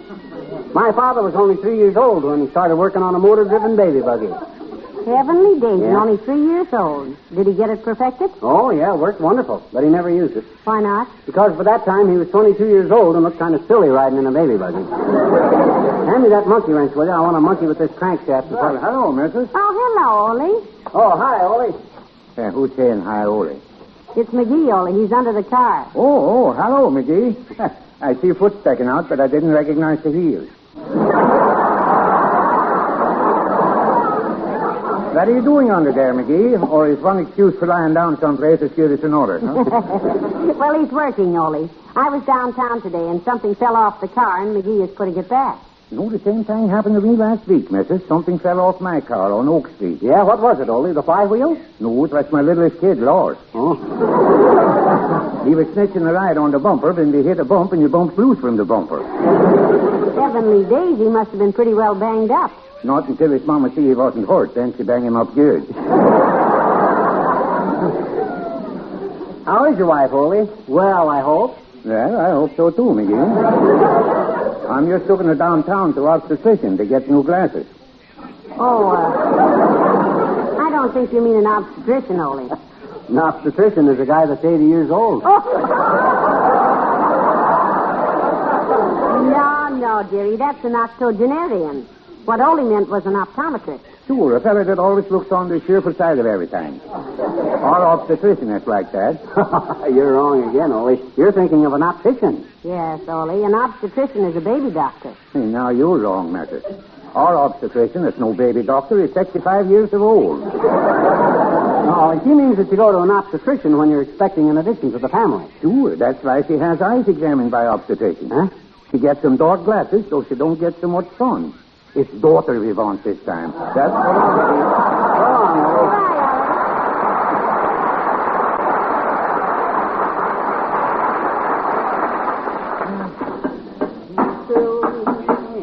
McGee, what'd you do with the big piece that fell off the car? I got it under here with me, kiddo, so I can match it up with whatever place it fell off of. I think if I can get this little bolt here loosened, I can... What's that?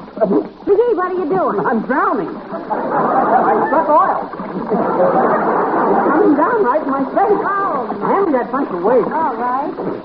My goodness. Look at your face.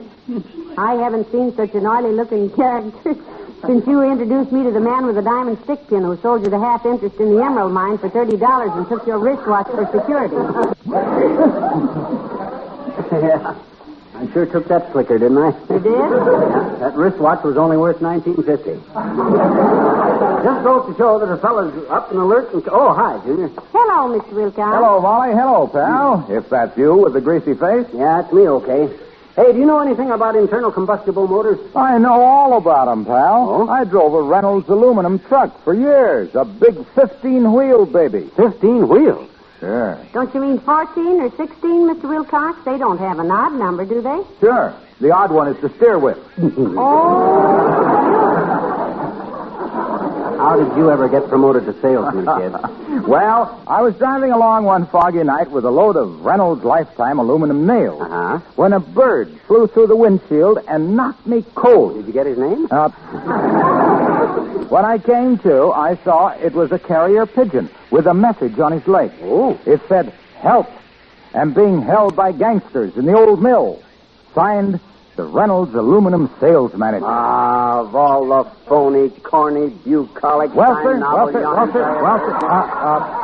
I had no gun, so I grabbed a keg of Reynolds aluminum nails. Yeah? Rushed out to the old mill, knocked at the door, and when the gangsters opened it, I wound up with the keg of nails and knocked them cold. Well, that's one way to deliver the goods. Yep. Sales manager said anybody who was as handy with a bitch as I was ought to be a salesman. Personally, I think you're a better truck driver myself. You're as heavy-footed as you're heavy-handed. And believe me, I like being a salesman. You said There's a lot of satisfaction in telling people about all the important points of aluminum nails. Well, the point's just one end, though. The other end is flat, so you can give it a hand. First. Reynolds Lifetime aluminum nails are rust-proof. They won't rust away. Second, they can't stain. They never leave rusty streaks on the outside of your house. Yeah, but how about the inside of your house? Can you drive them all the way through and hang pictures on them? I like a good long nail that you can hang a picture. Third, compared to ordinary nails, you get nearly 3 times as many aluminum nails per pound. Fourth is where I wish you'd go. Go forth and sell somebody else nails, and then you get that word. But wait a minute. This is a fascinating subject. For any exposed use with wood or composition materials, Reynolds Lifetime aluminum nails give you better and longer-lasting service. With longer nails? Of course, if you're putting up... Hey. Look, Bloomy. Yes, pal. Look, Mr. Wilcox, just between us and off the record. How did you really get a job as a Reynolds salesman? Mr. Reynolds is my cousin. See you later, kid.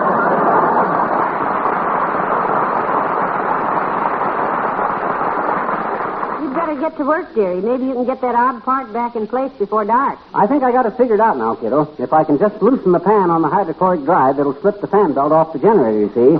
That'll give me a little more play in the differential. You haven't got time to play in the differential. You just keep on working there. By the way, what's that little windmill for in front there? That's the fan, Tootsie. What does it do? Pulls bugs into the radiator. Wasn't for that little gadget, the whole countryside would be infested with gnats and beetles and stuff. Purifies the air. Now, let me see I beg your pardon, sir. I'm working my way through college, and I'm selling subscriptions. Go away, bud. Go away. I'm busy. I'm glad to know you, Mr. Busy. Mm-hmm. And you, I presume, are Mrs. Busy? No, I'm not. Well, how do you do, Mrs. Knott? Allow me to introduce myself. I am Leavenworth P. Eaton. I'm working my way through college. Look, sir, can you come back some other time? Mr. McGee is engaged. Oh, isn't that nice? And who is Mr. McGee? I'm Mr. McGee. I thought you were busy. I am busy. When I was talking to Mrs. Knott here, she said that... Please, Mr. Eaton, I am not Mrs. Knott. She's my wife. Well, if you already have a wife, how can you be engaged? He merely meant he was engaged in fixing this automobile. Is that clear? Quite clear, Mrs. Busy. That's right, she ain't Mrs. Busy. She's Mrs. McGee. Then who is not? Who is not what? Mrs. Knott. I was talking to her a minute ago. Now, wait a minute. Straighten this guy out, will you, Molly? Glad to. Hand me that big wrench there. No. I mean, clear things up for him. Oh, all right. Now then, Mr. He's eating. No, I'm just chewing gum, Mrs. Now then, Mr. Eaton, I am Mrs. McGee. This man here is Mr. McGee, my husband. Yeah. And you're Mr. Eaton. Have you got that down, Pat? The lady is speaking to you, Pat. Well, I was... Doggone it, I'm not Pat. I'm McGee. Now, you listen here, Bud. Whatever you're selling, we A don't... magazine, sir. What magazine can I... Look, Mr. Eaton. Thank you, Mrs. Busy. Look is a fine magazine. Would you like it for 1 year or 3 years? You'll notice this pretty girl on the cover. Cut it out, will you? I'll be glad to, sir, if you'll hand me those shears. It'll make a beautiful pin-up for your garage. Now, just a minute, please. This thing is getting out of hand. We don't have time. You don't have time? Well, I'll start your subscription right away, and thank you very much. 1 year or 2? Neither one. And hey, Bud. Sir? You like life? Oh, I love life. Well, then get out of here while you still got it. Go on. Very well, sir, and thank you, Mr. and Mrs. Busy.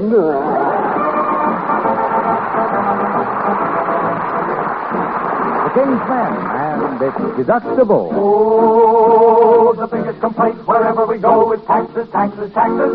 Nobody wants to work anymore because of all the taxes. Income taxes. This is the kind of thinking that could easily be destructible. Haven't you learned the more you make, the more there is deductible? It's deductible. It's deductible. A man can make a phone call from Jersey to the coast. It used to be expensive, but today you'll hear him boast. It's deductible. It's deductible. It used to be at 20, a man could come alive, but now you don't start living till you're over 65. Crazy world, crazy times. Love that world. What's the difference if nothing rhymes? It's irrational, but it's national. If you decide to take that ride and be a bride and groom, added room, deductible. We are all interested in redemption. How do you get your maximum exemption? The dependent must be one of the following: grandfather, grandmother, nephew, niece, uncle, and aunt, father-in-law, mother-in-law, daughter-in-law, brother-in-law, stepson, stepdaughter, stepfather, stepmother, stepbrother, stepsister. I'm telling you, mister, they're deductible. They're deductible. If you're the boss, then you can toss it off as loss or gain. Why complain? Deductible.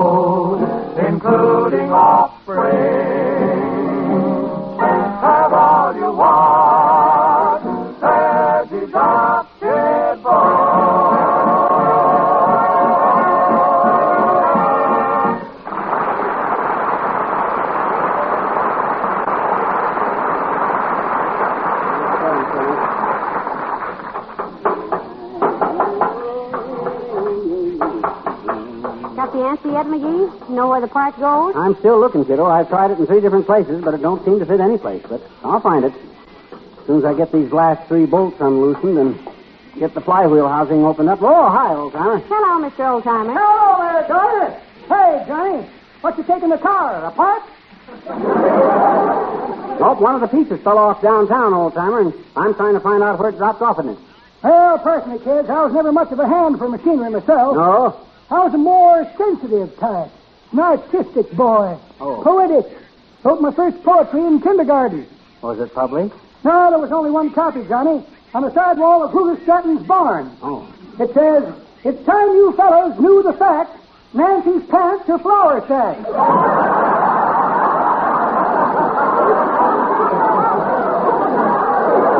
Had a postcard from her just the other day, from The Hague in Holland. She's a duchess now. Oh? Married a duke? No, married a Dutchman.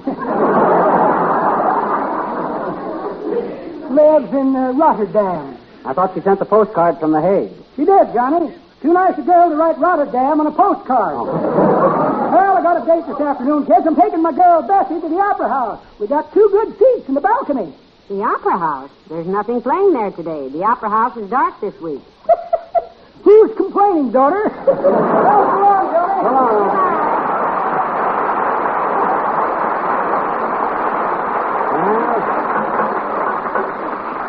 Let's see.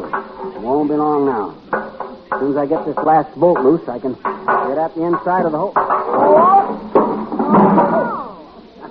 Good heavens. You certainly got a big chunk off that time. What do you call that? We call that the motor. Now, let me see. The flywheel ought to go in here something. No, that can't be right. Why can't it? There's a flywheel already in it. I think the car's got 2 flywheels. Well, this is a pretty old model. It might have There to... you are, McGee. Well, having an accident, I see. Huh? Oh, hi, Latrivia. Hello, Mr. Mayor. What's your license number, McGee? 986W5, what? 986W5. Well, that checks with my information. One of our traffic officers took your license number downtown this morning, McGee. Oh, yeah? Well, you tell them ticket-happy hooligans of yours that they got nothing on me, boy. I wasn't even out in my car this morning, so, ha-ha. No, but Molly was. Molly, do you remember doing anything wrong this morning? Well, my goodness, Mr. Mayor, if you're referring to that little bitty left turn I made on 14th Street, where the sign said no left turn, I wouldn't have done it, only I had to take Mrs. Dennison home, and how does the city know where she lives when I'm driving the... No. That was not what I meant. What did I do wrong? You ran over a piece of city property, stopped your car, picked it up, and drove away with it. What? It's lying right there under your car, McGee. Huh? Give us back our manhole cover. Manhole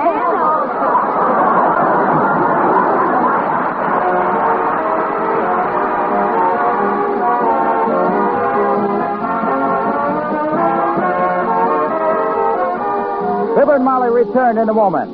Here's important news for every home owner now facing the expense of another patch and paint job. And for every home builder wise enough to cut maintenance costs at the start. It's a special aluminum siding that's finished in gleaming enamel.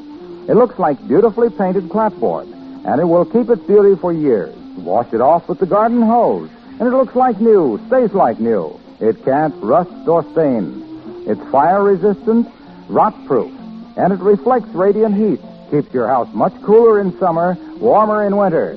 When you see an old, weather-beaten house transformed to dazzling and lasting beauty, remember, under that beautiful color, that's aluminum. Most likely, Reynolds Aluminum. For it's the Reynolds Metals Company that supplies leading manufacturers of this aluminum siding. The Reynolds Metals Company, pioneers of progress through aluminum.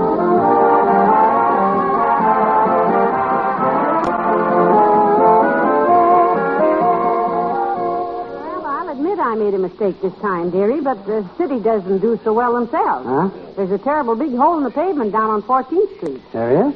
Right near where I picked up that iron thing. Is it About the size of the cover that you...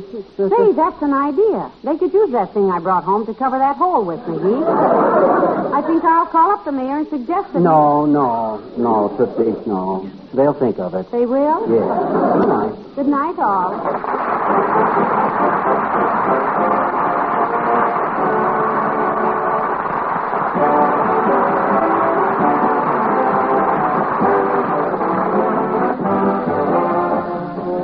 Reynolds Metals Company, pioneers of progress through aluminum, has brought you Fibber McGee and Molly transcribed with Bill Thompson, Gail Gordon, Dick LeGrand, Cliff Arquette, Elvie Allman, and me, Harlow Wilcox.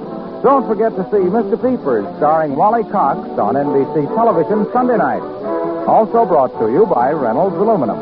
And be sure to be with us again next Tuesday night. By the way, all of us here in Wistful Vista want to salute the 2 million Girl Scouts of the United States as they celebrate their 41st birthday week. May there be many more for this fine organization. Good night.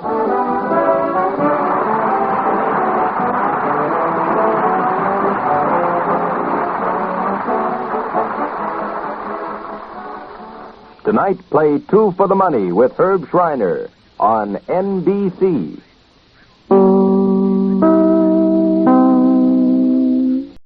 It's time for Fibber McGee and Molly.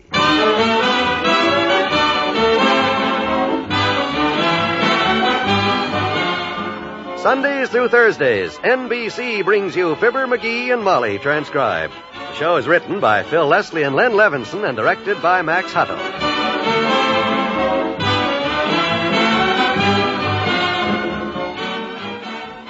Before we start another escapade with the McGees, they have this word for you. Say, Molly, here's something every home ought to have. It's called a Selecto-Ray Protecto Alarm. The hardware store is selling them for only $139.50. Oh, no, you don't, McGee. Hmm? When it comes to protection, you know there's nothing like those Prudential sickness and accident plans of ours. Yeah, you bet your life there isn't. The Prudential's Income Protection Plan covers you 24 hours a day against just about every kind of accident and all types of illnesses and diseases. And this plan can pay you a steady monthly income for as long as 10 years in case of illness and for possibly the rest of your life in case of accident. And you know, once you take out Prudential's Income Protection Plan, not a soul can cancel it, except, of course, yourself. Yeah, and it's guaranteed renewable, too, just like it says in the contract. You can also get a hospital and surgical expense plan to help pay off those costly medical bills. And friends, Prudential has prepared a little booklet telling you all about these wonderful sickness and accident plans. And for your free copy of this new Prudential booklet, write your name and address on a postcard, along with the words, sickness and accident, and send it to Fibber McGee and Molly, Box 1212, Newark, New Jersey.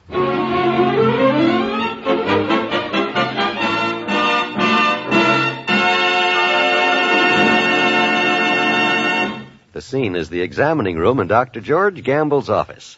It's time for Mr. and Mrs. McGee's semi-annual checkup. And the doctor is going over the weaker member of the team right now.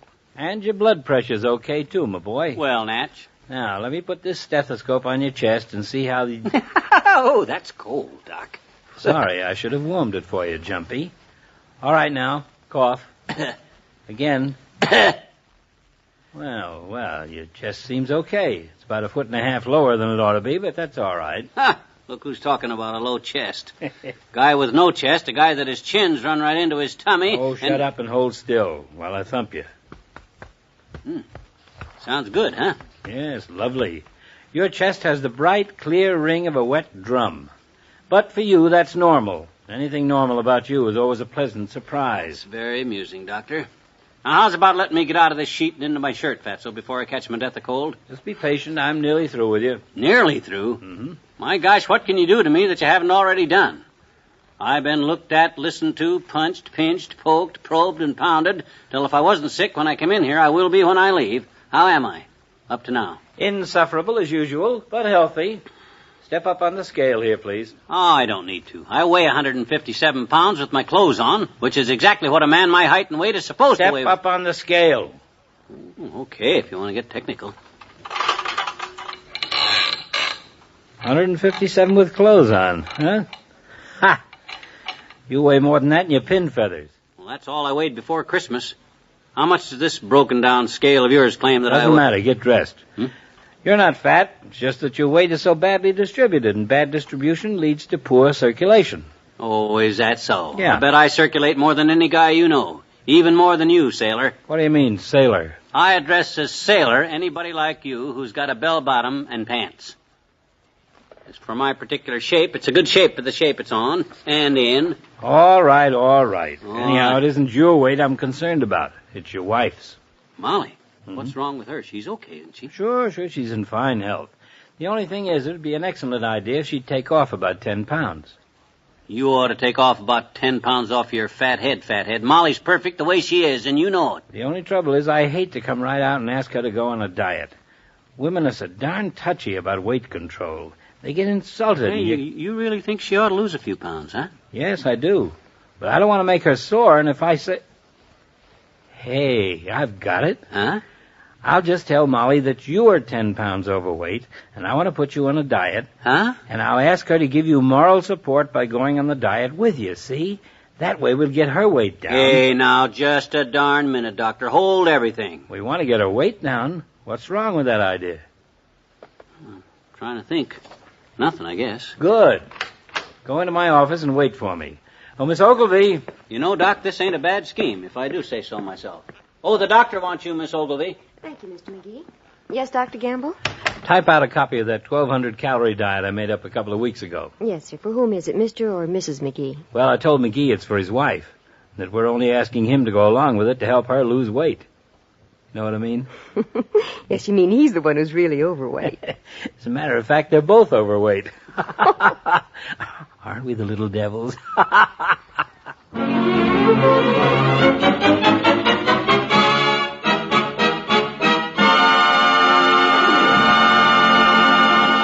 Back to Wistful Vista in a minute. This year is the vital year in the fight to the finish against infantile paralysis, dread crippler of little children. This year, the fight will take $64 million, funds needed to carry on a twofold program of polio prevention using vaccine and a patient aid program continuing help everywhere to children and adults stricken by polio and still needing assistance. Last spring, the new Salk vaccine was tested in nationwide field trials involving almost 2 million children. The results of these trials are being evaluated now, a study underwritten by March of Dimes funds. To make sure that supplies of the vaccine are available, the National Foundation has taken the financial risk of committing funds in advance to keep polio vaccine production lines in operation. There will be enough polio vaccine available for possible use this spring for at least 9 million children. But your financial support is desperately needed. Send dimes and dollars to your local March of Dimes headquarters.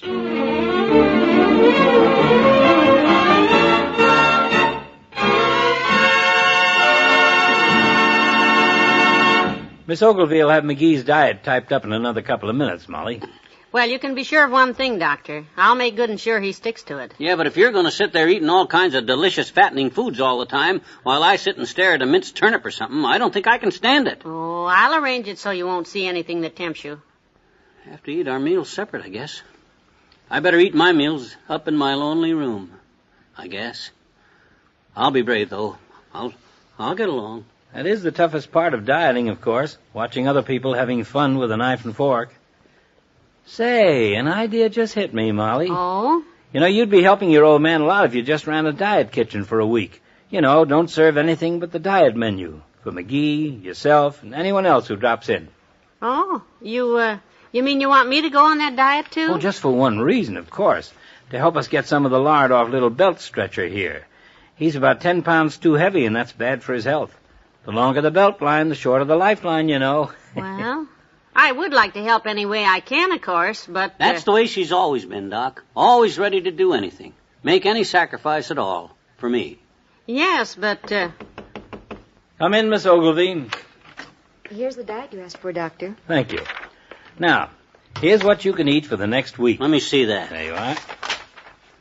Sauerkraut juice, skim milk, thin slice broiled codfish with parsley, 1 sprig. Lunch, pot cheese, black coffee, 1 cup, quartered carrot. Dinner, lean stuffed pepper, cauliflower, with imitation cheese sauce, water-packed rhubarb. Oh, no. Oh, look here. Raw spinach salad, no egg. Fresh elderberries with topping of whipped sugarless sweetener and powdered skimmed milk. Not to mention broiled grapefruit halves with mint leaves. Ooh. Holy smoke, Doc. What are you trying to do, starve me to death? This ain't enough to keep a canary from falling off his perch. Are you sure this isn't an infant's diet, Doctor? No, I worked that diet out myself, and it contains sufficient nutriment for a grown person to live on comfortably. Oh, is that so? Well, could you? Of course I could. Anyone could. Well, then I'm going to suggest what I've been itching to for years now. Doctor, cure thine own self. What do you mean, cure myself? I'm not sick. Neither am I, you big faker. And if I got to live on shredded carrots and stuffed parsley to lose 10 pounds, what about you and that basketball you're trying to smuggle under your vest? Well, I'm a different case. I'm a too busy person to diet while running all over town taking care of... I have to grab meals on the run. I have to eat wherever I can. Miss Tuttleson was saying just the other day, McGee, that he'd be very handsome if he lost about 30 pounds. I can't go on a diet, Molly. My mother's going out of town for a couple of weeks. I've got no housekeeper. Have to eat at the restaurant. Not at all, Doctor. You just come right over and have your meals at our house. We'd love to have you. Sure we would. And we'll serve you the same stuff our doctor tells us to eat. We got a very fine physician. One of the best. And our doctor recommends, poached bamboo shoots, sliced thin, tomato surprise. The surprise is there's nothing in the tomato but tomato. And rutabaga puree. Now, wait. Look, kid. I don't think you should go on a diet if the doctor himself has no confidence in what he tells you to do, McGee. Do you? But you... Of course not.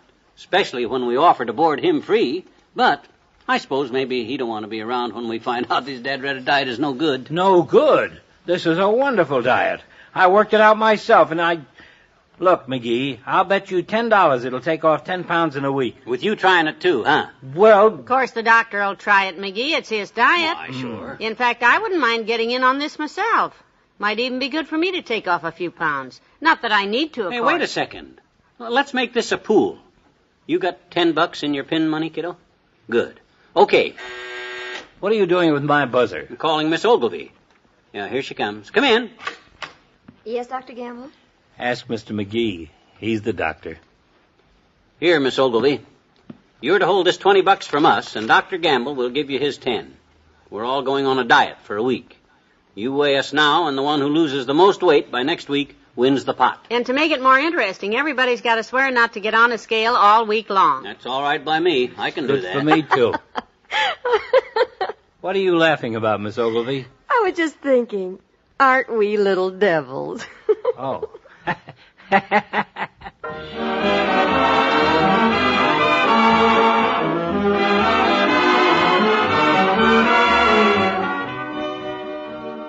Fibber and Molly will be right back. Have you discovered Dial Shampoo?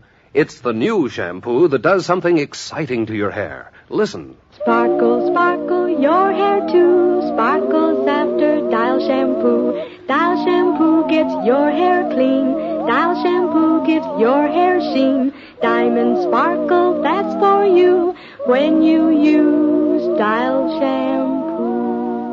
Yes, your hair will have that diamond sparkle look the very first time you use Dial Shampoo. This new shampoo is specially made to give your hair a priceless sheen, an extra brightness. With Dial Shampoo, you get loads of lanolated lather. It's a creamy, rich lather, gentle but thorough. And it leaves your hair soft and easy to manage. Buy Dial Shampoo in the unbreakable squeeze bottle. Diamond sparkle, that's for you when you use Dial Shampoo. Dial Shampoo.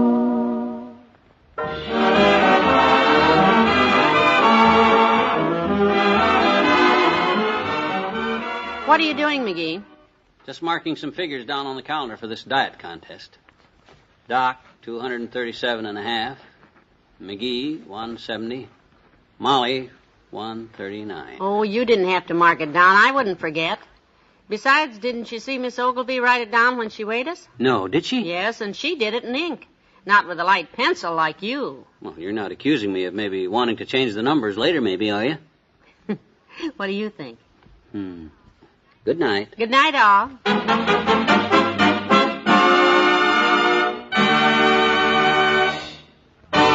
Fibber McGee and Molly is an NBC Radio Network production transcribed, with Arthur Q. Bryan as Dr. Gamble and Marion Richmond as Miss Ogilvy. This is John Wall saying don't forget to tune in again tomorrow night to find out how the McGees and Dr. Gamble stick to their new low-calorie diet. If you're on a diet yourself, you'll need something like this to cheer you up. And if you're not, aren't you lucky?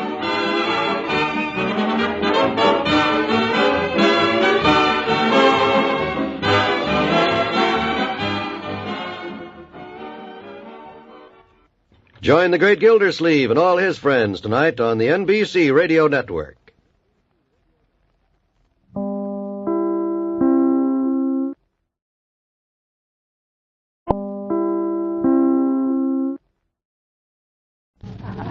The Johnson Wax Program.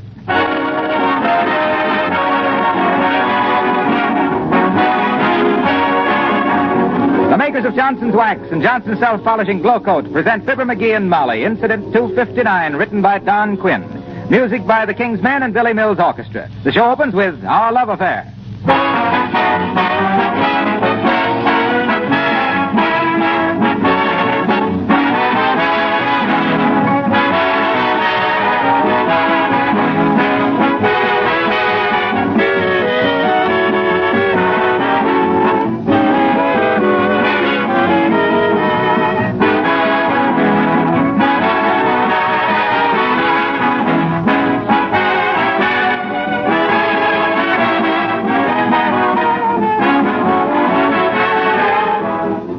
Haven't you often noticed how important floors are to the appearance of a home?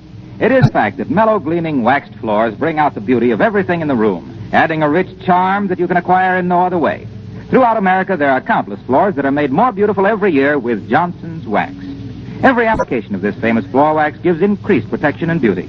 Johnson's Wax gets down into the pores of the wood, seals out dirt, protects the finish against scuffing feet and sharp heels, and it does away forever with tiresome floor scrubbing. And besides its use on floors, there are more than 100 extra labor-saving uses in your home for genuine Johnson's Wax. Protects and beautifies furniture and woodwork, windowsills, parchment lampshades, leather goods.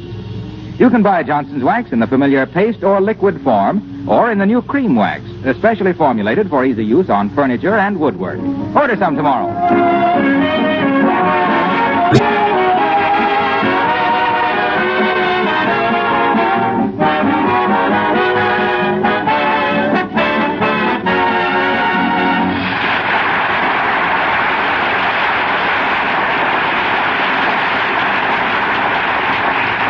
It will probably be news to everybody that Throckmorton P. Gildersleeve keeps a diary.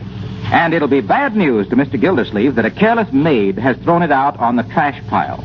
But heaven knows what will happen when he discovers that it was picked up by Fibber McGee and Molly.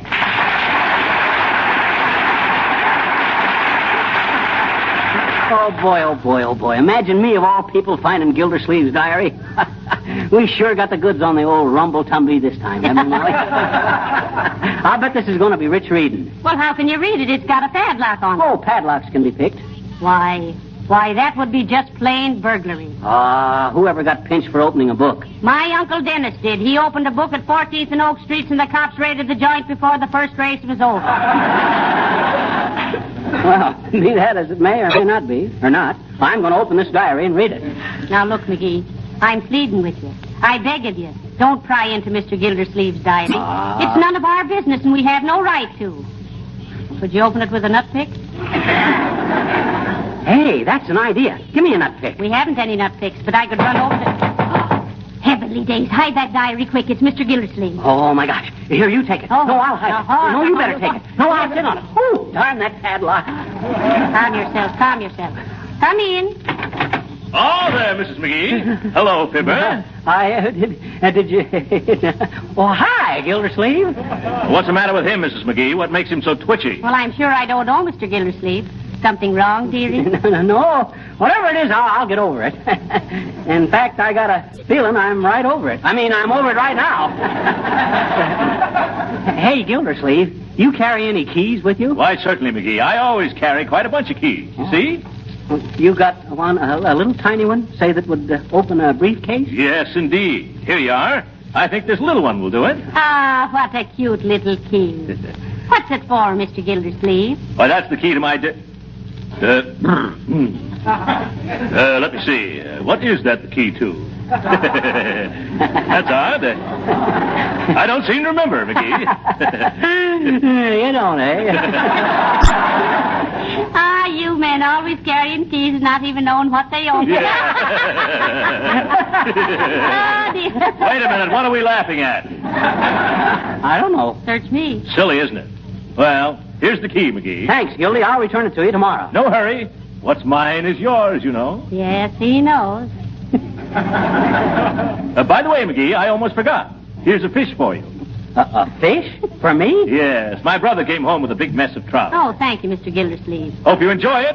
Cost about $18. I thought your brother caught it. He did, and the game warden caught my brother. Well, good day, folks. Did you get that money? Get the idea? He's trying to bribe me. That's what he's doing. Bribe you to what? Not to open this diary. He doesn't even know you got his diary. That makes it worse. Trying to bribe me even before he knows what's happened. That settles it. Now I will read it. Give me that little key. There. Oh, dear, this is a shameful thing we're doing, McGee. It's like reading somebody else's mail. I'm so ashamed. Well, for goodness sakes, what does it say? Boy, he's sure been keeping this diary a long time. Look, it says Friday, August 19th, 1911. Stayed in bed all day today. Saturday, August the 20th. Stayed in bed all day again today. Sunday, August the 21st. Stayed in bed all day. Monday, August the 22nd. Pants returned from cleaners.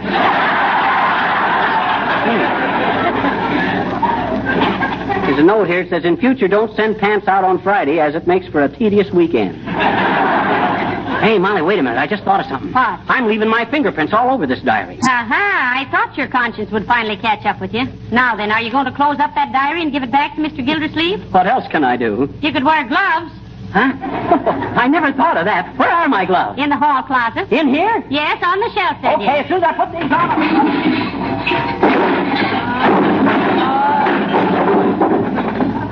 Hey, Molly. Yes? Remind me to straighten out this closet tomorrow.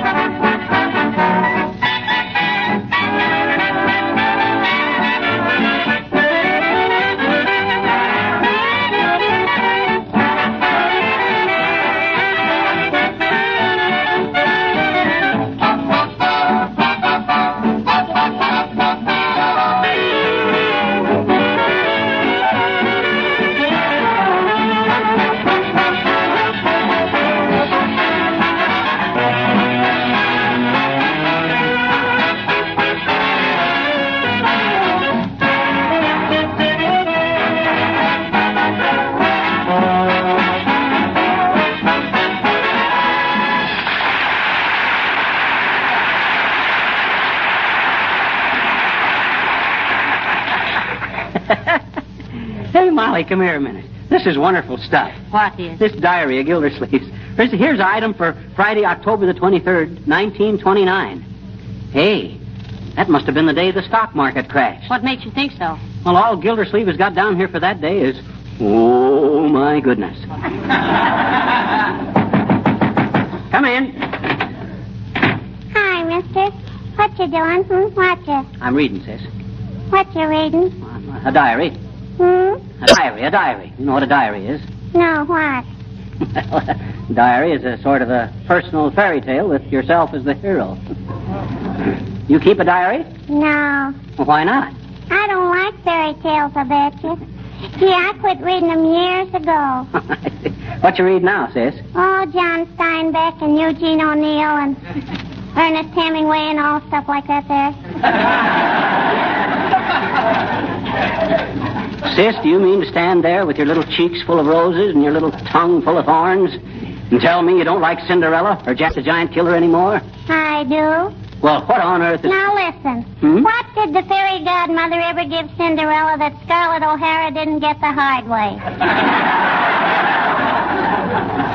And you take, for instance, Jack the Giant Killer. Huh? Why, he's a cream puff. He'd be a pushover for Superman. I'll bet there's one fairy tale you still like. What? Little Red Riding Hood. All the kiddies like that one. Not me, mister. What? You don't like Little Red Riding Hood? No. Why, think of that beautiful golden-haired little girl, full of trust and innocence, with a heart full of love and a basket full of groceries. Alone in that secluded cottage with a vicious, cruel, bloodthirsty animal. Ah, fully.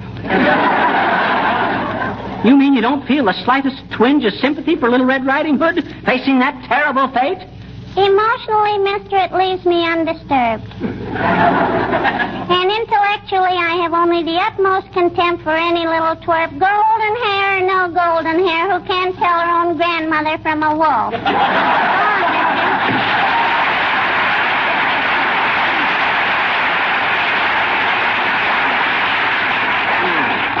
Dad-ratted kid. Book publishers better get busy on some new children's books. Looks like their Mother Goose is cooked. Let me see now. What did I do with Gildersleeve's Diary? Oh, yeah. I have it right here, dearie. Listen to this item. It says, Dear Diary, I took my first airplane flight today. Uh-oh. It was a wonderful sensation, and I predict the day will come when people will travel from coast to coast in an airplane in 10 hours. Say, that was a pretty smart hunch of Gildersleeve's. Yeah? How long ago did you write that? Well, let me see. Last Sunday. Hey, Molly, let me take that diary. I want to see how many women there was in his life. Well, I've been all through it, and there's just one. He married his childhood sweetheart. Shucks. Isn't that romantic? It's romantic, but it's awful dull. Why, it's no such a thing. Mr. Gildersleeve is just a one-woman man. Yeah, I know. You'd call it faithfulness, and he'd call it love, but I'd call it just plain unpopularity. Well, now, just remember the old saying I just made up. If you're on the square, you can't be around her. Yeah, and a guy who keeps his feet firmly on the ground will never kick a field goal either.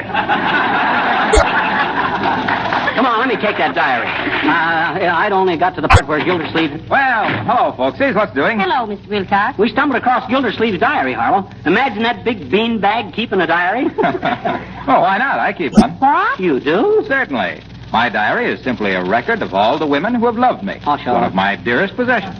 Well, heavenly days, hear the man talk. Look here now, tall, dark, and mistaken. Don't give me that great lover business. I've known you for a long time, and the only heartburning you've caused women was from taking them to cheap restaurants. Now, wait a minute, short, sharp, and shapeless. I didn't claim to be a great lover. I was referring to the women who love me because of what I've done for them. Like bringing Johnson's self-polishing glow coat into their lives. Why, I've been instrumental in giving thousands of women more leisure, more health, and more happiness. You mean every time a woman looks at a dirty old-fashioned mop, she thinks of you? Yes. No, I mean I represent the hours of drudgery saved by using Johnson's glow coat. Oh. Why, when I consider that a housewife just has to pour a small amount on the floor, spread it around, let it dry with no rubbing and no buffing to get a beautiful polished kitchen linoleum in 20 minutes or less, why, it just makes life worth living to me. Uh-huh. I go home at night so proud and happy, I pour out my gladness to my diary. Oh. It's all so wonderful, so beautiful. Oh, but you wouldn't understand. I understood him.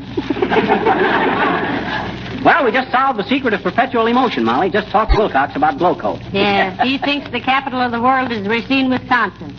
And is there anyone in our little group who thinks otherwise? Smart bunch of actors. Where was I in this diary, Molly?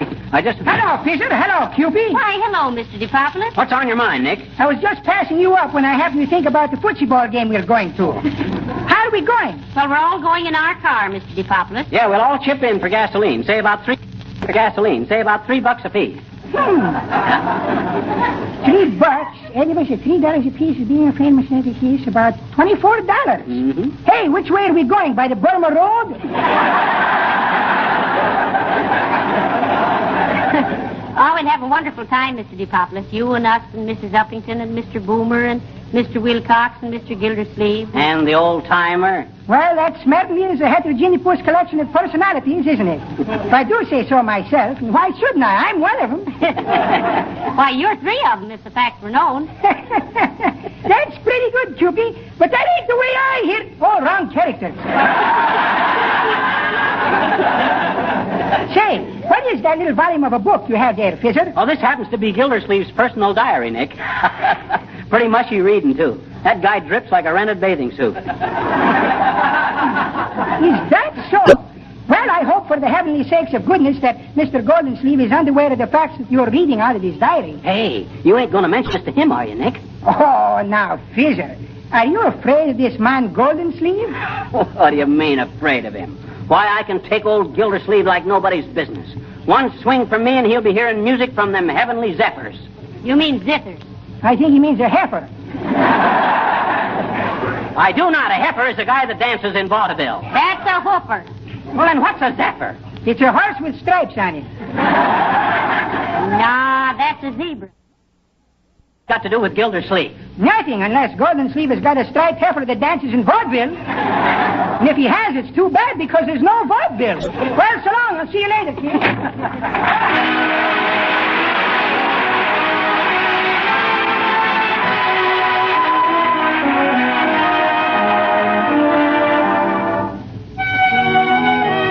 The King's Men singing I Dream of Jeannie with the light brown hair. I dream of Jeannie with the light brown hair, born like a river on the summer air.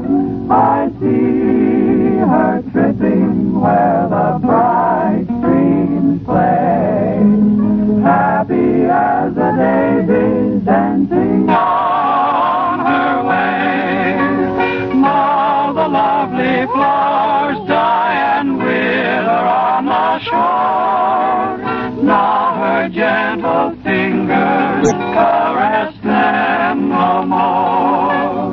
Oh, I dream of Jeannie with the light brown hair, floating along the zephyr on the soft summer air.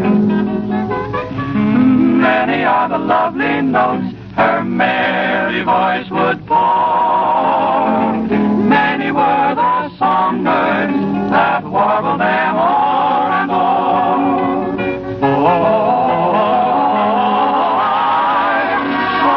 I for Jeannie with the light brown hair,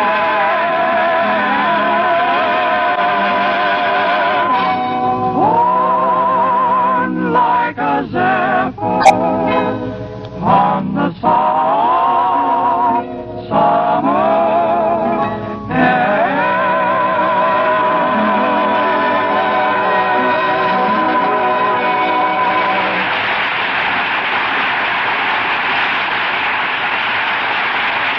That was great, boys. That's the best yet. Hey, Molly, listen to this. Here. Put Mr. Gildersleeve's diary away, McGee. It's Mrs. Uppington. Not Mrs. Abigail Uppington. In the flesh. In the powdered, painted, and well-girdled flesh. Not so loud. The old moose will hear you. Come in, Abigail. How do you do, my dear? Hello, Mrs. Uppington. And Mr. McGee. Hi, Uppity. Say, that's a pretty weird pair of riding breeches you got on there. Please, Mr. McGee. These are job tours. Oh. Well, I hope they fit him better than they do you, Abigail.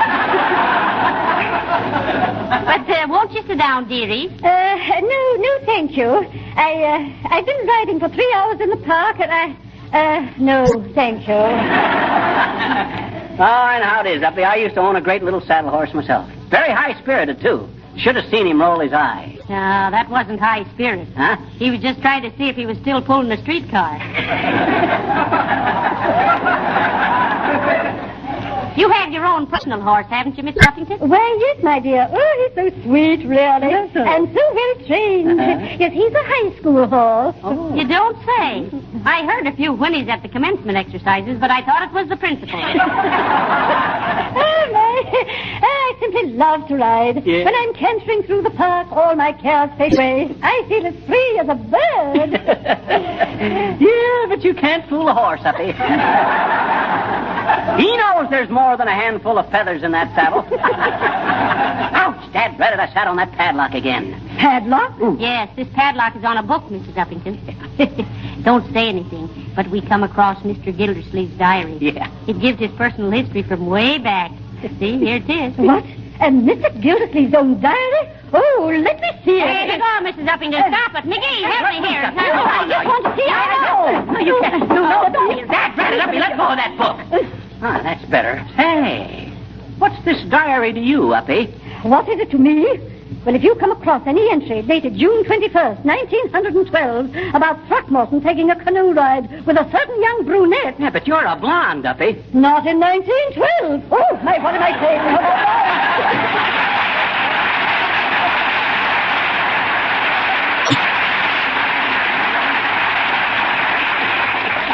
McGee, I'll bet she runs right over and tells Mr. Gildersleeve we've got his diary. What, you mean she ain't discreet? Discreet. That woman whispers like a taffeta petticoat. I'll tell you what I better do, Molly. I better run around. Are you in there, McGee? Oh, dear. Here it comes, dearie. Better roll up your sleeves. Oh, my gosh. I said your sleeves, not your trousers. How can I climb a tree with my pants catching on every little...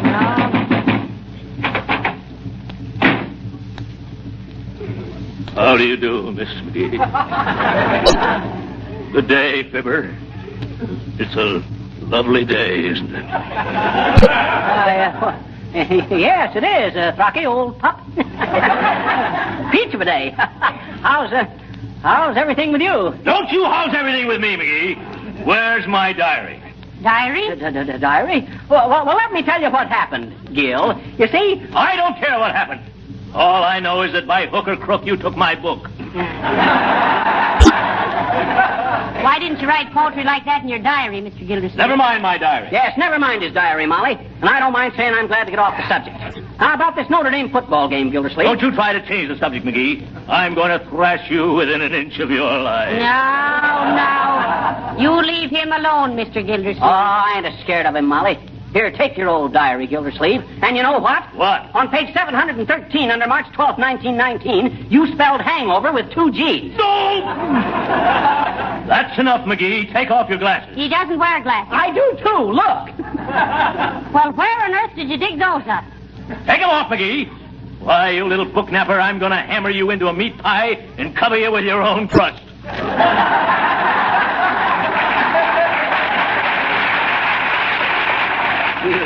You just try it.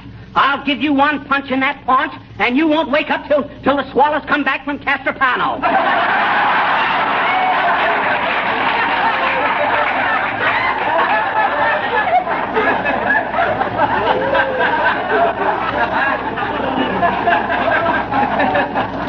You're a hard man, McGee. But I'm going to soften you up right now. Come on, put up your dukes. Here I come. Okay, but I'll get you. I've been waiting to do this for... Boys, stop that noise. Can't you see I'm talking on the telephone? Oh, excuse me, Molly. Sorry, Mrs. McGee. Have a chair, Gildersleeve. She'll be through in a minute. Very well, McGee. Have a cigar? Thanks, I have one. You got 2? Thanks. Hello? Oh, yes, it is. No, the diary belongs to a next-door neighbor, Mr. Gildersleeve. No, Throckmorton P. Gildersleeve. What? Well, just a minute, he's right here. What does the P stand for, Mr. Gildersleeve? Philharmonic.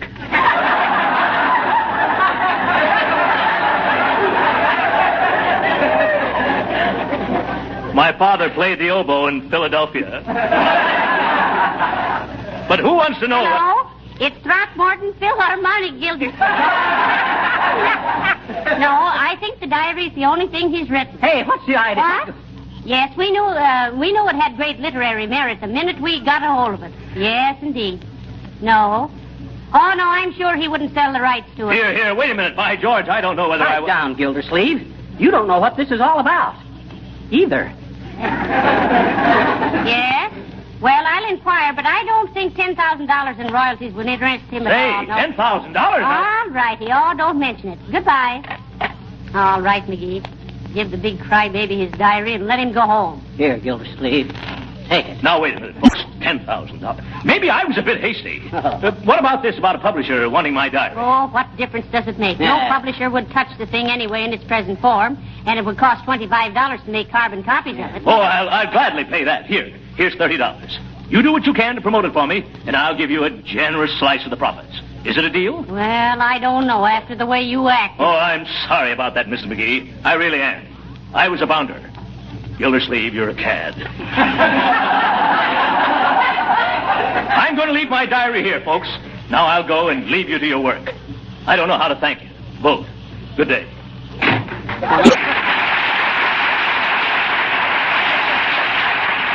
Hey, Mom. What? Quick, McGee. Huh? Give me that $30 and get your hat. What for? Where are we going? Down to the telephone company and pay our bill. Our phone's been shut off for 2 days. What? It has? Oh, sure.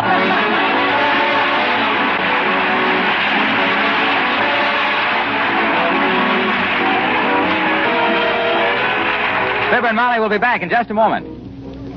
In the meantime, let me suggest that right now is a good time to protect your linoleum floors with Johnson's self-polishing Glow Coat. Bad weather days are ahead, and you know how hard it is to keep the children and delivery boys from tracking across the kitchen floors with wet, soggy feet. But if these floors are protected with Johnson's Glow Coat, you won't have to worry because a damp cloth will quickly make them clean and sparkling again. Glow Coat brings out the beauty of linoleum, keeps its colors fresh and clear. Many users tell us that Glow Coat actually makes their linoleum last 6 times longer than if it were unprotected. And, of course, one of Glow Coat's principal advantages is that it's such a wonderful labor saver. It requires absolutely no rubbing or buffing, you know. You simply apply and let dry, and in 20 minutes you have a floor to be proud of. If you don't already have Johnson's self-polishing Glow Coat on hand, buy some from your dealer.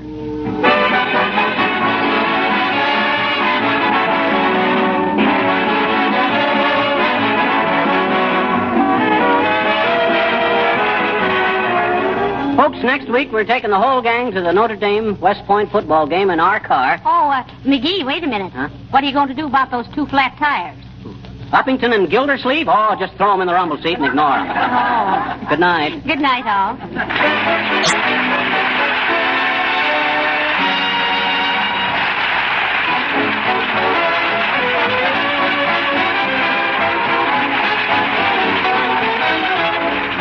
When you buy any one of the Johnson Wax products, you get your full money's worth in satisfaction. Be sure to ask your dealer for Johnson's self-polishing Glow Coat for your linoleum, Johnson's Wax for your floors, furniture, and woodwork, and Johnson's Car New for your car.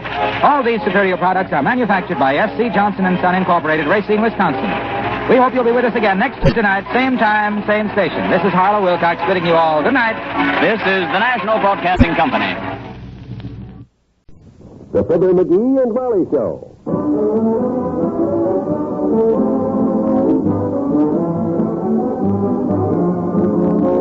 Richard Hudnut, makers of Enriched Cream Shampoo and Cream Rinse, and Carter's Little Liver Pills present Fibber McGee and Molly Transcribed.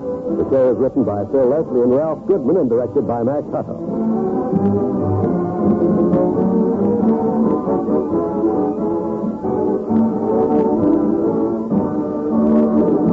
We'll join Fibber and Molly in just a moment. Here is a dramatized scene in your doctor's office.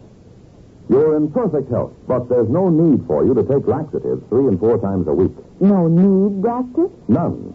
5 New York doctors now have proved you can break the laxative habit and regain that wonderful feeling that goes with natural regularity.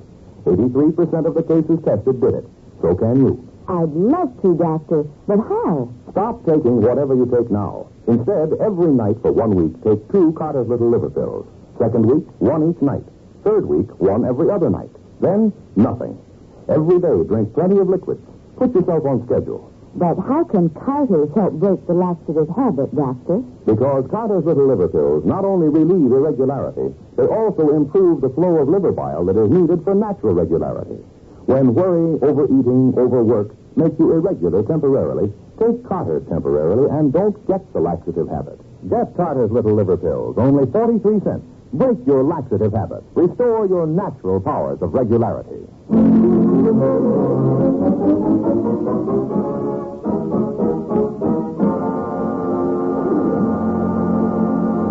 Mrs. McGee of 79 Wistful Vista isn't quite sure yet just how it happened. But her husband has gotten them involved in running a small store while the owner takes a few days off. We take you now to Quilby's Variety Store, Fibber McGee, temporary manager. Well, welcome to Quilby's Variety Store, madame. Whatever you want, we got it. We got buttons and gold, beads, green bags, balloons, bobby pins, and brickbats. Save your breath, McGee. It's only me. Oh, hi, kiddo. I'm just practicing my pitch. I hurried right over as soon as I got the house straightened up. How are things going? Well, so far, not so good. Oh, I think you're just being modest. You've only been open an hour, and I see a nice big sale rung up on the register there. $12.89. That's not bad. What was it? 3 table lamps. I was dusting off the shelves, and I guess them things are fragile. I put them in this box here.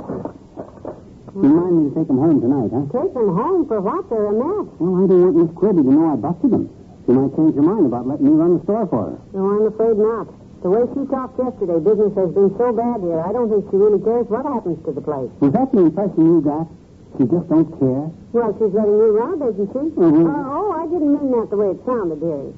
What I mean is if she turns the place over to you to run, it must mean she's giving up. Mm-hmm. Oh, dear, no matter how I say it, it comes out wrong, doesn't it? What she's trying to say is that Miss Quilby's let things get in such bad shape that this business has gotten to be like a rope around her neck, and I'm the guy who can tighten it up and give it the snap it needs to straighten her out.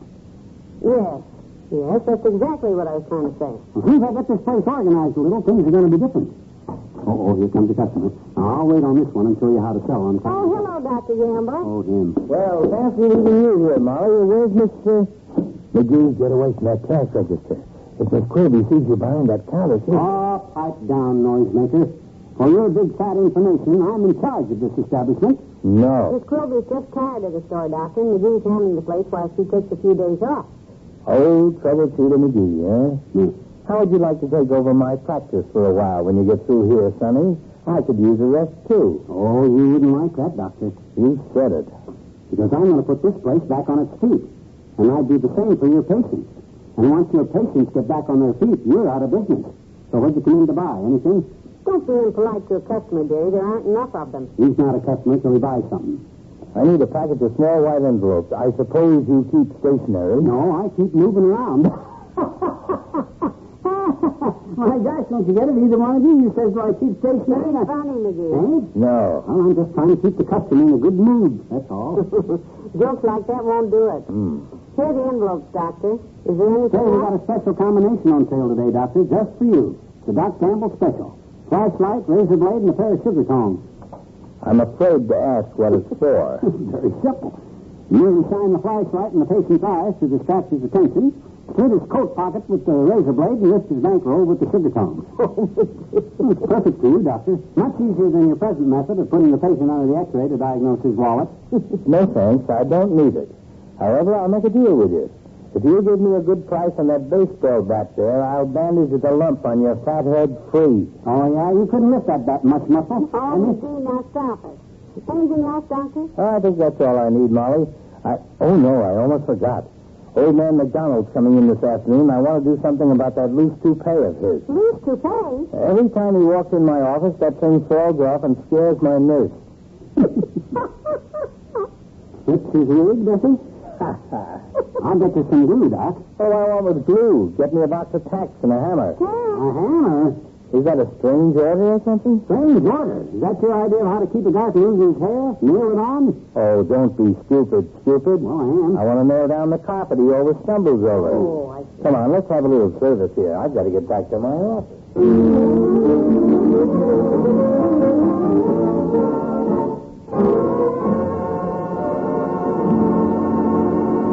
Back to Wistful Vista in a minute. Hello, I'm your Richard Hudnut beauty advisor. Here's a exciting beauty news for you busy women. It's about an amazing shampoo that gives your hair a beautiful egg sheen in just 3 minutes' time. This remarkable beautifier is called Richard Hadnot Enriched Cream Shampoo.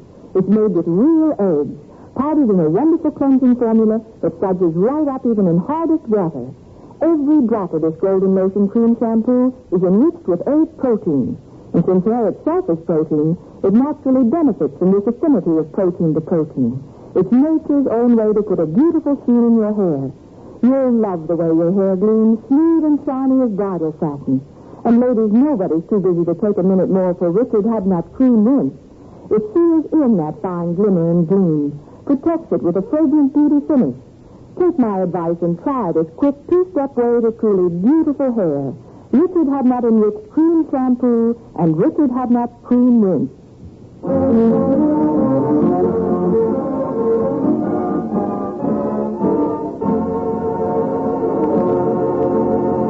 Any customers while I was down in the stockroom, Molly? Sell anything? Not a thing. One man came in and asked how to get to the airport. Oh. Said he had to put his wife on a plane, but he didn't want anything but information. His wife was leaving town? He should at least have sold him a deck of cards. Cards? Naturally. With his wife out of town, he'll probably have a gang in to play poker every night. He could have sold him a set of poker chips, a deck of cards, and pencil to write out IOUs with, maybe some beer glasses, and one of them green celluloid eye shades. What if he doesn't play poker? Well, we handle pool chalk. Gee whiz, Tootsie, you got to be sharp in this business. My goodness, there certainly is a lot more to running a store than I ever imagined. Yeah, you got to learn, of course, but don't let it scare you. You can do it. All you got to do is be wide awake and alert, up to the minute. Just keep your mind on your business and be alert. And you can make a success of anything. These scatterbrains that don't know which end is up to fail in business. Hello, 79 Wistful Vista, Fibber McGee speaking. Who? Clobber's Variety Store. No, you got the wrong number. Like I say, as long as you're alert and on your toes. Holy cow! I'll get it, dear. Hello. Quilby's Variety Store. Yes. Oh, it's Miss Quilby, dearie. I'll talk to her. Yes, Miss Quilby. Oh, everything's fine. Nothing stolen so far. No. Who? Oh, I'm right here. I'll talk to her. No, he hasn't been around. I'll talk. Yes, I will. Bye. Hey, what do you mean I haven't been around? I've been working here like a dog. He was talking about a buyer for the store. Oh? She said the man is sending his lawyer over and for us to be nice to him until she gets here. She's coming right over herself. Be nice, huh? I got a great idea, Molly. You'll do better than that for her. We'll help her sell this place. I got an idea how we can make this lawyer think this place is the greatest deal his client ever got into on the ground floor of. How do we do that? Here. You take these dimes and run over and wait in front of the drugstore across the street. When you see me pull down the shade on the front door, that's the signal. Then you go in the drugstore.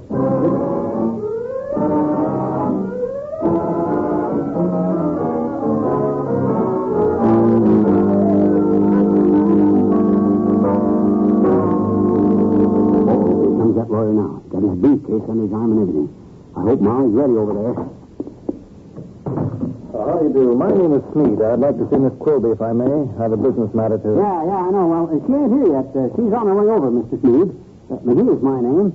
F. McGee. I'm the manager here, so if there's anything I can do... Well, if you don't mind, I'd rather deal with the owner. Oh, sure. Now, if you'll step away from that door, I'd like to lock it. Lock it? Yes. We've been trying to take inventory for the last 3 months now, but... business has been so good, we can't get a thing done. Shouldn't take long. We're almost out of everything. Oh? I'll pull the shade down, too. When they see someone in here, they start banging on the window. Had to put in 6 new window panes this week. That was good. Business is that good, huh? If I told you how business really was, you wouldn't believe it. I mean, how good. You don't say. Any minute now. Hello. Clobber's Variety Store. That's McGee, business manager speaking. You want to order some stuff? Well, we're kind of busy, and I can't promise to have it ready before August, but if that's okay with you, go ahead. August? My word. Dozen paper clips. Yeah. 3 pencils. An eraser and a package of bobby pins. Okay, thanks for calling, Molly. I mean, Mrs. Krutzmeyer. We'll see what we can do. Goodbye. Molly Krutzmeyer. One of our hundreds of regular satisfied customers. This is all a great surprise to me. I thought this business was on its last legs. According to my information... Hello? Quilby's Variety Store. F. McGee, business manager speaking. Hot cake? I'm sorry, we're all out. Sold our last 300 yesterday. Bye. 300 in one day? Well, that is a little unusual, but there's probably something cooking around town. Well, you certainly have me confused. Confused? According to our records, this place has only done $600 worth of business in the past year. Well, your records must be wrong, Bud. You can see for yourself that this business is booming, and anybody who takes it over can be a millionaire overnight. Yeah, it certainly looks that way. I can't understand the discrepancy in our records, though. Oh, I don't know where you got your records, Si, but somebody must have lied to you. Miss Quilby will be here in a minute. She'll discuss it with you. You'd better. This may mean a stiff fine and could even lead to a jail sentence for both you and her. What? Who? I'm from the state, Mr. Sales Tax Department. Falsifying a sales tax return is serious business. Suppose you just trot out your bank statements while we're waiting for Miss Quilby. But let me sit down a minute, will you?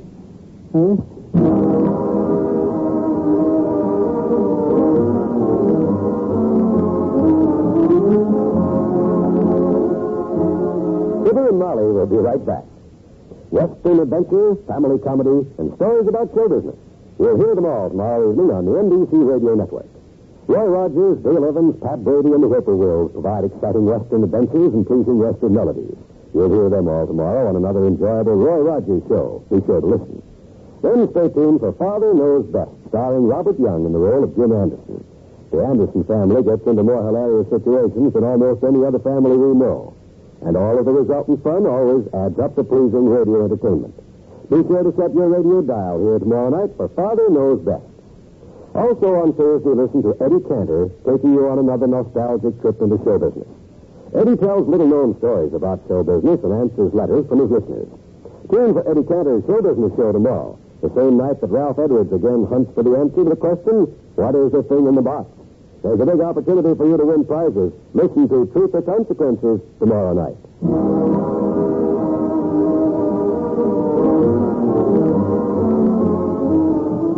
After we checked everything over for the tax guy, you know what happened? What, 30 days in the poker for Miss Quilby? No, sir.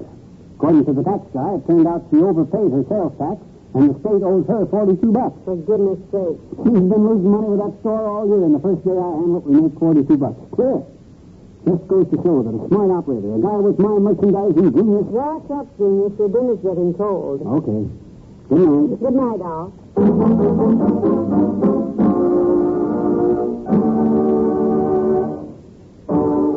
Richard Hudnut, makers of Enriched Cream Shampoo and Cream Rinse, and Carter's Little Liver Pills, have brought you the Fibber McGee and Molly program transcribed with Arthur Q. Bryan as Dr. Gamble and Bob Bruce as Mr. Sleep.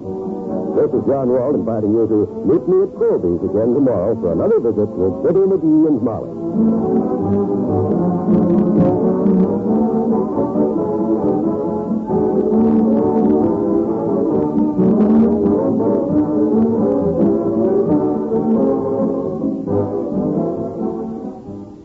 Tomorrow, hear the Roy Rogers Show on the NBC Radio Network.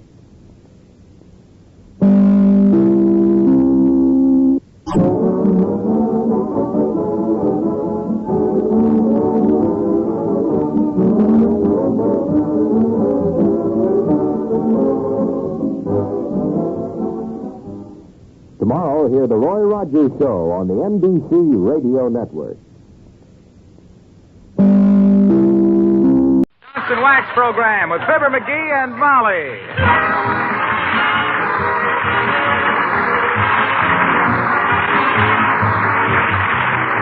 The makers of Johnson's Wax and Johnson's Self-Polishing Glow Coat present Fibber McGee and Molly, written by Don Quinn, with music by Billy Mills Orchestra and the King's Men.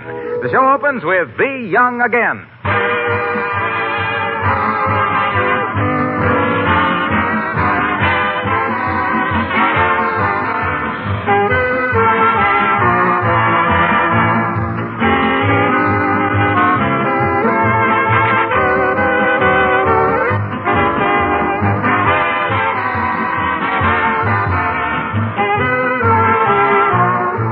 This time of year, we always receive a number of letters from customers and friends who find out it's a good thing to put wax on their shoes and boots. Why don't you tell everybody, they write, that Johnson's Wax helps to make shoes water and weatherproof, keeps them soft and pliable, and protects the leather. Well, I certainly haven't any objection to passing that good word along, because I use wax on my own shoes and on my riding boots and saddles and leather gloves, too, and my luggage.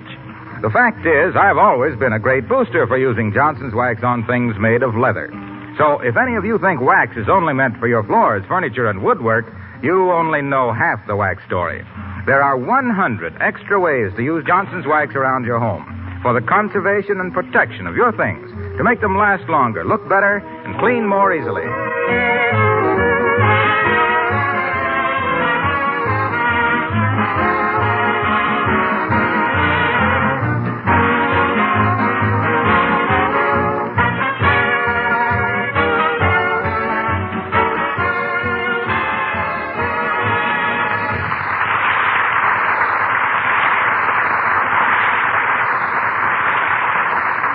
If you were secretary of the Wistful Vista Chamber of Commerce and wanted to appoint somebody to go to the hospital and visit one of the members who was ill, you'd want somebody who was quiet and modest and soothing and thoughtful and tactful and soft-spoken, wouldn't you? Somebody like Fibber McGee of Fibber McGee and Molly. So when I volunteered to go visit this sick member, there was a dead silence. They were all probably dumbfounded to see a man of my importance taking time for such a kindly act. Yeah, that must have been it. Betcha. Who are you going to the hospital to cheer up, in spite of everybody? Well, oh, my gosh, imagine that. The secretary forgot to tell me. Well, anyway, I got to get down there and cheer him up. Take him some candy and cigarettes and tell him a few funny gags. Oh, what's the matter with this unknown patient, up till now? I don't know. Well, you better find out. Huh? You know, if he's got appendicitis, you can't take him candy. No? And if he's had his tonsils out, he can't smoke. And if his jaw's dislocated, he can't laugh at those funny gags. You see? Oh, gee, I never thought of that. I better call the secretary right now. Hand me the phone. Here. Thanks. Hello, operator. Give me the Wistful Vista Chamber of Commerce on the second floor of Mert. Is that you? Oh. How's every little thing, Mert? It is, eh? What say, Mert? You haven't? She hasn't what? Hasn't heard a word from any of her relatives. Well, thank goodness. What say, Mert? Oh, except her cousin, she said. No. What about your cousin, Mert? He bought what? 1,500 pounds of horse meat. Heavenly days to eat? No, he's going to ride it to work and save his tire. What say, Mert? Oh, you got the Chamber of Commerce. Oh, hello, is this Mr. Powers? This is Fibber McGee speaking, Dick. Yeah. Say, who am I supposed to visit in the hospital, and what's the matter with him? Who? Oh, my gosh, I'll get right down there right away, Mr. Powers. Okay, goodbye. Who is it, dearie? Billy Mills. No, what's wrong with him? I don't know. They said it was nothing serious. I saw him just yesterday, and he looked as good as I do. As bad as that? I wonder if I hadn't better make him a bowl of soup or something. No, I might hurt the hospital's feeling. Hey, let's take him that fruitcake Aunt Sarah sent us for Christmas. Fruitcake for a sick man? Yeah, well, he's already sick, ain't he? Personally, I can't stand that stuff. And then I'll stop and get him some cigars and some candy and a book of cheap Wahoo comics. Poor Billy. I certainly hope it's nothing serious. I probably got a little touch of band leader's bumps. What on earth are band leader's bumps? That's what you get when you play Mr. 5x5 so much somebody socks you with a 2x4. Let's see. What have I got to get? Candy, magazines, cigars? You know, I don't think Mr. Mill smokes cigars. He smokes cigarettes. No, it's time he learned to smoke cigars. Why, when I was only 17 years old, I smoked... Come in. Hello there, kids. Welcome home. Well, Mr. Oldtimer, it's nice to see you again. Now, what do you mean, welcome home? You're the one that's been away. I certainly have. I certainly have. Had a wonderful trip, too. Spent 3 weeks in Chicago. Ah, the old windy city. How is the old town since we left, old-timer? Not so windy, Johnny. Not so windy. Go down to a breeze. Well, did you go on the train, Mr. Oldtimer? Sure did, daughter. Wonderful trip. Got to talk to a sergeant just back from the front. Told me all about the war. Hope he didn't spill any military secrets. Nope. Too smart for that, Johnny. When he come to a secret, he just says some vegetable instead. Oh, how do you mean? Well, sir, daughter, he tells me his troop ship, the SS Rutabaga, left the harbor of Sweet Potato on the Lima Bean of Green Peas. Says it was escorted by 3 big golden bantams and a small fleet of turnips with 4-motored onions flying overhead. Must have been a very nourishing experience. It was kind of thrilling, Johnny. Yeah? He says they arrived at North Succotash about the 14th of celery and went into action immediately. Wow. Says they killed 3,000 cabbages and captured 600 radishes. He says, don't repeat it to anybody, but he got inside information that the war will be over 1900 and garlic.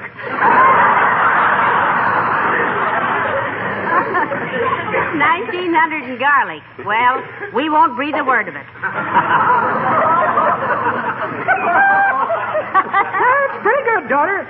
Well, gotta be running along now. What's your hurry, Mr. Oldtimer? Want to get me a paper and see if there's any answer to my ad, daughter. Your ad? What ad? Put a ad in the paper, Johnny. Yeah? Wanted. Woman with pound of butter and a pig to meet man with can of syrup and a frying pan. Object, wheat cakes and sausage. Well, come on.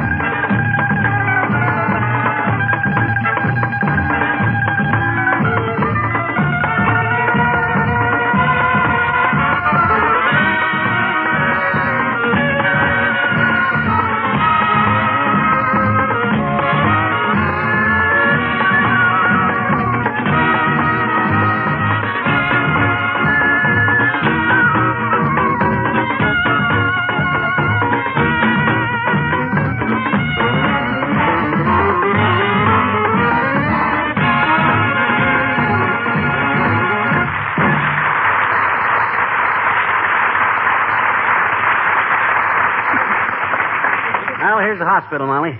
You got the fruitcake and the candy? Yes, have you got the magazines and the cigars and the malted milk and the donuts? Yep.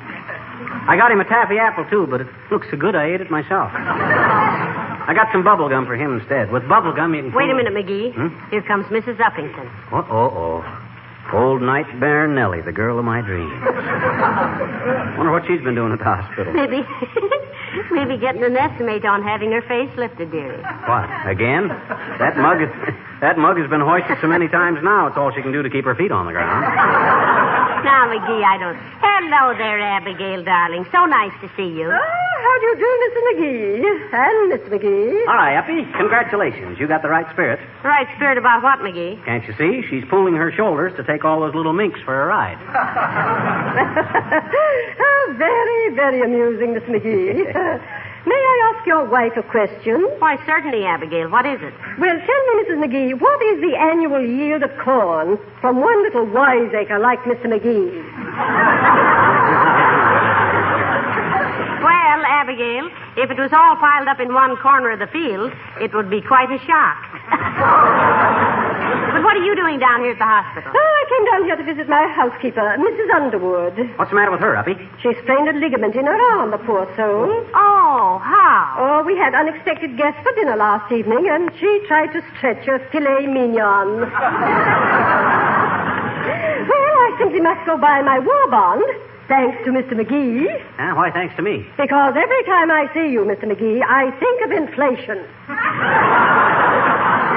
And when I think of inflation, I think how important it is that this country maintain financial control during and after this war, which means everyone must buy all the war bonds he possibly can. So please stay out of my sight for the rest of the week. I'm over my budget now. Goodbye, Mrs. McGee. Goodbye, Abigail.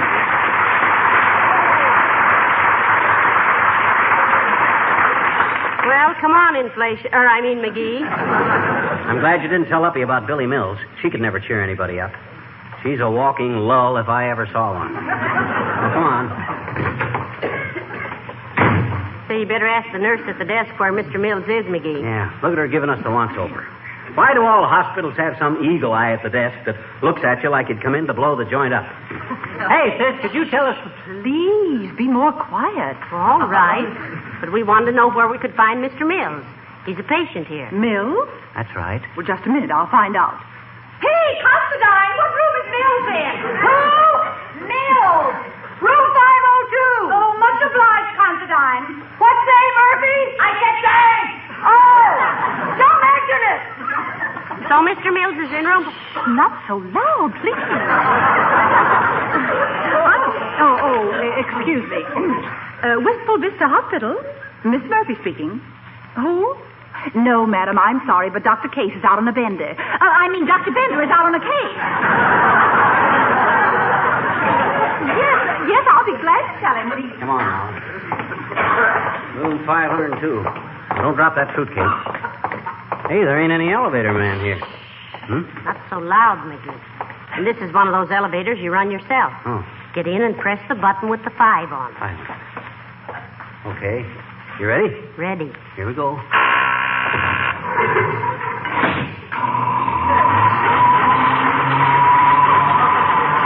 Heavenly Peggy. Noisy, isn't it? Huh?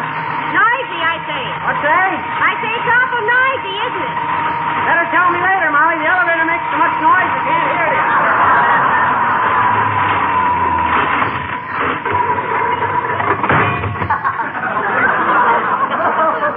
Well, I'm glad that's over. Me too. Hey, sis, can you tell us where we can... What was it, please? We're visiting one of the patients, room 502. Oh, I'm sorry. The patient has just gone to the delivery room. Delivery room? Is he expecting a package? The delivery room... Oh, my goodness, there must be some mistake, dearie. Oh, no, there isn't, madam. And I may tell you the whole staff is interested in this case. It's going to be twins, at least. Hey, what? Twins? You mean Billy Mills? Quiet, please. And who did you say? Mr. Mills. Billy Mills in 502, the man we came here to see. Oh, they gave you the wrong card at the desk. We have a Mrs. Millie Bills in 502. You are room 306. Oh, well, much obliged, sis. Back in the elevator, McGee. Okay. Don't crowd me now. This malted milk is dripping as it is. The candy all set. Not so loud, please. Oh, I thought you were gone. Press button number 3, dearie. Okay.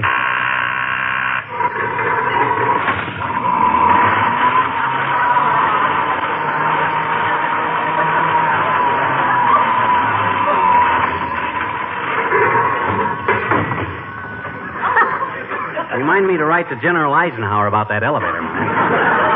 Imagine a tank that goes straight up and down. McGee. Huh? I'd have sworn I saw Mr. Wilcox go in that third door there. Ah, you're imagining things. What would he be doing down here on a Tuesday night? Which door was it? This one? Yes. It says nurses training. You suppose he's got a date with a nurse? Let's peek and see. Oh, no, that wouldn't be right, McGee. I'm going to do it anyway. Well, don't be selfish. Let me see, too. Oh, when you girls go out on a case, always be sure that strict sanitation prevails wherever food is prepared.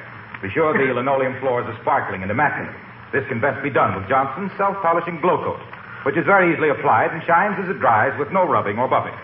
Glow coat seals surfaces against dust and dirt and dampness, which is very important from a health standpoint. Miss Denuley, please put that gum in the wastebasket. You'll find, girls, that most housekeepers today use Johnson's Glow Coat, but in those rare cases where...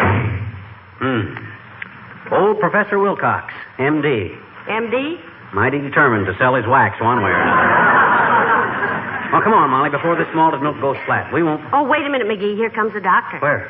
Oh, the guy in the white coat. Hi, Doc. Good afternoon. You are visitors? Yes, to see Mr. Mills. How's he getting along? Splendidly. What was the name again?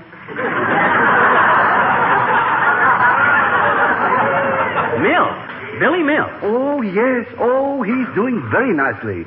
Isn't he the tall, thin, dark chap? No. No, Mr. Mills is short and heavy set, and, he's blonde, isn't he, McGee? I don't remember, and I doubt if Billy does.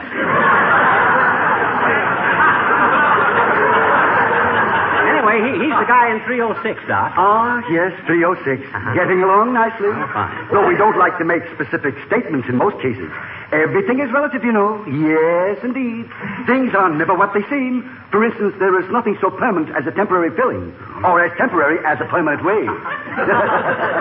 Well, if you will excuse me, you will be quiet, won't you? Yes, we will, Doctor. Thank you. Goodbye, Mr. Mills. Come on, McGee. I'm tired of carrying these packages. Here's 306 right here.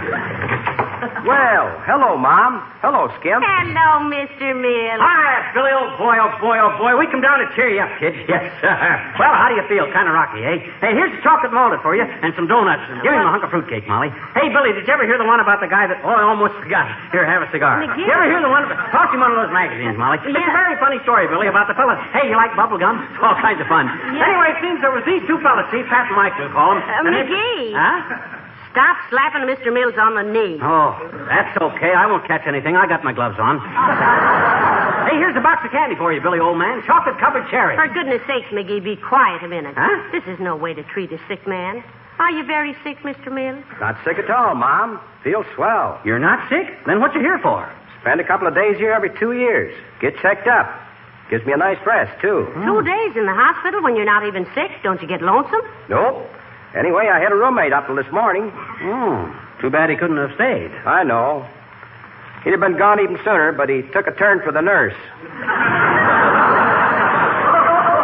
Have a donut yourself, Skimp. Thanks, I will. Donut, Molly? No, thank you. So you're not sick at all, Mr. Mills, huh? Never felt better, Mom. Mind if I drink this malted milk, Billy? Help yourself. Eat the candy, too. Oh. I never touch it. Mr. Mills, now I'll bet you're really sick and you won't tell us. Honest, Mom. Stick out your tongue. There. My gosh, look at it, Molly. It's all black. Heavenly day. Oh, it's nothing. My nurse is nearsighted. She took my temperature this morning with her fountain pen. Have some bubble gum, Billy? No, thanks. Hey, Mom. Yeah? Press that button on the wall there, will you? All right. Thanks. What does that do? That's the signal for the nurse. Oh, maybe we better leave McGee. Yeah. No. Stay here, Mom. I always press that button when I don't want to be disturbed for an hour or so. Well, I'm sure glad you ain't sick, Will. Here, have a chocolate-covered cherry. No thanks, Drip. Huh? I said no thanks. They drip. Oh. I missed a word. You know, I think he looks wonderful, don't you, McGee? Except that he's kind of drawn around the mouth. Been suffering much pain, Mr. Mills? I'm not sick, Mom. I feel fine. Just here for a checkup. People get that look sometimes before they get sick, Molly. You know They do, that. huh? Anyway, that ain't what worried me. What gets me is that twitch in his left temple. You see? That's a sure sign of fallen arches. Is that what makes his lips so blue looking too, dearie? Absolutely. Though the whites of his eyes looking so yellow, that don't mean anything. That could be a simple case of either jaundice or low metabolism or whatever that's called. I knew a guy once that had metabolism. McGee. Huh? Come on, dearie. Huh? Where? Mr. Mills has fallen asleep. We better go. What do you mean we gotta go? After all the trouble we took to come down here and cheer him up? Oh, sir. Hey, Billy, wake up. Where's your manners? McGee, for goodness sakes, don't Look, do when it. I come to a hospital to cheer somebody up, they're going to cheer up and like it, see? Hey, Billy, wake up. Grab his other shoulder, Molly. We'll shake him away. Hey, Billy, really? What time is it? Oh, McGee, this is terrible. We should... Snap out of it, Billy. I got some great gags to tell you. Boy, they'll kill you. If he gets drowsy again, Molly, slap him in the puss with a wet towel. Hey, Billy, did you ever hear the one about the knight of the round table who was scared of horses? This is a honey. Well, sir, this knight wouldn't ride a horse, see? So he put a saddle on a big Great Dane dog. He'd ride all over the kingdom on this dog, see? And one night...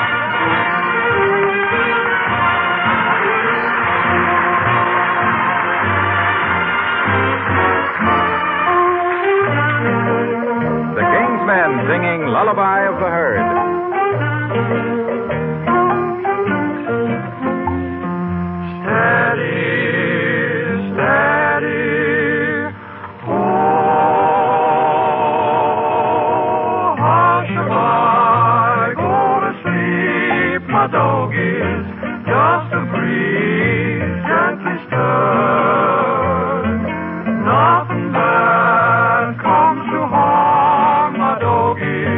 While I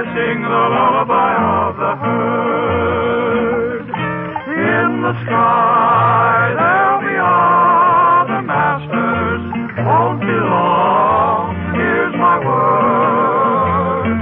By and by there'll be greener pastures where they sing the lullaby of the herd. Don't be any dust where you're going to. Dingy-amadoo, you'll be doing just what you want to do.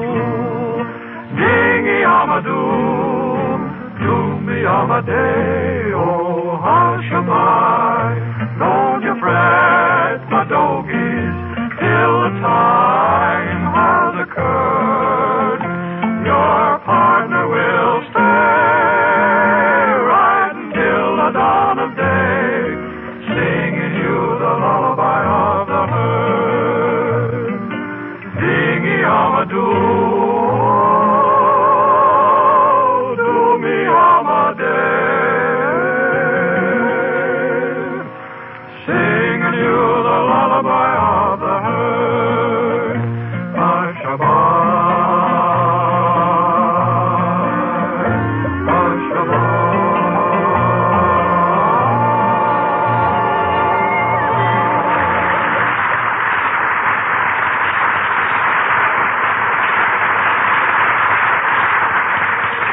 Keeper comes splashing out in the rain just as the knight was climbing back onto the Great Dane, see? And he says, okay, he says, I've changed my mind, he says.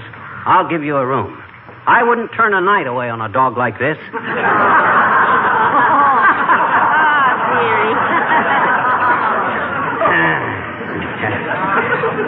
Hey, you better finish up this fruitcake, Billy. There's only a little piece of it left. No, thanks. Heavenly days, have you eaten all that fruitcake, dearie? No, not all of it. I dropped a little hunk of it in Billy's bed, I guess. Part with some walnuts and raisins in it, too. You're lucky I didn't drop a chocolate-covered cherry. Hey, where are they? You ate those too, McGee. I did? Well, Billy shouldn't be eating such rich stuff like that anyway. Just laying there in bed, no exercise. Hey, Billy, did I ever tell you the one about the guy that was... What is this, Halloween? Come in. Well, Mr. Wimple. Hello, folks. Hello, Mr. Mills. Hello, I'm glad to see you back, Wimp, old man. Have a nice trip? Oh, just gorgeous, Mr. McGee. It's a beautiful trip from here to Philadelphia. Yeah? I never saw such scenery. Oh, what was it like, Mr. Wimple? I never saw it. They had the shades down for the black eye. Miss Sweetie Face, Wallace? Oh, not very much, Mr. Mills. I had a picture with me all the time. The one she sent me when we were corresponding through the matrimonial agency. Oh, so that's how you met Sweetie Face. Through a bride and bachelor bingo club, eh? Yes. I sent her my picture, and she sent me her picture. Oh, was it love at first sight? It was for her, Mrs. McGee. It took me longer. You see, Sweetie Face sent me her picture on a jigsaw puzzle, so the shock wouldn't be too sudden. There's still a piece missing out of her nose, but off her it looks good. You glad to see you back, Wallace? Oh, indeed she was. She grabbed me and almost smothered me. With kisses? No, just smothered me. She was mad because I lost one of my shirts in the laundry. Well, it was nice of you to come down and see Billy on your first day home, Wimp. How'd Sweetie Face ever let you out? Oh, she didn't want me to go, but I insisted. Yeah? So she finally said, all right, go down to the darn old hospital if you must, but let's make it worthwhile. So she broke my arm, see? Heavenly days. You better go get it looked after. Oh, it's all right, Mrs. McGee. This is the one she always breaks. Last time I had them put a hinge on the bone. Well, goodbye now.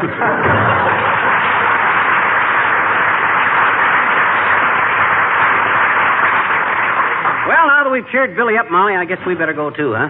As soon as I finish this last donut. Well, don't hurry away. Oh, I think we'd better. Did you ring, Mr. Mills? Yes, but you didn't have to drop everything and run in here, baby. When can I leave? Right now, if you like. Your reports are all in and everything's fine. Your visitors can either step outside or you can dress behind this screen. Well, we'll just step outside for a few minutes. Oh. Hey, look at Skip. He's turning purple. McGee, what's the matter, dearie? I don't feel good. Oh, Mr. Mills, get out of that bed.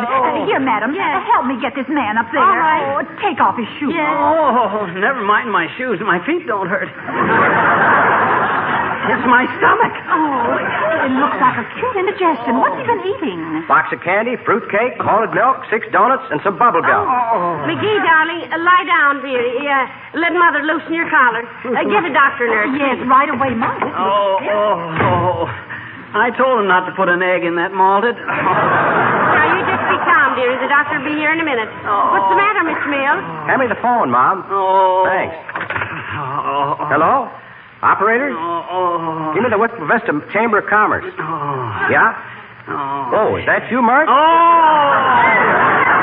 Never mind that, Mert. Give me the Chamber of Commerce. Hello? Is this you, Mr. Powers? Billy Mills speaking. From the hospital. Mr. McGee is sick down here, and I want you to send somebody down to cheer him up. Oh, how nice. How nice, Billy. Yes, Boris Karloff, if you can get him.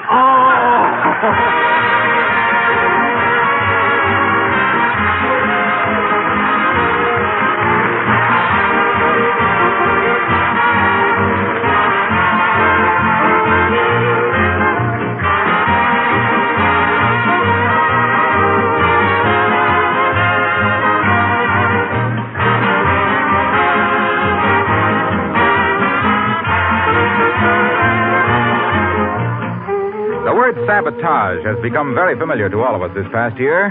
If I use the expression dirt sabotage, I wonder how many of you ladies would know just what I mean. Well, then I'll explain. During the winter months, dirt is really a problem. It comes into the house at the front and back doors, on shoes, rubbers, and on the feathery feet of that favorite Cocker Spaniel of yours. I know. And there's another dirt spot in winter, around the radiators and especially on windowsills. Now, if that dirt isn't removed, it soon gets all through the house. And not only does damage to the finish of floors and furniture and to rugs and fabrics, but it can be a health menace, too, because dirt favors germs. And so dirt that isn't controlled does cause sabotage. Now, what could you do about it? Well, you all know by now that regular applications of Johnson's Wax, paste, liquid, or cream at those dirt spots on the floors in front of doorways and on windowsills make it much easier to keep them clean, to keep the whole house gleaming and more sanitary.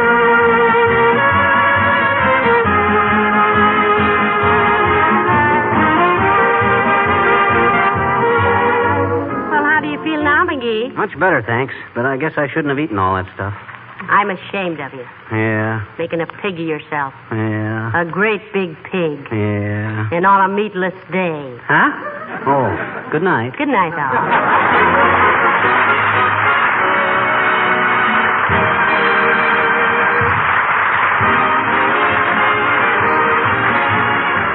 The characters of Wallace Wimple and the Old Timer heard on this program were played by Bill Thompson. This is Harlow Wilcox speaking for the makers of Johnson's Wax Finishes for Home and Industry, inviting you all to be with us again next Tuesday night. Good night. This program has reached you from Hollywood. This is the National Broadcasting Company. It's time for Fibber McGee and Molly.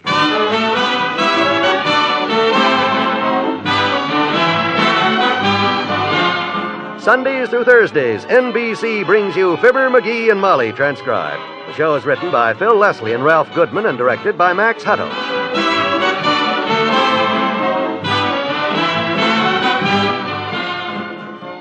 Our story follows in a moment after this dramatic scene with our friends. Molly, have you been watching that paint job they're doing on the house across the street? White with pink shutters? Almost as pink as the cheeks on the young couple living there. And were they excited when they moved in?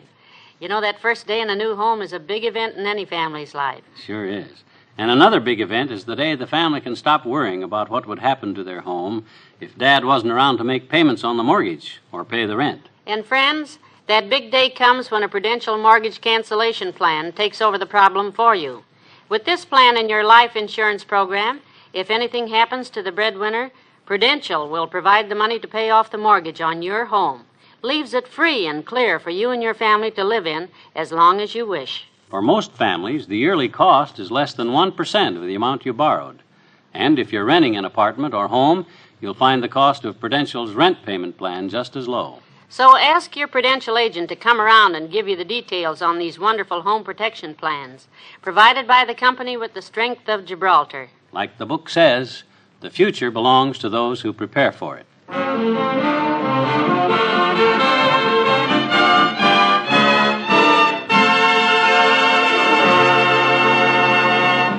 Something new has been added at 79 Wistful Vista. A swarm of bees on the fence in the backyard. Now, what in the world do you do with 5,000 bees carrying 5,000 stingers and buzzing around outside your window? Well, that's what Mr. McGee is trying to find out right now. Hello? Hello? What's say, Mert? The line's busy. Well, so am I. Well, break in, will you? Breakfast is ready, Yeah, McGee. this is an emergency. See what you can do, will you, Mert? Oh, you're still trying to get to City Hall. I sure am. We got to get rid of that clump of bees out there before they attack some passing pedestrian and they sue us. Besides, I'm afraid to move out of the house till those I know. I'm on your side. But can't you let it wait till after breakfast? I'm hungry and everything's ready. What say, Mert? Well, okay, I'll be here. Well, call me the minute the line is free, will you? Urgent. Thanks. Good. Now we can eat. I'd rap them politicians anyhow. When they're running for office, they give you a big, warm handshake. But after they're in, all you get's a cold shoulder. Oh, now, McGee, take it easy and stop pacing up and down. Come on into breakfast because I'm starving. Oh, now who? You pour the coffee, I'll answer the door. I don't want to open it more than an inch because that bee that got in here yesterday like to drove us both. Grocery boy! Come in, quick. Well, good morning, Mr. Oldtimer. Hi, kids. I brung your order, daughter. Where'll I put it? Bring it on out to the kitchen. How come you brought it to the front door this time? Because today's my birthday. Yeah? Well, happy birthday. How old are you? Well, let's see. What was the year Washington crossed the Delaware? Oh, don't tell us you were born in 1775. No, I just used that as a guide, daughter. Oh. You see, me and a couple other kids went down to the river that day to see George off and help shove the boat in the water. Now, if I was 12 then, let's see. I'll bet today isn't your birthday at all. Nope. The real reason I use the front door is because of them pesky bees you got clustered on the corner of your fence. I was afraid to pass by. Well, don't worry. We're going to get rid of them. I got a call into the City Hall right now. City Hall, huh? Yeah. Mert's going to call me back as soon as their line is free. Then I'll find out which department handles bee removal and turn it over to them. No, that may take forever, Johnny. I had me a very bad experience with City Hall one time. Yes, you must tell us about it some other time. Our breakfast is on the table and... Oh, dear. I'll get it, kiddo. It's City Hall. Finally got through. But, McGee, our breakfast is ready. That won't take long. All I got to do is find the right man in charge of the right division, and he'll connect me with the department head who'll probably send a man. Hello? You probably won't be able to talk to him again for days, daughter. What was that you were saying just before the phone rang? I said our breakfast is on the table, yours and mine. So if you'd like to join me, I'll be happy to hear about your experience with the City Hall if you don't mind my eating while you talk. I'm starved. Me too.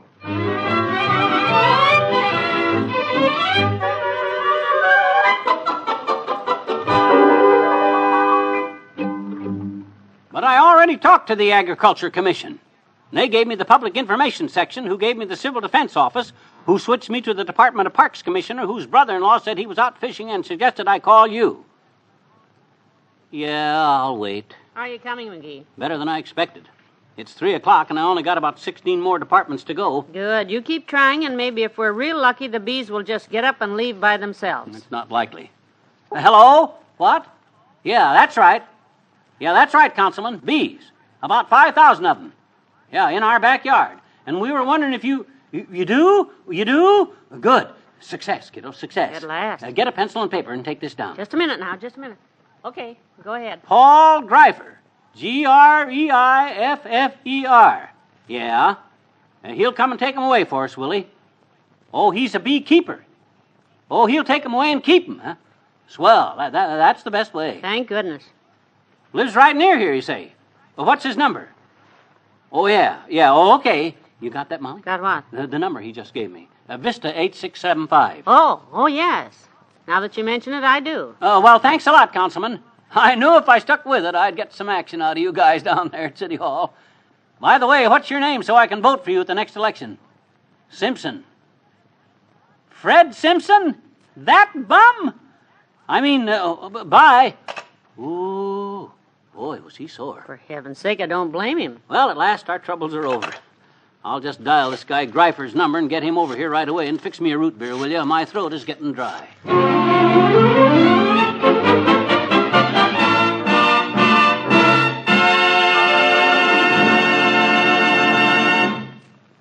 Back to Wistful Vista in a minute. Do you have to think twice about performing a simple everyday act like walking? Of course not. But more than 500,000 people do. They have cerebral palsy, a condition that affects 10,000 babies every year. Thousands of adults are affected by cerebral palsy as a result of an accident that damages the motor section of the brain. It could happen to you or to your child at any time. And if it did, could you afford the tremendous medical expenses? Imagine how a person feels when he suddenly finds himself with cerebral palsy, helpless, but not hopeless if he has your help. Through United Cerebral Palsy, medical specialists, physical therapists, occupational therapists, speech therapists, teachers, nurses, and psychologists have all joined to help CP children walk, talk, and play. This program needs your help if it is to continue. Send a contribution this month to United Cerebral Palsy in care of your local postmaster, and do it now. A CP child needs your help desperately.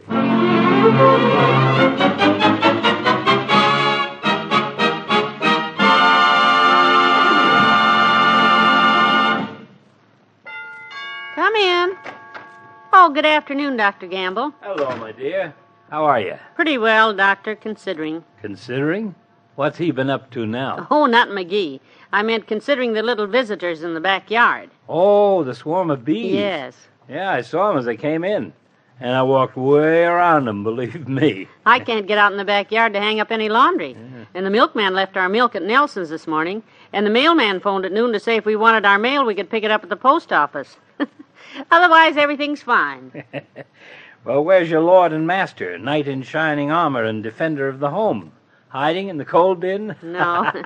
No, he's in here in the den on the phone. He called the city hall to find out what to do, and they gave him the name of a beekeeper, and he's... No, I already talked to Paul Greifer. He said he was too busy and gave me Swab Hawkins' number, and Hawkins said there must be some mistake because he cleans out chimneys. But then he remembered Arnold Bricker, who kept bees at one time, but his wife won't let him do it anymore, so he suggested you. Yeah, I'll wait. Oh, dear. Maybe I better come back in a week or so. Oh, hi, Suit Seat. Hello, Gumbeater. Is it true those bees out there have just elected you chief drone? Because they couldn't have made a duller choice. Relax, George, unlax. As soon as I get hold of a bee expert and get our yard de-beed, have it bee-hydrated, I'll think up a funny answer for you, and in the meantime... Hello? How's that? Contact who? Bill Friedman. Here we go some more. Yeah, he's a what? An entomologist? Mologist. Oh, an entomologist. One of them. Good. Swell. Hold on a minute. Molly. Yes? What the heck's an entomologist? Well, that's a man who studies insects. Sure, like me. I've been studying McGee for years. Oh, hush, Doctor. Yes, ma'am. Probably just the man we're looking for, dearie. Get his number. Yeah. Hello? What's this guy Friedman's phone number? Oh, you got his address, though, huh? Well, give me the address, will you? Give me the address. I'll write it down. Bill Friedman. Friedman, Ph.D. You got that, Molly? Yes, go on. 1055 Rue de la Paix, Paris, France? What? He says we should write the guy a letter and explain our problem. Says he's a very nice guy, and of all the idiotic, ridiculous... Get dinner started, will you, Molly? And I'll try some more after dinner. Okay. I'll find somebody to get them bees out of our yard if it's the last thing I do.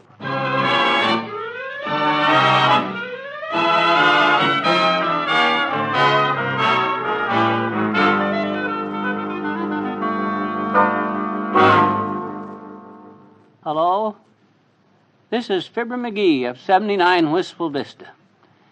We got a cluster of bees in our yard, and we want to get rid of them. And how we want to get rid of them. Yeah. Your name was given to me by a man who's in the hospital for bee stings. Says he was your assistant, and that you got away in time, and you're still available.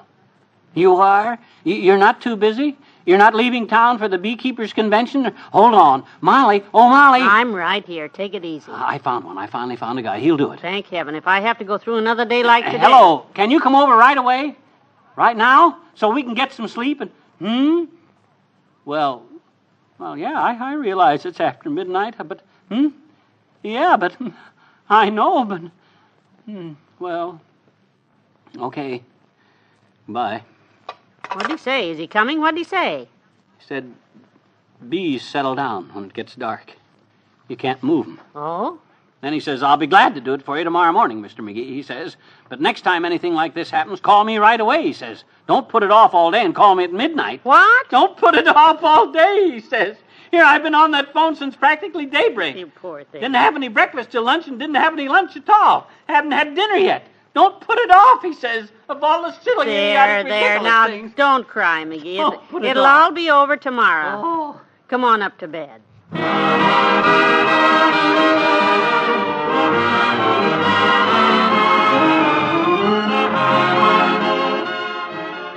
Fibber and Molly will be right back. Like adventure? Like to laugh at good comedy? Then Thursday night is your night for wonderful radio listening on NBC Radio. There's adventure aplenty when Roy Rogers rides the range in an exciting tale of the modern-day Wild West. Even today, there are still bandits, rustlers, and desperados. It takes Roy to keep things peaceful-like. Dale and the rest of the gang tag along to lend Roy help when he needs it. As added enjoyment, Roy has a Western song handy. Hearing Roy sing really makes you yearn for the wide open spaces. You'll enjoy the Roy Rogers Show, heard Thursday evenings on NBC Radio. For comedy, you'll want to join your old radio friend, Throckmorton P. Gildersleeve. Gildy manages to come up with a few comical problems that could only happen to the Water Commissioner of Summerfield. Yes, Thursday night is your radio night on NBC, your night to enjoy high-flying action on the Roy Rogers Show, and every night, Sunday through Thursday, to visit with the great Gildersleeve. Know why NBC leads the rest with the best in radio entertainment.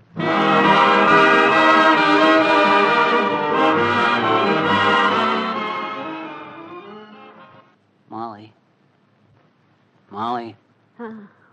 What is it, McGee? I just thought of something. Before that guy takes that swarm of bees away tomorrow, I'm going to get my brownie out and take some pictures and sell them. Sell a picture of a swarm of bees? To whom? Hollywood. Who else? I read just yesterday where they spent $10 million on bee pictures last year. Oh. Don't you get it, kiddo? Bee pictures? Pictures of a bee? Tain't funny, McGee. Well, I was half asleep when I thought of it. Go to sleep. Okay. Good night. Good night, all.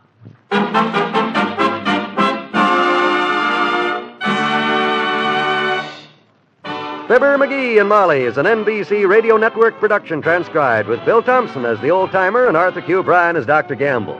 This is John Wald urging you to listen tomorrow to see if the McGees get rid of their pests. Good night.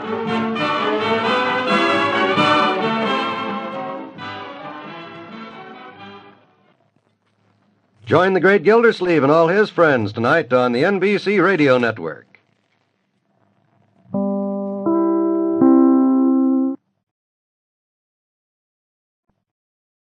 The Johnson's Wax Program with Fibber McGee and Molly.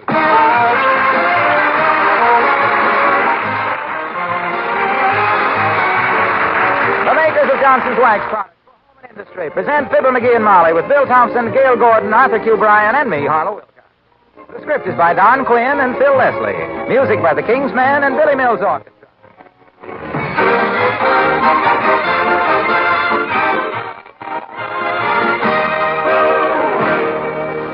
Not long ago, I described a floor that had been polished with Johnson's self-polishing glow coat as having a happy shine. A friend of mine questioned the phrase, saying floors are neither happy nor sad, and therefore the phrase wasn't a good one. Well, I wonder. Think of it in terms of how the lady of the house feels. There was a time when tiresome scrubbing dulled linoleum, and no one was happy about it, at least of all the person who did the work. Not so with Johnson's self-polishing glow coat. No, indeed. You just apply and let dry. There's no rubbing or buffing, no hard work at all. Just looking at the bright, warm luster Johnson's glow coat will quickly and easily give your linoleum and other floors. That shining, glossy coat will protect them, make them last years longer. And you'll be happy at how easy they are to keep clean and lovely.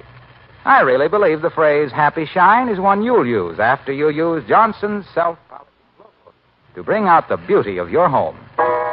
Look on the bright side, shine up the right side, bring out the beauty of the home.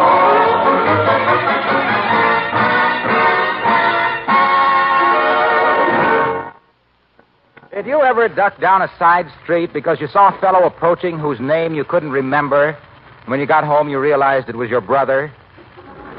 Well, a friend of ours is in something of the same predicament. He got up this morning knowing there was something he had to do, and he can't recall what it was. Maybe he'll remember as we listen to Fibber McGee and Molly.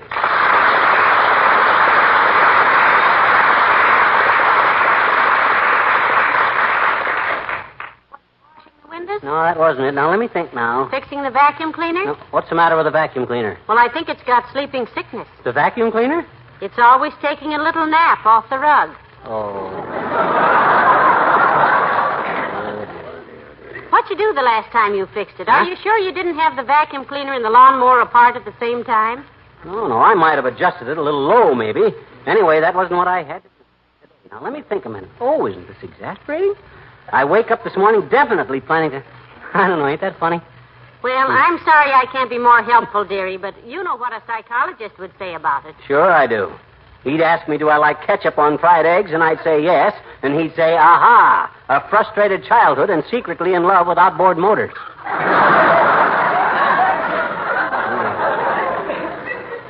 Them guys can think up more deep reasons for more simple things than a Republican congressman in a Democratic administration. Well, in this case, a psychologist would say that you were forgetting because you didn't want to remember. Probably an unpleasant task that you were subconsciously trying to avoid. I never avoided an unpleasant job in my whole life. You never did? I never did. If it's an unpleasant job, I never think of doing it in the first place. No, sir. Whatever it was I planned on doing is something that... Come in. Oh, hello, Dr. Gamble. The top of the morning to you, McCushla. And the ragged remnant of the day to you, you little scut. And bad cess to you, you vaudeville Hibernian. Why aren't you in the hospital this morning with one hand on somebody's pulse and the other on their wallet? I had performed 3 operations this morning before you got that odd-shaped cranium of yours off the pillow, Balderdash. I just stopped in to ask a small favor. Why, certainly, Doctor. Anything at all. I'd like to leave my car in your driveway for a while. The garage man will pick it up. Oh, of course, Doctor. Just leave your keys on the table there. Something wrong with it, is there? Oh, nothing in particular. Motor just needs a little tuning up. Motor needs tuning and you call a garage man just for that? Who would you call, dearie? A paper hanger? My gosh, all the car needs is probably the carbon taken out and the plugs cleaned. You could do that yourself, that's all. I could, rum-dum, but I have a little working agreement with the garage people. Oh. I don't tinker with automobiles, and they don't take out tonsils. Well, believe me, I ain't the type guy that shells out his hard-earned Mazuma to them brake bandits. I'm strictly the type guy that when his car needs fixing, I fix it himself.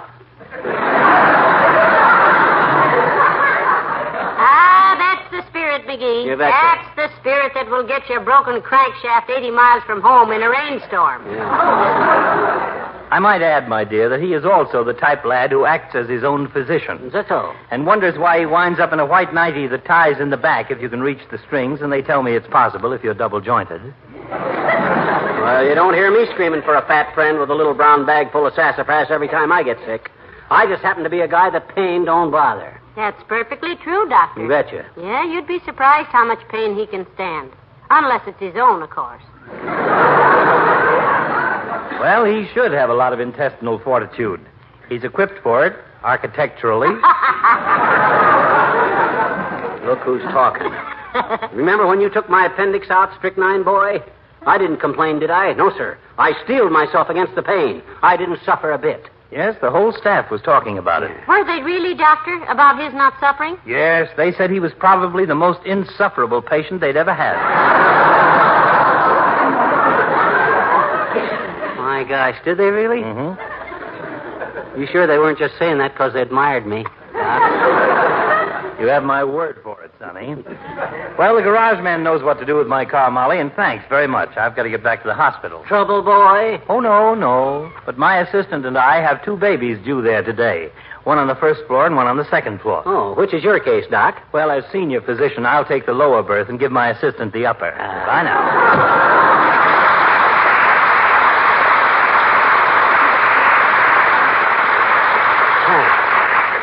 Well, have you remembered what it was you wanted to do, McGee? No, and it don't matter anyway. I'm going to do something else now. I'm going to save old Doc a garage bill. I'll tune his motor up myself. Oh, no. Yeah. No, McGee, you mustn't. Sure. Heavenly days. Oh, no. Now, don't you worry, kiddo. I'll have that motor purring like a revenue collector over Louis B. Mayer's tax return. But, dearie, the doctor's car is so...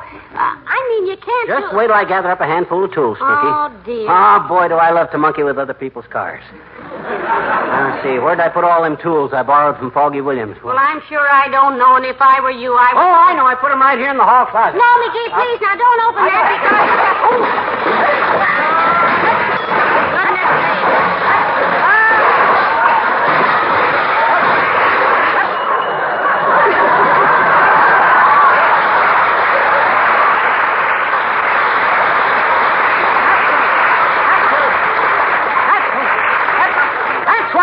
That's what I was going to do. That's what I forgot. I was going to clean out that hall closet.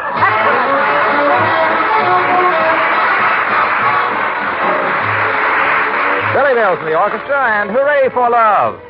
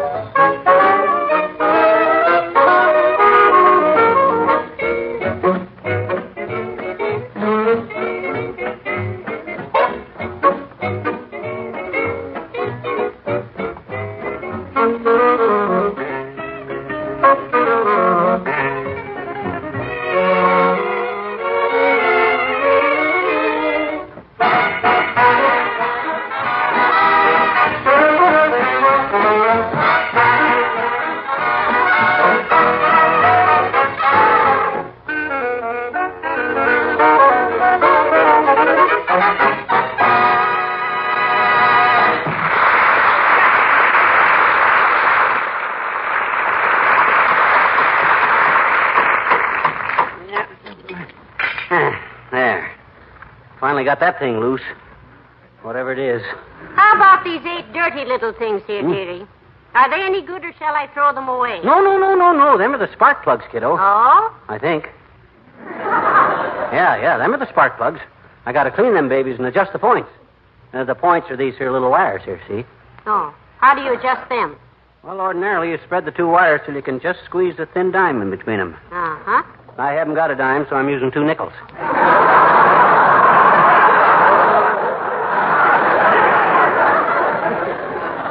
You know, 10 pennies would give you a nice wide gap, too. Yeah, that's pretty hard work, kiddo. I better take a little rest before I start tuning her up and putting her back together. Well, I hope Dr. Gamble appreciates what you're doing. Yeah, oh, me. Here comes Mr. Williams, McGee, the weatherman. Oh, you entertain him, kiddo. I'm going to lie down here on the grass and take a rest. I'm tired. Well, all right. Hello, Mr. Williams. Hello, Mrs. McGee. Where's that husband of yours? Well, that's him lying on the grass there, Mr. Williams, between the brake drum and the motor block. The one with the most grease on it is McGee. Yeah, I'm a little busy here now, Foggy, so if there's anything you want to see me about, drop over later, will you? Oh, you're busy, are you? Yeah, I'm busy. Well, I won't disturb you at all, McGee. Okay. Not at all. Hey, Foggy. Hey, Foggy. Well, what you picking up the tools for? Oh, Foggy, old boy. Look, friend. Don't let me disturb you, McGee. Huh? I've been meaning to do this for a long time, is all.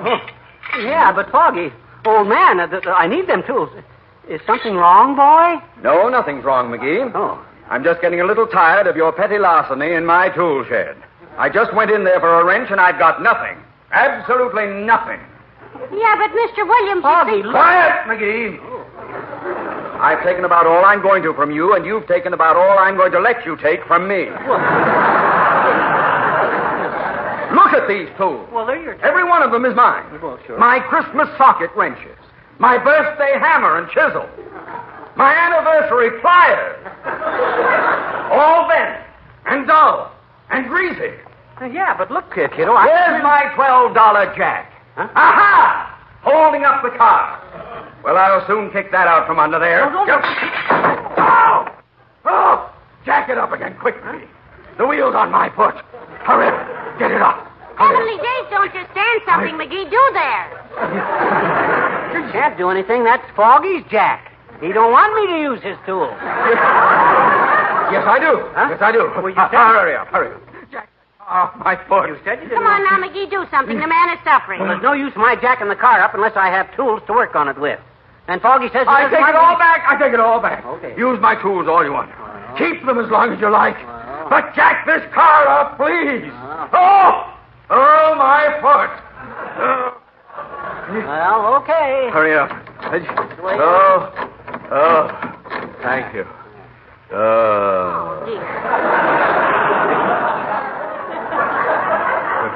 Don't you want to sit down on the running board a minute, Mr. Williams?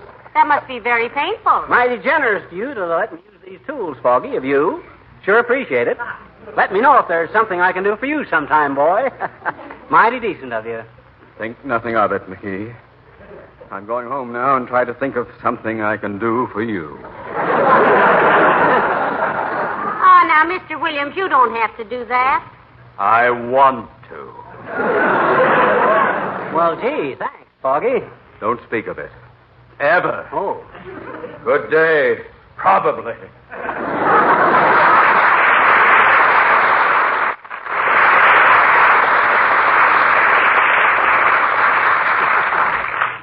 Decent sort of a chap.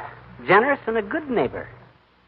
Didn't you sort of blackmail him into letting you use his tools, McGee? Who, me? Why, my gosh, kiddo, that was about as spontaneous offer as I ever heard. Why, you heard him stand right there with his foot under the car and beg me to use these tools. Yeah. Now, let me see now. Where'd this thing come off of? Must be part of the fan assembly. Well, that isn't important in this cool weather anyway. Hmm? He won't be using the fan for another couple of months. I guess you don't understand much about motors, Snooky. The fan ain't just for hot weather. Its main purpose is to draw insects into the radiator. Butterflies, grasshoppers, June bugs, and all stuff like that there. Why, I might... Oh, hi, Junior. Hello, Mr. Wilcox. Pull up a running board and sit down. McGee is fixing Dr. Gamble's car. Yeah. This Doc's car? What happened to it? Caught between two street cars or something? No, Junior, I'm just giving it a going over and saving old Doc a big garage bill, that's all. I'll do the same for any of my friends. No, not for me, you won't, pal. When the inside of my car's haywire, I send for a mechanic. When the outside needs attention, I handle it myself. How, Mr. Wilcox? For once, I guess that's a safe question, Molly. Unless he's got his car covered with linoleum.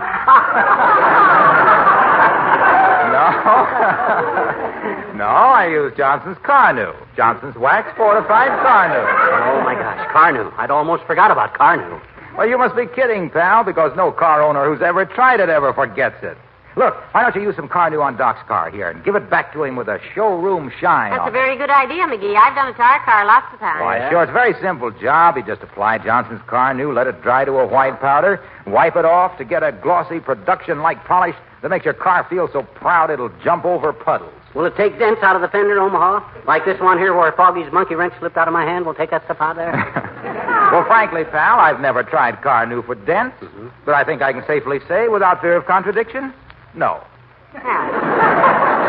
That seems a fairly conservative statement. But who cares about dents in the fenders? Lots of people have those. Yeah. But do lots of people have cars that shine like the day they bought them? Well, They do if they use Johnson's Wax Fortified Carnu, spelled C-A-R-N-U. Because in just one application, Carnu removes all the grime and dirt and road film from your car and gives you that happy owner look. And look, and another thing. Well, look, Waxy. Yes, pal. You like to leave on a laugh, don't you? Well, doesn't everybody? Okay. Thank you, pal. So long, Molly.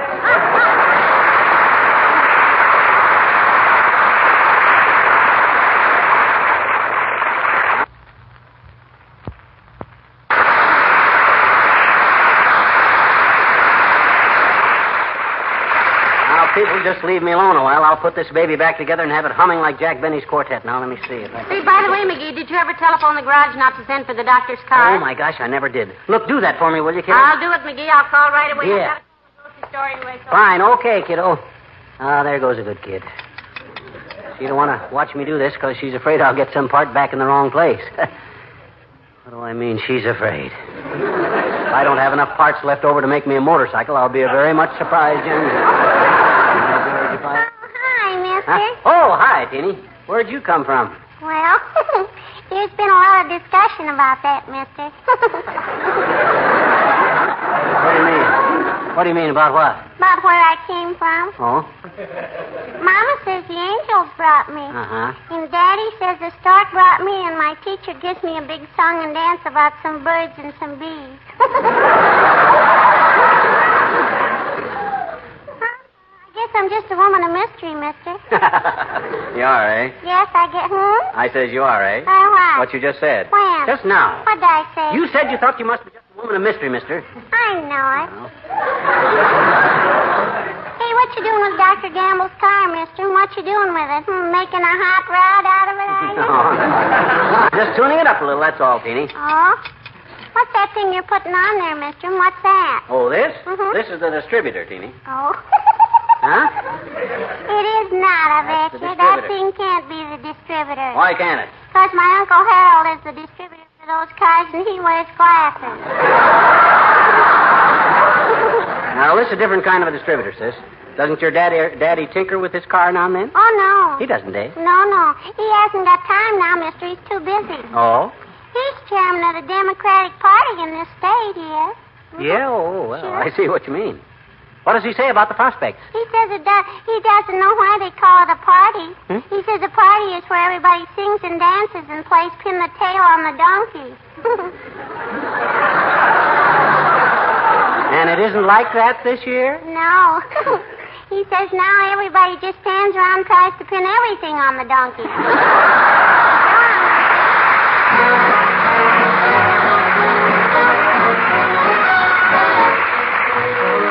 The King's Men and Love is So Terrific. Love is so terrific, such a funny feeling, makes you want to cuddle and cling. Makes you sentimental, makes you kind of gentle. Oh, terrific thing. Love is so prolific, sends your head reeling, makes you want to giggle and sing.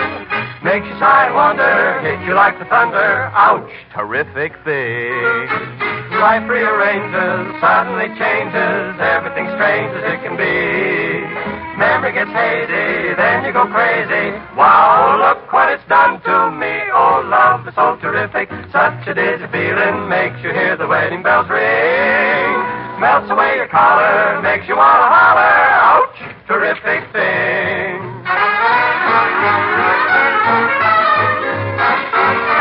I never knew that love was so terrific. Such a funny feeling makes the winter turn into spring. In the spring, it starts your heart a thundering, gets your mind a wondering. How terrific thing! Love is so prolific, sends your head a reeling, makes your daily troubles take wing. Makes your pain a pleasure, love is such a treasure. Ouch, terrific thing!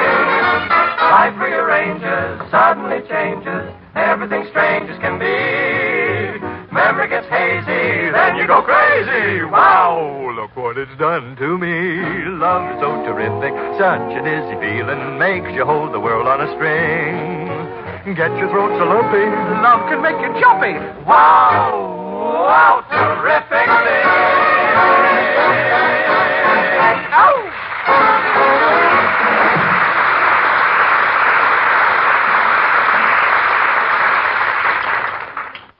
Got it. This thing must fit on here someplace. Oh, that ain't it. Maybe it's... Nope. Oh, I had a little beaver that I tied up with a cord. But I let him go because I hate to see a beaver bored. Monkey and the coconut. Oh, hi, Molly. How are you getting along, dearie? Have you got the doctor's car back together again? Just about. As soon as I knock the skin off one more knuckle, I'll be ready to start the engine. See how she sounds. This thing was more trouble than... Oh, hi, Wimp. Hello there, Mr. Wimple. Hello, folks. Make yourself comfortable, Wimp. I'm tuning up Doc Gamble's car for him. My It must be wonderful to be able to do things like that. Sweetie Face, that's my big old wife. Yes, we know. Sweetie Face won't even let me wind the clock or put in a new light bulb. She says I'm too unhandy. I guess I am, too. How so, Wimp? Well, she has a bar across a closet door that she uses to chin herself on. When I put it up for her, I must have been careless because it was sawed halfway through, and the first time she used it, she fell right on her policewoman's manual. See, I saw your wife in the Bonton yesterday, Mr. Wimple. She was buying a new dress. Yes. She tried it on for me this morning, and she said to me, "Wallace," she said, "how do I look?" Oh, was that ever a loaded question? What did you tell her? Well, I looked her right straight in the flowered cretonne, and I said, "You look just like a magazine cover, dear." And she said, "Photoplay or Harper's Bazaar?" And I said, "Zombie Comics." Oh, brother. What'd she say to that, Wimp? I didn't wait to see, Mr. McGee.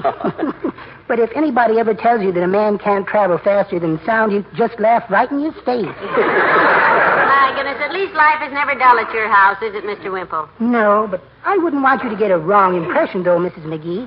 Sweetie Face is a very unusual woman, really. She is. Huh? She suffered for years from an impediment, you know. What kind of an impediment, Wimp? Me. But we do have our romantic moments now and then, Mr. McGee. Yeah? Just last night, for instance, we were out for a stroll, and the moon was just beautiful. And all of a sudden, she said to me, "Wallace, I'm going to do something nice for you." Oh, what'd she do, Mr. Wimple? Kiss you? No, she took off my leash. Wow. Took off your leash, eh? And what did you do, Wimp? Took off like this.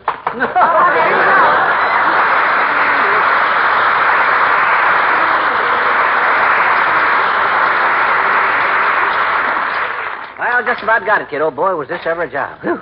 Start gathering up Foggy's tools, will you? Yes, I certainly hope it runs, dearie. Don't worry, Tootsie. With all the work I put into this baby, it's got to run. And besides, I took plenty of cars apart in my day. Well, way back when I was a reporter for the Peoria Daily News on the zoo beat, I used to... Why, McGee, you never told me you were a newspaper reporter. I never told you about covering the news from the zoo for the Daily News? You never did. Oh, imagine me overlooking that. Well, sir, they had a brand new zoo there in those days, and I used to run a column called Who's Who at the New Zoo because I knew the zoo news inside out. I remember they had two old news at the zoo, a he knew and a she knew. And those old news made the news one day, but the news that the she knew had two new news, little, see? Yeah? Well, sir, I knew the news about the zoo's little news at the same time the she knew it, and even before the he knew that he was the new news father. And the other papers had no news about the two new news at all. So I broke the news with the zoo's two news, and the old news knew the new news for news, and the news of the news with their news.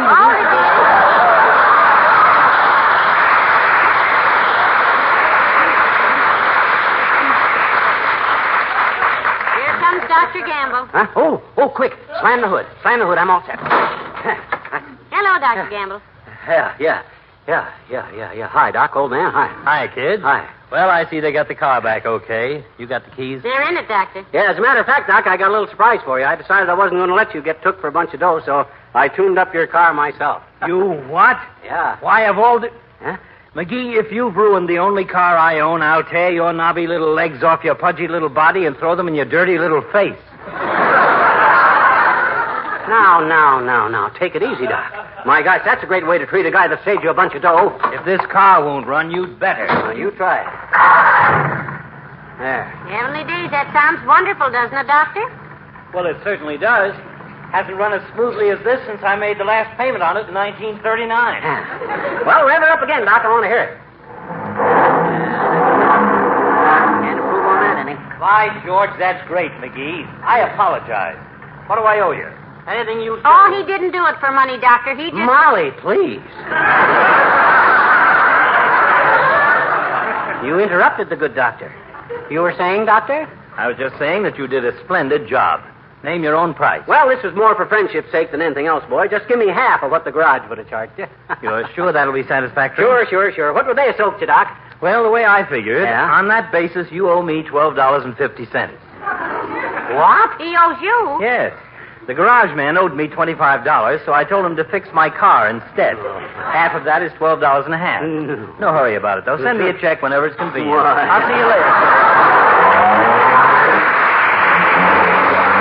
Why, that old... Well, I'll be a... You always were, dearie, and I rather like you that way.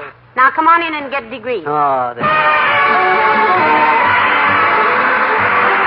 if you've been scrubbing your wood floors with brush and water, you've been harming them. Yes, actually, making them less beautiful than they should be. On the other hand, if you've been using Johnson's Liquid Cleaning and Polishing Wax, your floors are just as clean and handsome as they can be. Johnson's Liquid Wax makes scrubbing unnecessary. It's a combination of effective dry cleaning ingredients and genuine wax. Johnson's Liquid Wax cleans and waxes your floors at the same time, and it's so simple to use. You pour a little on the floor, rub it a bit to loosen dirt and grime, wipe up, and then buff lightly. Your floors are sparkling clean and shining with a rich, warm luster. No more fooling around with water that soaks the wood and raises the grain. No more back-breaking scrubbing. Johnson's Liquid Cleaning and Polishing Wax is the modern method of cleaning and polishing floors. There's no better way to bring out the beauty of your home. Look on the bright side, shine up the right side, bring out the beauty of the home.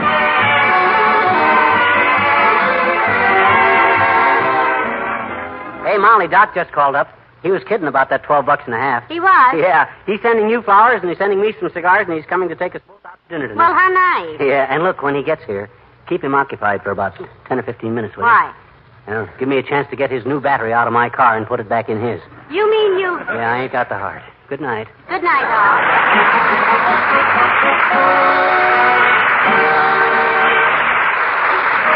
The makers of Johnson's Wax Products, Racine, Wisconsin, bring you Fibber McGee and Molly each week at this time. Be with us again next Tuesday night, won't you? Good night.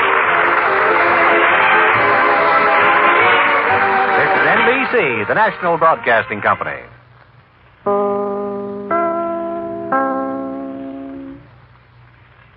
This is WMAQ NBC. It's time for Fibber McGee and Molly.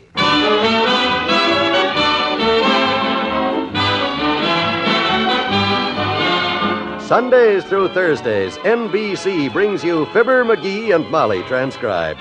The show is written by Phil Leslie and Ralph Goodman and directed by Max Hutto.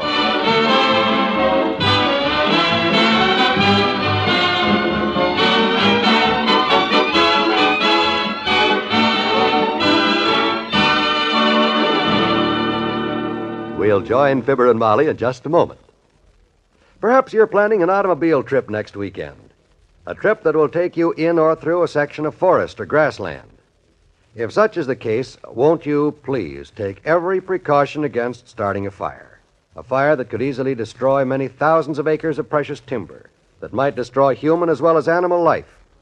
In spite of repeated warnings and pleas, these fires do continue year after year. A hunter fails to douse his campfire completely. A motorist tosses his lighted cigar or match from his moving car. And the result is an inferno that sweeps through thousands of acres. Yes, it's a shameful fact that 90% of forest fires are caused by human carelessness or indifference, caused by people like you and me. So the next time you're out in the wide open spaces, be on the alert. Don't carelessly toss that burning cigarette stub from your car. Don't leave a campfire unattended. Remember, only you and I can prevent forest fires.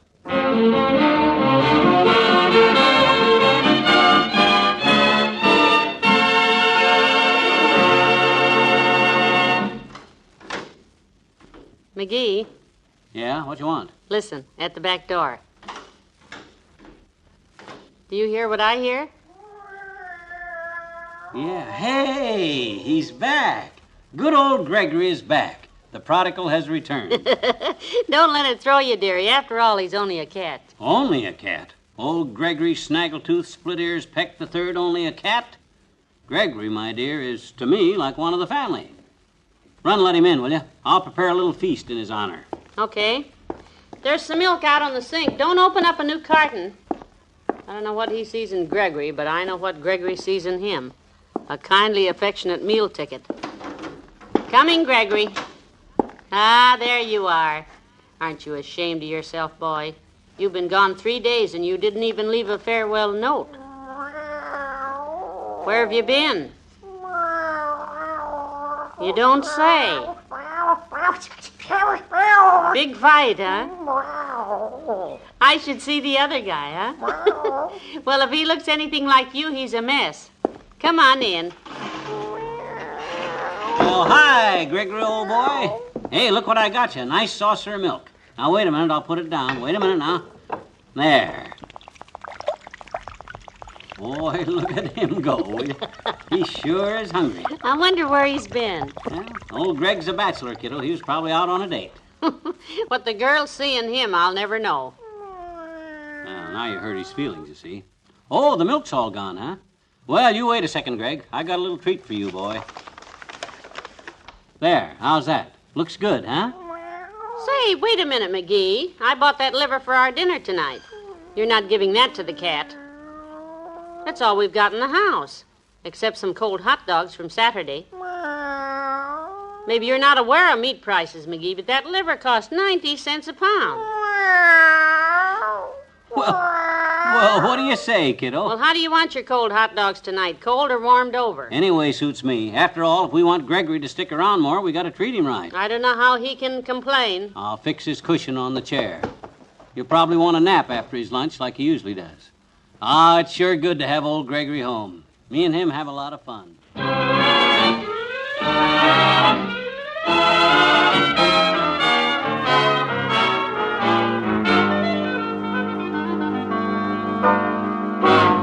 Come on, Gregory. Get the ball. Come on, boy. Get it. Here it is. Here it is. Got it. Now, let's try it again. You know, that cat certainly is smart. Oh, sure he is. The way he gets you to do tricks. Lying there, not saying a word, and getting you to throw the ball and chase it all by yourself. Grocery boy! Ever since that rainy day you found him in the alley and brought him home, that cat... Hello there, kids. Hi, daughter. Hi, Johnny. It's me. Hello, Mr. Oldtimer. I brung your order, daughter, and I want to say, what are you doing here, you little rascal? Well, I live here, old-timer. What do you mean, what am I doing here? No, not you, Johnny. I mean that little rascal you're holding in your lap. Oh, him. That's... I've been looking all over for you, Beauregard. Beauregard? How did that cat of mine get all the way over here? Cat of yours? You mean to say this is your cat? Yep. Had him for over a month now. Found him in an alley one day during a rainstorm. So did we. So did you? Yes, sir. Now, wait a minute, Johnny. I don't know what you're trying to pull here, but that cat's mine. You ain't stealing Beauregard that easy. His name is not Beauregard, it's Gregory, and we saw him first. You couldn't have, daughter. He's my cat. Come on, Beauregard, let's go home. Don't you listen to him, Gregory. You stay right where you darn are. Yes. Now, look here, kids. Let's not argue. That cat is mine. No, and sir. I just want to show you that... Stand right here. You're not He's taking... not, Come Mr. here, Gregory. Oldtimer. You keep your hands off.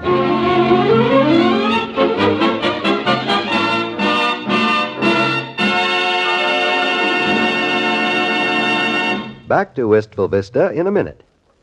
How's your portable radio playing? Has it been fading lately? Is it just sitting on a shelf dead or half alive? Probably nothing wrong with it that a set of fresh batteries won't correct. So why not get ready now for full-powered playtime listening? Take that portable of yours to your radio dealer or service technician and tell him to pep it up again with fresh, powerful, long-lasting RCA batteries. Your dealer knows radio is best. That's why he recommends and sells RCA batteries, backed by the greatest name in radio, the Radio Corporation of America. Insist on RCA batteries in the familiar red, black, and white cartons for full-tone listening pleasure all summer long. Hear your favorite programs wherever you roam and hear them right with RCA batteries, radio engineered for extra listening hours. Remember, the world's best names for quality. RCA and RCA Victor.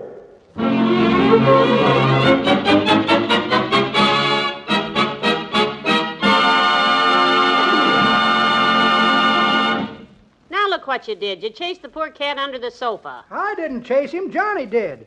All I did was say, come on, Beauregard, let's go home. Johnny's the one who grabbed for his tail. Well, you're not taking Gregory out of here. He may come over to your house once in a while for a handout, but he spends most of the time here. He does, huh?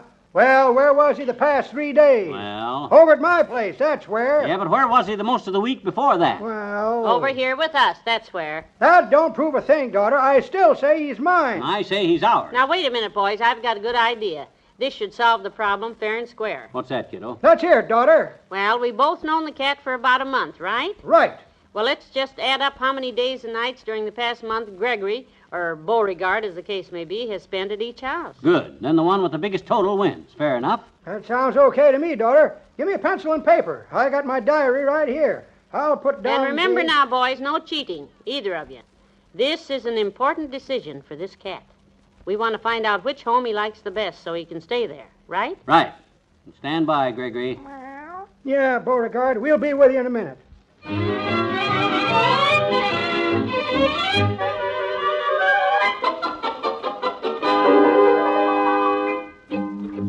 There. I got all the days and nights he spent here wrote down, and by George, this ought to prove whose cat good old Gregory is. Come on, old-timer, hurry it up, will you? Don't rush me, Johnny. Now, let me see. Was it Wednesday or Thursday that Beauregard had that asthma attack? You sure it was asthma? No, I think it was Friday. Friday?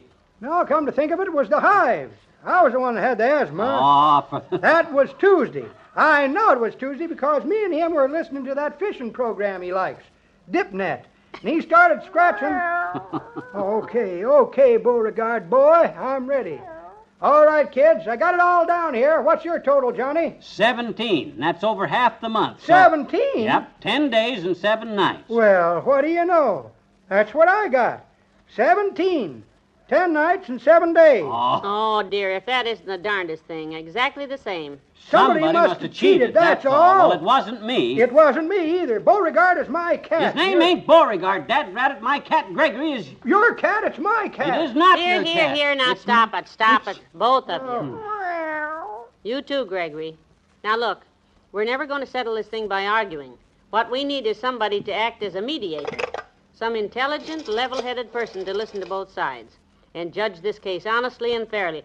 Hello, operator. Get me Dr. George Gamble's office and hurry. This is urgent.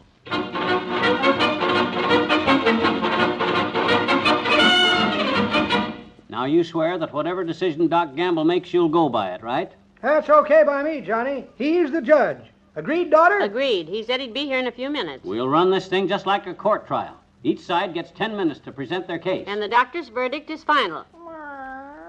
Don't worry, Beauregard. Won't be long now till you and I go home.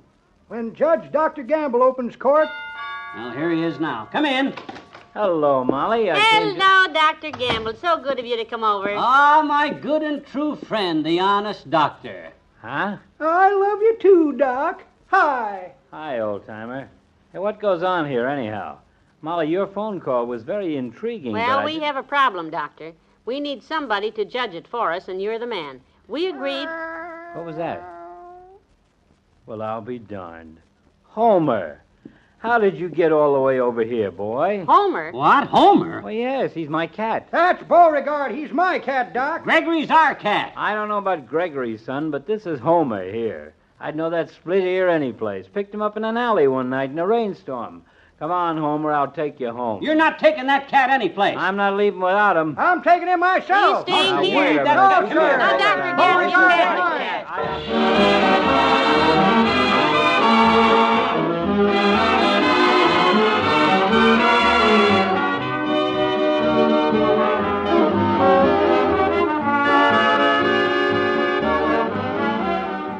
Fibber and Molly will be right back. If you've ever wondered about the story behind the banner headlines you see in your newspaper every day, you'll find the answer in The Big Story, returning to the air this Wednesday night here on NBC. The Big Story is an account of the exciting work behind the scenes of a big city newspaper. You'll hear the true and dramatic details of a reporter's 24-hour-a-day job as he searches for his big story. Sometimes a front-page scoop falls right into a reporter's lap, but more often he has to track it down step by step, following the slimmest of leads, and with nothing to help him but his intuition and courage. It's true. It's exciting. It's The Big Story, returning to the air this Wednesday night on NBC. And Wednesday also means quiz fun with the popular Bill Cullen asking the questions on Walk a Mile. It's a different kind of quiz game, one that will keep you mentally exercised as well as entertained. So come on along and play Walk a Mile Wednesday night. It's the best in listening on NBC.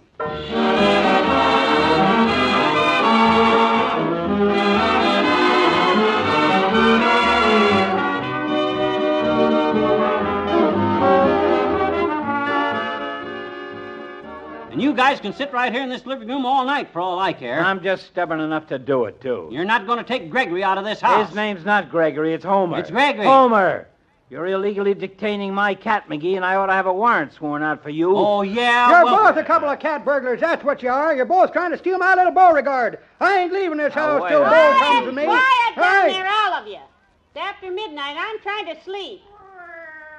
So is Gregory. Okay, kiddo. Good night. Now, looky here, you guys. That's my cat. Good night, all. That's my You're not cat. going to get that.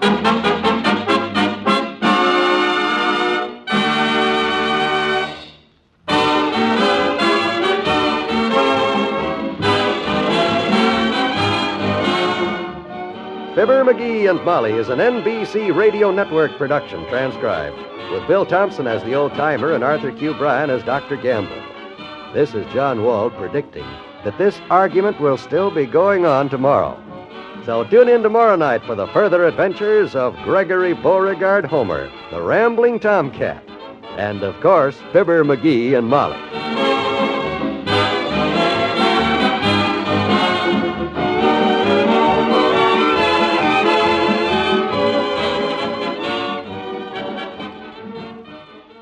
Tonight, hear an address by George Meany, president of the AFL on most NBC radio stations.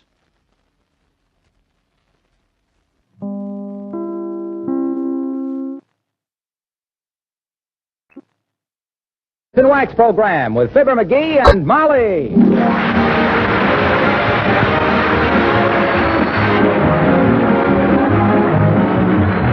The makers of Johnson's Wax products for home and industry present Fibber McGee and Molly, written by Don Quinn and Phil Leslie, with music by the King's Men and Billy Mills Orchestra.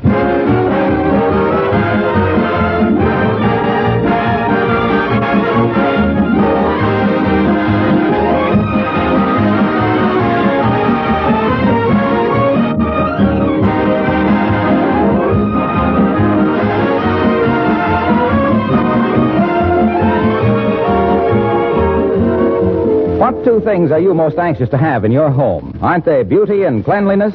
Well, think for a moment how easily and inexpensively you can have both beauty and cleanliness just with an occasional application of genuine Johnson's Wax to your floors, furniture, and woodwork. A rich, mellow, polished wax surface is a thing of beauty in itself. The wax brings out the grain and beauty of the wood. It adds a soft luster to leather, linoleum, and metal surfaces.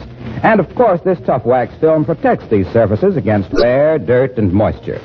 Dust and dirt do not adhere readily to a wax-polished surface.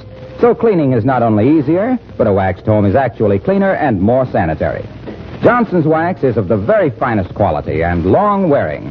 The cost is really very little. So why not practice protective housekeeping in your home with genuine Johnson's Wax? Dealers everywhere carry it.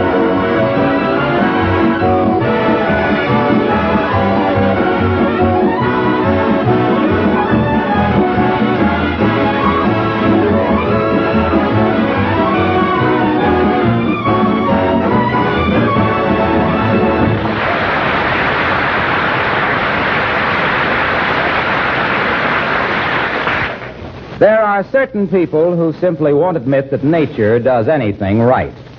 They're the kind who gild cattails, paint Whose Little Tootsie Are You on the shells of baby turtles, and clip poodle dogs to look like anemic lions.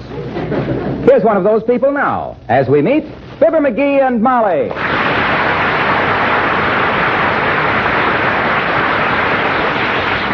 Hey, Fred, how much you charge me to paint this Christmas tree white? Why do you want it white, McGee? What do you mean, why do I want it white? You got 100 trees in this lot you've painted white. Yeah, and I think they're horrible. What? Some people like them that way. Never mind the artistic comment, Fred. How much? $10. $10? To spray a little white paint on this half-pint tree? Who do you think you are, Rembrandt? Looky here. Maybe you didn't understand, Fritz. I want this tree painted white, not gold-plated. $10. You're a pirate, and I'll bet you made $200 already today. You're a cheapskate, and I've made $340. You're a robber, and you want to sell a half interest in this joint? You're a stoop, and I wouldn't sell my own mother a half interest. You're a low-down, no-good...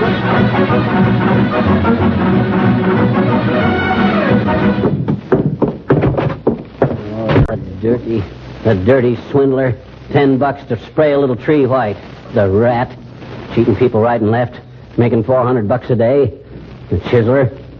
I don't know whether to report him to the OPA or make him a better offer for a half interest. Low-down chiseler. What's the matter, McGee? This time. That guy, Fred Corrigan, that runs the Christmas tree lot at 14th and Oak. That dirty pine broker. Wanted to charge me $10 to paint our Christmas tree white. Well, it does seem a little high, dearie. But think of the work there is to it. Putting all those needles back on after the paint dries.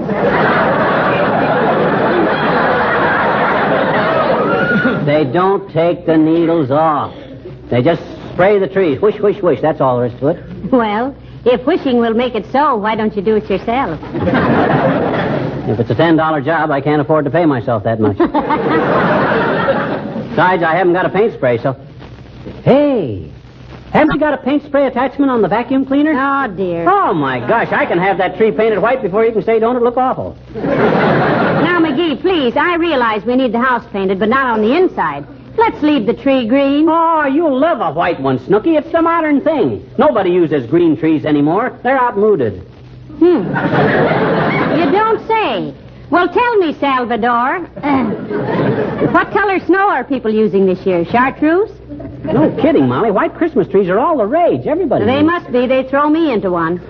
Now, look, sweetheart, just put the tree up and trim it. I love a green Christmas tree. Don't you, Alice? No, that's what, Mrs. McGee? Look, Molly, I'll put it up to Alice fair and square and let her give an opinion. Here's the preposition, kid. If you were going to have a Christmas tree, which would you rather have? A dusty, drab, dirty old green one or a bright, snappy, glistening white one? Which, Alice? Mistletoe. Mistletoe. What an answer. Well, jeepers, don't you like to hang up a little bouquet of mistletoe, Mr. McGee? Oh, he's too shy, Alice. I am not shy. What good is mistletoe? Catch somebody under it, and it's either somebody you can kiss anyway, like your wife, or you get a slap in the chops before you can point up to it. Mistletoe, bah. That's just poison ivy with berries. Well, we'll put some up, Alice, and you'll see who manages to spend most of his time loitering around beneath it. Yeah. But honestly now, dear, do you like a white Christmas tree? Well, I like them all, Mrs. McGee. I don't care if they're purple. Gertrude always has a white one, though, and she likes them.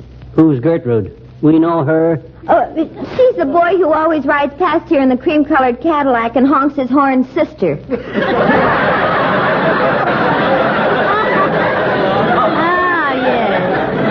I see. Well, himself here used to go with a man who owned a Stutz Bearcat's niece. Yeah, but I gave her up for an old guy with a broken-down Maxwell's daughter. But honestly now, Alice, don't you really prefer a white Christmas tree? Well, I got awfully tired of them, Mr. McGee. When I was a little girl, my father gave us kids some little tiny paintbrushes and told us to paint a Christmas tree white. Heavenly days. Wow. It must have taken you children a long time to paint a tree with little brushes. How long did it take you, Alice? Oh, we never did get it finished. But it kept us off the streets till we were 18 years old. Well, I gotta wrap some presents. See you later.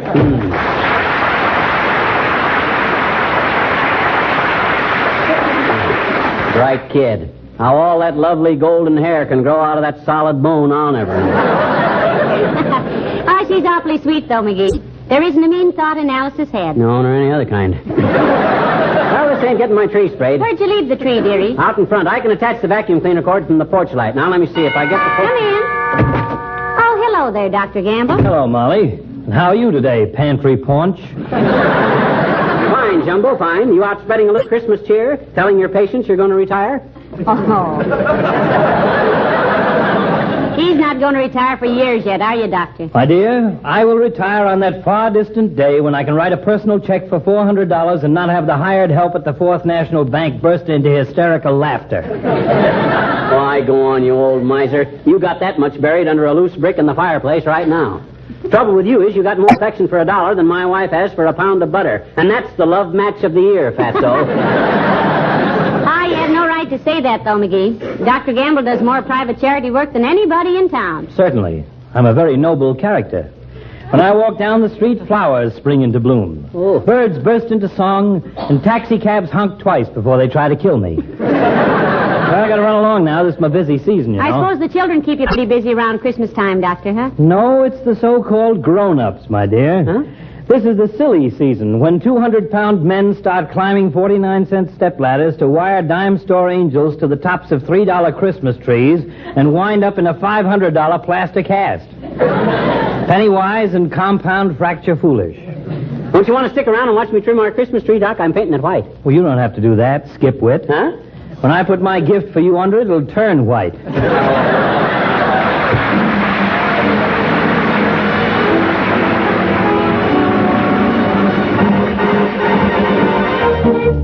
Billy Mills and the orchestra and the Parade of the Wooden Soldiers.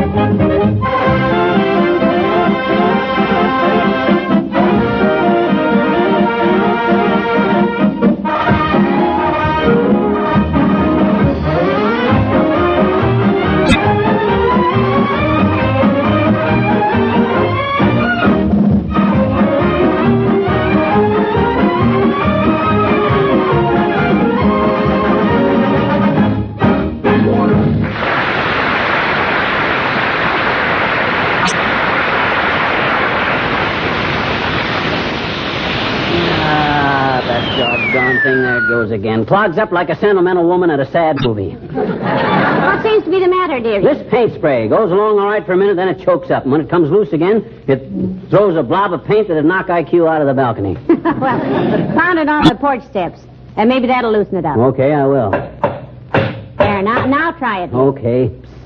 Ah! Oh, heavenly days, McGee, you almost hit me with that. I'm sorry, kiddo. I didn't know it was loaded. Well, here we go. There, now, Dad ratted had done it again. Clogged up. Well, hurry up and get the job finished, McGee. It's colder than a lineman's lunch out here. Well, you go on in the house if you want to. I can handle this all right. No, I've got to stay out here and tell people who you are. Huh? You get a little more of that white paint on you, and they'll think you're a badly constructed snowman. Okay. That does it. Now, I'll have this tree sprayed before you can Watch your aim, dearie. Huh? No, you better shut it off. Here comes Mrs. Carstairs. No. Hello there, Mrs. Carstairs. Won't you come in the house and have a slug of tea? No, thank you, my dear. I'm just out walking my Pekingese and must hurry along. What Pekingese, Carsey? I don't see him. Oh, it was too cold for him to come along, Mr. McGee.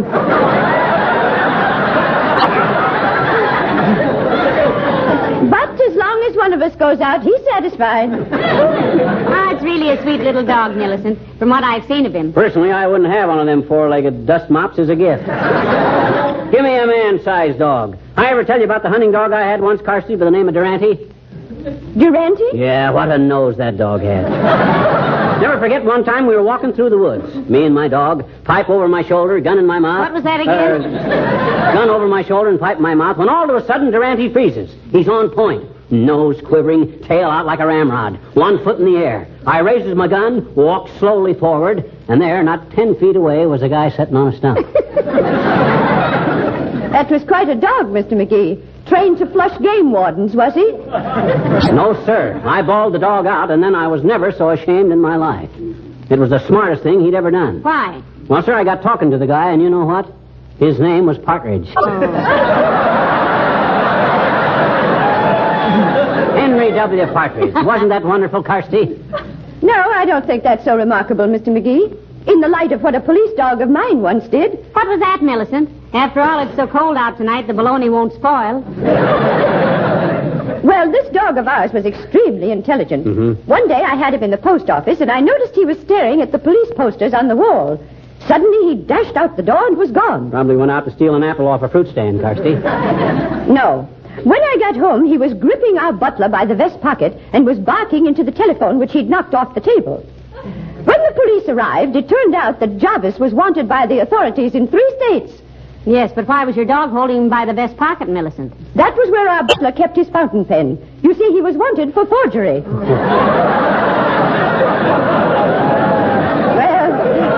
so nice to have seen you. Good evening.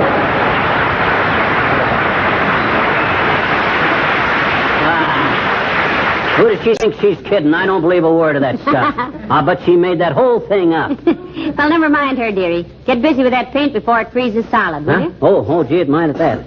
Well, back to work. There she blows. Stopped up again, McGee? Yeah, the doggone thing. I only got about a third of this tree sprayed, too. Maybe if... Hey. What? How could Carstairs' dog be gripping the butler by the vest and barking into the phone at the same time?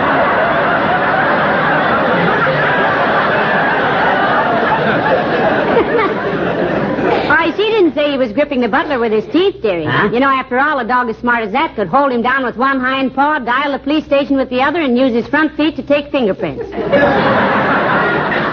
Yeah, maybe, but how she... Oh, well, why should I worry? That's better yet. You're getting more paint on yourself than you are on the tree, McGee. Well, the wind keeps changing. They ought to make these paint sprays with a weather vane on them. By George, hip. Oh, dear. In the time you've taken to get this tree a dirty gray, Pet, I could have whitewashed the Kaibab National Forest with a flip gun. Well, doggone it, I don't see... Hello, folks. What's going on here? Hello, Mr. Wilcox. Hi, Junior. Pull up a front step and give yourself a 3-point landing. You want your Christmas tree painted white, Mr. Wilcox? Trot home and get it. Yeah, I won't be out here very long, Junie, as soon as I adjust the nozzle on this paint. Hey, wait a minute, Mac. Do you mean to stand there like a front man for painter's colic and tell me you're actually going to ruin that pretty little tree with white paint? Ruining that refugee from the forest primeval? Despoiling a magnificent evergreen? Skip the dramatics, Junior. We know you memorized Evangeline in high school. And you played the heavy in the Chautauqua Company of Rebecca of Sunnybrook Farm, too, didn't you, Mr. Wilcox? The juvenile lead, if you please. I also had 3 seasons of Shakespeare. A likely story. When you play Shakespeare, son, that's when Othello needs a friend. Everyone in Omaha, I'll have you know, said I was another Barrymore. Why, when I came out in my tights and said, "Oh, what a rogue and peasant slave am I." You can say that again. Now, hush, McGee. I love Shakespeare. Go on, Mr. Wilcox. Is it not monstrous that this player here, seeing a lady forced to menial task and seeing such drudgery, would not then dispense a thing called Johnson's glow coat? Forsooth, a goodly fluid, which spread upon the scullery linoleum, thus eliminate the scrub. No rub, no bump. Just pour it on, and in 1/3 the time it takes for our glass to turn, it dries. If Shakespeare ain't in the public domain, this 2-bit Orson Welles is going to be sued for $9 million. Yes, it dries. And so mirror-like it gleams. The porridge spilled, wiped off, leaves not a single spot. The labor saved, the hours gained, the beauty seen. 'Tis glow coat. Beloved by chatelaine and serving wench alike. Your nearest dealer. Hey, now wait a minute, Mr. Wilcox. Is that in Hamlet? My dear girl, it's in every hamlet, every village, every town, city, and metropolis. Every place where a housewife takes pride in the appearance of her kitchen. And if I don't get back to the office in the next 10 minutes, I'll find myself back in Chautauqua. So long, kid.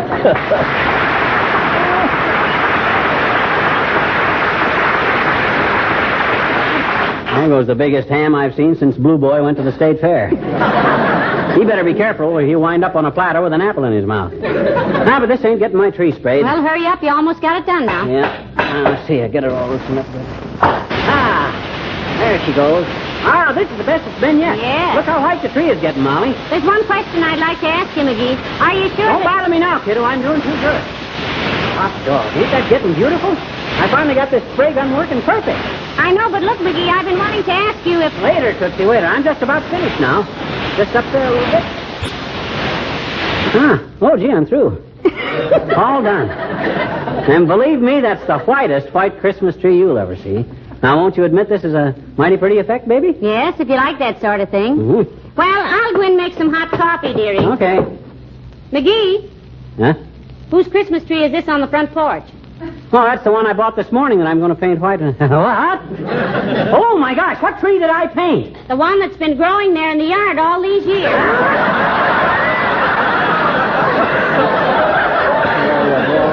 Bring in the vacuum cleaner when you come. Of all that dirt. If I ain't the dumbest bloke that ever drew breath. A wise guy. A know-it-all. Can't tell one tree from another, one that's growing and one that ain't. I'm a saphead. I'm a brainless, incompetent, ham-handed butterfingers. If I wasn't so stupid, I'd never let me sit here and insult myself like this. Dad rat the dad. Hi, mister. What's the matter? I know that voice. Is that you, Teeny? Sure it is, I betcha. What you sitting there with your head in your hands for, mister? Got a headache? Want me to get you an aspirin, Want me to? No, thanks, sis. Medicine won't touch the kind of headache I got. I just busted my ego in 4 places. Gee, I'm sorry, mister. Yeah. Oh, boy. Who did that? Huh? Who did what? Who painted that tree white? Gee, is that ever beautiful? Yeah, but that ain't the one. And it's growing right there in your yard. Yeah, you see, I got a little confused. And Oh, Mr. McGee, you're wonderful. Huh? I am? You're the nicest man in town, I bet you. You put your Christmas tree right out in the front yard where everybody can share it with you, didn't you? Well, I didn't exactly. Gee, all the kids in the neighborhood are going to love you for this, mister. Boy, I can hardly wait till you get it all lighted up. You can't, eh? I says you can't, eh? Can't what? You can't wait till I get it all lighted up. Gee, neither can I. And you know what, mister? What? When it's growing in the ground like that, it can't wobble and fall over either. Our Christmas tree at home is always wobbly. Yeah, lots of people make that mistake, sis. They don't stop to think if they were a tree and got all lit up and then came into a warm room, they'd wobble a little too.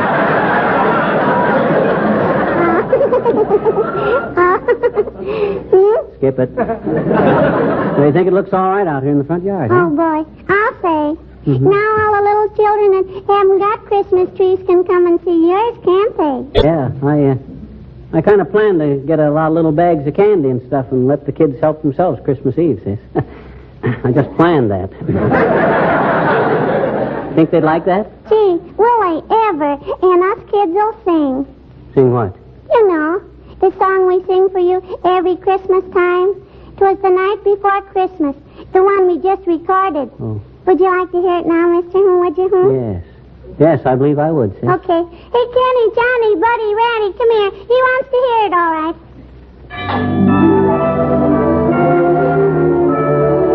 A wonderful bunch of kids going around the neighborhood with a 30-piece orchestra.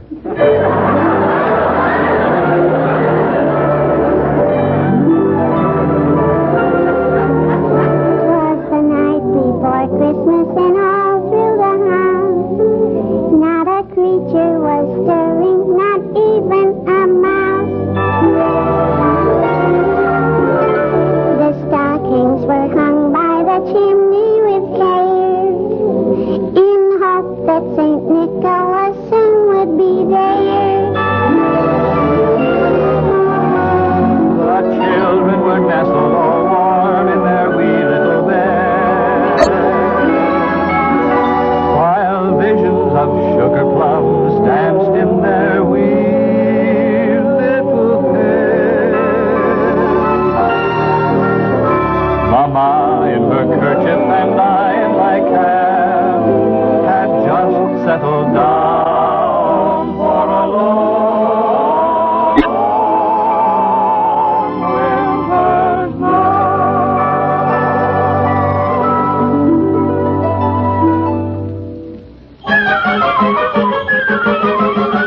along, there goes the clatter. I sprang from my bed to see what was the matter. Away to the window I flew like a flash, tore open the shutters, threw open the sash. Then, what to my wondering, I should appear but a miniature sleigh and a tiny reindeer. With a little old driver so lively and quick that I knew right away that it must be St. Nick. All bundled in fur from his head to his foot, old Santa was covered with ashes and soot. I drew in my head and was turning around when down the chimney he came with a bow.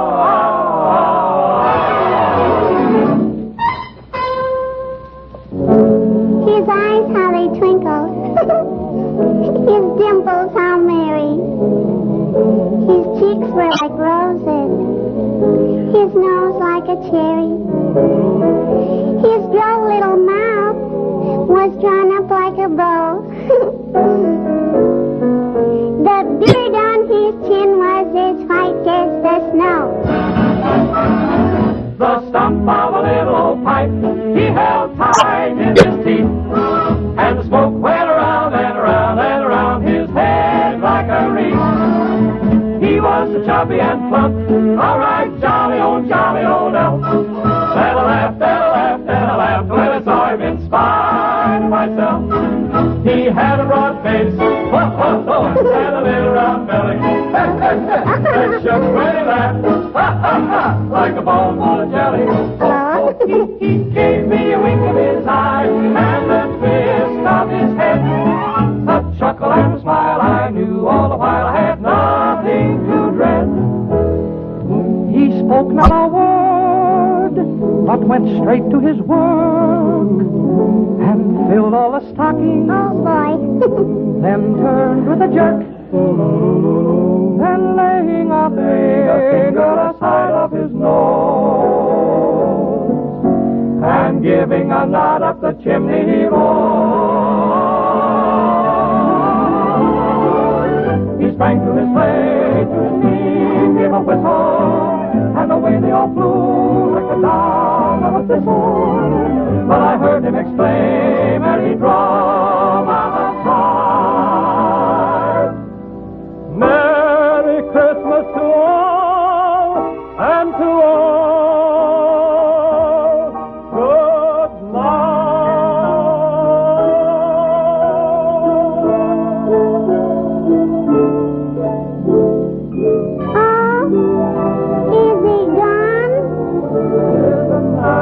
good Christmas and all through the house, not a creature is stirring, not even a mouse.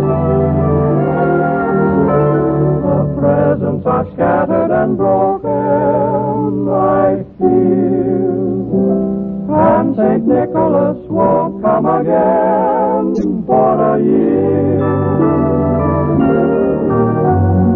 Children are nestled all warm in their wee little beds, while memories of sugar plums dance in their wee little heads. Mama in her kerchief and I in my cap are settled at last for a long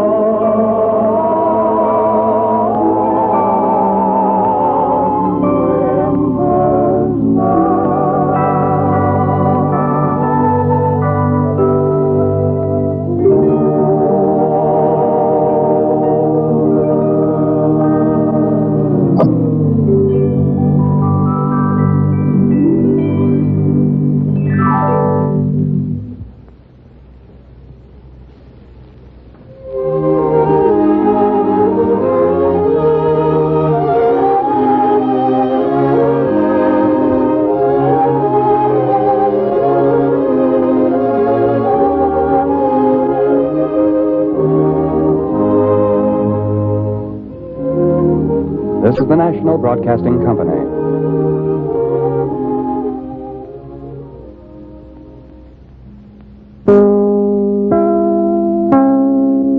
The Johnson's Wax Program with Fibber McGee and Molly.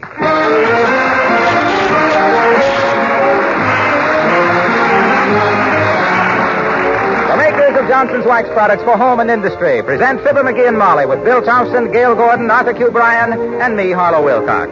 The script is by Don Quinn and Phil Leslie. Music by the King's Men and Billy Mills Orchestra.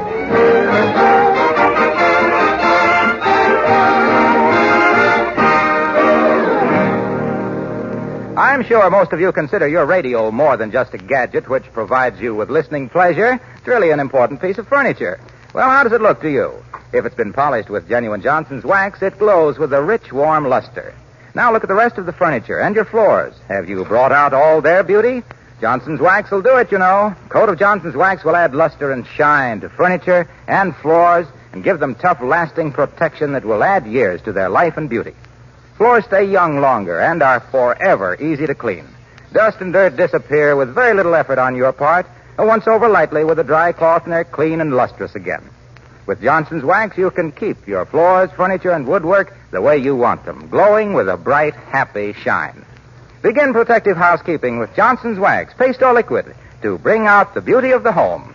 Look on the bright side, shine on the right side, bring out the beauty of the home.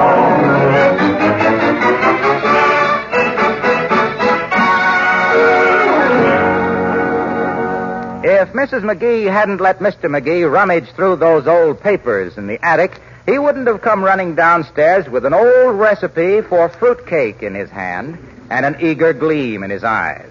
But she did and he did, and she's fighting a losing battle right now. As we join Fibber McGee and Molly.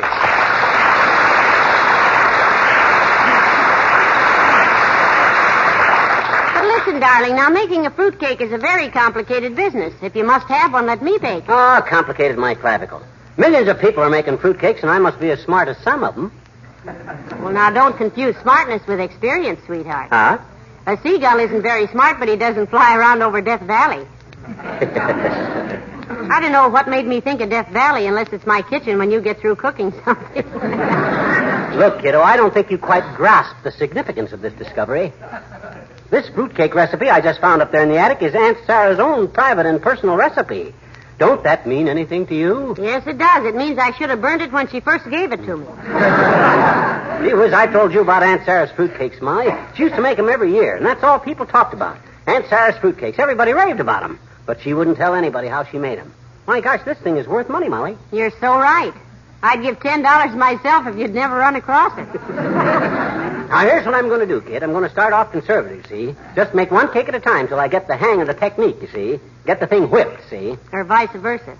Then I'll take orders from a few close friends and let them sort of spread the word around, see? Then when the orders start snowballing in from all over the nation around the first of the year or so, I'll probably have to build a few factories here and there and... Company, dearie. Yeah, form a company. I'll be executive chairman of the board. No, there's someone at the door. Huh? Come in. Oh, hello, Mr. Oldtimer. Hello there, kids. Hi, old-timer. Hey, do you like fruitcake? Come again, Johnny? I says, do you like fruitcake? I'm going to bake the greatest fruitcake you ever flung a fang into, and if you drop in around Christmas, I'm glad you brought up Christmas, Johnny. Huh? Reason I stopped in was to tell you kids not to go spend a lot of money on me this year, like you didn't do last year either. Well, we're not spending much this year, old-timer. Personally, I think Christmas is more for the kids, myself. It sure is, and we love it, don't we, kids? I never will forget Christmas when I was little. Yeah? We used to go to the woods and cut our own trees. Lived in the country, did you? Nope, Pittsburgh. The woods lived right next door. They had a great big place with a lot of Elmer greens in the yard. Evergreens. Elmer Green was the caretaker, had 8 kids. He used to say he wished some Christmas his wife would just give him a good bird dog.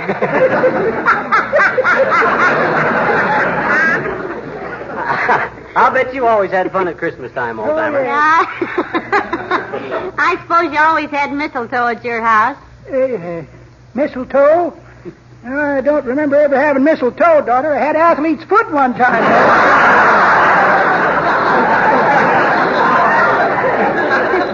No. She means the stuff you put up to kiss a girl under. Oh, a parasol. Sure, skip it. I never will forget the time we didn't have a Christmas tree, though. Yeah? Mama stood Papa up in the corner, and us kids hung ornaments on him. On your father? Yep. Mama said it was a shame to let him go to waste when he was all lit up anyhow. Well, I gotta get downtown, kids. I'm gonna ask Sandy Claus for an air rifle. Air rifle? You ought to get a lot of use out of an air rifle. You're always shooting the breeze anyhow. That's pretty good, Johnny. But that ain't the way I heard it.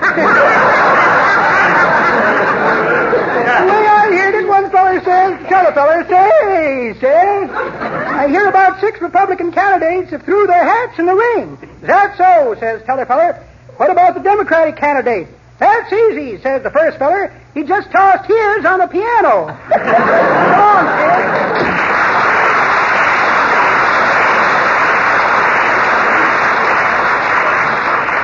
My gosh, am I glad to get rid of him. I got work to do. I got to give this recipe a quick once-over and get started here. Boy, oh boy, oh boy. Just look at this recipe, Molly. Aunt Sarah's own handwriting. I've seen it. Mm-hmm. I think she wrote it with a quill pen. Off a nervous goose. Well, I can read it now, don't worry. All you got to do to read Aunt Sarah's writing is remember that the T's always look like X's, the X's look like J's, and the J's look like she was playing tic-tac-toe with the hiccups. Fine. Now, let me see what it says now. Let me see now here now. When I get the flour and the sugar and the fruit and all the other ingredients on this list... Ingredients, McGee. When they're all in, we can get greedy. Hand me the list. Here you are. Thanks. Hello, operator. Give me the Wistful Vista Market. Hello, Market. McGee. Send me over a pound of citron, a pound of orange peel, a pound of lemon peel, a pound of cherries, a pound of walnuts, a pound of pecans, a pound of cinnamon, a pound of nutmeg, a pound of citron, a pound of allspice. Billy Mills to the orchestra, and I'll Dance at Your Wedding.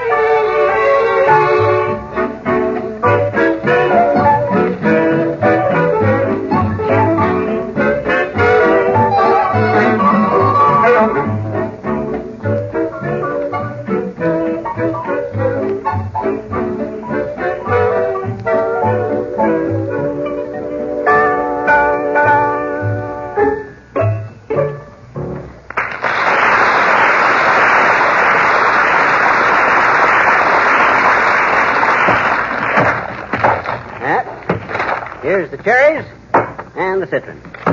Yep, everything I ordered.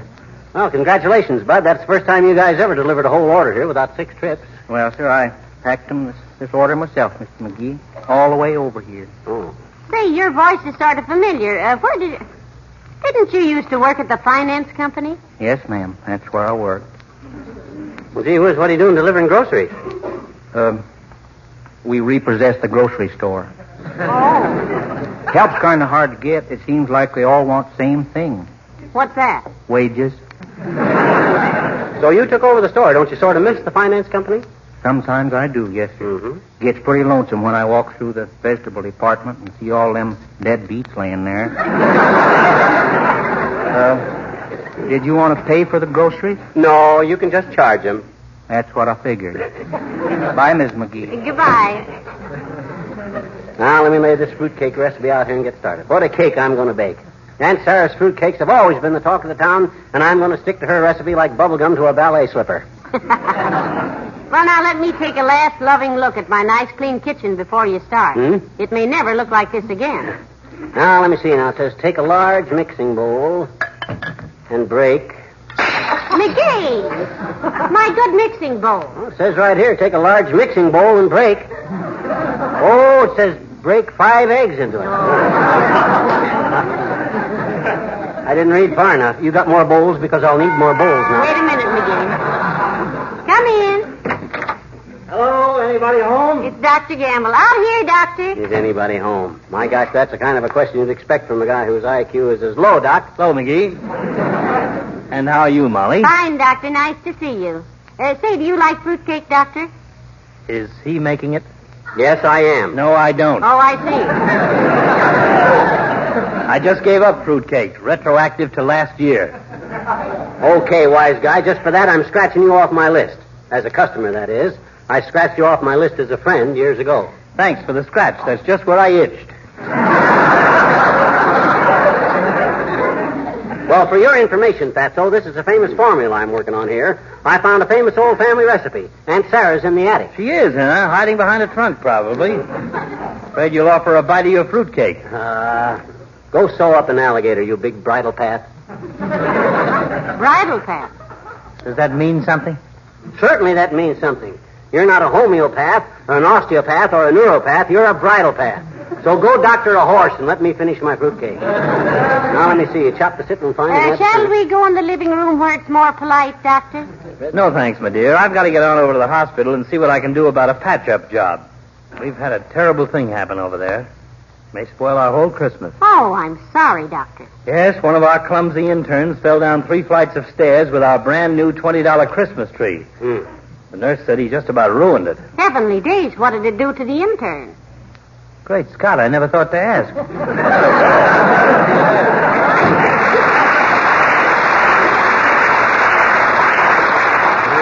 see. Spread 3 teaspoons of cinnamon. Hey, Molly, hand me the hammer, will you? The hammer? Where? Oh, here it is. Thanks. That ought to be okay. This recipe's pretty tricky, but McGee, what on earth are you doing to my teaspoon? Well, it says use a level teaspoon of cinnamon, not rounded. All our spoons are rounded, so I got to pound one of them out level. Look, sweetheart, that just means to level the top of them. Well, it's level all over now.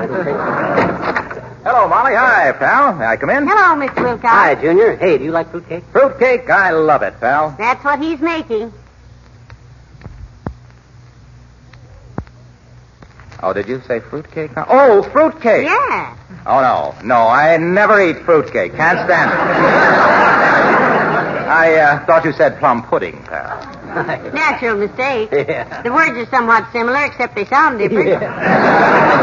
Yes, I love plum pudding. I think it's wonderful the way plum pudding wipes right up with a damp cloth off a glow-coated kitchen linoleum like all spilled things. You know, if you pour a little Johnson's self-polishing glow coat out and spread it around on your kitchen floor and watched it dry in 20 minutes or less to a gleaming, glistening, new-looking finish, you can bounce a plum pudding around that floor like a basketball and it'll wipe up like nothing. Mr. Wilcox. Now, is that the only use you can think of for a plum pudding? My goodness.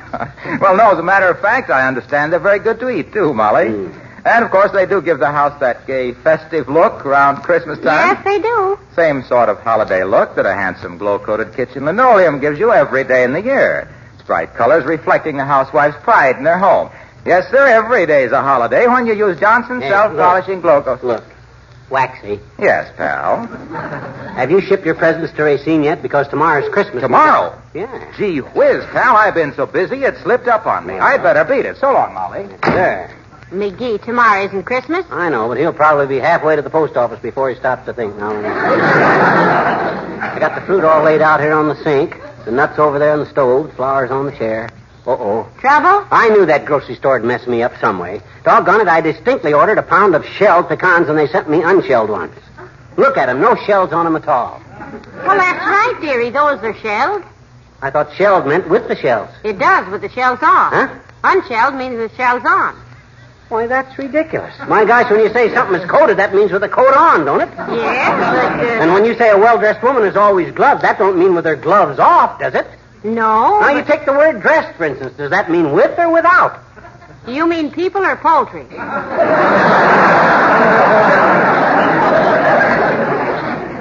I see what you mean. Okay, I'll try the nuts this way. But I don't want to take any chances. I'm sticking to this recipe like... Come in. The weatherman. Out in the kitchen, Mr. Williams. You entertain him now. I'm too busy to sift the flour lightly onto wax paper. Hello, Mr. Williams. Hello, Mrs. McGee. Hello, McGee. Oh, hi, Foggy. Hey, you like fruitcake, Foggy? Yes, indeed. I'm very fond of fruitcake, McGee. That's wonderful, Mr. Williams. Himself is making some for Christmas. Yeah. Oh, he's making one? How many fruitcakes shall I put you down for, Foggy? You want the large size or just the small 10-pound trial size? I shall be out of town for Christmas. So will Mrs. Williams. Yeah? Where are you going? I'll think of a place.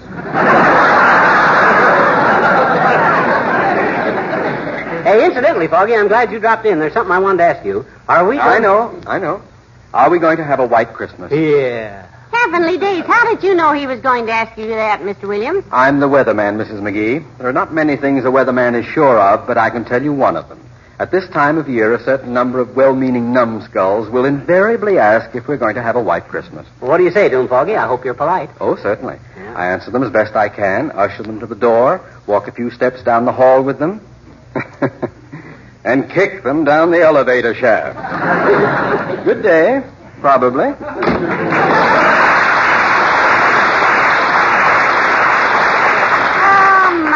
Isn't he nice, McGee? Yeah. Well, I'll soon have this baby ready to put together, Molly. Now, let me see.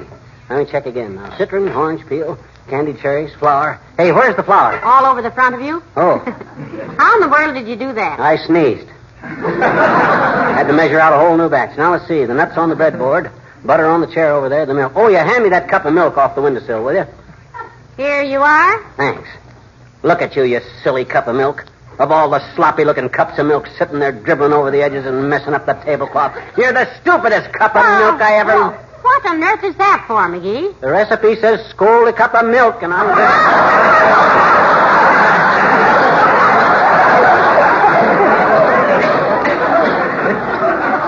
No, McGee, that's scalded cup of milk. It is? Oh, okay. You want to do that for me, Molly? I'll go ahead with the rest of the stuff here and have it all ready for you. Ah, good day, my dear. Fancy meeting you here. Hello, Mr. Boomer. Hi, Boomer. And good day to you, Pillsbury Puss. My word, I hope you're fully insured, my boy. Insured?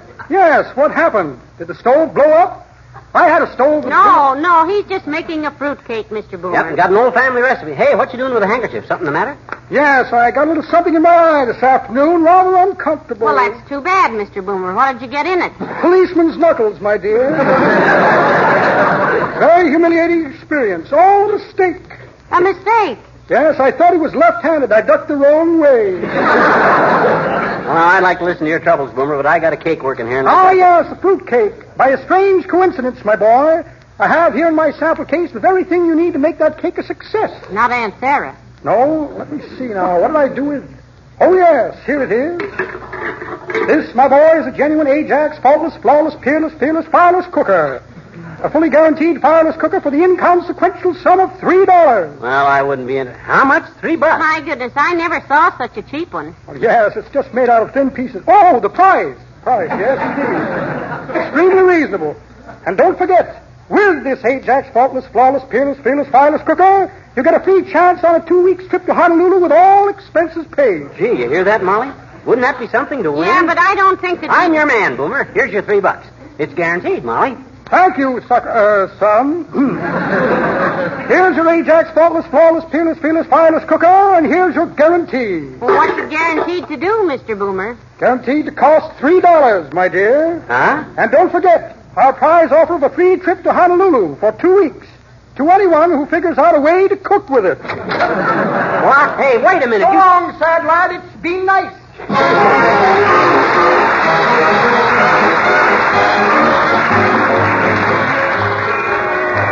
The King's Men and 7 more shopping days till Christmas. Only 7 more shopping days till Christmas, still have lots of time. I've decided to skip this year, I won't spend a dime. Tick-tock, tick-tock, tick-tock. Only 7 more shopping days till Christmas, gee, that's not so long. I'm just sending out cards this year, then I can't go wrong. I'll have to buy one little present for Aunt Sarah. That can wait a while. Lots of time to choose, what have I got to lose? Still got 7 more shopping days till Christmas. Gee, but it's a bore. Let's see, 7 days, that's not bad. Still got plenty more. Take your time, what's the rush about? Stop that hurrying, stop that worrying, worry is out. All you gotta do is make out a list, decide upon the price to pay. All the dither and the bother and the lather and the bother will be done before Christmas Day. Trust me, I'll be ready then. Uh-oh. Don't tell me that's old Santa Claus coming again. Tick-tock, Monday, Tuesday, Wednesday, only 5 more shopping days till Christmas. Better go buy a tree. Must get Mama that new fur coat, she'll be mad at me. Tick-tock, only 3 more shopping days till Christmas. Lots of things to buy. Should have started it weeks ago. How the time to slide. Almost forgot to get that streamlined train for Junior. Where's my shopping list? Molly and Tony and Michael and Fred, a dolly, a pony, a cycle, a sled. Hear me calling Santa Claus, I need your help because there's only one little shopping day till Christmas. Now it's almost here. That old feeling gets in your hide, comes a stealing up here inside. Now I'm sorry that Christmas tide comes but once a year. A Merry Christmas and a Happy New Year.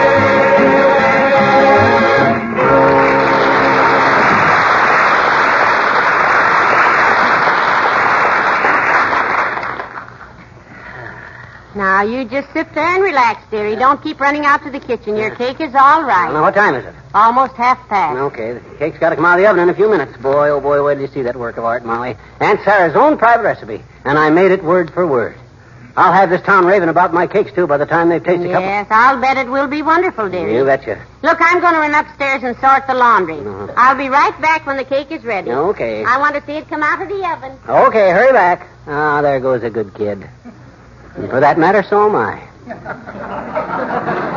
Working and slaving over a hot stove all day just to bake a fruitcake like Aunt Sarah's and maybe wind up getting us rich? Well, Come in. Oh, hello there, Teeny. Hi, mister. Hey, aren't you out of school a little early, sis? Holidays hadn't started already, had they? No. Mm-hmm. We were rehearsing our Christmas play, and our teacher sent us home early. All the kids. Mm-hmm. She did, eh? Yes, I said she did, eh? Who did? Your teacher. Did what? Sent you home early. Who? All the kids. I know it. Oh, do we ever have fun? So you're doing a Christmas play, huh? What's it going to be about, sis? About a week from tomorrow. If we can learn our parts by then. No, I mean, what kind of a play is it? What's the story? Oh, it's just wonderful, mister. Yeah. It's all about how the Pilgrims discovered America. And I'm going to be the Indian maiden Hocapana. And Willie Toops is Miles Sandwich, and we got costumes. Hey. Wait a minute. You mean you're doing a play about the Pilgrims for Christmas? Mm-hmm. You're a little mixed up, sis. Oh, if you think I'm mixed up, you ought to see our teacher. She says we're going to do this play if it takes till the 4th of July. Well, it sounds pretty confusing, sis. Is the whole class in the play? Sure. Even our teacher has lines to say. Oh? There's one very touching scene where Miles Sandwich, that's Willie, too. Yes, I know. He's captured by the Indians, and I save him. Well. Oh, boy, is it ever corny. Yeah. Well, run off a little of it for me. How's it go? Well, first Willie says, "Help me, oh lovely maiden." And then I say, "I will save thee, Miles Sandwich." And then our teacher says, "Oh, no." And all us kids go home.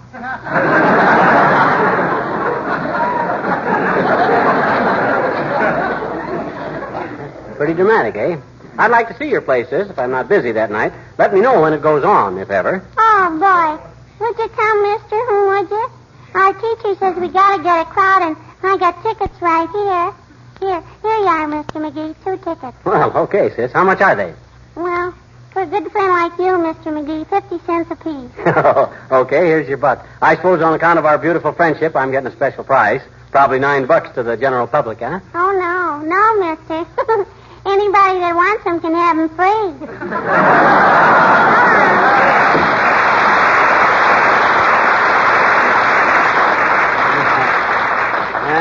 cute kid. She'll probably grow up to be a midget. Oh, my gosh, my fruitcake. Time to take it out of the oven. Hey, Molly. Coming, McGee. Isn't it about time to Yep, take it's your... time. It's time. Come on, kiddo. It's time to unveil it. Come on and feast your eyes on the loveliest golden brown taste, tickling mouth-watering, fruit-filled fruitcake you ever feasted your eyes on. Hurry up and open the oven. I'm dying to see it. Fruitcake like Aunt Sarah used to bake. Watch it now. It's hot. I got it. Look at it.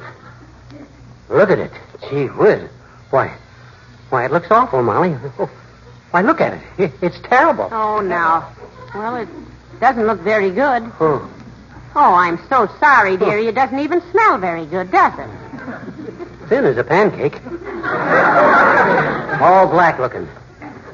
Oh, gee, Molly, I don't understand. What's the matter with me, anyhow? I'm just a dunce. Can't even follow a recipe. You did, too, follow the recipe. Now, it isn't your fault, dearie. My goodness, you were so careful. Well, what did I do wrong? Doggone it, Aunt Sarah's been making fruitcakes for years from this recipe. Every Christmas. I know. You said the whole family raved about them. Everybody in town talked about them. Why, everybody used to say... Oh, my gosh. What is it? I just remembered what they used to say.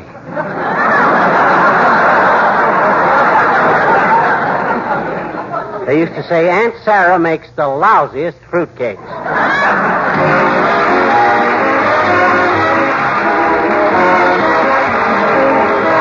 Fibber and Molly return in just a moment. Say, when you made out your Christmas list, did you remember to include a little gift for your kitchen linoleum and other floors? Good idea, you know. Better take your list, and after the word floors, write Johnson's Self-Polishing Glow Coat. Your floors will be receiving a bright, shining coat of wax that will protect them and make them easy to keep clean. Johnson's Glow Coat is a gift that's easy to use. There's no rubbing or buffing. You just apply and let dry. That's all there is to it. And yet, in just a few minutes, your floors are protected with a wonderfully good-looking coat of tough, gleaming wax. Spilled things, tracked in dirt disappear with just a wipe of a damp cloth. And that Glow Coat shine. You'll gaze with pride at the bright, sparkling finish that brings out all the beauty that makes your home a happier place to live in. Yes, ma'am, Johnson's Glow Coat is the beautiful Christmas gift your floors deserve. The gift you will enjoy. Johnson's Self-Polishing Glow Coat to bring out the beauty of the home. Look on the backside, shine up the right side, bring out the beauty of the home.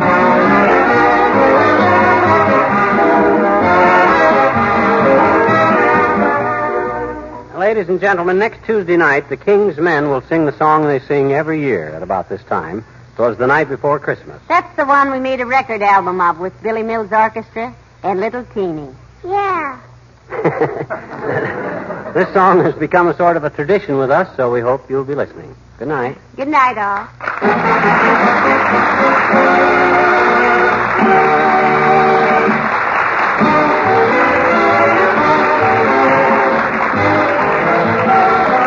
This is Harlow Wilcox, speaking for the makers of Johnson's Wax products for home and industry, inviting you to be with us again next Tuesday night. Good night.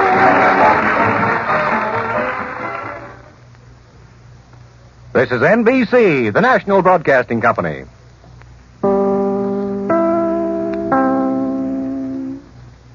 This is WMAQ-NBC in Chicago. It's time for Fibber McGee and Molly.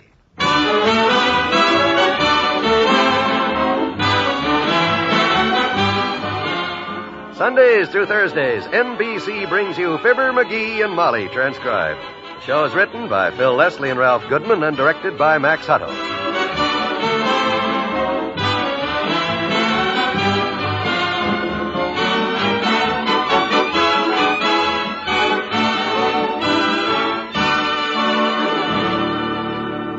Before we raise the curtain on tonight's episode in the lives of Fibber and Molly, let's listen to these words from them.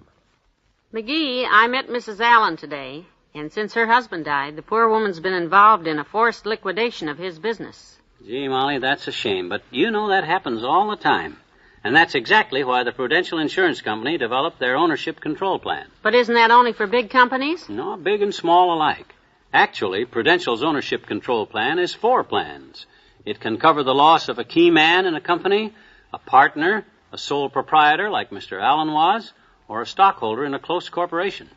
But the important thing is that Prudential's ownership control plan makes sure that a man's business interest is protected, either for himself or for his heirs. Prudential has a booklet that describes the ownership control plan, and it's something every business owner should see. So, Mr. Businessman, for your copy, without any obligation, write your name and address on a card, along with the words Ownership Control Plan, and send it to us. Fibber McGee and Molly, Box 1212, Newark, New Jersey. That's Box 1212, Newark, New Jersey.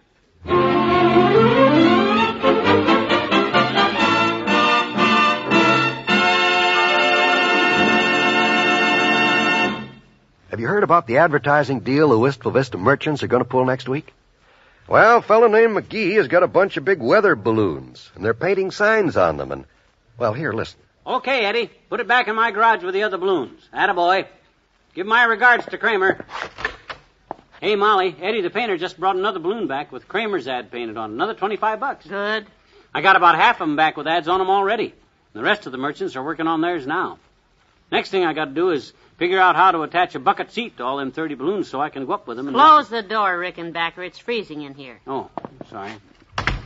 Do you still intend to go through with this wild scheme of yours, hanging from those balloons over the downtown area with nothing between you and the crowd below but a prayer? Mine? Oh, gee whiz, Molly. The way you say it, you make it sound like it's dangerous or something. What? It is dangerous. If those balloons break or something. I'll get it. Is this the home of Tom Swift, boy balloonist? Ah. The guy who fell out of the balloons at 14th and Oak next Monday and broke every bone in his fat head? Why? Hey, stop shoving that door in my face. McGee, I want to come in. And scare Molly into making me give the whole thing up? No, sir. McGee, stop it. That's rude. Yeah, and besides, ooh, pinching my stomach. Okay. Go on in. Well, that's better. Now I know how an accordion feels after a fast chorus of Dardanella. Sit down, Doctor. And confine your remarks to the weather, Bulgy. No talk about balloons. Isn't this awful, Doctor? I can't do a thing with him. He's determined to make this ridiculous flight Monday with his covey of balloons. Well, actually, Molly, sailing off 1,000 feet into the air with a bunch of balloons isn't dangerous. You see there, Molly? If you know what you're doing, which you don't. So my advice to you, you addle-headed knuckle dome, is go crawl in a gopher hole and stay there before you get killed. Who asked you? Now, look, Sonny. This balloon stuff is tougher than you think. It's complicated. Of course it is, McGee. Wind currents, rate of climb, ballast, temperature conditions. This is all very complex aeronautics. You don't know anything about free ballooning. Free ballooning? Free, he says. Ha! $25 a sign them merchants are paying me. And I got all 30 of them balloons sold. The minute I drift over 14th and Oak, $750 falls in Molly's lap. If you don't fall first. You want me to break his arm for you, Molly, before he goes up and breaks his neck? I'd love to. Oh, dear, I don't know what to do. Stop trying to scare my wife, you big panic maker. Besides, you're starting to scare me. I hope so. Now, doggone it, you said yourself there's nothing to this, Doc, and I'm going to do it, and that's final. I'll be back later, Molly. I got to drive over to Tracy's Hardware and pick up them cylinders of gas he ordered for me. And if I were you, Fatso, I wouldn't hang around. What do you mean by that? Well, when I get back, I'm going to blow up those balloons. And with your shape, if you get mixed up with them, we may not be able to find you for weeks. Oh. So long, blubber boy. I'll see you later. Well, Molly, it looks like he intends to go through with this thing. Oh, when he gets this way, there isn't a thing you can do with him. Mm-hmm. He's always been impulsive like that. Never stops to think of the danger. Just jumps in. Remember that night we all thought Teeny was lost in Dugan's woods? Yeah, he wouldn't wait for the search party to be formed. No, just rushed home, grabbed his knapsack and a compass, and went in there to find her. Alone. He's got nerve, all right. By the way, how long was he in there? 3 days, I think. It's a good thing Teeny found him. I don't know what's the matter with those forest rangers. You'd think with all that experience they have tracking down people. Oh, pardon me, a moment. Hello, 79 Wistful Vista, Molly McGee speaking. Hello, this is Wilson, reporter from the Gazette. Would you tell your husband I'll be a little delayed? Probably 3:30 instead of 3. I beg your pardon? For the interview. My paper wants to cover this stunt he's pulling Monday for the Merchants Association. Didn't he mention it? No, he's just gone out. Well, he knows all about it. Oh, and tell him not to forget that picture we want to get.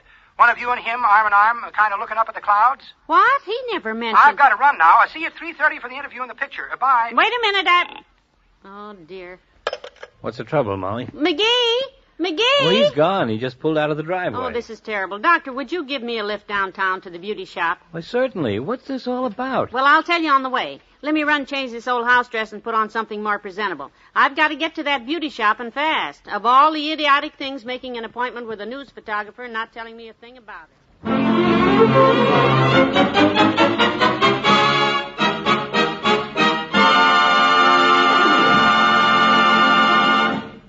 There's more fun with the McGees shortly.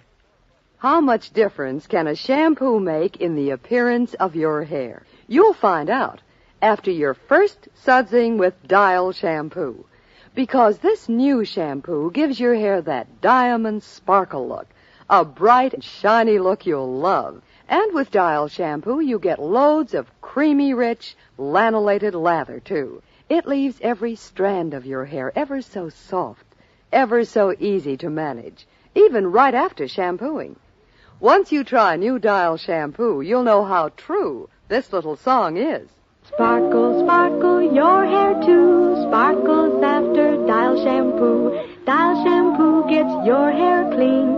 Dial shampoo gives your hair sheen. Diamond sparkle, that's for you when you use Dial shampoo. Look for Dial shampoo in the unbreakable squeeze bottle at your favorite store.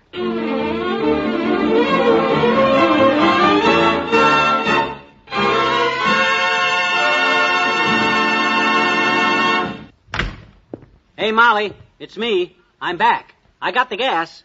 Oh, I wonder where. Oh, there she is now. Oh, hi, Tootsie. Sorry I took so long. Did you miss me? Well, to be perfectly frank, sweetheart, no. It's you. How come you didn't yell grocery boy? Well, I used to, Johnny, but I've been finding out it's much more fun this way. Oh, yeah. Well, just put the stuff in the kitchen. Mrs. McGee is out. Okay, Johnny. What's new? What's new? You mean you haven't heard? Where have you been? Oh, around. Anything unusual been happening? Unusual? Yeah, you know, exciting. Exciting? I told daughter she's been ordering too many of them radishes. You got a bad echo, son. No. I'm just surprised that you haven't heard anything about this spectacular stunt I'm going to pull off Monday, downtown, at 14th and Oak. What you going to do, Johnny? Stick your head in a lion's mouth in the bonton window and then give him a hot foot? No, nothing like that. What You're going to ride a bicycle across the tight wire from the city hall to the post office while juggling 3 bowling balls and whistling Tipperary through your teeth? That'd be I'm not going to ride a bicycle anyplace. I know. You're going down to 14th and Oak and shoot yourself out of a cannon. I'm not going to do no such a thing. Now pipe down, will you? You want to hear this stunt I'm going to pull, or don't you? You mean I got a choice? Okay, just for that, I'm not going to tell you. Went too far this time, didn't I? Yeah. Oh, come on, Johnny. Don't get sore. Tell me. No, sir. You can just wait until it comes out in tomorrow's paper. Tomorrow's paper? Is it that big? Front page stuff, that's all. The reporter's on his way over here right now. No kidding. So if you'll excuse me, I got to dig out my high school album and my clippings. They'll probably want to know all my impertinent facts. Still won't tell me, huh? No, sir. You had your chance. Oh, but why torture yourself like this? You know you're dying to tell me. No. Well, I'll be a-going then. Good luck on this stunt, Johnny, whatever it is. And not knowing what it is, but knowing you, I leave you with 2 words. What's that? Accident insurance. See you in tomorrow's paper. Guess that'll show him. Maybe I'd better mail him a copy in case he forgets to buy one. Uh-oh. That looks like that reporter now, pulling in the driveway. I better run and get my high school annual and let him in because...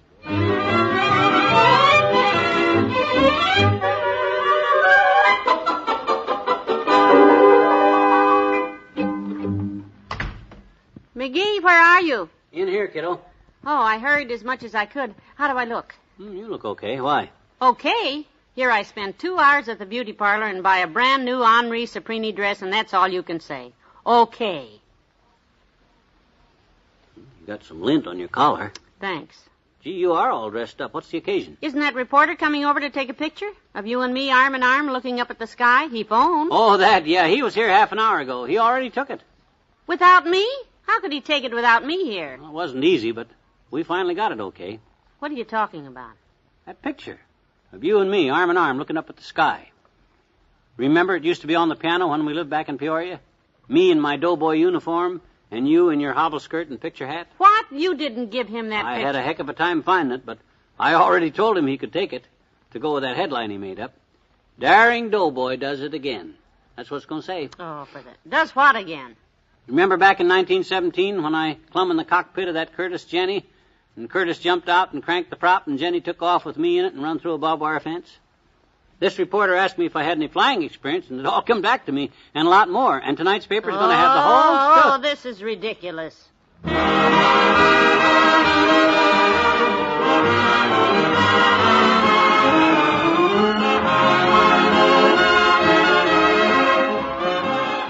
We'll say goodnight to Fibber and Molly in a moment. Will you please repeat that in plain English? Sure. Country Gentleman has changed its name to Better Farming. Yes, Country Gentleman, America's oldest farm magazine, has changed its name to Better Farming. And we invite every farmer in the country to subscribe to it, because Better Farming is the magazine that can help you. The magazine that stands for better farm income and better farm living. To get Better Farming, simply send $2 with your name and address to Better Farming, Department A, Philadelphia, Pennsylvania. This entitles you to 3 full years of Better Farming delivered to your mailbox. If you're a farmer or operate a farm, you ought to know what's going on other farms. What scientific changes are taking place? What improvements are being made? How all this change for the better can help your farm. Subscribe to Better Farming. Simply send $2 with your name and address to Better Farming, Department A, Philadelphia, Pennsylvania.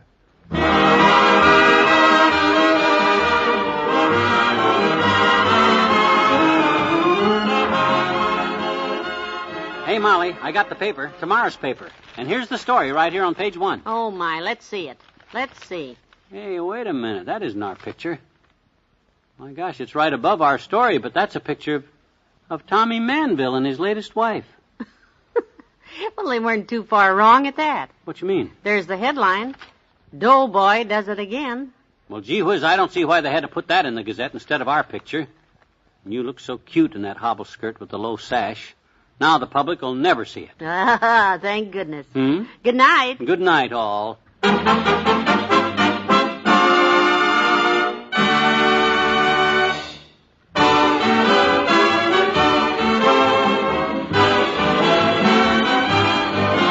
Fibber McGee and Molly is an NBC Radio Network production transcribed, with Bill Thompson as the old-timer and Arthur Q. Bryan as Dr. Gamble. This is John Wald reminding you to be with us Sunday night when Mr. McGee, with his 30 weather balloons full of gas, gets ready for a test flight with results that will amaze you. Good night.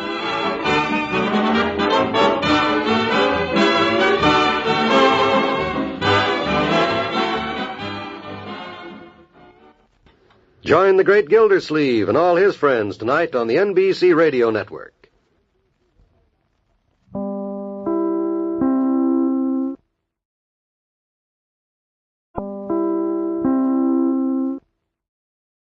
The Johnson's Wax Program with Fibber McGee and Molly.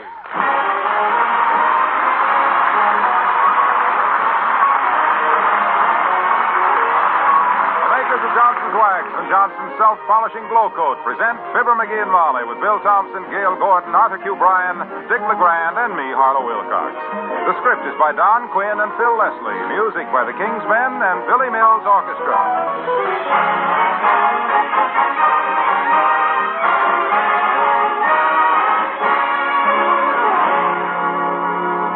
Now, here's a bargain offer. An offer never made before on Glow Coat. Buy 2 cans of Johnson's 1949 Glow Coat, and you'll save 29 to 49 cents. It all depends on which size you prefer, pint or quart. Both ways, you make a big saving. So see your Johnson dealer tomorrow. He'll have the special twin-can bargain package ready for you. And one of those cans will cost you only 1/2 the regular price. You buy 1 pint at regular price, and you get a twin pint at half price. You buy 1 quart at regular price, and you get a twin quart at half price. And use Johnson's Glow Coat on your linoleum and floors. See the new 1949 Glow. Then, if you're not convinced that the new Glow Coat is the finest self-polishing wax you've ever used, mail the remaining full can to S.C. Johnson & Son Incorporated, Racine, Wisconsin, and we'll refund the full amount you paid for both cans and your postage, too. Now, everybody likes beauty in the kitchen. Everybody likes a real bargain. Now, you get both. You save 29 cents on every pair of pints, 49 cents on every pair of quarts. And every drop is wonderful 1949 Glow Coat.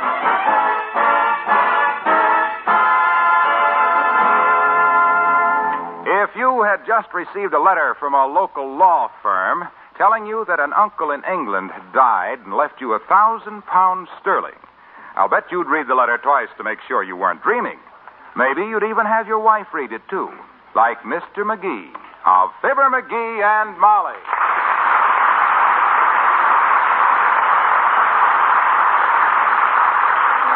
Read it again, Molly. Read that last part again. I'm glad to, dearie. This is the first letter you've ever gotten from a lawyer that didn't start out, "You are hereby summoned to appear." Go on, read it again. Read that beautiful prose. Well, it says, as one of the legatees in the will of your late uncle, Colonel Sir Chutney McGee of Bristol, England, you... Just read the last part. Skip Uncle Chutney, kiddo. Read the part about the dough again. Well, it says, you have been willed 1,000 pounds sterling, That's it. That's the part. which will be delivered to you by bonded messenger this afternoon. Wow. Heavenly days, that's $4,000, McGee. Boy, oh boy, oh boy. 4 G's. Ah, dear old Uncle Chutney. I wish I'd known him better. In fact, I wish I'd known him at all. He lived in England all my life. Isn't he the one we read about a few years ago, dearie? When he was knighted or benighted or something? Yeah, that's him. He got so many knighthoods and stuff, he had calluses on his shoulders from being hit with the flat of a sword. Ah, dear old Uncle Chut. My favorite uncle. When did he become your favorite uncle? The minute I read this letter. $4,000. Boy, he must have... Hey, I wonder if I inherit his title, too. His what? His title. Maybe he left me his title. They hand those things down, too, you know. Oh, not down this far, surely. Well, I'll ask that lawyer when he gets here this afternoon. Gee whiz, wouldn't that be something? I might even have to go to England to get my knighthood. Sir Fibber McGee. How's that sound, kiddo? Terrible. Yeah. Yeah, I guess it... Oh, hey, I got it. Sir Quentin Follansby McGee III. That's it, yeah. Oh, dear. Look, sweetheart. I say, by Jove, old girl, that's a jolly fine title, what? Sir Quentin Follansby McGee III. That's a bit of all right, don't you know? Ripping, really. Eh, what? For an old Peoria boy? A Peoria boy who's getting older by the minute. Now, this is the... Who's that? Some sort of tradesman, your lordship. The janitor from the Elks, to be exact. Well, let us be pleasant to the chap, my dear. Won't you treat one's menials firmly but decently, you know? I do wish the blighter would use the tradesman's entrance, but... Oh. Come in. Good morning, Ollie. Come in. Morning, Messrs. Hello, McGee. I say, my good fellow, it's quite nice you popping in like this. Ripping, really. I'd ask you to sit down, but one simply doesn't with tradesmen, you know. Tradition, you understand? Right-ho. That's wrong, Messrs. Well, he just got word that he's been mentioned in his uncle's will, Ollie. His English uncle left him something. Quaint. Better to leave him, is Adenoids? My boy Lars has got him, too, Messrs. Adenoids? No, uncle's in England. I lived in England myself before I come to Bristol, Worcester. Well, it's very interesting. But I'm quite busy at the Mo. May have to pop off to jolly old London for a fortnight. The estate, you know. May have to pop off any time. Yeah, always popping off. You don't have to pop off for me, McGee. At the Elks, I'm the janitor for wages. But here, I'm just donating my time. No, he means he may have to go to England, Ollie, although I doubt it myself. Did you say you used to live in England? Sure, I worked in London for a long time, Mrs. I make good living working on the piers. On the piers, eh? Were you a freight handler? No, I do massage for House of Lords. Oh? All my customers was piers. Well, you might just pass the word along at the club, my good man. Tell them I may be detained in England for a fortnight. May decide to run over to Scotland for the grouse shoot. Sure, I tell them. If you get back from the grouse shoot, you come to the barber shop Saturday night, McGee, and we have a crap shoot.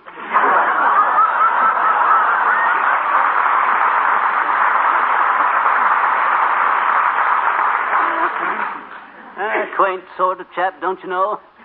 Rather an odd fellow for an elk. For goodness sakes, dearie, relax. You don't have to impress me. I'm already impressed with that $4,000.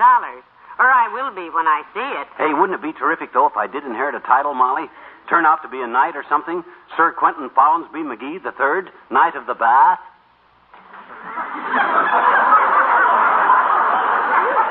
Incidentally, Knight, Huh? did you fix the handle on the shower? It drips all the time, and our water bill will be... Oh, hey, here comes Wimp. Wait till I tell him about Uncle Chutney leaving me. Oh, come in. Oh, hello there, Mr. Wimple. Hi, Wimp. Hello, folks. My gracious, I saw the most exciting thing this morning. I was in the woods with my bird book, and guess what?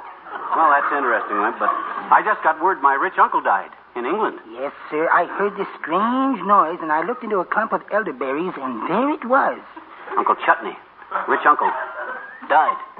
Just imagine, a beak like an eagle, wings like a hummingbird, and feet like a duck. Heavenly days, what kind of a bird was that? It was 3 birds, an eagle, a hummingbird, and a duck.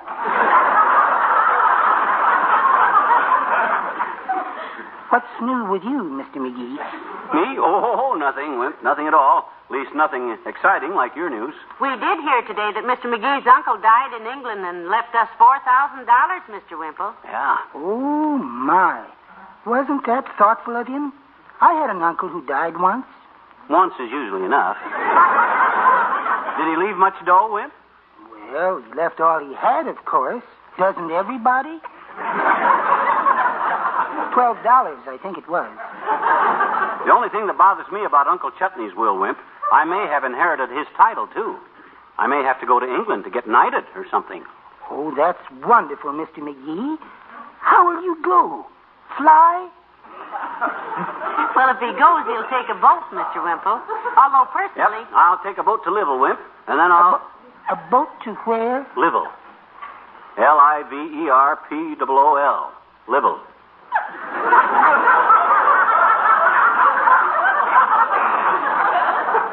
English pronunciation, you know.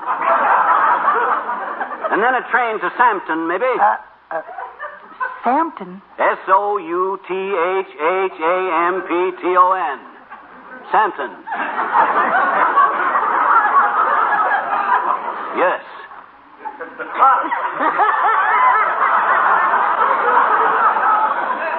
And then a tram to London. Oh. I see. Well, I'd better run along now, folks. Suisse is expecting me. Suisse? You mean... Oh, yes. My dear old wife. Fly.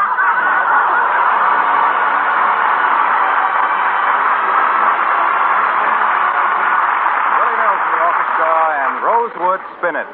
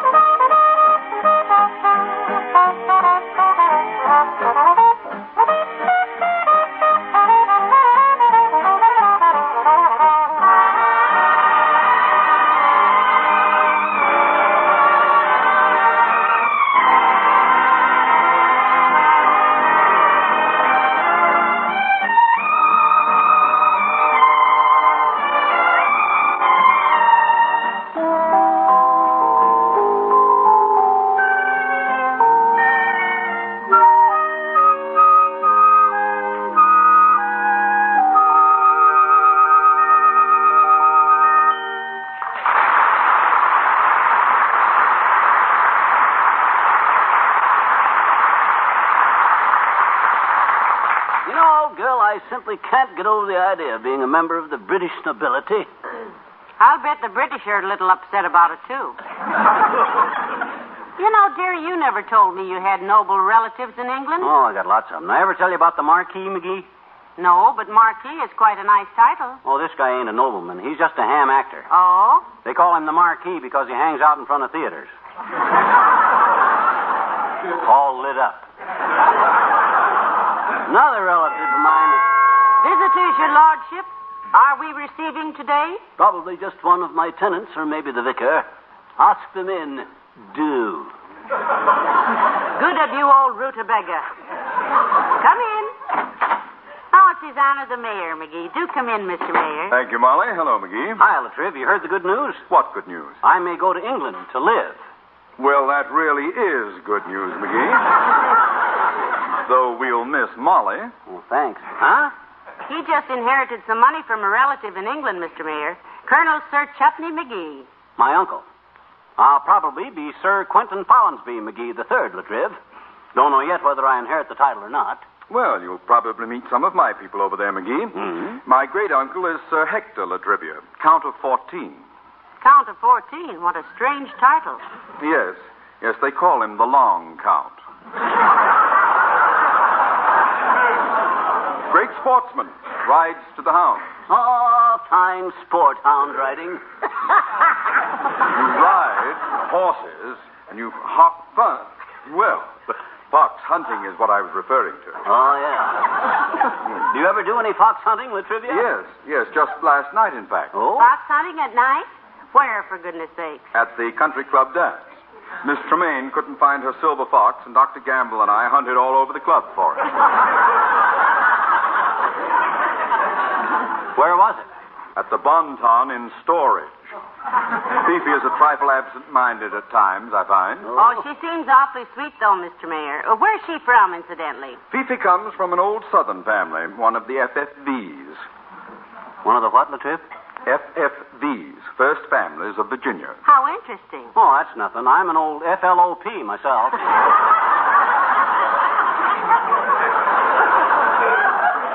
Families living in old Peoria. Well, I do congratulate you, McGee, and I'm sorry not to be able to witness your arrival in England. Thanks, boy. I've often wondered what a real clown would do for Piccadilly Circus. Cheerio. My, isn't he nice? Yeah, but he better be careful how he talks to a guy with a title. If he called me a clown in England, I'd have him drawn and quartered. Say, McGee, what is drawn and quartered? That's an old British punishment. They draw a nasty picture of you and sell copies of it all over town for a quarter apiece. You think you're going to like England, kiddo? Oh, I think so. And I'd like to stop over in Paris on our way. Yeah? You can't expect Lady McGee to attend the cinema in her old dotted Swiss. Besides, I've been reading a lot about this new plunging neckline, and I'd like... Plunging neckline? What's so new about that? My cousin Jake McGee had one of them in 1903 out in Utah. Jake? Had a plunging neckline? Yeah. He got hung for horse larceny. Oh, I had a lot of interesting relatives, old girl, but the British branch is really top. Oh. Now, Uncle Chutney, for Hello, Molly. Hi, pal. Hello, Mr. Wilcox. Good day, lad. Sporting of you to drop in. Won't be seeing much of you now, you know. Been jolly nice knowing you, though. Chin up and all that. Pip, pip. Topo. Rather. Who is he today, Molly? Arthur Treacher? Mr. Wilcox, you are maybe gazing at the new Sir Quentin Follinsby McGee III. Gee, should I put on my sunglasses? Just inherited part of Uncle Sir Chutney's estate, old chap. May have to go to England to assume my title. I say, old chap, we do hope you can drop in at the castle one day, old chap. Look, your lordship. Hey? Suppose we all drop our monocles and act like just plain old middle-class, Middle Western, low-income, red flannel Yankees. Shall we? Oh, that's for me, Molly. Besides, I've seen him do better English down at the Elks on a pool ball. But hey, look, pal, if you do take over your uncle's estate, remember something, will you? What was that, Ginny? Well, when you're walking the halls of your ancestral castle and notice the scuffed and worn linoleum in the scullery, tell your butler to tell the footman to tell the charwomen to give it the Johnson's glow coat treatment, will you? Oh, a jolly good idea. Yes, Junior. Carry on. Because even if you're to the manner born, the manner in which Johnson's self-polishing glow coat with the new glow can restore brilliance and beauty to worn and dreary linoleum with almost no effort is really noble. But really, old chap, discussing this with the tradesmen... Just think, pal, with glow coat protecting, preserving, and beautifying the floors of your castle, you can give your friends a royal welcome. Yes, but what has that got to do with... Look, you know... You know the old saying around Racine. Oh? Rags are royal raiment when worn for virtue's sake, but there's no excuse for dingy floors with the glow coat that we make. And if I may go so far, there's something else I wanted to... Waxy. Yeah? We'll remember what you said, Mr. Wilcox. If and when we move into the old McGee chateau, every dungeon in the joint will be full of Johnson's products. Thank you, Molly. And, pal, if you ever get over around Buckingham Palace, look up my cousin, Big Bridle Path Wilcox. Big Bridle Path Wilcox, eh? In charge of the royal horses, Junie, eh? No. When they have a wedding in the garden, he mows the lawn. Good day, Knight.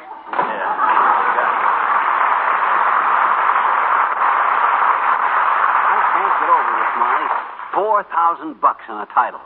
From an uncle I never even seen. Colonel Sir Chutney McGee. Bless his old oatmeal. Bless his what? Oatmeal. Oh, that's how he made all his dough. Oh? Yeah, he was the oatmeal king of Great Britain. What? Yeah, he discovered a way to make synthetic oatmeal out of peat moss. After the oatmeal was drained off, the liquid that was left smelled like old tweed, so he dipped suits in it and sold them to American tourists. Well, that I believe. You had a $14 suit once that smelled like burnt oatmeal. Hold the fort, dearie. I'm going upstairs and sort the laundry. Oh, okay, Tootsie, baby. Ah, there goes a good kid. And what an addition to British nobility. I can just see her at a reception at the French embassy, talking Swedish to the Hungarian ambassador, and nobody knowing what anybody else is saying because she can... Come in. Hi, mister. Huh? Oh, hi, Teeny. Oh, I'm glad to see you. Well, You are? Yeah. On account of I may not be seeing you much more, I might move to England. Oh, gee. England. Mm-hmm. My daddy spent the whole war in England, mister. He was a lieutenant commander with an army. The lieutenant commander belongs in the Navy, sis. Sure. Boy, was he ever lost.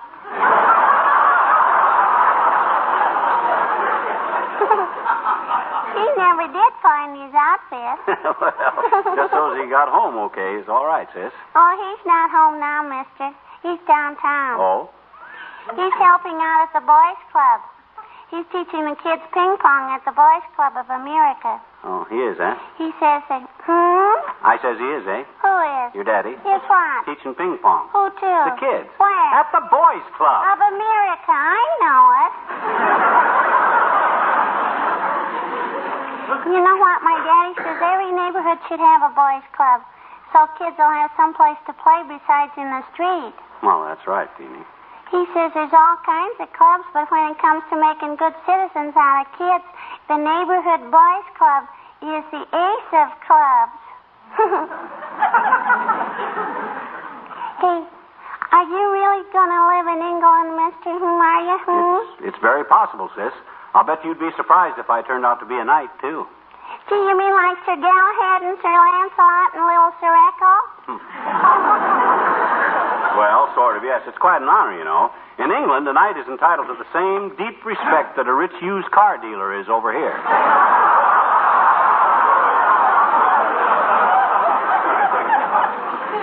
Know anything about the nobility, Teeny? Sure I do, I betcha. American nobility, anyway. American? We got no American nobility, sis. Oh, I bet you we have too, I betcha. Yeah? Gee, we got Count Basie and the Duke of Ellington and King Cole and Queen for a Day and the Earl of Wilson. Yeah, but those people aren't... See, my daddy loved England when he was there. Yeah? Even if he did bump into a lamppost in the fog one night and knocked out a lot of teeth and he only had 2 2 days to get them fixed. Well, I hope he managed to get some decent new choppers, sis. Oh, sure. Except they're a little loose, though. Oh? He says his London Bridge keeps falling down. Send me a postcard, mister. So long.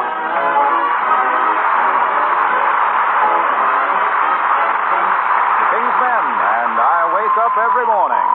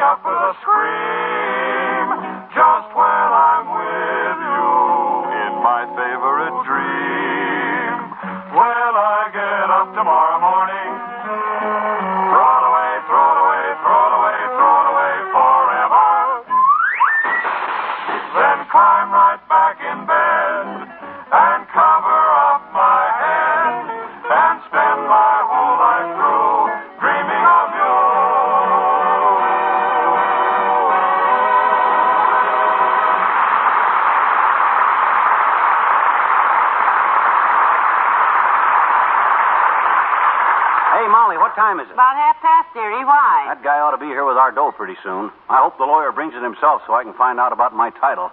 If I get made a lord, that makes you a lady, you know. And high time, I'd say. But title or no title, the things we can do with that $4,000, I'm going to cut a lick through this tomboy. Dear, come in. Oh, it's Dr. Gamble, McGee. Hello, Doctor. Hello, my dear, and good day to you, Bucklewart. Look, tonsil snatcher, you might do well to use a little respect after this when you're talking to one of your peers. You? Ha! You're built more like a breakwater than a pier, my boy. Well, for your information, Fatso, you're looking at one of the heirs to the fortune of my late great-uncle, Colonel Sir Chutney McGee of England. Colonel Sir Watney McWho? Sir Chutney McGee, Doctor. Himself here's uncle. Died in England and left him £1,000 sterling. Yeah. Being sent to us this afternoon. And that ain't all, Docky. I may have inherited his titles, too. You didn't know I had blue blood, did you, boy? No, I didn't. I always thought it was yellow. Judging from the way you cringed the last time I took a fish hook out of your ear. Yeah, well, you may be talking to the future Sir Quentin Follinsby McGee III. Knight of the Bath, Knight of the British Empire, Order of the Garter, KVE, PhD, PDQ, and... NBC. Bong, bong, bong. That's all he needs, Molly, a phony title. Then he will be insufferable. What do you mean insufferable? I suffer just as much as you do. I don't think he meant that, McGee. Who knows what he means. He'll sing a different tune when I go over there and get knighted. When I come back here with my knighthood on. Personally, McGee, I don't think just being knighted is enough for you, my boy. Huh? I'd like to see you crowned. In fact, someday I'm going to do it myself. Oh, thank you, Doctor. Will I show the society crowd in this town when I come back here as a knight? When I walk into them formal dances at the country club in my iron pants with the stainless steel coat and my valet walking behind me carrying my helmet Oh, no, McGee. No, knights don't wear armor anymore. They don't? My gosh, I thought all... Look, Sir Quentin, I can't take any more of this. Huh? As the picnicker said when the grasshopper jumped into the potato salad, this simply isn't cricket.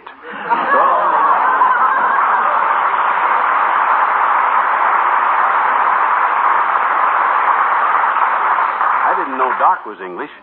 If he plays cricket, Say, that guy ought to be here pretty soon with the dough, oughtn't he, Molly, with the dough? Well, the letter just said this afternoon, and I haven't been out of earsight from the doorbell since we got it. $4,000. Boy, oh, boy, I just want to rub my hands through that long green stuff. Oh, here he comes. This is it, kiddo. Come in. You, Mr. McGee? Right you are, my good man. You brought my legacy? Sign here, Mac. Sign the receipt first. Right-ho. You brought the inheritance? The £1,000 sterling. Right on here, lady. You must know somebody in the oatmeal business, Mac. Yes. Huh? Well, it's all yours now, Mac. Huh? 1,000 pounds of Sterling brand oatmeal. Half a ton of it. I'll dump it in the backyard, Mac.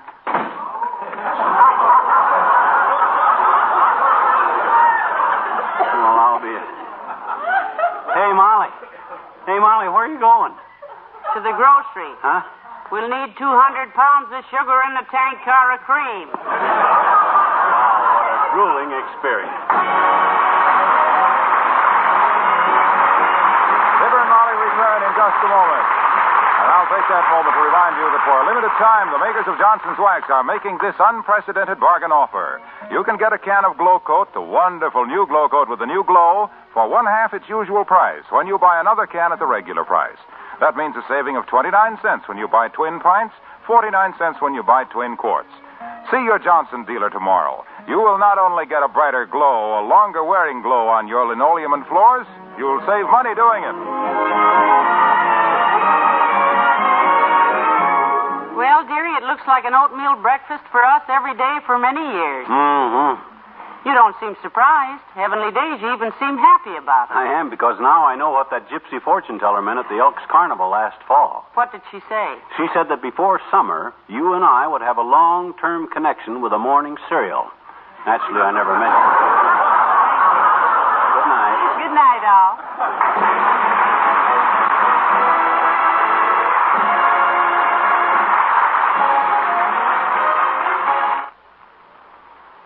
Those fingerprints on your furniture got there by accident, but it'll take more than an accident to get them off.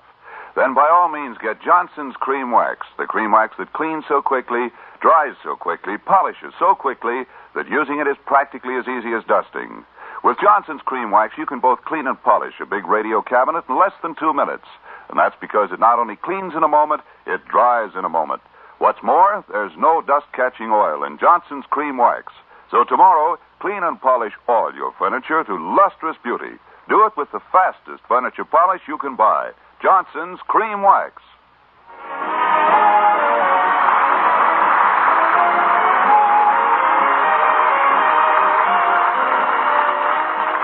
This is NBC, the National Broadcasting Company.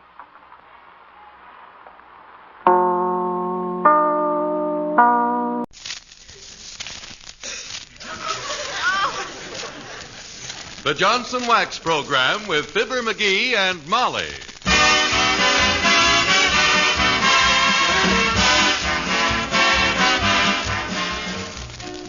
The makers of Johnson's Wax for Home and Industry present Fibber McGee and Molly, written by Don Quinn with music by the King's Men and Billy Mills Orchestra.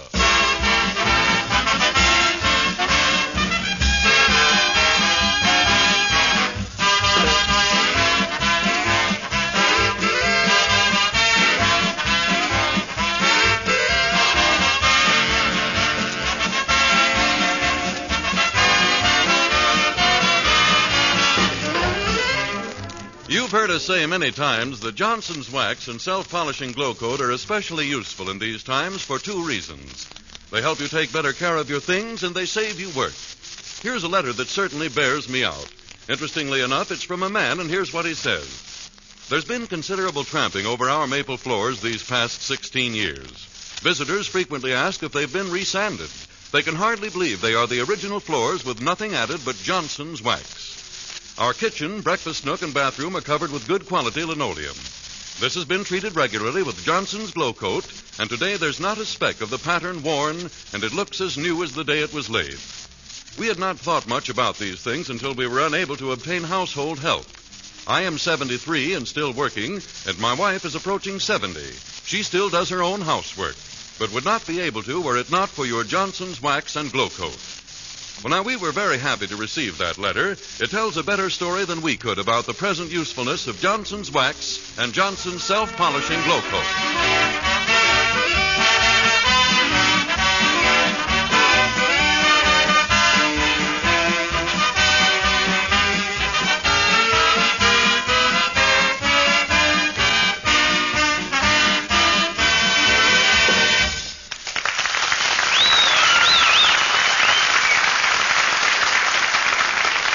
Well, sir, everything is just peachy at 79 Wistful Vista today, in case you were worried about it.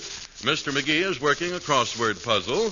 Mrs. McGee is reading a murder mystery, and Beulah, the second maid the McGees have had in 20 years, is ironing in the kitchen. That's how it is with Fibber McGee and Molly.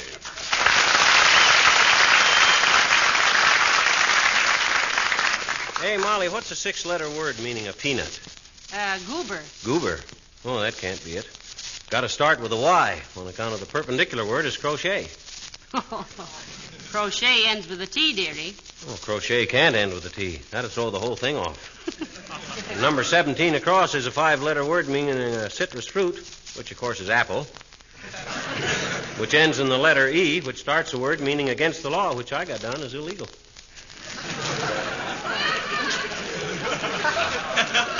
Well, now, you just figured out for yourself, Pet. I don't like to be bothered when I'm deep in bodies falling out of packing cases. What you reading? The Corpse Came C.O.D. It's by that Hollywood columnist, Jimmy Starr. Those guys know where all the bodies are buried, but why dig them up and ship them around to people? Well, this is a very interesting... Oh, say, McGee, I almost forgot. Beulah says the cord on the electric iron is getting pretty worn, and have we got another one? Oh, I'm sure we have another one. Now, let me see, where did I put that? I think I know where. Where? In the HC. You mean... Yes. Oh, my gosh. Can't Beulah get along with the old cord? No, it's too dangerous. Well, my God. Well, hey, you go get it, will you? No, dearie, no. I've got to finish this murder story while I'm at it. Go on now, go get the iron cord. Well, okay. You're a good kid, and it was nice to have known you. Thank you. Nice meeting you, too. Well, goodbye, Molly. Goodbye.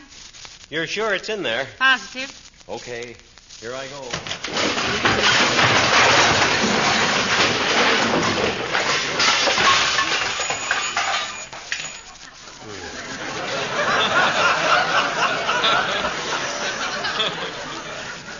Gotta straighten out that closet one of these days. I don't see that electric cord anyplace, Molly. I must have put it someplace where... Oh, my gosh. Now what? Look. My old mandolin. Remember? Well, what are you getting so misty-eyed about it now for? It falls out of the closet every time you open it. Yeah, always falls out of the closet, but this is the first time the case is busted open. My gosh. My old mandolin. Needs a little tuning, I guess. A little tuning. That's about as melodious as a slate pencil. Boy, oh, boy. I sure used to be a whiz on this thing. Remember how we used to go canoeing on the Illinois River and I used to serenade you with my old mandolin? I never knew whether you took up the mandolin because you loved music or hated paddling. Remember the time you dropped the paddle to applaud one of my songs and we had to paddle home with the mandolin? I wasn't applauding. I was swatting mosquitoes. Sounded like applause. Ah, my old mandolin. Wonder what would be the best thing to polish it up with. Well, if you don't know that, dear, you'd better really learn to play that thing.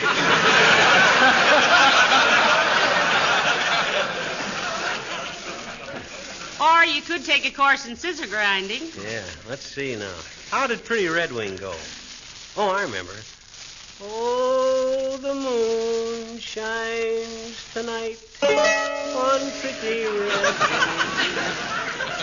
The breeze is sighing. The nightshirts, the nightmares, the night birds. Oh, yeah. The night birds crying. Oh, hello, Alice. Hello, Mrs. McGee.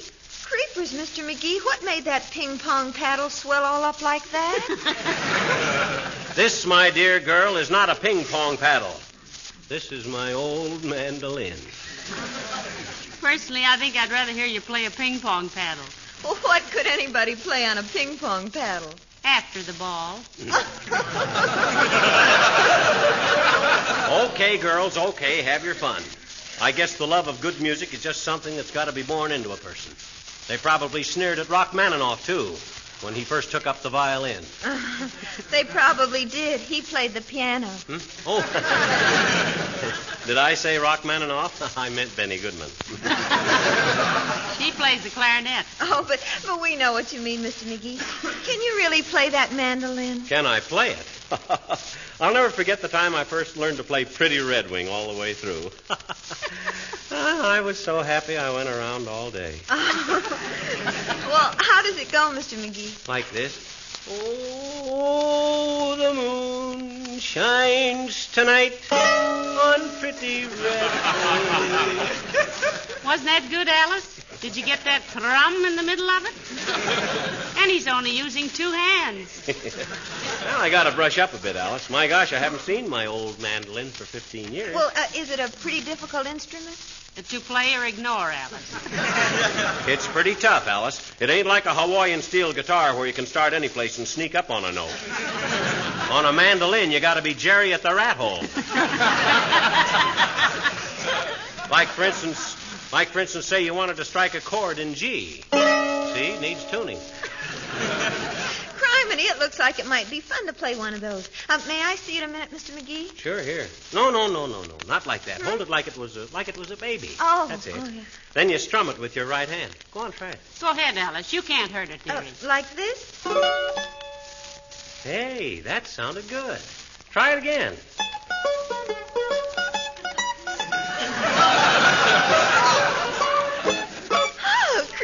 That was fun, Mr. McGee. I'll bet I could learn to play one of those things well. Thanks ever so much. Well, gee whiz, of course, if I had her long fingernails.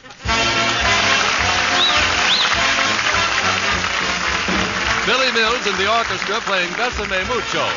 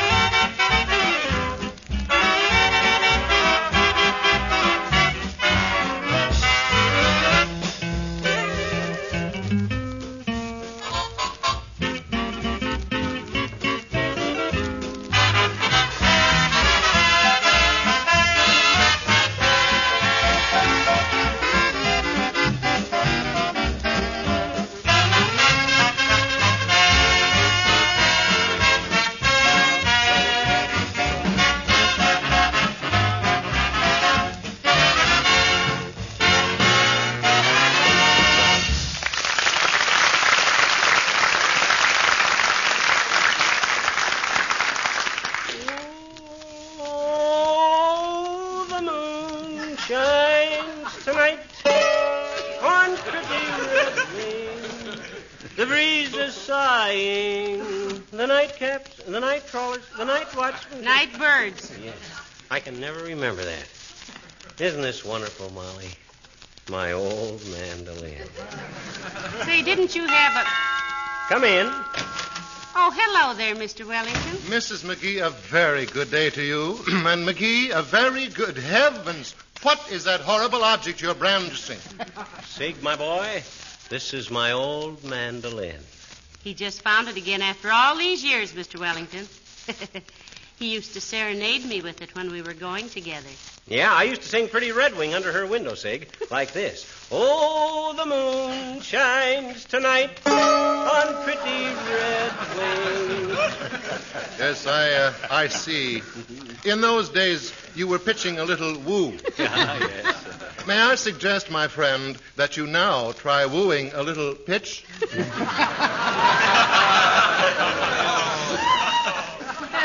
Do you play any instrument, Mr. Wellington? For many years, I was a student of the glockenspiel. Then I turned to the clavichord. What do you mean, the clavichord? That's a bone in your neck. No. That's clavicle, dearie. A clavichord is a piano's grandfather. Oh, a splendid definition, my dear. And while I do not pretend to play a mandolin, I know a great deal about it from my brother, who is an excellent musician, aside from being a philatelist. What's a philatelist? Fellow that fixes flats.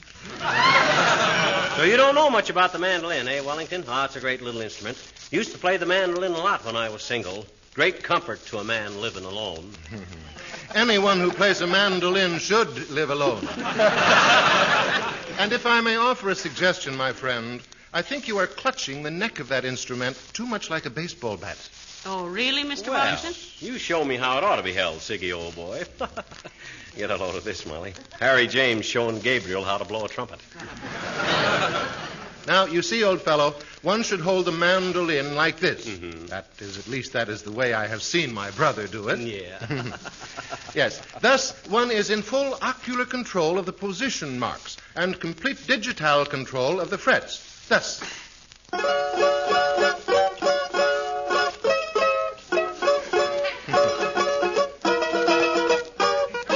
I'm sorry, I don't really play the mandolin, but that'll give you an idea. Good day.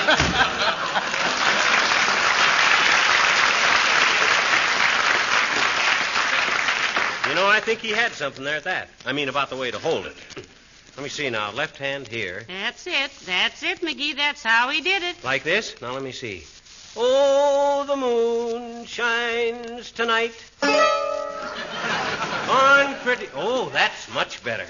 Yeah, I was holding it more like a...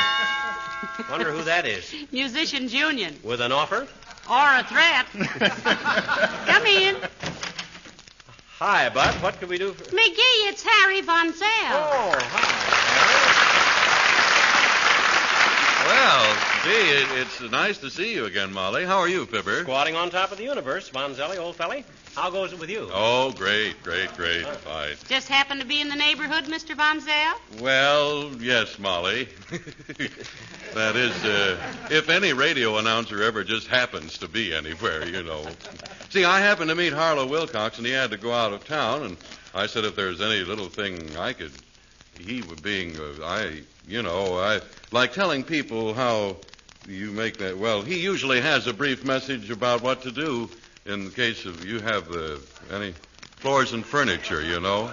And, I said, gee whiz, anything I can do is I'd be more than willing. And he said he passed around, well, you know Harlow. Oh, yes. Yeah, we know Junior, all right. And thanks for the suggestion, but I guess... Hey, what is that thing you have there? Is that a zither? It's a mandolin, Mr. Von Zell. My old mandolin, Harry. Just found it after all these years. Play something for Mr. Von Zell, McGee. Yeah, I wish you would. Oh, well, what'll I play? Well, now, let me see. There used to be an old song I simply loved. It was called Beautiful Red Face, or... Oh, Pretty Red Wing? Pretty Red Wing, that's it. Imagine you knowing that. Can you sing it, dear? Well, it just happens that I can. You want to hear Pretty Red Wing, Harry? Can you play something from Oklahoma? No, he can't, Mr. Von Zell. At the time he learned the mandolin, Oklahoma had not been admitted to the Union. I'll try Pretty Red Wing for you, Harry. Give me a downbeat. Yeah, a 1 and a 2 and a 3. And, oh, the moon shines tonight on pretty red wings. the breeze is sighing, the night shift, the night... Night birds. Oh, yes, the night birds. I got to brush up a little on it, that, Harry, but you get the idea. Oh, it was beautiful, Fibber, simply beautiful. Say, may I see in a minute, Fibber? I'll be very careful. Oh, sure, here. Say, isn't this a nice thing, though? Where does the music come out? Out of the top here. That's why mandolin music sounds so thin. You see, it has to sneak out of that little hole in the middle. Oh, right here, huh? And you sort of pluck the strings like this? That's it, Harry, that's it. Only have more confidence. Don't be afraid of it. No. All right. You mean play it like this? Yeah. Oh, what a beautiful kitchen. Oh, what a bright, shining floor. Johnson Glow Coat is what does it. Brings back that new look once more. Oh, wonderful. Oh, I tell you, Mammy, that Johnson self-polishing Glow Coat. Mammy, that's the stuff to use. Dry those tears, Mammy, because Johnson's Glow Coat lifts that load. Dries as it shines, shines as it dries, and makes you healthy, happy, and wise, Mammy. Oh! Get a container of that old Johnson's Glow Coat today, Mammy gal. Do it for your little sonny boy at your nearest dealer. And watch that old kitchen linoleum shine like a rainbow in the sky. Oh, what a beautiful kitchen. Oh, what a beautiful... Say, this is a nice instrument, Fibber. How long does it take to learn this? Give me that mandolin. Why, McGee, you mustn't snatch things from people Well, like I'm that. sorry. Doggone it, it makes me sore. I find my old mandolin and everybody but me can play it. What have other people got that I haven't got? Well, starting alphabetically, dearie. Well, say, I've got to be going. Thanks a lot for singing for me, Fibber. I enjoyed it tremendously. I wish I could play like that. So long, Molly. Goodbye, Mr. Von Zell.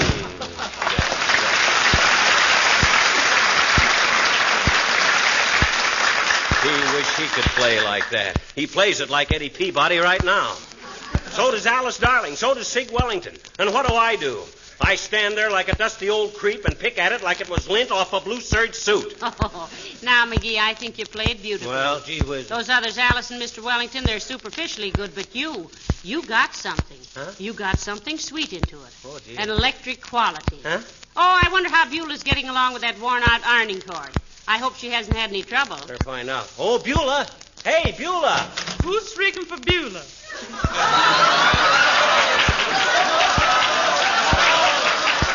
Well, we were just wondering how you were getting along with the old ironing cord, Beulah. Oh, I'll make it out okay, man. Yeah, I'll make it out okay, though it's getting awful frayed. Afraid of what, Beulah? Afraid of what? He said, look again.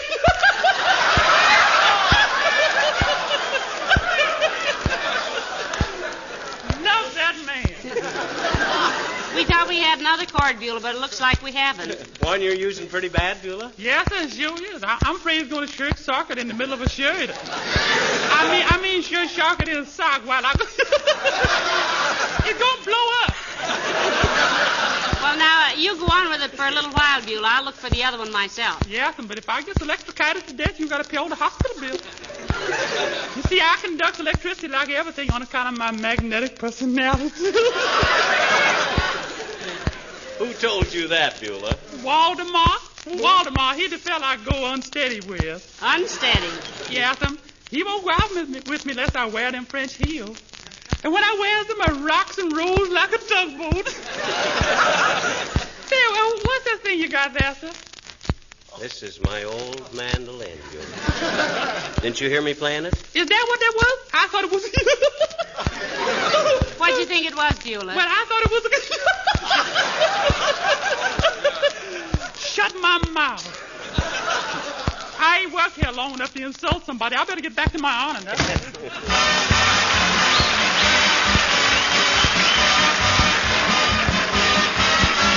The King's Men singing Put On Your Old Gray Bonnet. When my great-great-grandpa went a-spooning, he bought a diamond for $1, wore a celluloid collar, and he spent the evening crooning.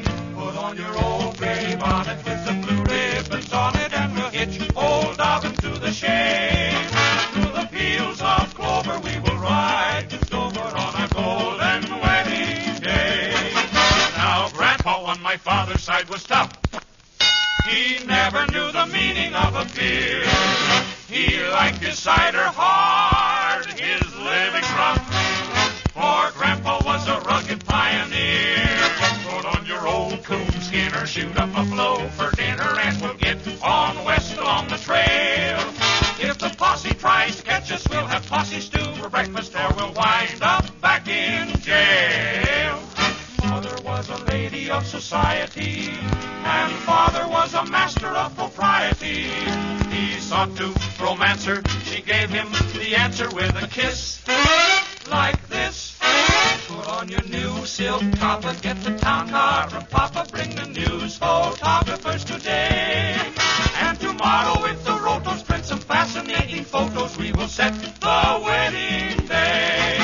So now we come to me, the latest branch on the family tree. You know it's great to be alive. Dig this jive. Put on your Bobby socks. Let's go jumping where the music rocks. Knocks your heart a-bumping, and you take your vitamin pills to keep you from swooning away. So let's shake and shoulder, 'cause we're gonna hate it when we're older on our golden wedding day. Golden wedding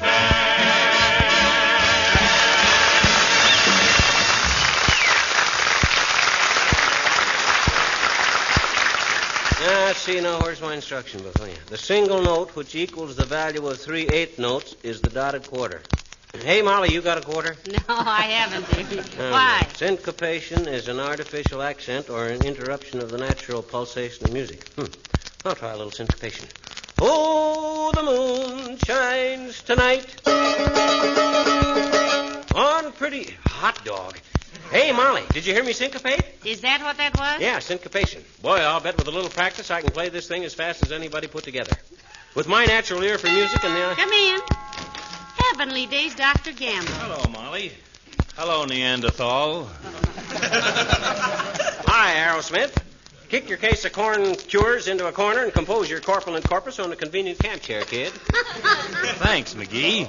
Your hospitality is equaled only by your personal beauty. And the prosecution rests. Had a lot of operations, Doctor? You look kind of tired. My dear, I've had more people in stitches today than Bob Hope. But tell me, what's our one-string fiddler doing with the pot-bellied Stradivarius? This, my ignorant bone bender, is a mandolin. My old mandolin. Just found it again after all these years. I just love mandolin music, don't you, Doctor? Well, I used to, but my love soon ripened into disgust. If you really get good with that syncopating cigar box, McGee, and want to run away and join the gypsies, I'll be glad to pierce your ears for earrings. Doc, what you don't know about music, you could stand across the room and toss through the eye of a needle. Listen to this. Is that a beautiful tone, or isn't it? Frankly, Sonny, it's brutal.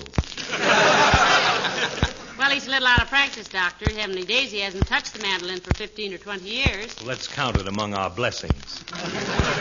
Oh, don't be so cynical, you narrow-minded old muscle meddler. Let me play something for you. What do you want him to play for you, Doctor? 9 holes of golf, and don't hurry back. He's just a hard shell, Molly, just a hard shell. But I can break him into little quivering pieces with some simple old folk song. One of those heart-warming melodies that are so close to the soul and the spirit of our national entity. The natural rhythm of a new frontier, throbbing with the pulsing energy of a dynamic destiny. What's he talking about? Pretty Red Wing. Play it for the Doctor, McGee. Okay. Oh, the moon shines tonight on pretty red wing. I get it. The breeze is sighing. The Night birds crying. Never mind the night birds. I'm crying myself.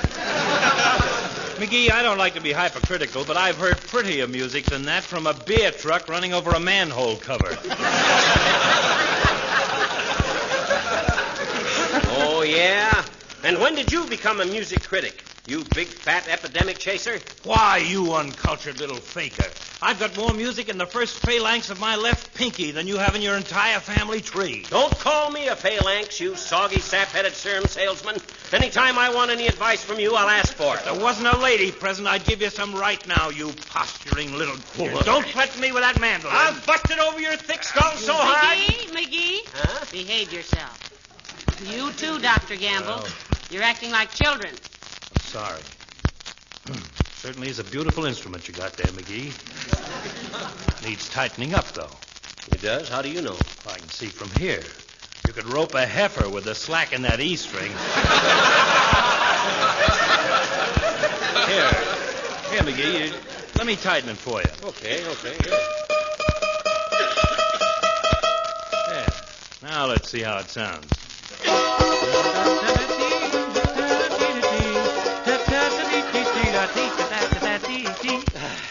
My word. My gosh. My hat. Good day.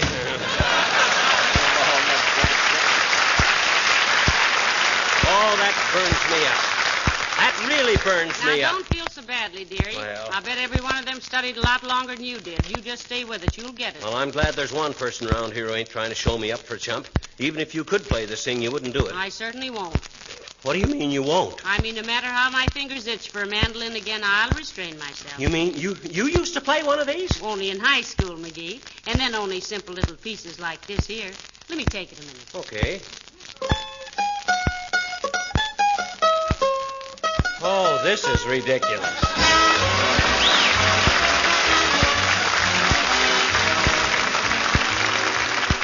With war production just about at its peak, it's up to every one of us to fight waste of all kinds and make the things we have last longer. There's plenty of opportunity to do this right in your own kitchen. First, with foods. Don't buy, cook, or serve more than is needed. Second, with your kitchen equipment. Keep it in good condition. Defrost your refrigerator regularly and protect its gleaming white finish with Johnson's liquid or cream wax. And third, your linoleum floor. Did you know that linoleum will last 6 to 10 times longer if it is regularly protected with Johnson's self-polishing Glow Coat? You see, the film of Glow Coat acts as a protective shield. It takes all the wear, and the surface underneath is safe. Glow Coat also keeps your linoleum looking its very best, colors bright, sparkling with beauty. And, of course, you already know that Glow Coat takes practically no work at all because it's self-polishing. It needs no rubbing or buffing. You simply apply and let dry. Glow Coat does the rest. What'd you do with the mandolin, McGee? I put it back in the hall closet. I never want to see it again. Whereabouts in the closet? Way in the back, behind everything. That was wrong. Huh? Why? You should have put it right in front, and then when everything falls out, it would be buried. Now, when the junk falls out, the mandolin will be right on top. Oh, I think you're wrong. Try it. Okay.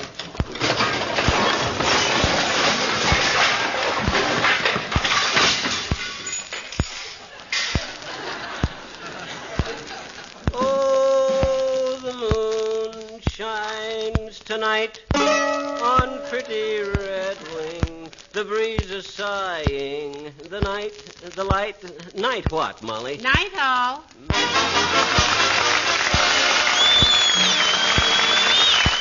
character of Mr. Wellington heard on this program was played by Ransom Sherman. This is Harry Bonzell pinch hitting for Harlow Wilcox, speaking for the makers of Johnson's Wax for Home and Industry. Hope you'll be with us again next Tuesday night. Good night. This is the National Broadcasting Company. Miles Laboratories, makers of Alka-Seltzer, bring you another visit with Fibber McGee and Molly.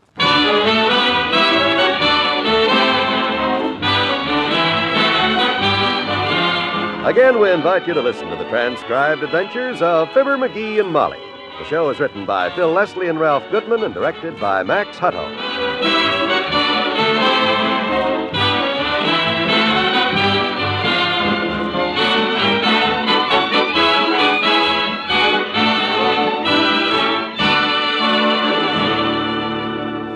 We'll see what's going on in Wistful Vista shortly.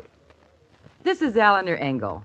Friends, having fun is good for you. Feel good so you can enjoy your fun. When you feel all in, all over with a headache, upset stomach, or general achiness, that's when you should take Alka-Seltzer. Alka-Seltzer tablets dropped into a glass of water fizz up and become a relief-giving liquid that's better because of action in the glass. Yes, action in the glass changes Alka-Seltzer tablets into a liquid. And this is the form your system can use most easily and naturally for relief. Action in the glass supercharges Alka-Seltzer with lively bubbles. This soothing liquid speeds relief. Action in the glass makes Alka-Seltzer easy to absorb immediately. Try it. You'll like Alka-Seltzer for refreshing relief. All drugstores sell Alka-Seltzer.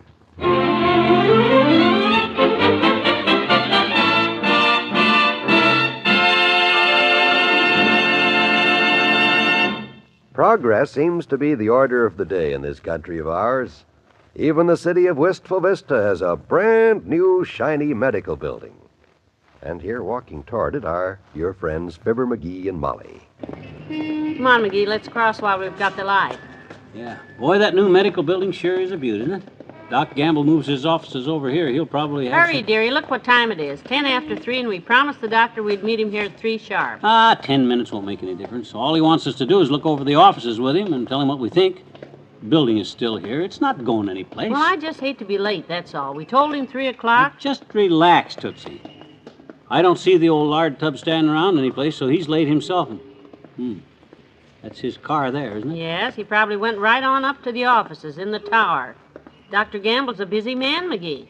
Oh. He doesn't have time to wait around for people who won't put on the handiest necktie but have to spend 20 minutes picking out one that matches their eyes. My sparkling blue eyes have nothing to do with it. It's this suit. You know this is the only tie I've got that goes with this suit, Molly. This conservative gray tie with the green polka dots and the red fishing boat on the blue water. All right, let's hurry. With the red, white, and blue swordfish jumping. All right. Well, gee whiz, why is everybody mad at me? Nobody's mad at you, sweetheart, but let's get on upstairs to those tower offices. You know how anxious Dr. Gamble was for us to see them before he decided whether to take one or not. Okay, come on in. My. Isn't this a plushy-looking building? A carpet in the lobby. Yeah, and look at those easy chairs. You even got a waiting room for waiting for the elevator. Thank goodness we don't have to wait. There's an elevator open and ready to go. Oh, one of them do-it-ourselves elevators, huh? No, I'll operate it, McGee. I'll do it. Okay. If you want to push the buttons, go ahead and push the buttons. Gee whiz, just because I had a little trouble one time in one of these things. Get in. Wasn't my fault that bell went off and somebody called the cops. All I wanted to do was get out. How'd I know the word emerge on the button meant emergency? If they mean emergency, why don't they say Watch the doors. Oh, okay. Did you push tower? That's above the top floor, you know. Yes. Number 12 is the top floor, but that's not the tower, you know. This button here is... I pushed it. Good.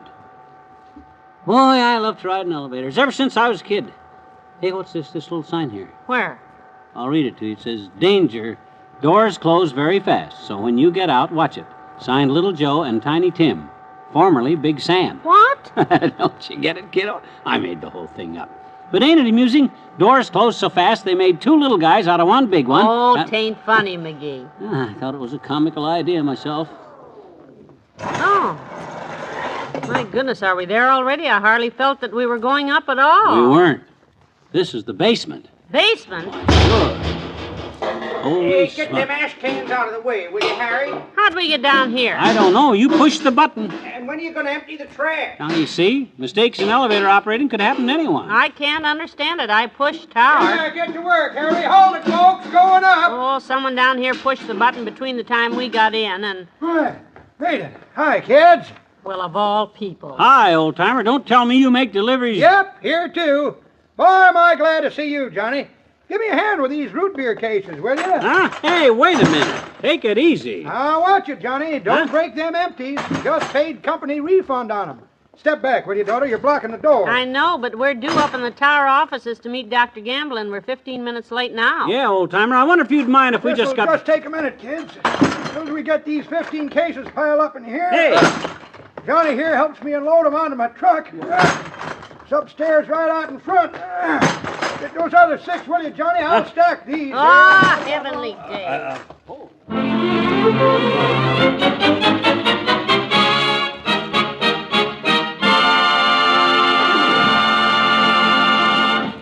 In just a minute, we'll try to straighten out the McGees. Mother, I'm sure you know that good health doesn't come by accident. If you have a happy, healthy family, you deserve a lot of credit. And you probably realize that you must guard against vitamin shortage, one of the common causes of loss of pep and energy. Now, an easy, practical way to protect your family against vitamin shortage is to give them one-a-day brand multiple vitamin tablets every day.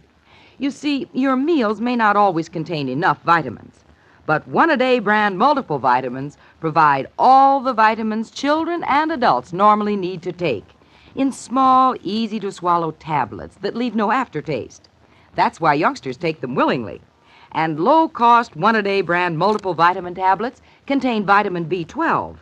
Ask at your drugstore for one-a-day brand multiple vitamin tablets in the blue box with the big red 1.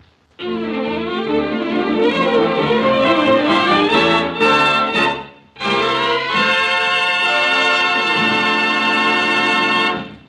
long, kids, and thanks a lot. Okay. Phew. Well, I'm pushed. Well, he is an old man, and those cases were heavy. You're telling me. I watched for Dr. Gamble. He hasn't come down, so he's waiting for us up there, I suppose. I suppose so. Come on, here's the elevator. I buzzed for it when I saw you two climb down off the truck and shake hands. We weren't shaking hands. I was giving him a dime. Giving him a dime? To shut him up. I broke 5 bottles, and he claimed the deposit was 2 cents a bottle. Come on, get in the elevator. Let's get upstairs. Hold it, up, please. Oh, dear, another delay. Well, at least he's going the same direction we are. Would you mind dropping me off at my dentist? Tooth killed me. Oh, not at all, sir. We're going to the tower offices, so if you'd like to press your floor first. Thank you. It's the 8th floor. Oh, 8, huh? That's this button here, dearie. I know an 8 when I see one, Molly. Watch the door. There. Oh. You poor man. So sorry. I couldn't help it. My tooth hurts so. I beg your pardon? He said he's terribly sorry, but he couldn't help it. His tooth hurts so. Oh. That's okay, bud. You go right ahead and groan. Make all the noise you want. I'm sure your dentist will fix it, sir. Probably the dentist is worrying more than the tooth itself. Some of them drills they use McGee, stop it. I'm sorry. We'll be there in a minute, bud. We just passed the 5th floor, so if you want 8, we'll be there. Tooth is bad enough, but if you don't mind when you move back, it's hard on my foot. What did he say, dearie? He said his tooth is bad enough, but if you don't mind, would you move back a little? You're standing on his foot. What? Oh, dear, I'm sorry. He means you, McGee. Huh? Oh, excuse me, bud. I didn't realize. Oh, here we are, 8th floor. Good luck with the dentist. Hey, his tooth. Oh, like I can't look at the fire either. You what? Can't get down again. I can't look at the fire either. What is it, dearie? Why doesn't he get out? Well, of all the silly. He wants us to take him down again. He forgot to put a nickel in the parking meter. Oh, if this isn't the silliest.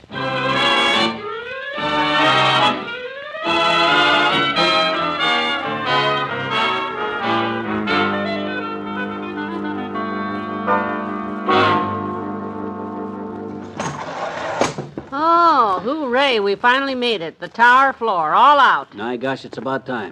Look at that, 3:45. 35 minutes we've been trying to get up. Come on, let's hurry. Those are the new offices right down the hall. You're sure Doc didn't leave? I mean, he might have went down while we were coming up. I hope not. Come on, let's go in. Okay. My goodness, 45 minutes late. Oh, hello, Miss Ogilvy. Hello, Mrs. McGee. Mr. McGee, so glad you could get here. Well, it hasn't been easy, sis, believe me. Dr. Gamble was afraid you wouldn't be able to come, and he does value your opinion so much, you know. Well, I'm sorry we're so late, but we got stuck. Oh, that's perfectly all right. The doctor won't be here himself till 5. Huh? He tried to call, but you'd already left. So he asked me to drive his car over here and ask if you'd mind sort of looking around and waiting. What? Well, of all the... McGee. Well, of all the lovely offices, this is really one. Don't you think so, my dear? Yes, indeed. Spacious, attractive, nice lighting, but if he has to wait till his patients come up in that elevator, man, he'd starve to death. Of all the silly elevators...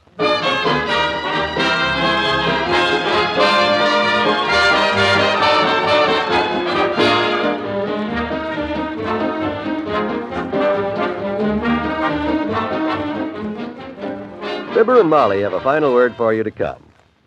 You know, headaches, of course, aren't contagious, but they sure do get around, don't they?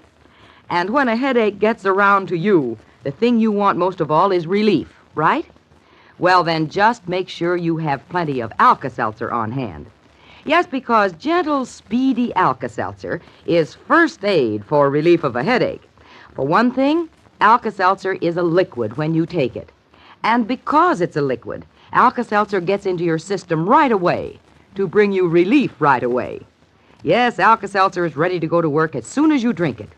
So remember, ladies, when a headache gets around to you, get to feeling good again, take Alka-Seltzer. Get Alka-Seltzer at your drug counter. Once you try it, you'll agree.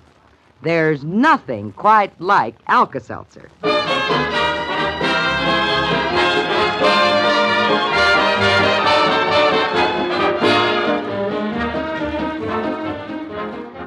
I'm so glad Dr. Gamble decided not to move into that plushy new office building, McGee. Me too. I like his old office fine.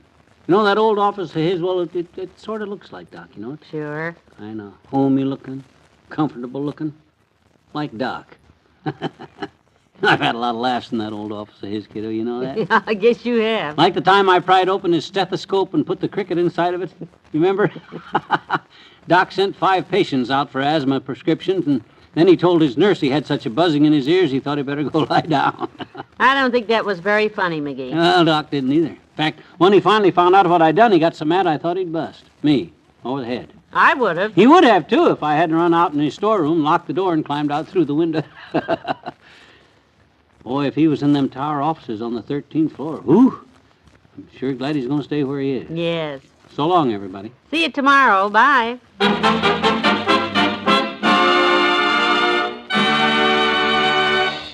Fibber McGee and Molly, transcribed, is brought to you Mondays through Fridays at this time by Miles Laboratories, makers of Alka-Seltzer.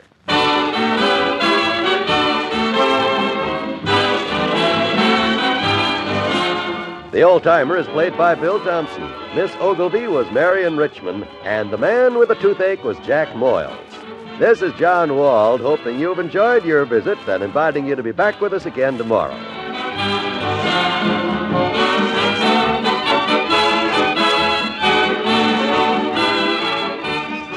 Mystery solved. 500,000 victims of multiple sclerosis, MS for short, await these words. They are the sufferers from this baffling disease which cripples as it strikes. They are the young adults between 20 and 49 who suddenly and without warning are attacked by this disease of the central nervous system. Success in the fight against multiple sclerosis depends on clinical research, education, and patient aid. The program of the National Multiple Sclerosis Society. The 1956 MS Hope Chest goal is $2.5 million for research, diagnostic and treatment clinics, and rehabilitation. Your help is desperately needed. Give now to MS, care of your local postmaster.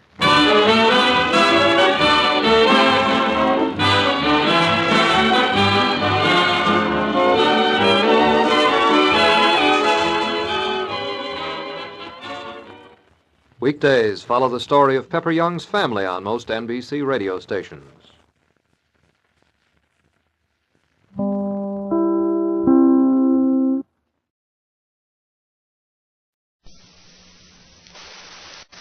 The Fibber McGee and Molly Show.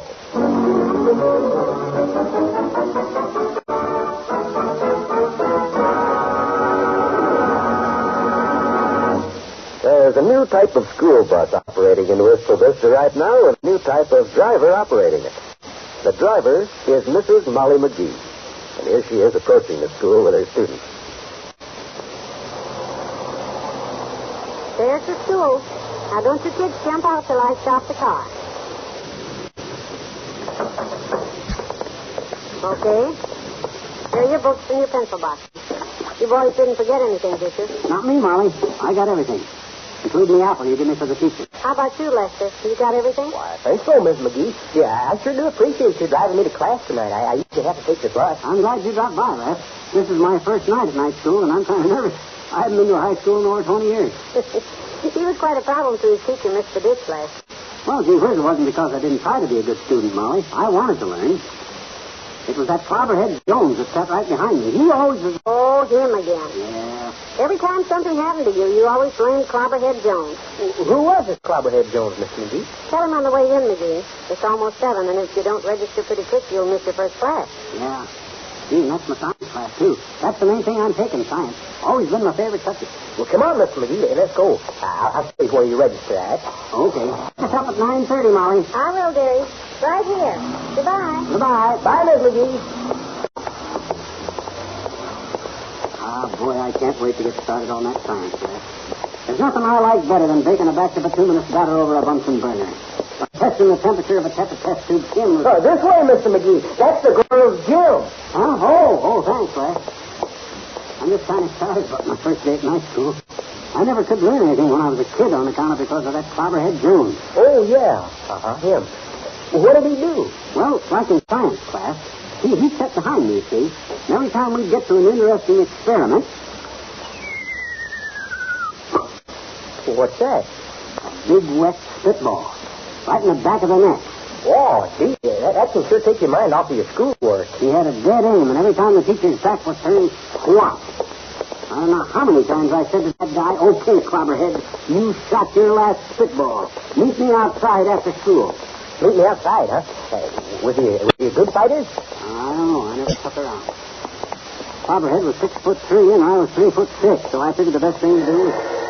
Gee, that there's the bell for my psychology class. I gotta go. I tell you now, the registration room is right down the hall there. They'll be awful glad to see you. They're anxious to sign up new students. Yeah, I read about it in the paper. Well, thanks, Les. I'll see you later. That's down the end of the hall. Let's see. Oh, here we are. Yes, come in. McGee is the name, Bud. I called a little earlier. I want to register. Oh? Well, I'm sorry, Mr. McGee. Someone must have given you the wrong information. Well, aren't you looking for new people? I read in the paper that... Yes, but I'm afraid you won't qualify, sir. You see, we can't... I won't qualify. Just because I didn't make straight A's in school don't mean I can't learn now. I don't know anything about your grades, Mr. McGee, but I'm afraid your age is against you. What do you mean my age is against you? This is for adults, ain't it? Well, certainly it's for adults, sir, but we have to draw the line somewhere. What? I'm just following the rules laid down by the board. I'm sorry. Well, by George, this is a pretty state of how do you do. We appreciate your interest, Mr. McGee, but we do have to keep up our standards. If we were scraping the bottom of the barrel, maybe you could... Scraping the bottom of the barrel? Give me that application blank. Well, what are you doing? I'm signing this application, that's what I'm doing. You're not going to push me around, Buster. I know my rights. There. You tell that school board of yours that I'm going to get an education... The school board has nothing to do with it. Huh? Oh, well, you said that this is the draft board. I'll turn this application in since you're so anxious, but... Give me that. Wow, that was a close shave. I guess the registration office is down the hall. I better get out of here. Mr. McGee, you forgot your pencil box.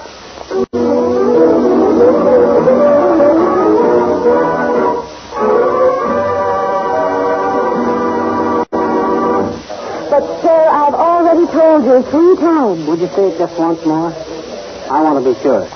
Yes. This is the registration office. For night school? Adult education? Yes. Now, do you want to register? Yes. You see, I just had a frightening experience, Miss. I wanted to be sure I was in the right place. I'm very busy, sir, and there's a long line behind you, so... Oh, come on, let's get started. What do I do? Give me your card, please. My card? Your application card. When you walked in here a while ago, didn't you see a sign that says fill out an application card before getting in line? Oh, sure. Well, where is it? Right out there at the door. You can't miss it. Great big sign about this high. Oh. You don't like me, do you? Next, please. No. Wait a minute. I got a card here someplace. Oh, here it is. All I got to do is fill it out. It'll only take a minute. All right. Go ahead. I'm as anxious to get this over with as you are, sis. My science class starts in a minute, and I don't want to miss anything. Nothing I like better than baking a batch of bituminous batter over a Bunsen burner, and there you are. All filled up. That'll be $5, please. I thought this night school stuff was free. Well, your science class includes laboratory experiments. The lab fee is $5. That includes 60 cents for test tubes, 80 cents for chemicals, and $3.60 for Mrs. Clyde. Who's Mrs. Clyde? The woman who cleans up the mess you kids leave every night when you go racing out of here with your homemade H-bombs. Now, if you just rather skip the whole... Okay, here's your $5. Where do I go? Room 204. Your teacher is Dr. Eisenstadt. Take the stairway to the right. Good. Okay, thanks. Next, please. Yes, he certainly was. Room 204, eh? Let's see the stairway here. Oh, yeah. Can't wait to get that science class. Nothing I like better than testing the temperature. Hey, Johnny, hello there, boy. My gosh, old timer, what are you doing in night school? I was going to ask you that. Well, On your way to class, huh? Yeah, I signed up to study. Science, hey? Very interesting. You said it, boy. I can't wait. Want to get started baking up a batch of bituminous batter over Bunsen burner and dark ice starts class, huh? Yeah, how'd you know? I was right behind you in line, Johnny. Oh. Here, you forgot your pencil box, son. Again? Gee whiz, that's your second time. Good work, Johnny. I got to get back downstairs and sign up for my knitting class. Knitting? Why, that's for women, old timer. You'll find nothing in that knitting class but just a bunch of women and girls. Who's complaining? Come on, Johnny. Yeah, knitting. Glad I'm devoting my life to the worthwhile cause of science. Fibber McGee, man of science. Hadn't been for Clobberhead Jones and spitballs of his, I might have already been a great scientist. I might have discovered radium or perpetual motion. Here we are, room 204. Just in time, too. Class is starting. Tonight you continue our little discussion on the composition of the atom. Since the atom... Yeah? My name is McGee, Bud. Frost. I just enrolled in your class. And... Well, you come right down on front here and let me see your card, please. Here you are. Good. Thank you. I figure science is the place for me on account of because I've always been a scientist at heart. I've always been curious about things. All my friends say I got a very curious head on this. Yeah. Now, if you will take this here booklet on composition of the atom and find the sheet, we will continue. Composition, huh? Yeah. Well, I'll write this for composition. I always did like good composition. Be seated, please. Oh. Okay. I'll sit right here in the front row. I want to learn this stuff right up close. Now, students, if you will turn to page 8, I will illustrate the makeup of the atom with a diagram on the blackboard. If you will pardon my back, please. Page 8, huh? Burst of atomic power. That looks interesting. I always did want to know how they split the atom. Although why they split it is a bigger mystery to me. As soon as they go inside, they'll learn science guys split. Wow! Right in the neck. Who done that? Well, what's the matter with you, Mr. McGee? A spitball. Some dirty rat back there hit me right in the back of the neck with a spitball. A big Hi, McGee. Rubberhead Jones. Yeah. Imagine after all these years, back together in the same class. Oh, this is going to be lots of laughs. Oh, no. I'm getting out of here. No use trying to learn anything in the same class with that guy. Good night. Good night, all.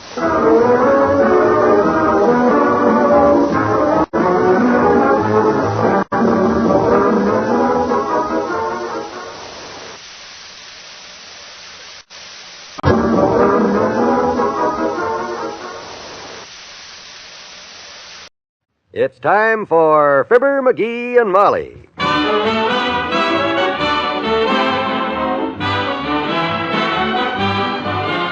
Sundays through Thursdays, NBC brings you Fibber McGee and Molly transcribed. The show is written by Phil Leslie and Len Levinson and directed by Max Hutto.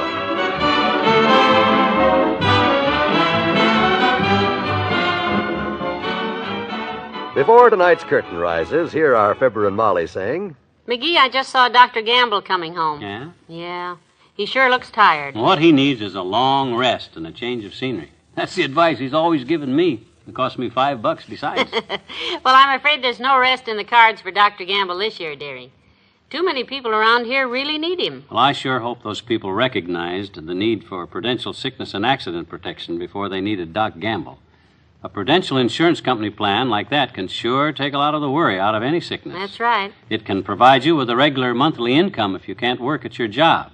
Yes, and pay you for as long as 10 years in case of sickness, and possibly for the rest of your life in case of injury. And the Prudential's Income Protection Plan covers you 24 hours a day for every type of sickness and for injuries received on the job or not. And with the hospital and surgical expense policy in your sickness and accident plan, the Prudential could pay a big part of those swapping bills. Friends, you really ought to ask your Prudential agent to tell you about these wonderful plans tomorrow. It's the kind of day-to-day living protection every family needs.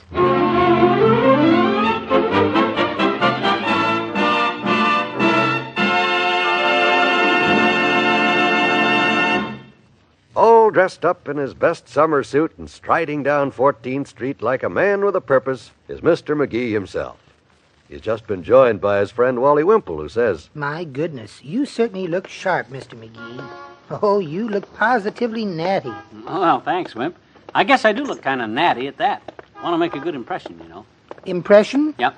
You know Henry Lester, the Grand Exalted Ruler of the Elks. Well, Henry phoned me this morning about a job. He did? Just the kind of job I've dreamed about all my life. The hours are short, pay is long, and boy, what wonderful work. Wonderful? What work? Eating. I beg you. That's all. Merely eating. Going to be a test pilot down at the Fifth Avenue Fine Foods Company.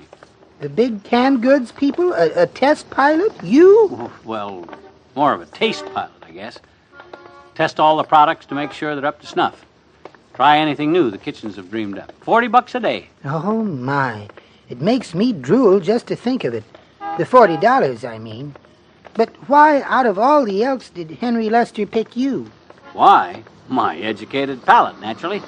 Don't forget, I'm chairman of the lunch counter subcommittee of the Elks House Committee. Anytime they're not sure whether something's spoiled or not, they give it to me to taste. Well, I certainly wish you good luck with your new profession, Mr. McGee. And if eating is a profession, you're an old professional, all right. Well, I haven't quite got the job yet, of course, but as soon as I get there and tell them my qualifications... Whoop, hold it, Wimp, hold it. Signal's red. Get run over. Better stay back on the curb here. Look out, Mr. McGee! Hey! Hey, what the... My suit! Splash muddy water all over my... Hey, come back here, you dirty splashing runner! Oh, he's gone, Mr. McGee. Oh, are you a mess? Look at that. That dirty sabotager. Muddy water all over my nice, clean-pressed suit. I'd like to get my hands on that guy. I saw the name on the truck, all right. It said, the Careful Cleaners. Careful Cleaners, my mud-puddled pants. That ratted rotten luck.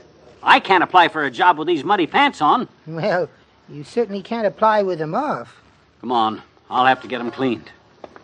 Ought to be a pressing shop in this block. Around the corner somewhere along here, I seem to recall. Yes, there is a cleaning shop right up there, and... Uh-oh. Look at the name.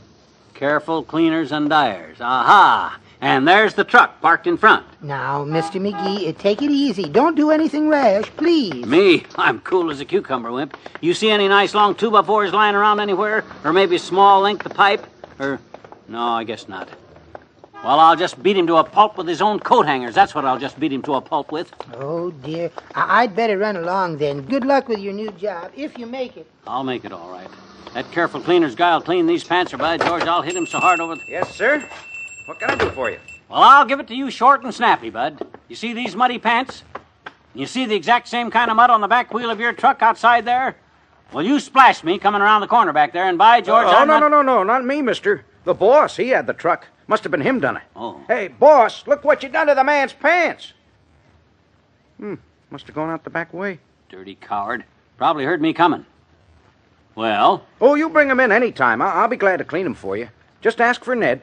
Look, Bud, Ned, or whatever your name is, this is an emergency. I'm on my way to see about a swell job. Taste tester over at Fifth Avenue Foods.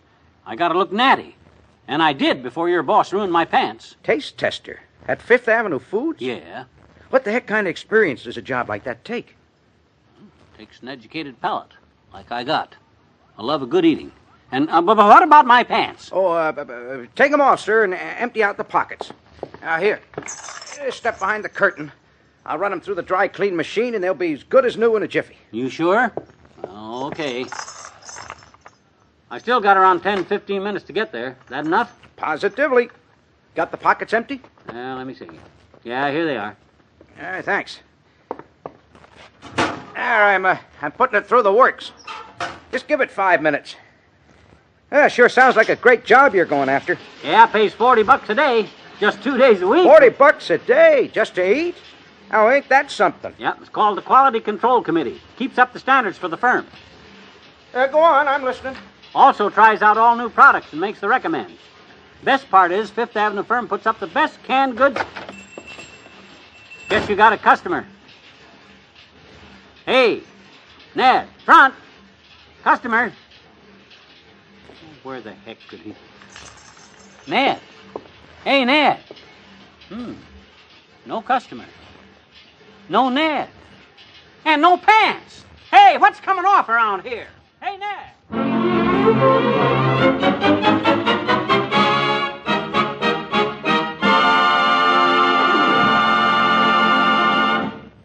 Back to Wistful Vista in a minute. Once every 53 minutes, a baby is born with cerebral palsy. These children face a daily struggle to walk or to speak. Only with the greatest courage and persistence can they go to school or be trained for a job. In addition to their own courage, they need the support of their fellow citizens, support that will make possible the expert care and treatment they so desperately need. You can give them that support through your contribution to United Cerebral Palsy. And at the same time, you'll be aiding research aimed at finding ways of preventing CP. Through United Cerebral Palsy, medical specialists, speech therapists, teachers, nurses, and psychologists have all joined to help CP victims walk, talk, and play. This program must have your help if it is to be continued. Send what you can and as much as you can to your local Cerebral Palsy affiliate in care of your local postmaster. Just address Cerebral Palsy in care of your local postmaster. Do it now.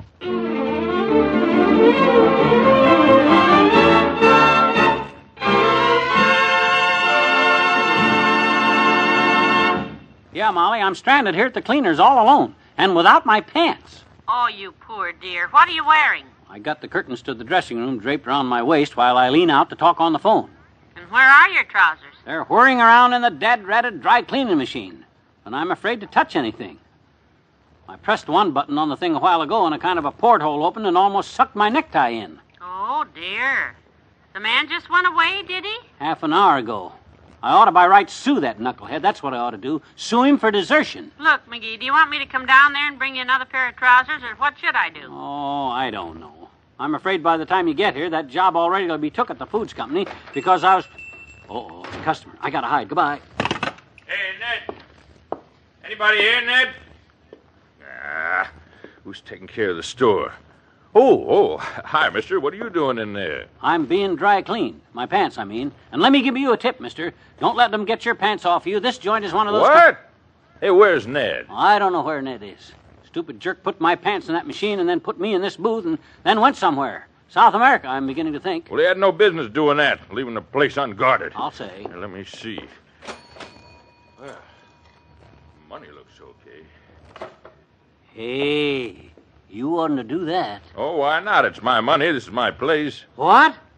Oh, so you're the guy that got me into this mess in the first place. Well, where's the coat hanger? I'll beat your ears off. Hey, mister, no, don't come out here in the store without your pants. What's the matter with you? I'll tell you what's the matter with me. You wheeled your dad-ratted truck around the corner down there half an hour ago and splashed mud all over my fresh, clean pants. What? Now, what's this about my truck? I don't drive the truck. Ned drives it. Hey, where is the truck? Ned drives it? It was out in front when I came in. He said you splashed me. Oh, you can't believe that. No good. Well, the truck's not out there now. Where'd he splash you? Right where 14th Street all the way up both pants legs crosses Oak. Oh, I tell him and I tell him, but I've told him for the last time, leaving the cash register unguarded and the customers' clothes Yeah, and what about my pants? Well, what about them? They're in that machine there. Oh, that's the wrong machine. That's for felt hats. Felt hats? Well, shut it off. No, Stop leave it run. Won't hurt. Your pants will come out with a fine nap. Oh. I gotta go find that stupid Ned and find out what the heck he's up to and all. Hey, wait. What about me? Don't go away. I'll be right back. Don't go away, he says. How can I go away without my dad-ratted, stupid, disgusting? I got a notion to wreck this joint. If I wasn't scared of the machinery, I would, too. I better phone the Fifth Avenue Food Company and tell them I'll be detained. And tell them not to hire anybody till I get... Who's that? Sounds like somebody came in the back way. Oh, it's you. Well, it's about time you came back, wise guy. Oh, hi. You still here? I thought the boss... Yeah, I'm still here. And if you'll just hand me my pants out of that dad-ratted machine so I can put them on, and then step out in the alley, I'll beat some sense into that thick skull of yours. Oh, now, let's not be bitter, mister. You got a crust leaving me here pantsless. And another thing. Your boss told me the truth. You're the one that splashed that mud on me, not him. And another thing. He's so mad at you, he's going to fire you the minute he gets back here. And another thing. Fire me? He can't fire me. I just quit. Quit? Sure. I just got me a new job. Swell new job. Oh, yeah? Yep. Meet the new member of the Quality Control Committee of Fifth Avenue Foods Company. Huh? From now on, I'm a taste pilot. What? Why, you? Thank you and goodbye. Why? Come back here, you rat. You dirty double-cross. Oh, this is ridiculous.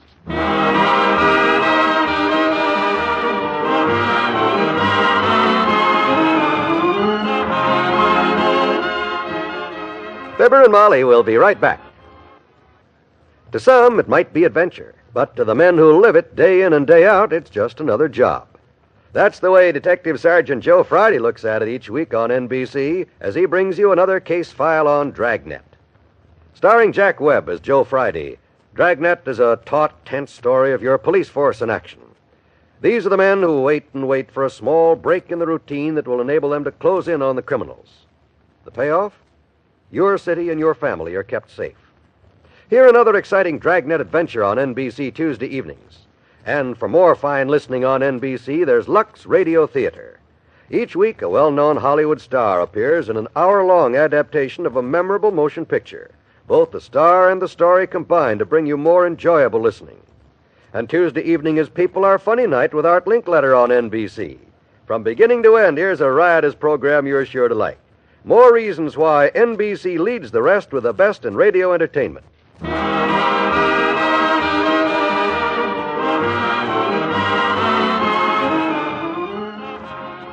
guy walked off down the street just as brassy as you please, and I couldn't run after him on account of no pants on.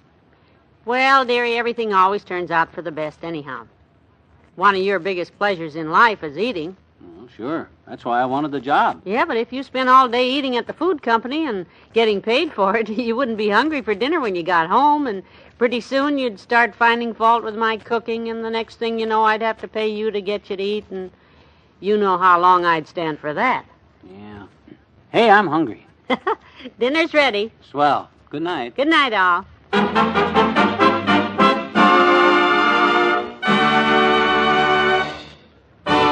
Fibber McGee and Molly is an NBC Radio Network production transcribed with Bill Thompson as Mr. Wimple. The cleaner was played by Jack Moyles and the boss by Barney Phillips. This is John Wall saying good night.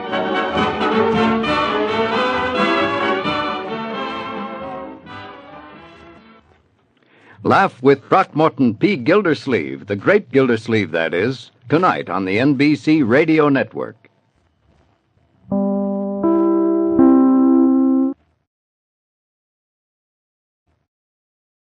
The Fibber McGee and Molly Show.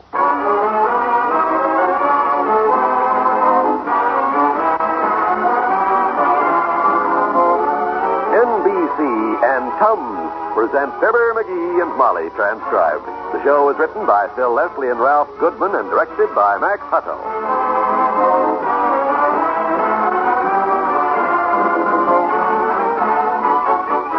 Fibber and Molly will be with you in a minute. This is Don Wilson for Tums.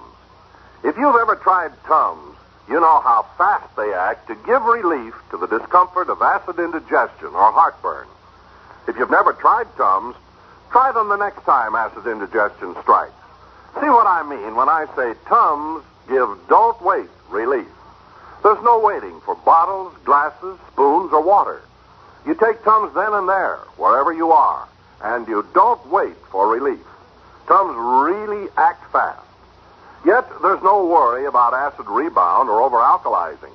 That's because Tums contain a gentle form of calcium that acts as a scientific buffer. Tums stop working automatically the instant excess stomach acid is neutralized. So do as millions do. Always carry economical Tums in pocket or purse. 10 cents a roll.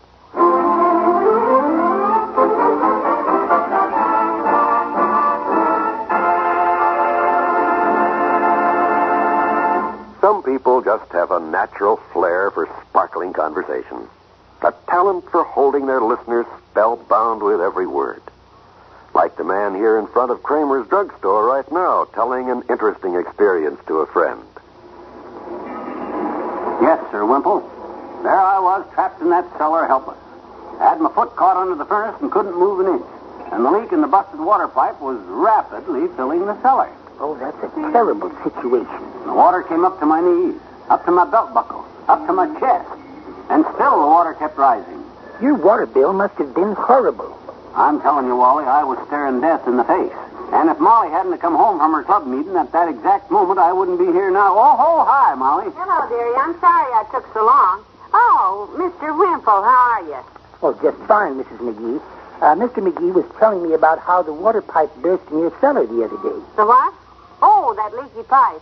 Yes, it dripped all over the floor. Well, we'll see you later, Wimp. Gotta go now. Gotta get home before that young couple moves in next door.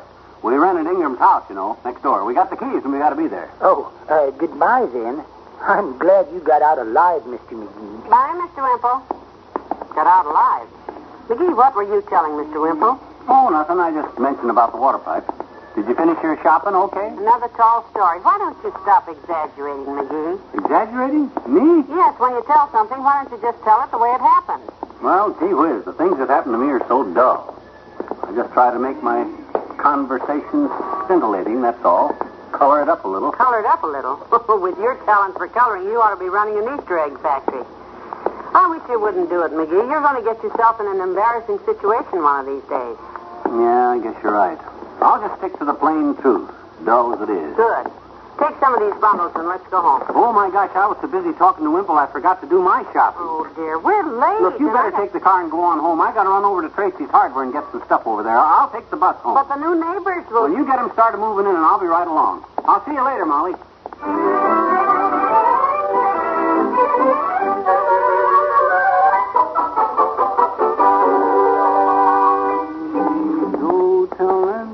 Yeah, I guess Molly's right about me exaggerating a little, though. I guess I better watch it. Yes, sir. Nothing but the truth for me from now. Oh, hi, Tracy. Hello, Mr. McGee. Haven't seen you around for a while. What's new? New? Well, for one thing, the water pipe busted in our cellar. Oh, that's too bad. Anything serious? Serious? Oh, boy, it's sure hard to keep a resolution when somebody gives you a lead line like that one. What'd you say? I said, no, just a couple inches of water. Oh, well, that's relief. Sure is. Had you worried, huh? Yep. Thought you were going to tell one of those long-winded yarns of yours. I'm too busy today. What do you mean long-winded? When you've had some of the interesting experiences I've had, Tracy, you can afford to be long-winded. Well, what can I do for you, McGee? Nails? Screws? Bolts? Not that I'm going to tell you about it, but I never will forget the time I went hunting out past Dugan's Lake and my gun jammed and I was face to face with death. Nuts? Hmm? I said nuts. We got a special on this week. 2 bits a box. You need any? Oh, no. What I need is some glue. That all-purpose stuff I bought last time. Hey, there's none here where it usually is. Well, just take it easy. I got some in the bag. I'll open another case for you. Oh, hurry it up, will you? I'm in a hurry. Pardon me, mister, but I couldn't help overhearing you just now when you said something about hunting. Hunting? Yeah, up at Coogan's Lake. On Dugan's Lake. If you never heard of Dugan's Lake, you must be a stranger around here. Well, you might say that. Just got in town a couple of weeks ago, but people have been so nice since I got here, I kind of feel at home. Well, that's swell, son. Well, there's nothing like home away from home when you're away from home. Hey, Tracy, snap it up, will you? I ain't got all day. I can see you're a busy man, but you sure got me curious when you was telling that man about the time your rifle jammed and you was facing death. The time my what? Oh, that. Well, yeah, that is quite a story. I'd sure like to hear about it. Well, here's your glue, Anxious. I know you're in a hurry, but you don't have to holler and carry on. 30 cents. Now, don't rush me, Tracy. Just take it easy. What? Well, you keep saying that you... Set the glue on the counter there. I'll pay you when I'm ready to go. This young man here is a stranger in town, and he wants to hear about an experience of mine. Sit down, son. Well, of all... Here he rushed the daylights out of me, and then when I... Yes, ma'am, what can I do for you? Hey, anything wrong, sir? No, I was just checking to see if that lady was my wife. Now, I'll tell you, son, this story is so fantastic that sometimes I myself can hardly believe it ever happened. It started out as an ordinary hunting expedition, and nothing strange happened until that day we saw these gigantic bear tracks along the bank of the lake. Well, sir, all eyes turned to me. I was the leader of the expedition, you see.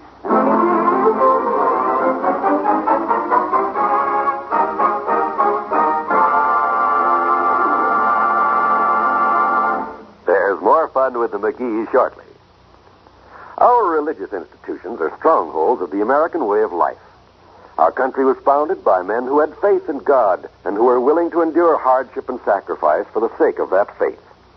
In these troubled times, we need the comfort and inspiration of religious faith more than ever. Faith helps hold our families together. It builds moral and spiritual character, and it creates the spirit of brotherhood on which democracy depends. There is need in these times to support a way of life based on the enduring principles of religion, which knit the family together, make for good citizenship, and build the character of the children. The religious institutions in your community need your interest and support. So take an active part in religious affairs. Your pastor, rabbi, or priest will give you invaluable family counsel and aid if you're a newcomer to the community. To face the problems of the future, America must be morally strong, and that moral strength comes through worship and faith. Go to church this week and take someone with you.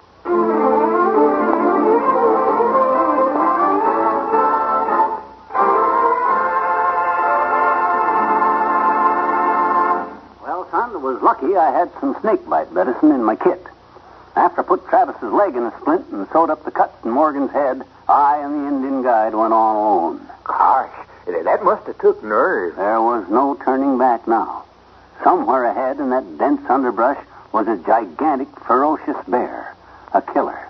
And it was up to me to seek him out and destroy him. Well, he sure must have been a giant to leave tracks 2 feet long. And the worst thing was, them tracks were 3 feet deep. We kept falling into them. I'm afraid I'd have lost my nerve along there. Just as we reached the edge of the clearing, my guide froze in his tracks. His face was a mask of terror. I looked up, and there before us stood the most horrible sight I ever saw. And believe me, I've saw some. The killer, huh? 9 feet tall, like a tower of monstrous death, its teeth bared, revealing tusk-like fangs 10 inches long. When it saw us, he let out a thunderous roar that shook the ground beneath us. Gosh, what did you do? I had to move pretty careful. I didn't want to frighten it, or it might run away. Well, yeah, I guess that was something to consider. Slowly, I raised my rifle and watched that monster very carefully. He didn't move. Just stood there with one eye on me, one eye on my Indian guide, and one eye on the distant hills. 3 eyes? Yes, sir. He had a third eye right in the middle of his forehead. I picked that eye for my target when I shot him with the bow and arrow. Bow and arrow? I had no other choice. You see, my rifle was jammed, so as he came charging down on us, I grabbed the bow and arrow from the trembling hands of my Indian guide, took a careful aim, and boing, right between the eyes. Gosh. Any questions? Yeah. Between which eyes was that? In case I run into something like that sometime, I'd kind of... The middle one and the one on the left. Are you sure? Oh, sure. Well, I got the trophy at home. The arrow's still stuck in there. Went in so deep I couldn't pull it out, so I've been using it as a hat rack. I sure would like to see that sometime. Well, so would I. I'd like to show it to you sometime. Not today, though. Well, I couldn't go today anyhow. I got too much to do. Yeah, well, that's life, I guess. If you had the time, I'd probably be too busy. Well, that's the way it goes. It's been nice talking to you, son. Well, goodbye.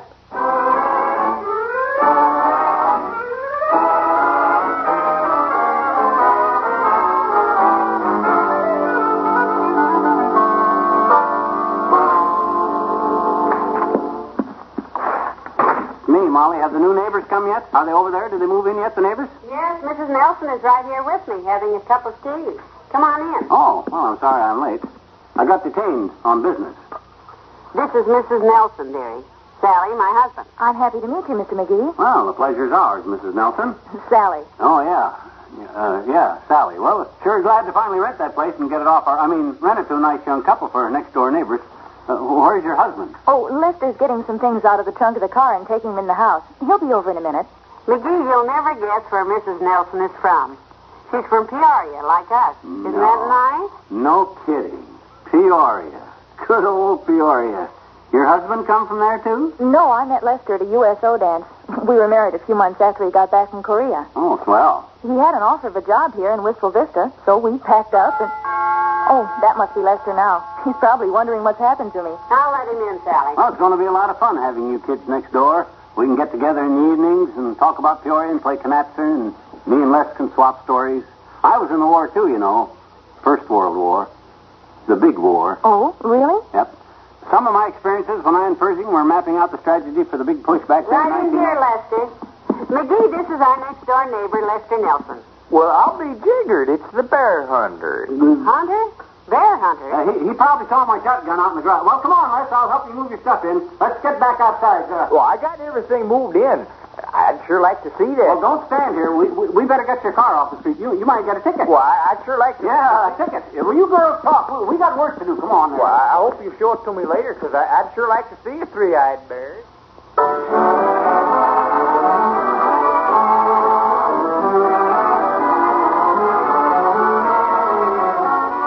We'll say say goodnight to Fibber and Molly in a moment. What's your favorite type of radio show? By far the favorite choice of all radio listeners is comedy. And when it's comedy you want to hear, be sure to tune to NBC on Wednesday nights for the tops in hilarious listening. There's Groucho Marx with another fun-packed edition of You Bet Your Life. The great Gildersleeve with his bumbling misadventures as Summerfield's water commissioner. Another chuckling good quarter hour with your friends at 79 Wistful Vista, Fibber McGee and Molly. And laughs galore when Bill Cullen presides over Walk a Mile, the fast-paced quiz session that makes Wednesday evening radio more enjoyable. In the dramatic vein on Wednesday evenings, listen to The Big Story, the authentic dramas from real life that make up the front page news on your daily papers. There's always an exciting story on The Big Story. So remember, tomorrow and every Wednesday evening, keep your date with top entertainment. Listen to The Great Gildersleeve, You Bet Your Life, The Big Story, and Walk a Mile, all on the NBC Radio Network.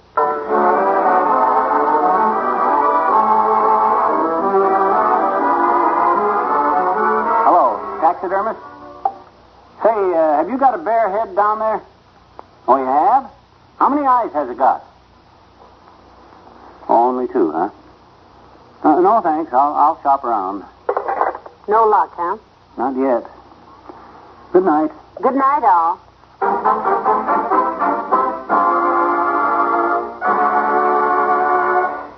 NBC and Tums, T-U-M-S, Tums for the Tummy, have brought you the Fibber McGee and Molly program transcribed with Bill Thompson as Wallace Wimple, Jeff Kirkpatrick as Mr. Tracy, and Robert Easton and Mary Lou Harrington as the new next-door neighbors.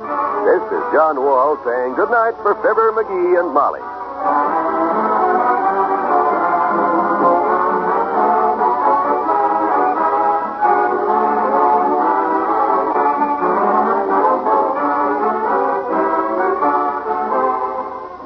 Remember to laugh with Senator Ford and Can You Top This tonight on the NBC Radio Network.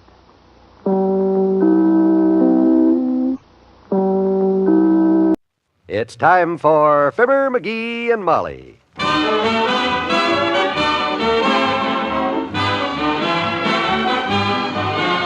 Sundays through Thursdays, NBC brings you Fibber McGee and Molly transcribed. The show is written by Phil Leslie and Len Levinson and directed by Max Hutto.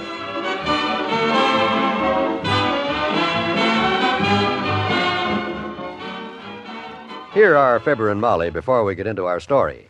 Babies, babies, babies. I never saw so many cute-looking baby pictures before. I like the one that's peeking out from under the blanket.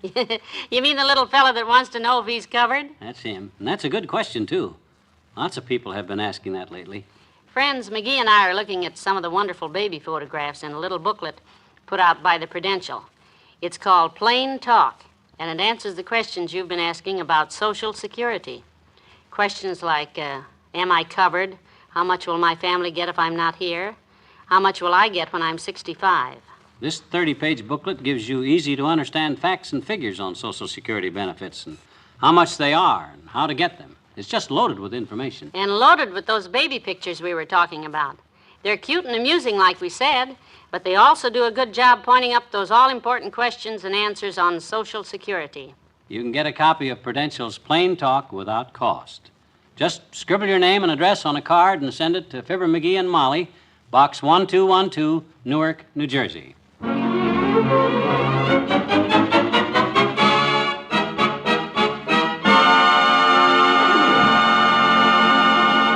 Mr. McGee of 79 Wistful Vista is involved in a good deed today. He and a group of his brother Elks are going to surprise a poor widow by painting her house for her. The widow is Mrs. McGee's dressmaker, and she's due at the McGee home any minute. And when you see Mrs. Morley coming up the front walk, Molly, I'll duck out the back way and down to the Elks Club where all the guys are waiting for me. And I'll keep her busy here all day till you phone me the job is done. Good. This is just a wonderful thing you're doing for Mrs. Morley. She'll just be so thrilled. I merely am trying, my dear, to be a good neighbor to my fellow man.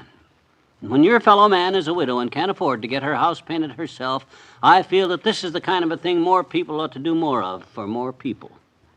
That's right, dearie. Ungrammatical, but right. And I'm proud of you. Natch. But now you be careful over there today, you hear? Don't go falling off any ladders or sticking a paintbrush handle in your eye. Don't you worry. And don't try to paint with both hands while you hold the bucket in your teeth, either. That's how you got that cap on your front tooth, you know. Yeah, I'll be okay. Don't you worry. I probably won't be doing any actual painting myself anyhow. I'll be too busy bossing the other guys. Somebody's got to be foreman on a deal like this, and naturally I'm the guy... Oh, here comes Mrs. Morley now. Good. You go on out the back door and call me when the job is finished, because I'll bring her over.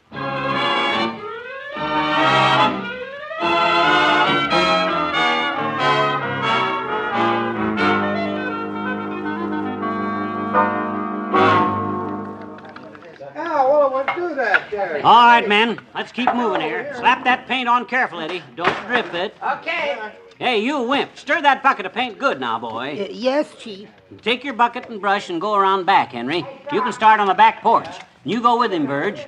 I want a coat of white on everything but your shoes. Is this stirred enough, Mr. McGee? Yeah, that looks okay, Wimp. Good. I'll take my brush and start painting the front porch. I love to paint, and I never get to at home because... No. Give that paint to Herb Travis there. He's running low, Wallace. You get this next gallon opened up and stir it. Oh, but Mr. McGee, I brought my own paintbrush and don't everything. Argue, Wimp. Come on, get moving. We got 8-gallon buckets still left to stir. Hop to it, boy. Oh, who does he think he is, anyhow? Sweetie face? Well, here's some more paint, Herb. Well, keep it moving, man, but keep it neat. Eddie, you're dripping, boy. You're dripping. And speaking of drips, Napoleon, we've just voted you the biggest of 1955 by unanimous vote. Very funny, Fatso. But that's not getting this job done. If you're going to stand here making snide cracks all day, we'll never get Mrs. Morley's house painted. You want to borrow my brush and bucket for a while? I'll hold the ladder for you. No, sir. I don't trust you, you big hip stabber. You're so right. And furthermore, I got no time to paint. Somebody's got to manage this operation and keep these amateurs working right. My gosh, if it wasn't for me, you know where these guys would be right now, don't you? Sure I do. Finished and gone home. Well, he's trying to make sense with you, you big tonsil poker. You never painted anything in your life that somebody didn't gag on the iodine. I got enough trouble here without... Hey, old-timer! Yeah, Johnny? What's your problem, son? Watch what you're doing around them windows, will you? Don't get any of that white paint on the window trim. We're going to trim the windows later. Okay, Johnny. What color are you going to trim them? Going to trim them white, like the rest of the house. Oh. Well, I'll be careful then and not get any of this white paint on them because... White? You say you're going to trim the windows white? Certainly. That's the only kind of paint we got. Well, I hate to ask a foolish question, son, but why don't we just paint it all at the same time? Why don't we paint it all at the same time, he says. Because that ain't the way you paint a house, that's why. Oh. I've saw plenty of painters paint houses, and the professional way to do it is to paint the house first and the trim later. We're going to do this job professional if it takes all day. So come on, fellas, snap into it. We ain't got all day.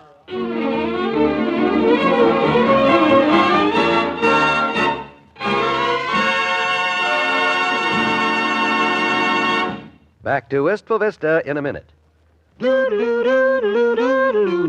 A dream is a wish your heart makes when you see a star. A Nash is a star of car makes. It outshines all others by far. Now come with Nash into a new motoring age. See Nash for $55 with completely new trend-setting style and a new 208-horsepower Jetfire V8 engine. See the biggest room on the road with the widest front seats of any car. See reclining seats for the world's most restful ride. Twin travel beds to nap the children on long trips. And a new Cenoramic windshield, widest of any car. Drive Nash for $55 at your Nash dealers now.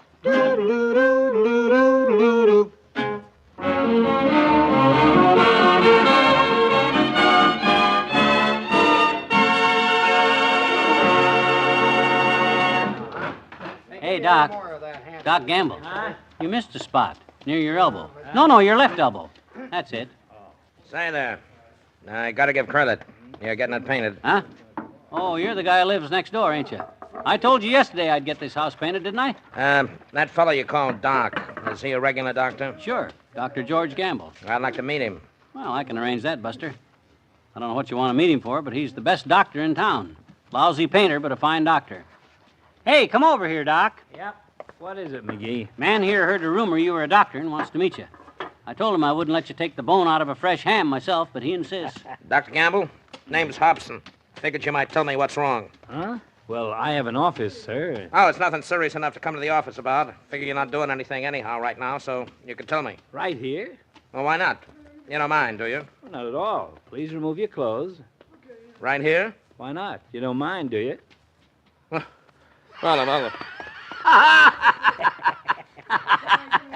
That sure got him, Doc. Who was that character, anyhow? Some joker lives next door. I didn't realize it at the time, but that chiseler practically needled me into this entire project. You should have handled him the way I did. Yeah. Mr. McGee. Who's that? Oh, Wally Wimple. What's the matter, Wimp?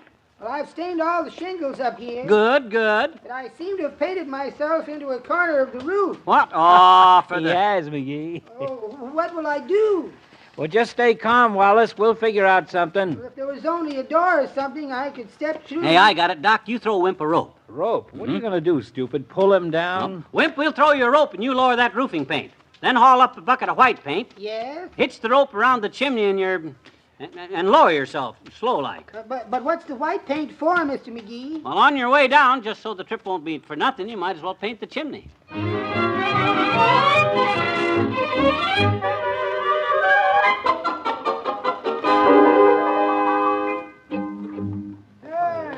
I've been all around the house and inspected it good. Fellas, we done a swell job.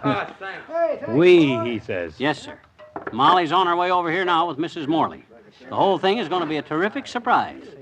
And before they get here, I want to say to each and every one of you men, I'm proud of us. Well, still don't know why we painted the trim last. Should have just painted the whole thing. Hey, here they all come. the Here's Mrs. Morley. Boy, oh boy, watch the look on her face. Yeah, say, look at her. Hello, dearie. Here we are. Hi. Well, Mrs. Morley, do you notice anything different? Well, you can't... What's the meaning? What'd she say? She's a dressmaker. She's always got a mouthful of pins. Oh, honestly, I've never eaten more pins in my life. Heavenly days, Mrs. Morley. Take those pins out and tell us. What is this? Some sort of gag? No, it's not a gag, Mrs. Morley. You said yesterday your house looked a disgrace, and when I came to get the sewing machine, I agreed. So we all got together and decided to change it. Didn't we, boys? Yeah, that's what they did. It was all McGee's idea, Mrs. Morley. You can thank him. Oh, well, Mr. McGee, I don't quite know what to say. Some people think you're a fly-off-the-handle flibbertigibbet type, and others, they even say worse. But to blazes with all of them, I think you've got a heart as big as folks say your head is. Oh, sure, it was nothing. Oh, well, hardly anything, anyhow. Glad to have done it and all stuff like that there, Mrs. Morley. Yeah, wasn't that nice? Oh, there you are, Mrs. Morley. Can I have a word with you, please? Oh, I guess so, Mr. Hobson. Excuse me a minute, folks, will you? Yeah. Sure, take your time, daughter. Who is that man, McGee? That's the guy who lives next door. Big-hearted guy. Offered to let us drink out of his garden faucet. Free. Wonder why he butted in just now. You'd think whatever it was, it could wait until we were gone. Well, you can find out from Mrs. Morley. Oh, here she comes back now. Matter my whole life. Just Oh, for goodness sakes, Mrs. Morley, take the pins out of your mouth. I haven't got pins in my mouth. I'm just plumb mad, that's all. That Mr. Hobson. Your neighbor? My landlord. What? He saw how pretty you painted and fixed up my place. Yeah? So you know what he's gone and done? Raised my rent $10 a month. What? Why then? Yes. Why then?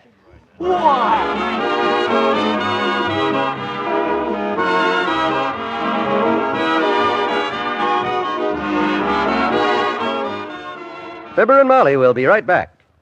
The soap that gets you extra clean is Dial, Dial, Dial. The soap that keeps you extra clean is Dial, Dial, Dial. Men who hate to fuss with separate deodorants really go for the Dial idea.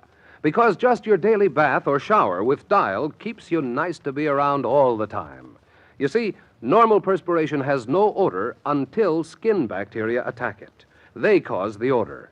Ordinary soaps leave thousands of these bacteria. But Dial removes up to 95% of them. For Dial's the only leading soap with AT7, or hexachlorophene. There's nothing else as good. And Dial's AT7 clings to your skin, continuously protecting you, for several days if need be. Dial doesn't stop normal perspiration, but it does stop odor before it starts. Aren't you glad you use Dial soap? And don't you wish everybody did?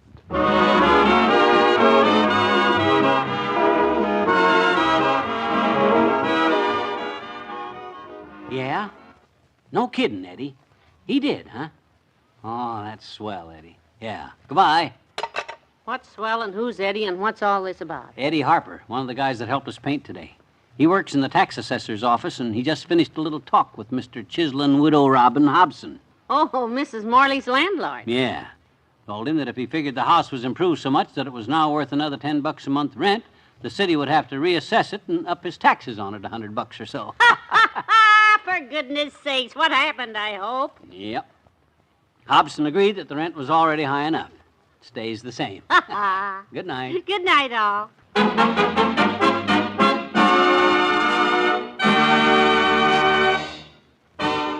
Fibber McGee and Molly is an NBC Radio Network production transcribed, with Bill Thompson as the old-timer and Wallace Wimple, Arthur Q. Bryan as Dr. Gamble, Natalie Masters as Mrs. Morley, and Bill Conrad as the landlord.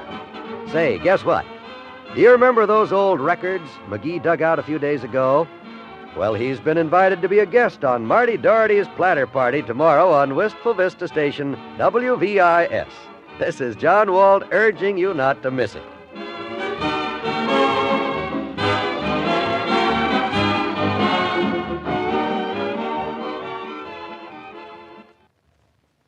Join the great Gildersleeve and all his friends tonight on the NBC Radio Network.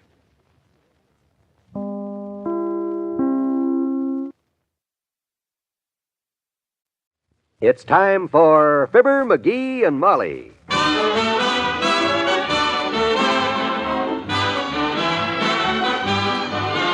Sundays through Thursdays, NBC brings you Fibber, McGee, and Molly transcribed. The show is written by Phil Leslie and directed by Max Hutto.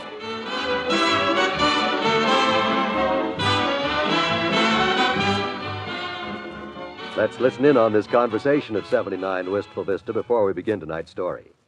Who do you think is more important in a family, Molly? The mother or Dad? Oh, that's a loaded question if I ever heard one, McGee. But let me see now. The mother has to bring up the children, but Dad has to bring home the bacon. Kind of a fielder's choice, eh, Gil? Well, it sure didn't stump the Prudential Insurance Company of America. I guess that's why most people consider the Prudential's family income plan nothing short of a stroke of genius. Come to think of it, you're right, McGee. It certainly does provide for both, the bacon and the children. Let me explain it this way. You see, the family income plan is just the ticket for parents with growing kids. If anything happens to Dad, the Prudential would send your family a regular monthly check, all during your youngsters' growing up years, money they'd need for groceries, a roof over their heads, and clothing. And that means Mother wouldn't have to leave them and go to work. She'd be right at home with them, giving them all the care and consideration children just naturally need. That's right, dearie. And because this plan covers the family during the youngsters' growing up years, its cost is lower than you'd think. Ask your Prudential agent about a family income plan tomorrow.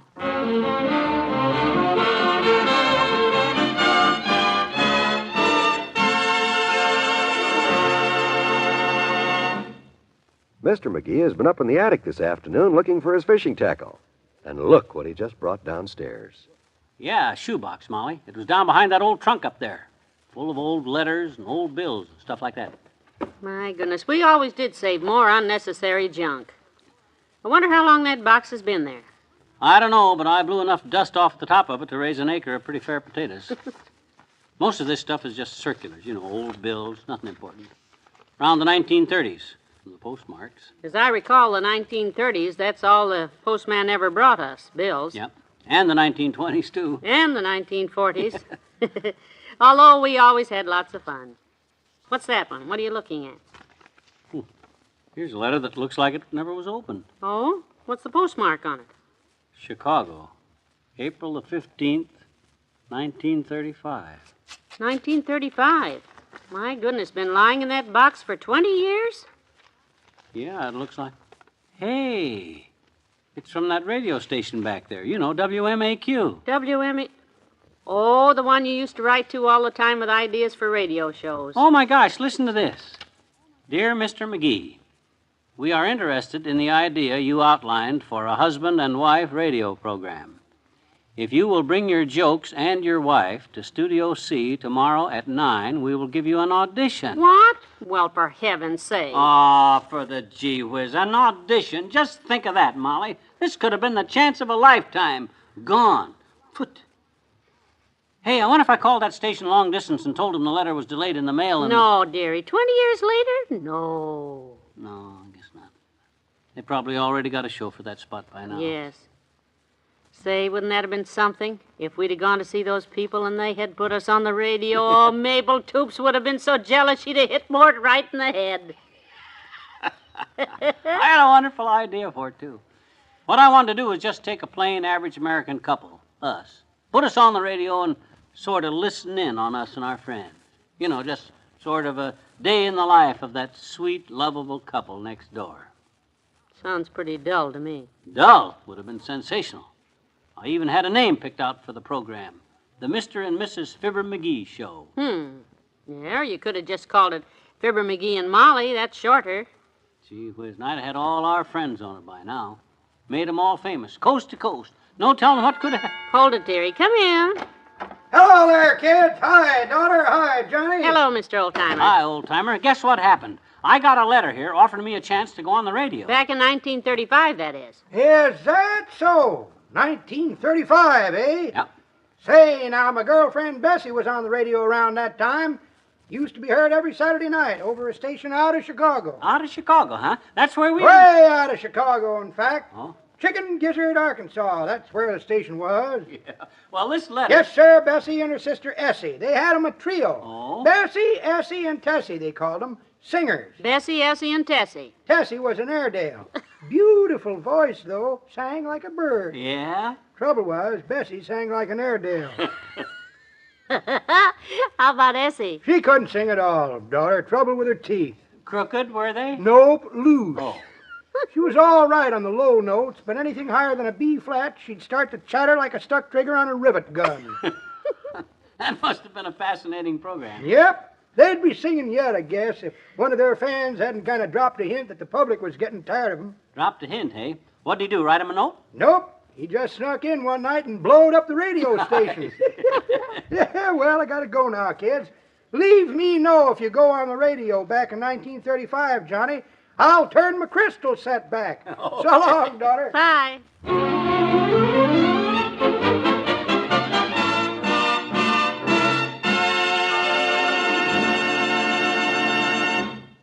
There's more fun with the McGees shortly. There's a saying that something out of sight is out of mind. Well, no wonder that buying United States savings bonds through your payroll savings plan is such an easy way to save. It's money you never see, so you never miss it. Your employer puts it aside for you before every payday.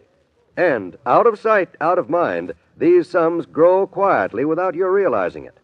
Before long, you've a stack of United States savings bonds, money you never could have saved without this automatic way of having your employer save it for you. Savings bonds pay back $4 at maturity for every 3 you put in, too, so it's a most rewarding investment. If you have trouble putting money away for future savings, future spending, the payroll savings plan can be a great help to you. Ask your employer to enroll you before next payday. And don't forget, every dollar you invest in savings bonds is an investment in freedom, helping to make your country stronger.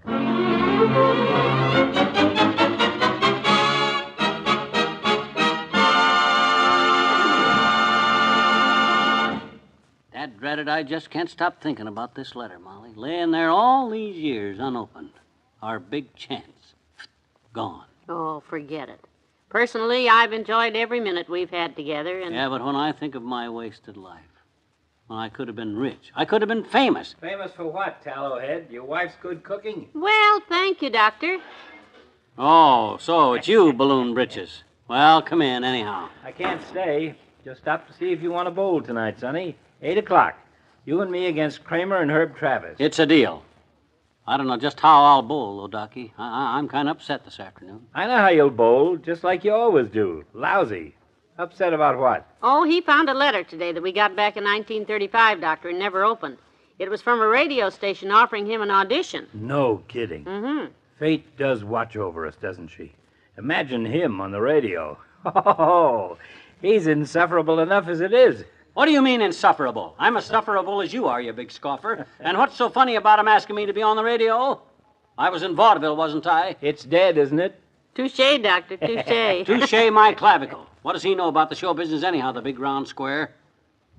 No kidding. Just think, Doc. If I'd opened this letter them guys wrote when it first came, back in 1935, and I'd have took their offer, and I and Molly had one on the radio, we'd have by now been famous, that's all. Made a fortune. Where'd he go? Out the front door, shaking his head. Oh. Well, like I say, if I'd gone on the radio and took you with me, we could have made a couple of Doc back already. What you want? Come in. Oh, it's Mr. Wimple. Come right in. Oh, hello, folks. Guess what I just saw? Oh, this is rare. Yeah, what'd you see? I was out in the woods with my bird book and binoculars, bird watching, and I saw a purple-crested, pink-rumped fluke bird. A fluke bird? What the heck is that? A very rare little creature, Mr. McGee. The fluke bird lives its entire life perched on telephone wires and builds no nest at all. No nest? None. At mating time, the little fluke bird lays its eggs on the gold ball on top of the nearest civic flagpole, where they immediately roll off and smash on the ground. Oh, dear. Once in a while, through some fluke, one of them hatches on the way down, hence the name fluke bird. But I almost forgot why I stopped in. I wanted to remind you that Subcommittee PBG of the Elks Club House Amusement Activities meets tomorrow night. Oh, thanks, Wimp. I'll be there, boy. Good. Goodbye. What does Subcommittee PBG stand for at the Elks? Pinball games. I and Wimp and Snuffy Nolan are the committee, and once a month we get to check all the pinball machines, free, with slugs. Oh? I'm kind of glad Wimp dropped in, you know. It took my mind off of that letter for a minute. Gee, when I think of what might have been, how different our lives might be. What you writing down? Well, I've just been jotting down your social calendar for the week, dearie. Oh? Yes. You're supposed to bowl with Dr. Gamble tonight. Wart Toops wants you to shoot some pool in the morning. Yeah? Subcommittee PBG meets tomorrow night. You promised Tina you'd straighten the wheel on her tricycle, and you've got to get your hair cut sometime this week. When would you find time to do a radio show? Yeah. I am pretty busy at that. Besides, if we had gone on the radio in 1935, this would be our 20th anniversary. We'd probably be out in Hollywood going to parties every night. You'd have to wear your tuxedo all the time, and you know how tight that thing is. Yeah, I guess it would be kind of a nuisance, wouldn't it? Never would have time to do anything we wanted, I guess. You wouldn't have time to shoot any pool with more Toops, that's for sure. Yeah, everything always sort of works out for the best at that, don't it? Of course it does. I wouldn't trade the past 20 years for anything, sweetheart. Well, I got work to do, so if anybody calls up here with any show business offers, just tell them Mr. McGee is too busy. That I will do. I'm going to get out my pool cue and give it a wax job, kiddo. Then put some laces in my bowling shoes, and then I'll get to work on Teeny's tricycle and try to have the thing fixed.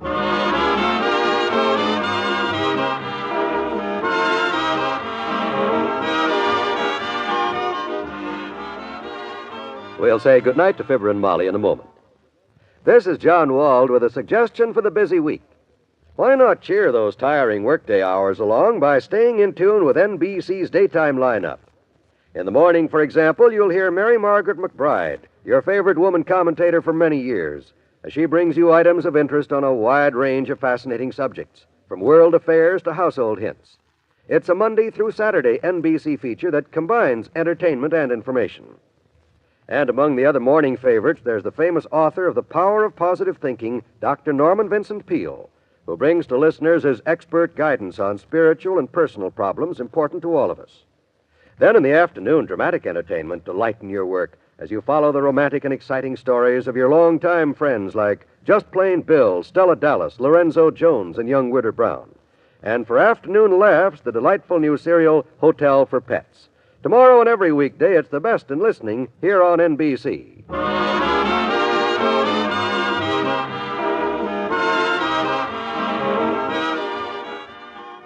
And now, Fibber and Molly, we have a young man here to see you two.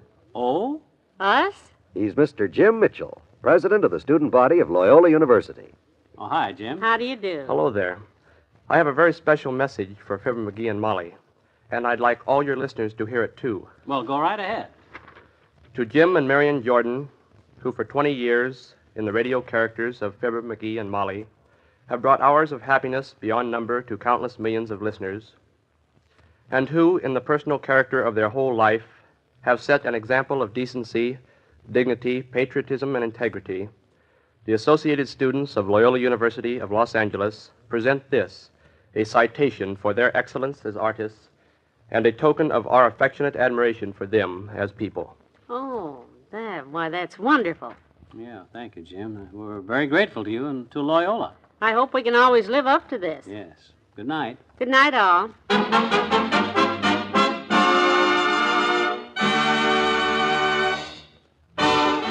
Fibber McGee and Molly is an NBC Radio Network production transcribed with Bill Thompson as the old-timer and Mr. Wimple and Arthur Q. Bryan as Dr. Gamble. This is John Wald inviting you back tomorrow night to commence the 21st year with Fibber McGee and Molly.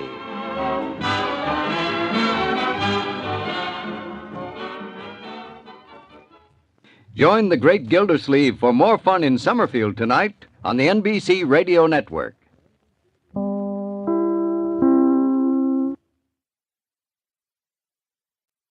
Miles Laboratories, makers of Alka-Seltzer, bring you another visit with Fibber McGee and Molly.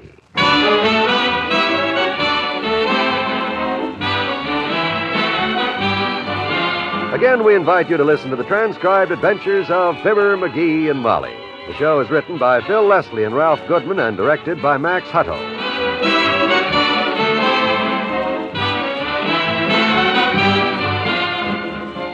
Our story will be underway in just a minute. Whatever you did this past weekend, I hope you enjoyed yourself. Because the fun you have is good for you. Helps you forget your troubles, gives you a fresh outlook. But aren't there times when you're ready to relax and have a little fun, and then, all of a sudden, there you are with a headache or an upset stomach, and all your plans are knocked into a cocked hat. At least they are until you remember Alka-Seltzer. Then, to feel good again, you just drop 1 or 2 Alka-Seltzer tablets into a glass of water like this. Listen to it fizz. Then drink it. That fizz you hear is the action in the glass that changes Alka-Seltzer tablets into a liquid. This is the form that's most natural, easy for your system to absorb. So remember, when headache, upset stomach, or general achiness keeps you from enjoying the fun that's so good for you, take the medicine that's so refreshing. Take Alka-Seltzer.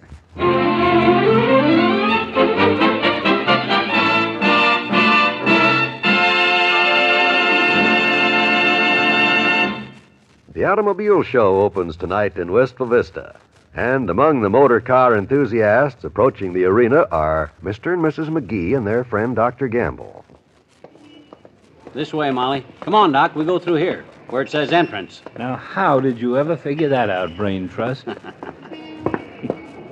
I asked the man over there, Doctor. He took a look at your figure and said to use the door-marked trucks, but I explained that you were not a moving van after all, so he said... Oh, now stop it, you two. My goodness, it's crowded in here, isn't it? Sure, it's free. Oh, say, look over here, boys. Look at all the little low-slung foreign cars. Aren't they cute? Some very interesting models here, too, Molly. This one here is a Porsche. This one's a Ferrari. And that one over there, which, by the way, has a 94-inch wheelbase and ground clearance of 5.5 inches. Oh, I'll tell her, Fatso, I'll tell her. I'll explain the foreign cars to her. You? What do you know about foreign cars? Just because your head is streamlined and you got the lowest center of gravity of anything on the floor... Now, Doctor, you promised me, both of you. Oh, I'm sorry, Molly. I'll watch it. Really, I will. I apologize, McGee. Well, okay.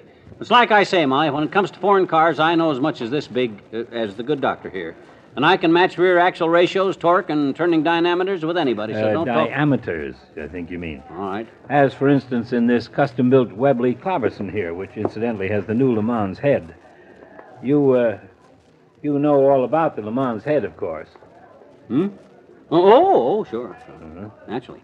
Well, come on, Molly. Let's go over there and look at the seat covers. I hear they got a new material this year. Now, stop smirking to yourself, Doctor. You haven't trapped McGee. He knows about the new Le Mans head, the one that puts so much additional power under the hood that little model right there can top 100 miles an hour in full touring trim and can scat from a standing stop to 60 miles an hour in 11 seconds. Don't you, dearie? Huh? Oh, well, of course I do. I just told him I did, but he didn't believe me. So, well, look who's here. Hi, Teeny. Hi, mister. Hi, Miss McGee and Dr. Gamble. Well, hello there, Teeny. Hello, dear. Are you here by yourself? or- Yeah, if you're lost, sis, No. My daddy's right over there sitting down resting. Oh? Mm-hmm. We've been here ever since school's out, but we can't leave till after the big race. I'm in it. If you mean the human race, sis, that's the oldest gag of No, all. no, McGee. The children's midget car race. Oh. We saw the little cars on the way in, don't you remember? Oh, you mean the cars McGee was pricing till he lifted up the hood and couldn't find the engine? Well. No engines. Us kids run 'em with pedals, Dr. Gamble. They got a racetrack roped off on the parking lot, and I am going to win, I bet you. Yeah, you are, huh? I hope you do. Yeah. I got a plan how to win. Look, I bought these jelly beans, you see, to eat on the takeoff. Jelly beans for energy, huh? And if I can get a good lead, the race is mine because... Uh-oh, that's the signal. They're getting ready to have the race. I'll tell you all about my plan when I come back with first prize. Well, good luck, Teeny. You show 'em how to race, Teeny. She certainly sounds confident, doesn't she? I'll say. Jelly beans to eat on the takeoff. She's a cute one, isn't she, Doc? Doc, hey, where the heck... Over here, kids. Oh, there he is, McGee. I was just discussing this new Italian Comparini road racer with the factory man here. Ha, don't tell me you're planning to buy one, Bulge Buckle. $8,000 those things cost. No, I'm not going to buy it. Oh. It just happens that this gentleman heard me discussing the Comparini before, and naturally noticing my familiarity with automotive matters, he's asked me to help him with a demonstration. What? In about an hour, yes. Oh, cut it out. Really, Doctor? Yep. I didn't realize you knew so much about cars. Yes, as I told the doctor, madam, the Comparini is rather new in this area, and I'd be delighted to have him assist me with a discussion and demonstration. Mm-hmm. Well, I'll be... Say, if you need any more help, Bud, I'll be happy to help you with No, this. thank you, sir. No, thank you. The doctor and I can handle it. Too many cooks, you know. Yes, McGee, we can handle it. Maybe you can help explain the mechanical workings of that one over there, though. The one behind the ropes there. Where? Oh, that 1915 Hupmobile with the kerosene hood lamps? Why, you big blob. I'll be around when you need me, Mr. Gribley. I have to go now and calm down an old patient of mine with high blood pressure. Come on, McGee. Let's calm down now before...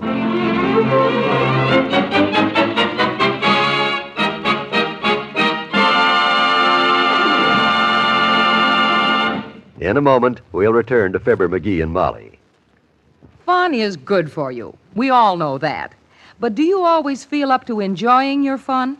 Whenever a headache or an upset stomach or general achiness keeps you from enjoying the fun that's so good for you, drink Alka-Seltzer. Alka-Seltzer tablets dropped into a glass of water fizz and become a liquid way to relief. And starting with the liquid is wise, because anything else you swallow has to be changed by your body into liquid form before it can help you. Alka-Seltzer becomes a relief-giving liquid that's better because of action in the glass. Yes, action in the glass changes Alka-Seltzer tablets into a liquid. This is the form your system can use most easily and naturally for relief. Action in the glass supercharges Alka-Seltzer with lively bubbles. And this soothing liquid speeds relief. Action in the glass makes Alka-Seltzer easy to absorb immediately. You'll like Alka-Seltzer for refreshing relief.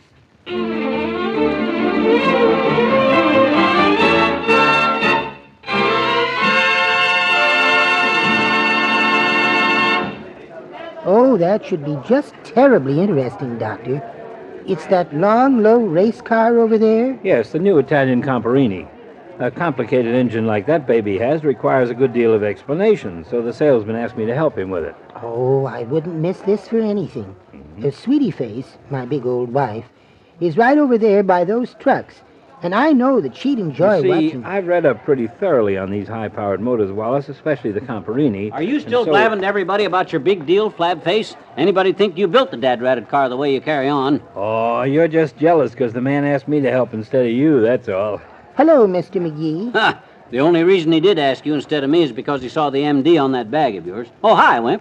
What's the MD got to do with it? Well, when you stick your hand in that engine and demonstrate how simple it is to change your own fan belt, he won't have to holler, is there a doctor in the house? You can sew your own hand back on. Now, McGee, don't... Oh, hello, Mr. Wimple. Good evening, Mrs. McGee. Is Mrs. Wimple here with you? Yes. She's over that way somewhere, and I'd better go look for... That's coming, dear. I'm coming. Oh, gracious, that cold of hers gets better every day. I don't know what I... So long, Wimp. I'll see you later. Yeah, at the demonstration, Wallace. Bring your wife. Yeah, at the demonstration, Wallace. Bring your wife. McGee. Ah, my gosh.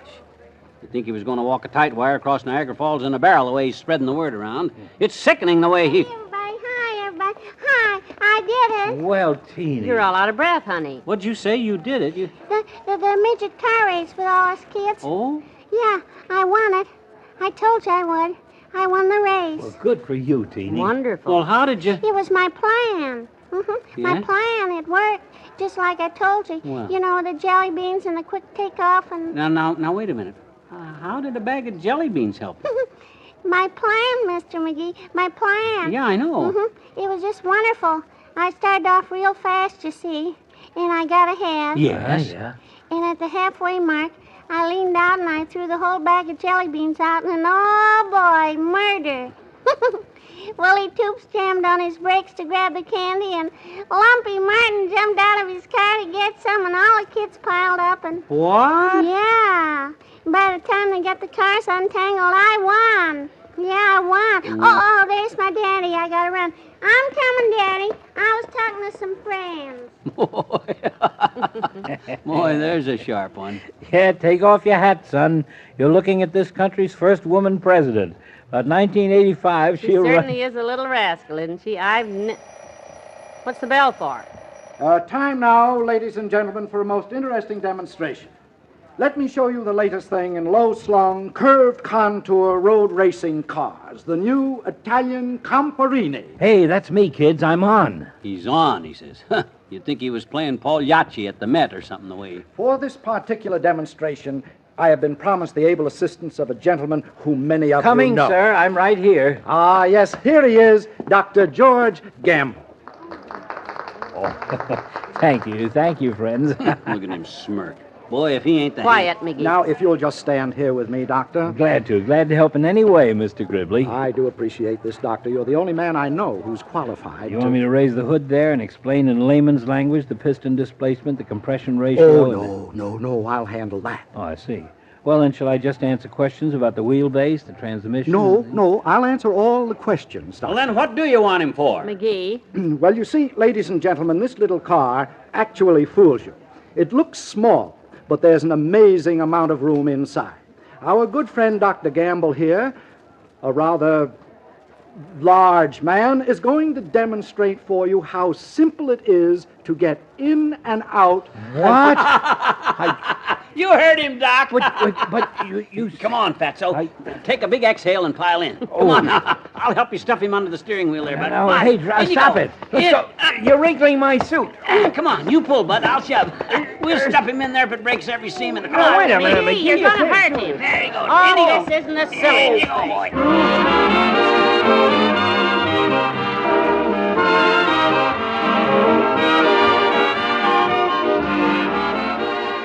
Your friends have more to say to you presently. Say, if a cold should catch up with you this week and make you feel miserable, try Tabson for relief.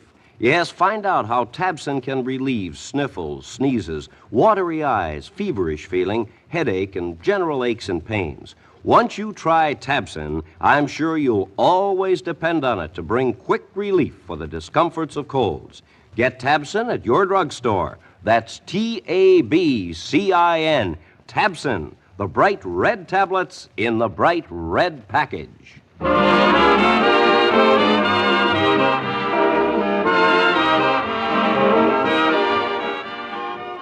don't worry, Doctor. We'll get you out of there. Sure. Now, just relax, expert. Now that the show's closing up and all the people are gone, Gribble will get a mechanic to take that steering wheel off and get you out through the... Oh, I hope so. 3 hours I've been wedged into this miserable, undersized, underslung hip trap. Sitting here smiling and trying to look casual while people mill around and...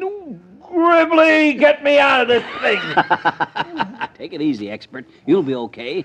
You gave a fine demonstration of what a roomy car that is, and if it hadn't have been for you... Oh, McGee, stop it. Okay, here comes the guy with the tools now. So long, everybody. Goodbye, everyone.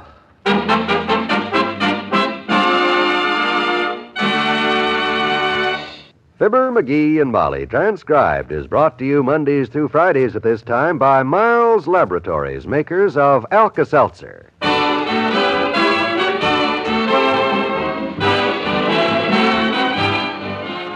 Wallace Wimple is played by Bill Thompson and Dr. Gamble by Arthur Q. Bryan. The auto salesman was Art Jacobson. This is John Wald bidding you goodbye and reminding you to listen again tomorrow.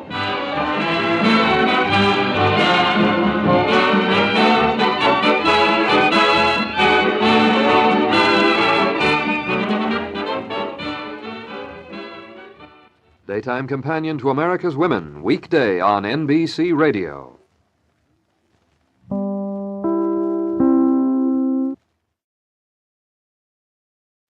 Hey, Molly, you know what I just heard down at the floor? No, and if it's another one of those traveling salesman stories, I don't want to hear it. Oh, no, it's nothing like that. This is more along the line of an important piece of information. One of the fellows was telling me that this is High Fidelity Month. Heavenly Day. Yep. And it seems like we just got through with Labor Day. Now, Molly, that has all the earmarks of an intended witticism, but believe me, High Fidelity Month is a pretty important thing for a man my age to think about. Well, I'm afraid I don't see anything too important about it. I sure do. It's made me realize that I don't have high enough fidelity. I'm only carrying a $10,000 straight life policy, and with inflation being like it is, that wouldn't last you any time at all. I'm going to call up one of the fellows down at Wistful Vista Fidelity and tell him that mine isn't high enough. Oh, McGee, high fidelity doesn't have anything to do with insurance. It doesn't? Of course not. A high fidelity is a kind of a phonograph. You mean that this whole month has been set aside for people to buy those things that you crank up and put records on? Phonographs don't have to be cranked up anymore, McGee. They work by electricity. And hi-fis are the kind that make the sound come from all parts of the room at once. Holy smoke.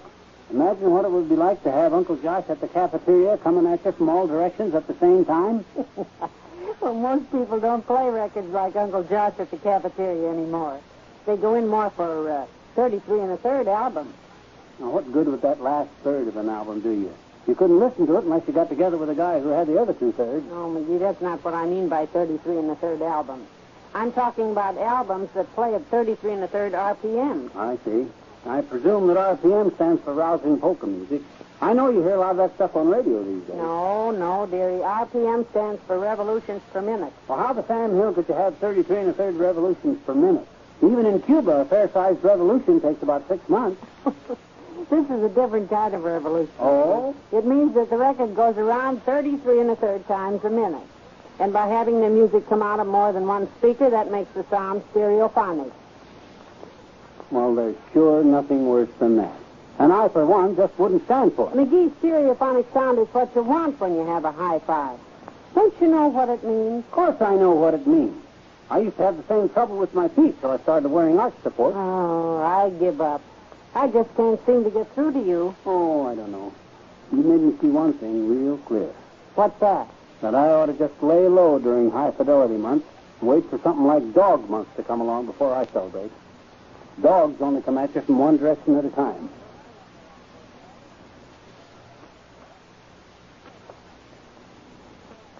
Hey, Molly, give me a hand getting this stuff out of the car, will you? What on earth? Why, that back seat looks like a hardware store after a tornado. Well, this stuff just happens to be the parts for the hi-fi set I'm going to build. They're components. That's what experts call them. Oh, McGee, you're not going to try to build a hi-fi set yourself. Why not? Well, are you? I sure am. This is High Fidelity Month, and I'm celebrating the occasion by building a set. The fellow at the store told me that all of the real hi-fi addicts build their own. And naturally, I'm addicted. But, McGee, you don't know the first thing about putting all these parts together. Who says I don't? You surely haven't forgotten about those 6 months I spent working as an electrician's helper back in Georgia. I became the flower of the electrical world as I rushed around putting in new bulbs and the like. Flower Bulb McGee, I was known as in them days. Oh, dear. Flower Bulb McGee, the most fabulous fellow who ever fiddled with a failing fixture, came from the far-flung fertile fields of Florida to the fast and furious financial forums of Philadelphia, from a fancy player at fixing feeble fuses, forever a friend to fine fellows with fading phonographs and faulty food freezers, fastidiously fondling the favorite pictures of fancy fawn fillers, fearful fawn feeders, fashionable falcon fanciers, faltering firefighters, flashy fruit farmers, and flabby fortune followers. In other words, you really think you can make a hi-fi out of this pile of stuff? There's no doubt about it, kiddo. Now, let's just pile the components in the middle of the floor here until I figure out where to start. Are you sure these are the parts for just one high five? You betcha. And the sound I'm going to get out of the finished product will be the most stereophonic thing you've heard since Doc Gamble's cat backed into our power lawnmower. Well, more power to you. I don't know why the guy at the store gave me so bad rather many light bulbs. Guess they must give them away with every hi-fi they sell. Those aren't light bulbs, McGee. Those are tubes. They provide the power to run the set. Oh, well, I guess everything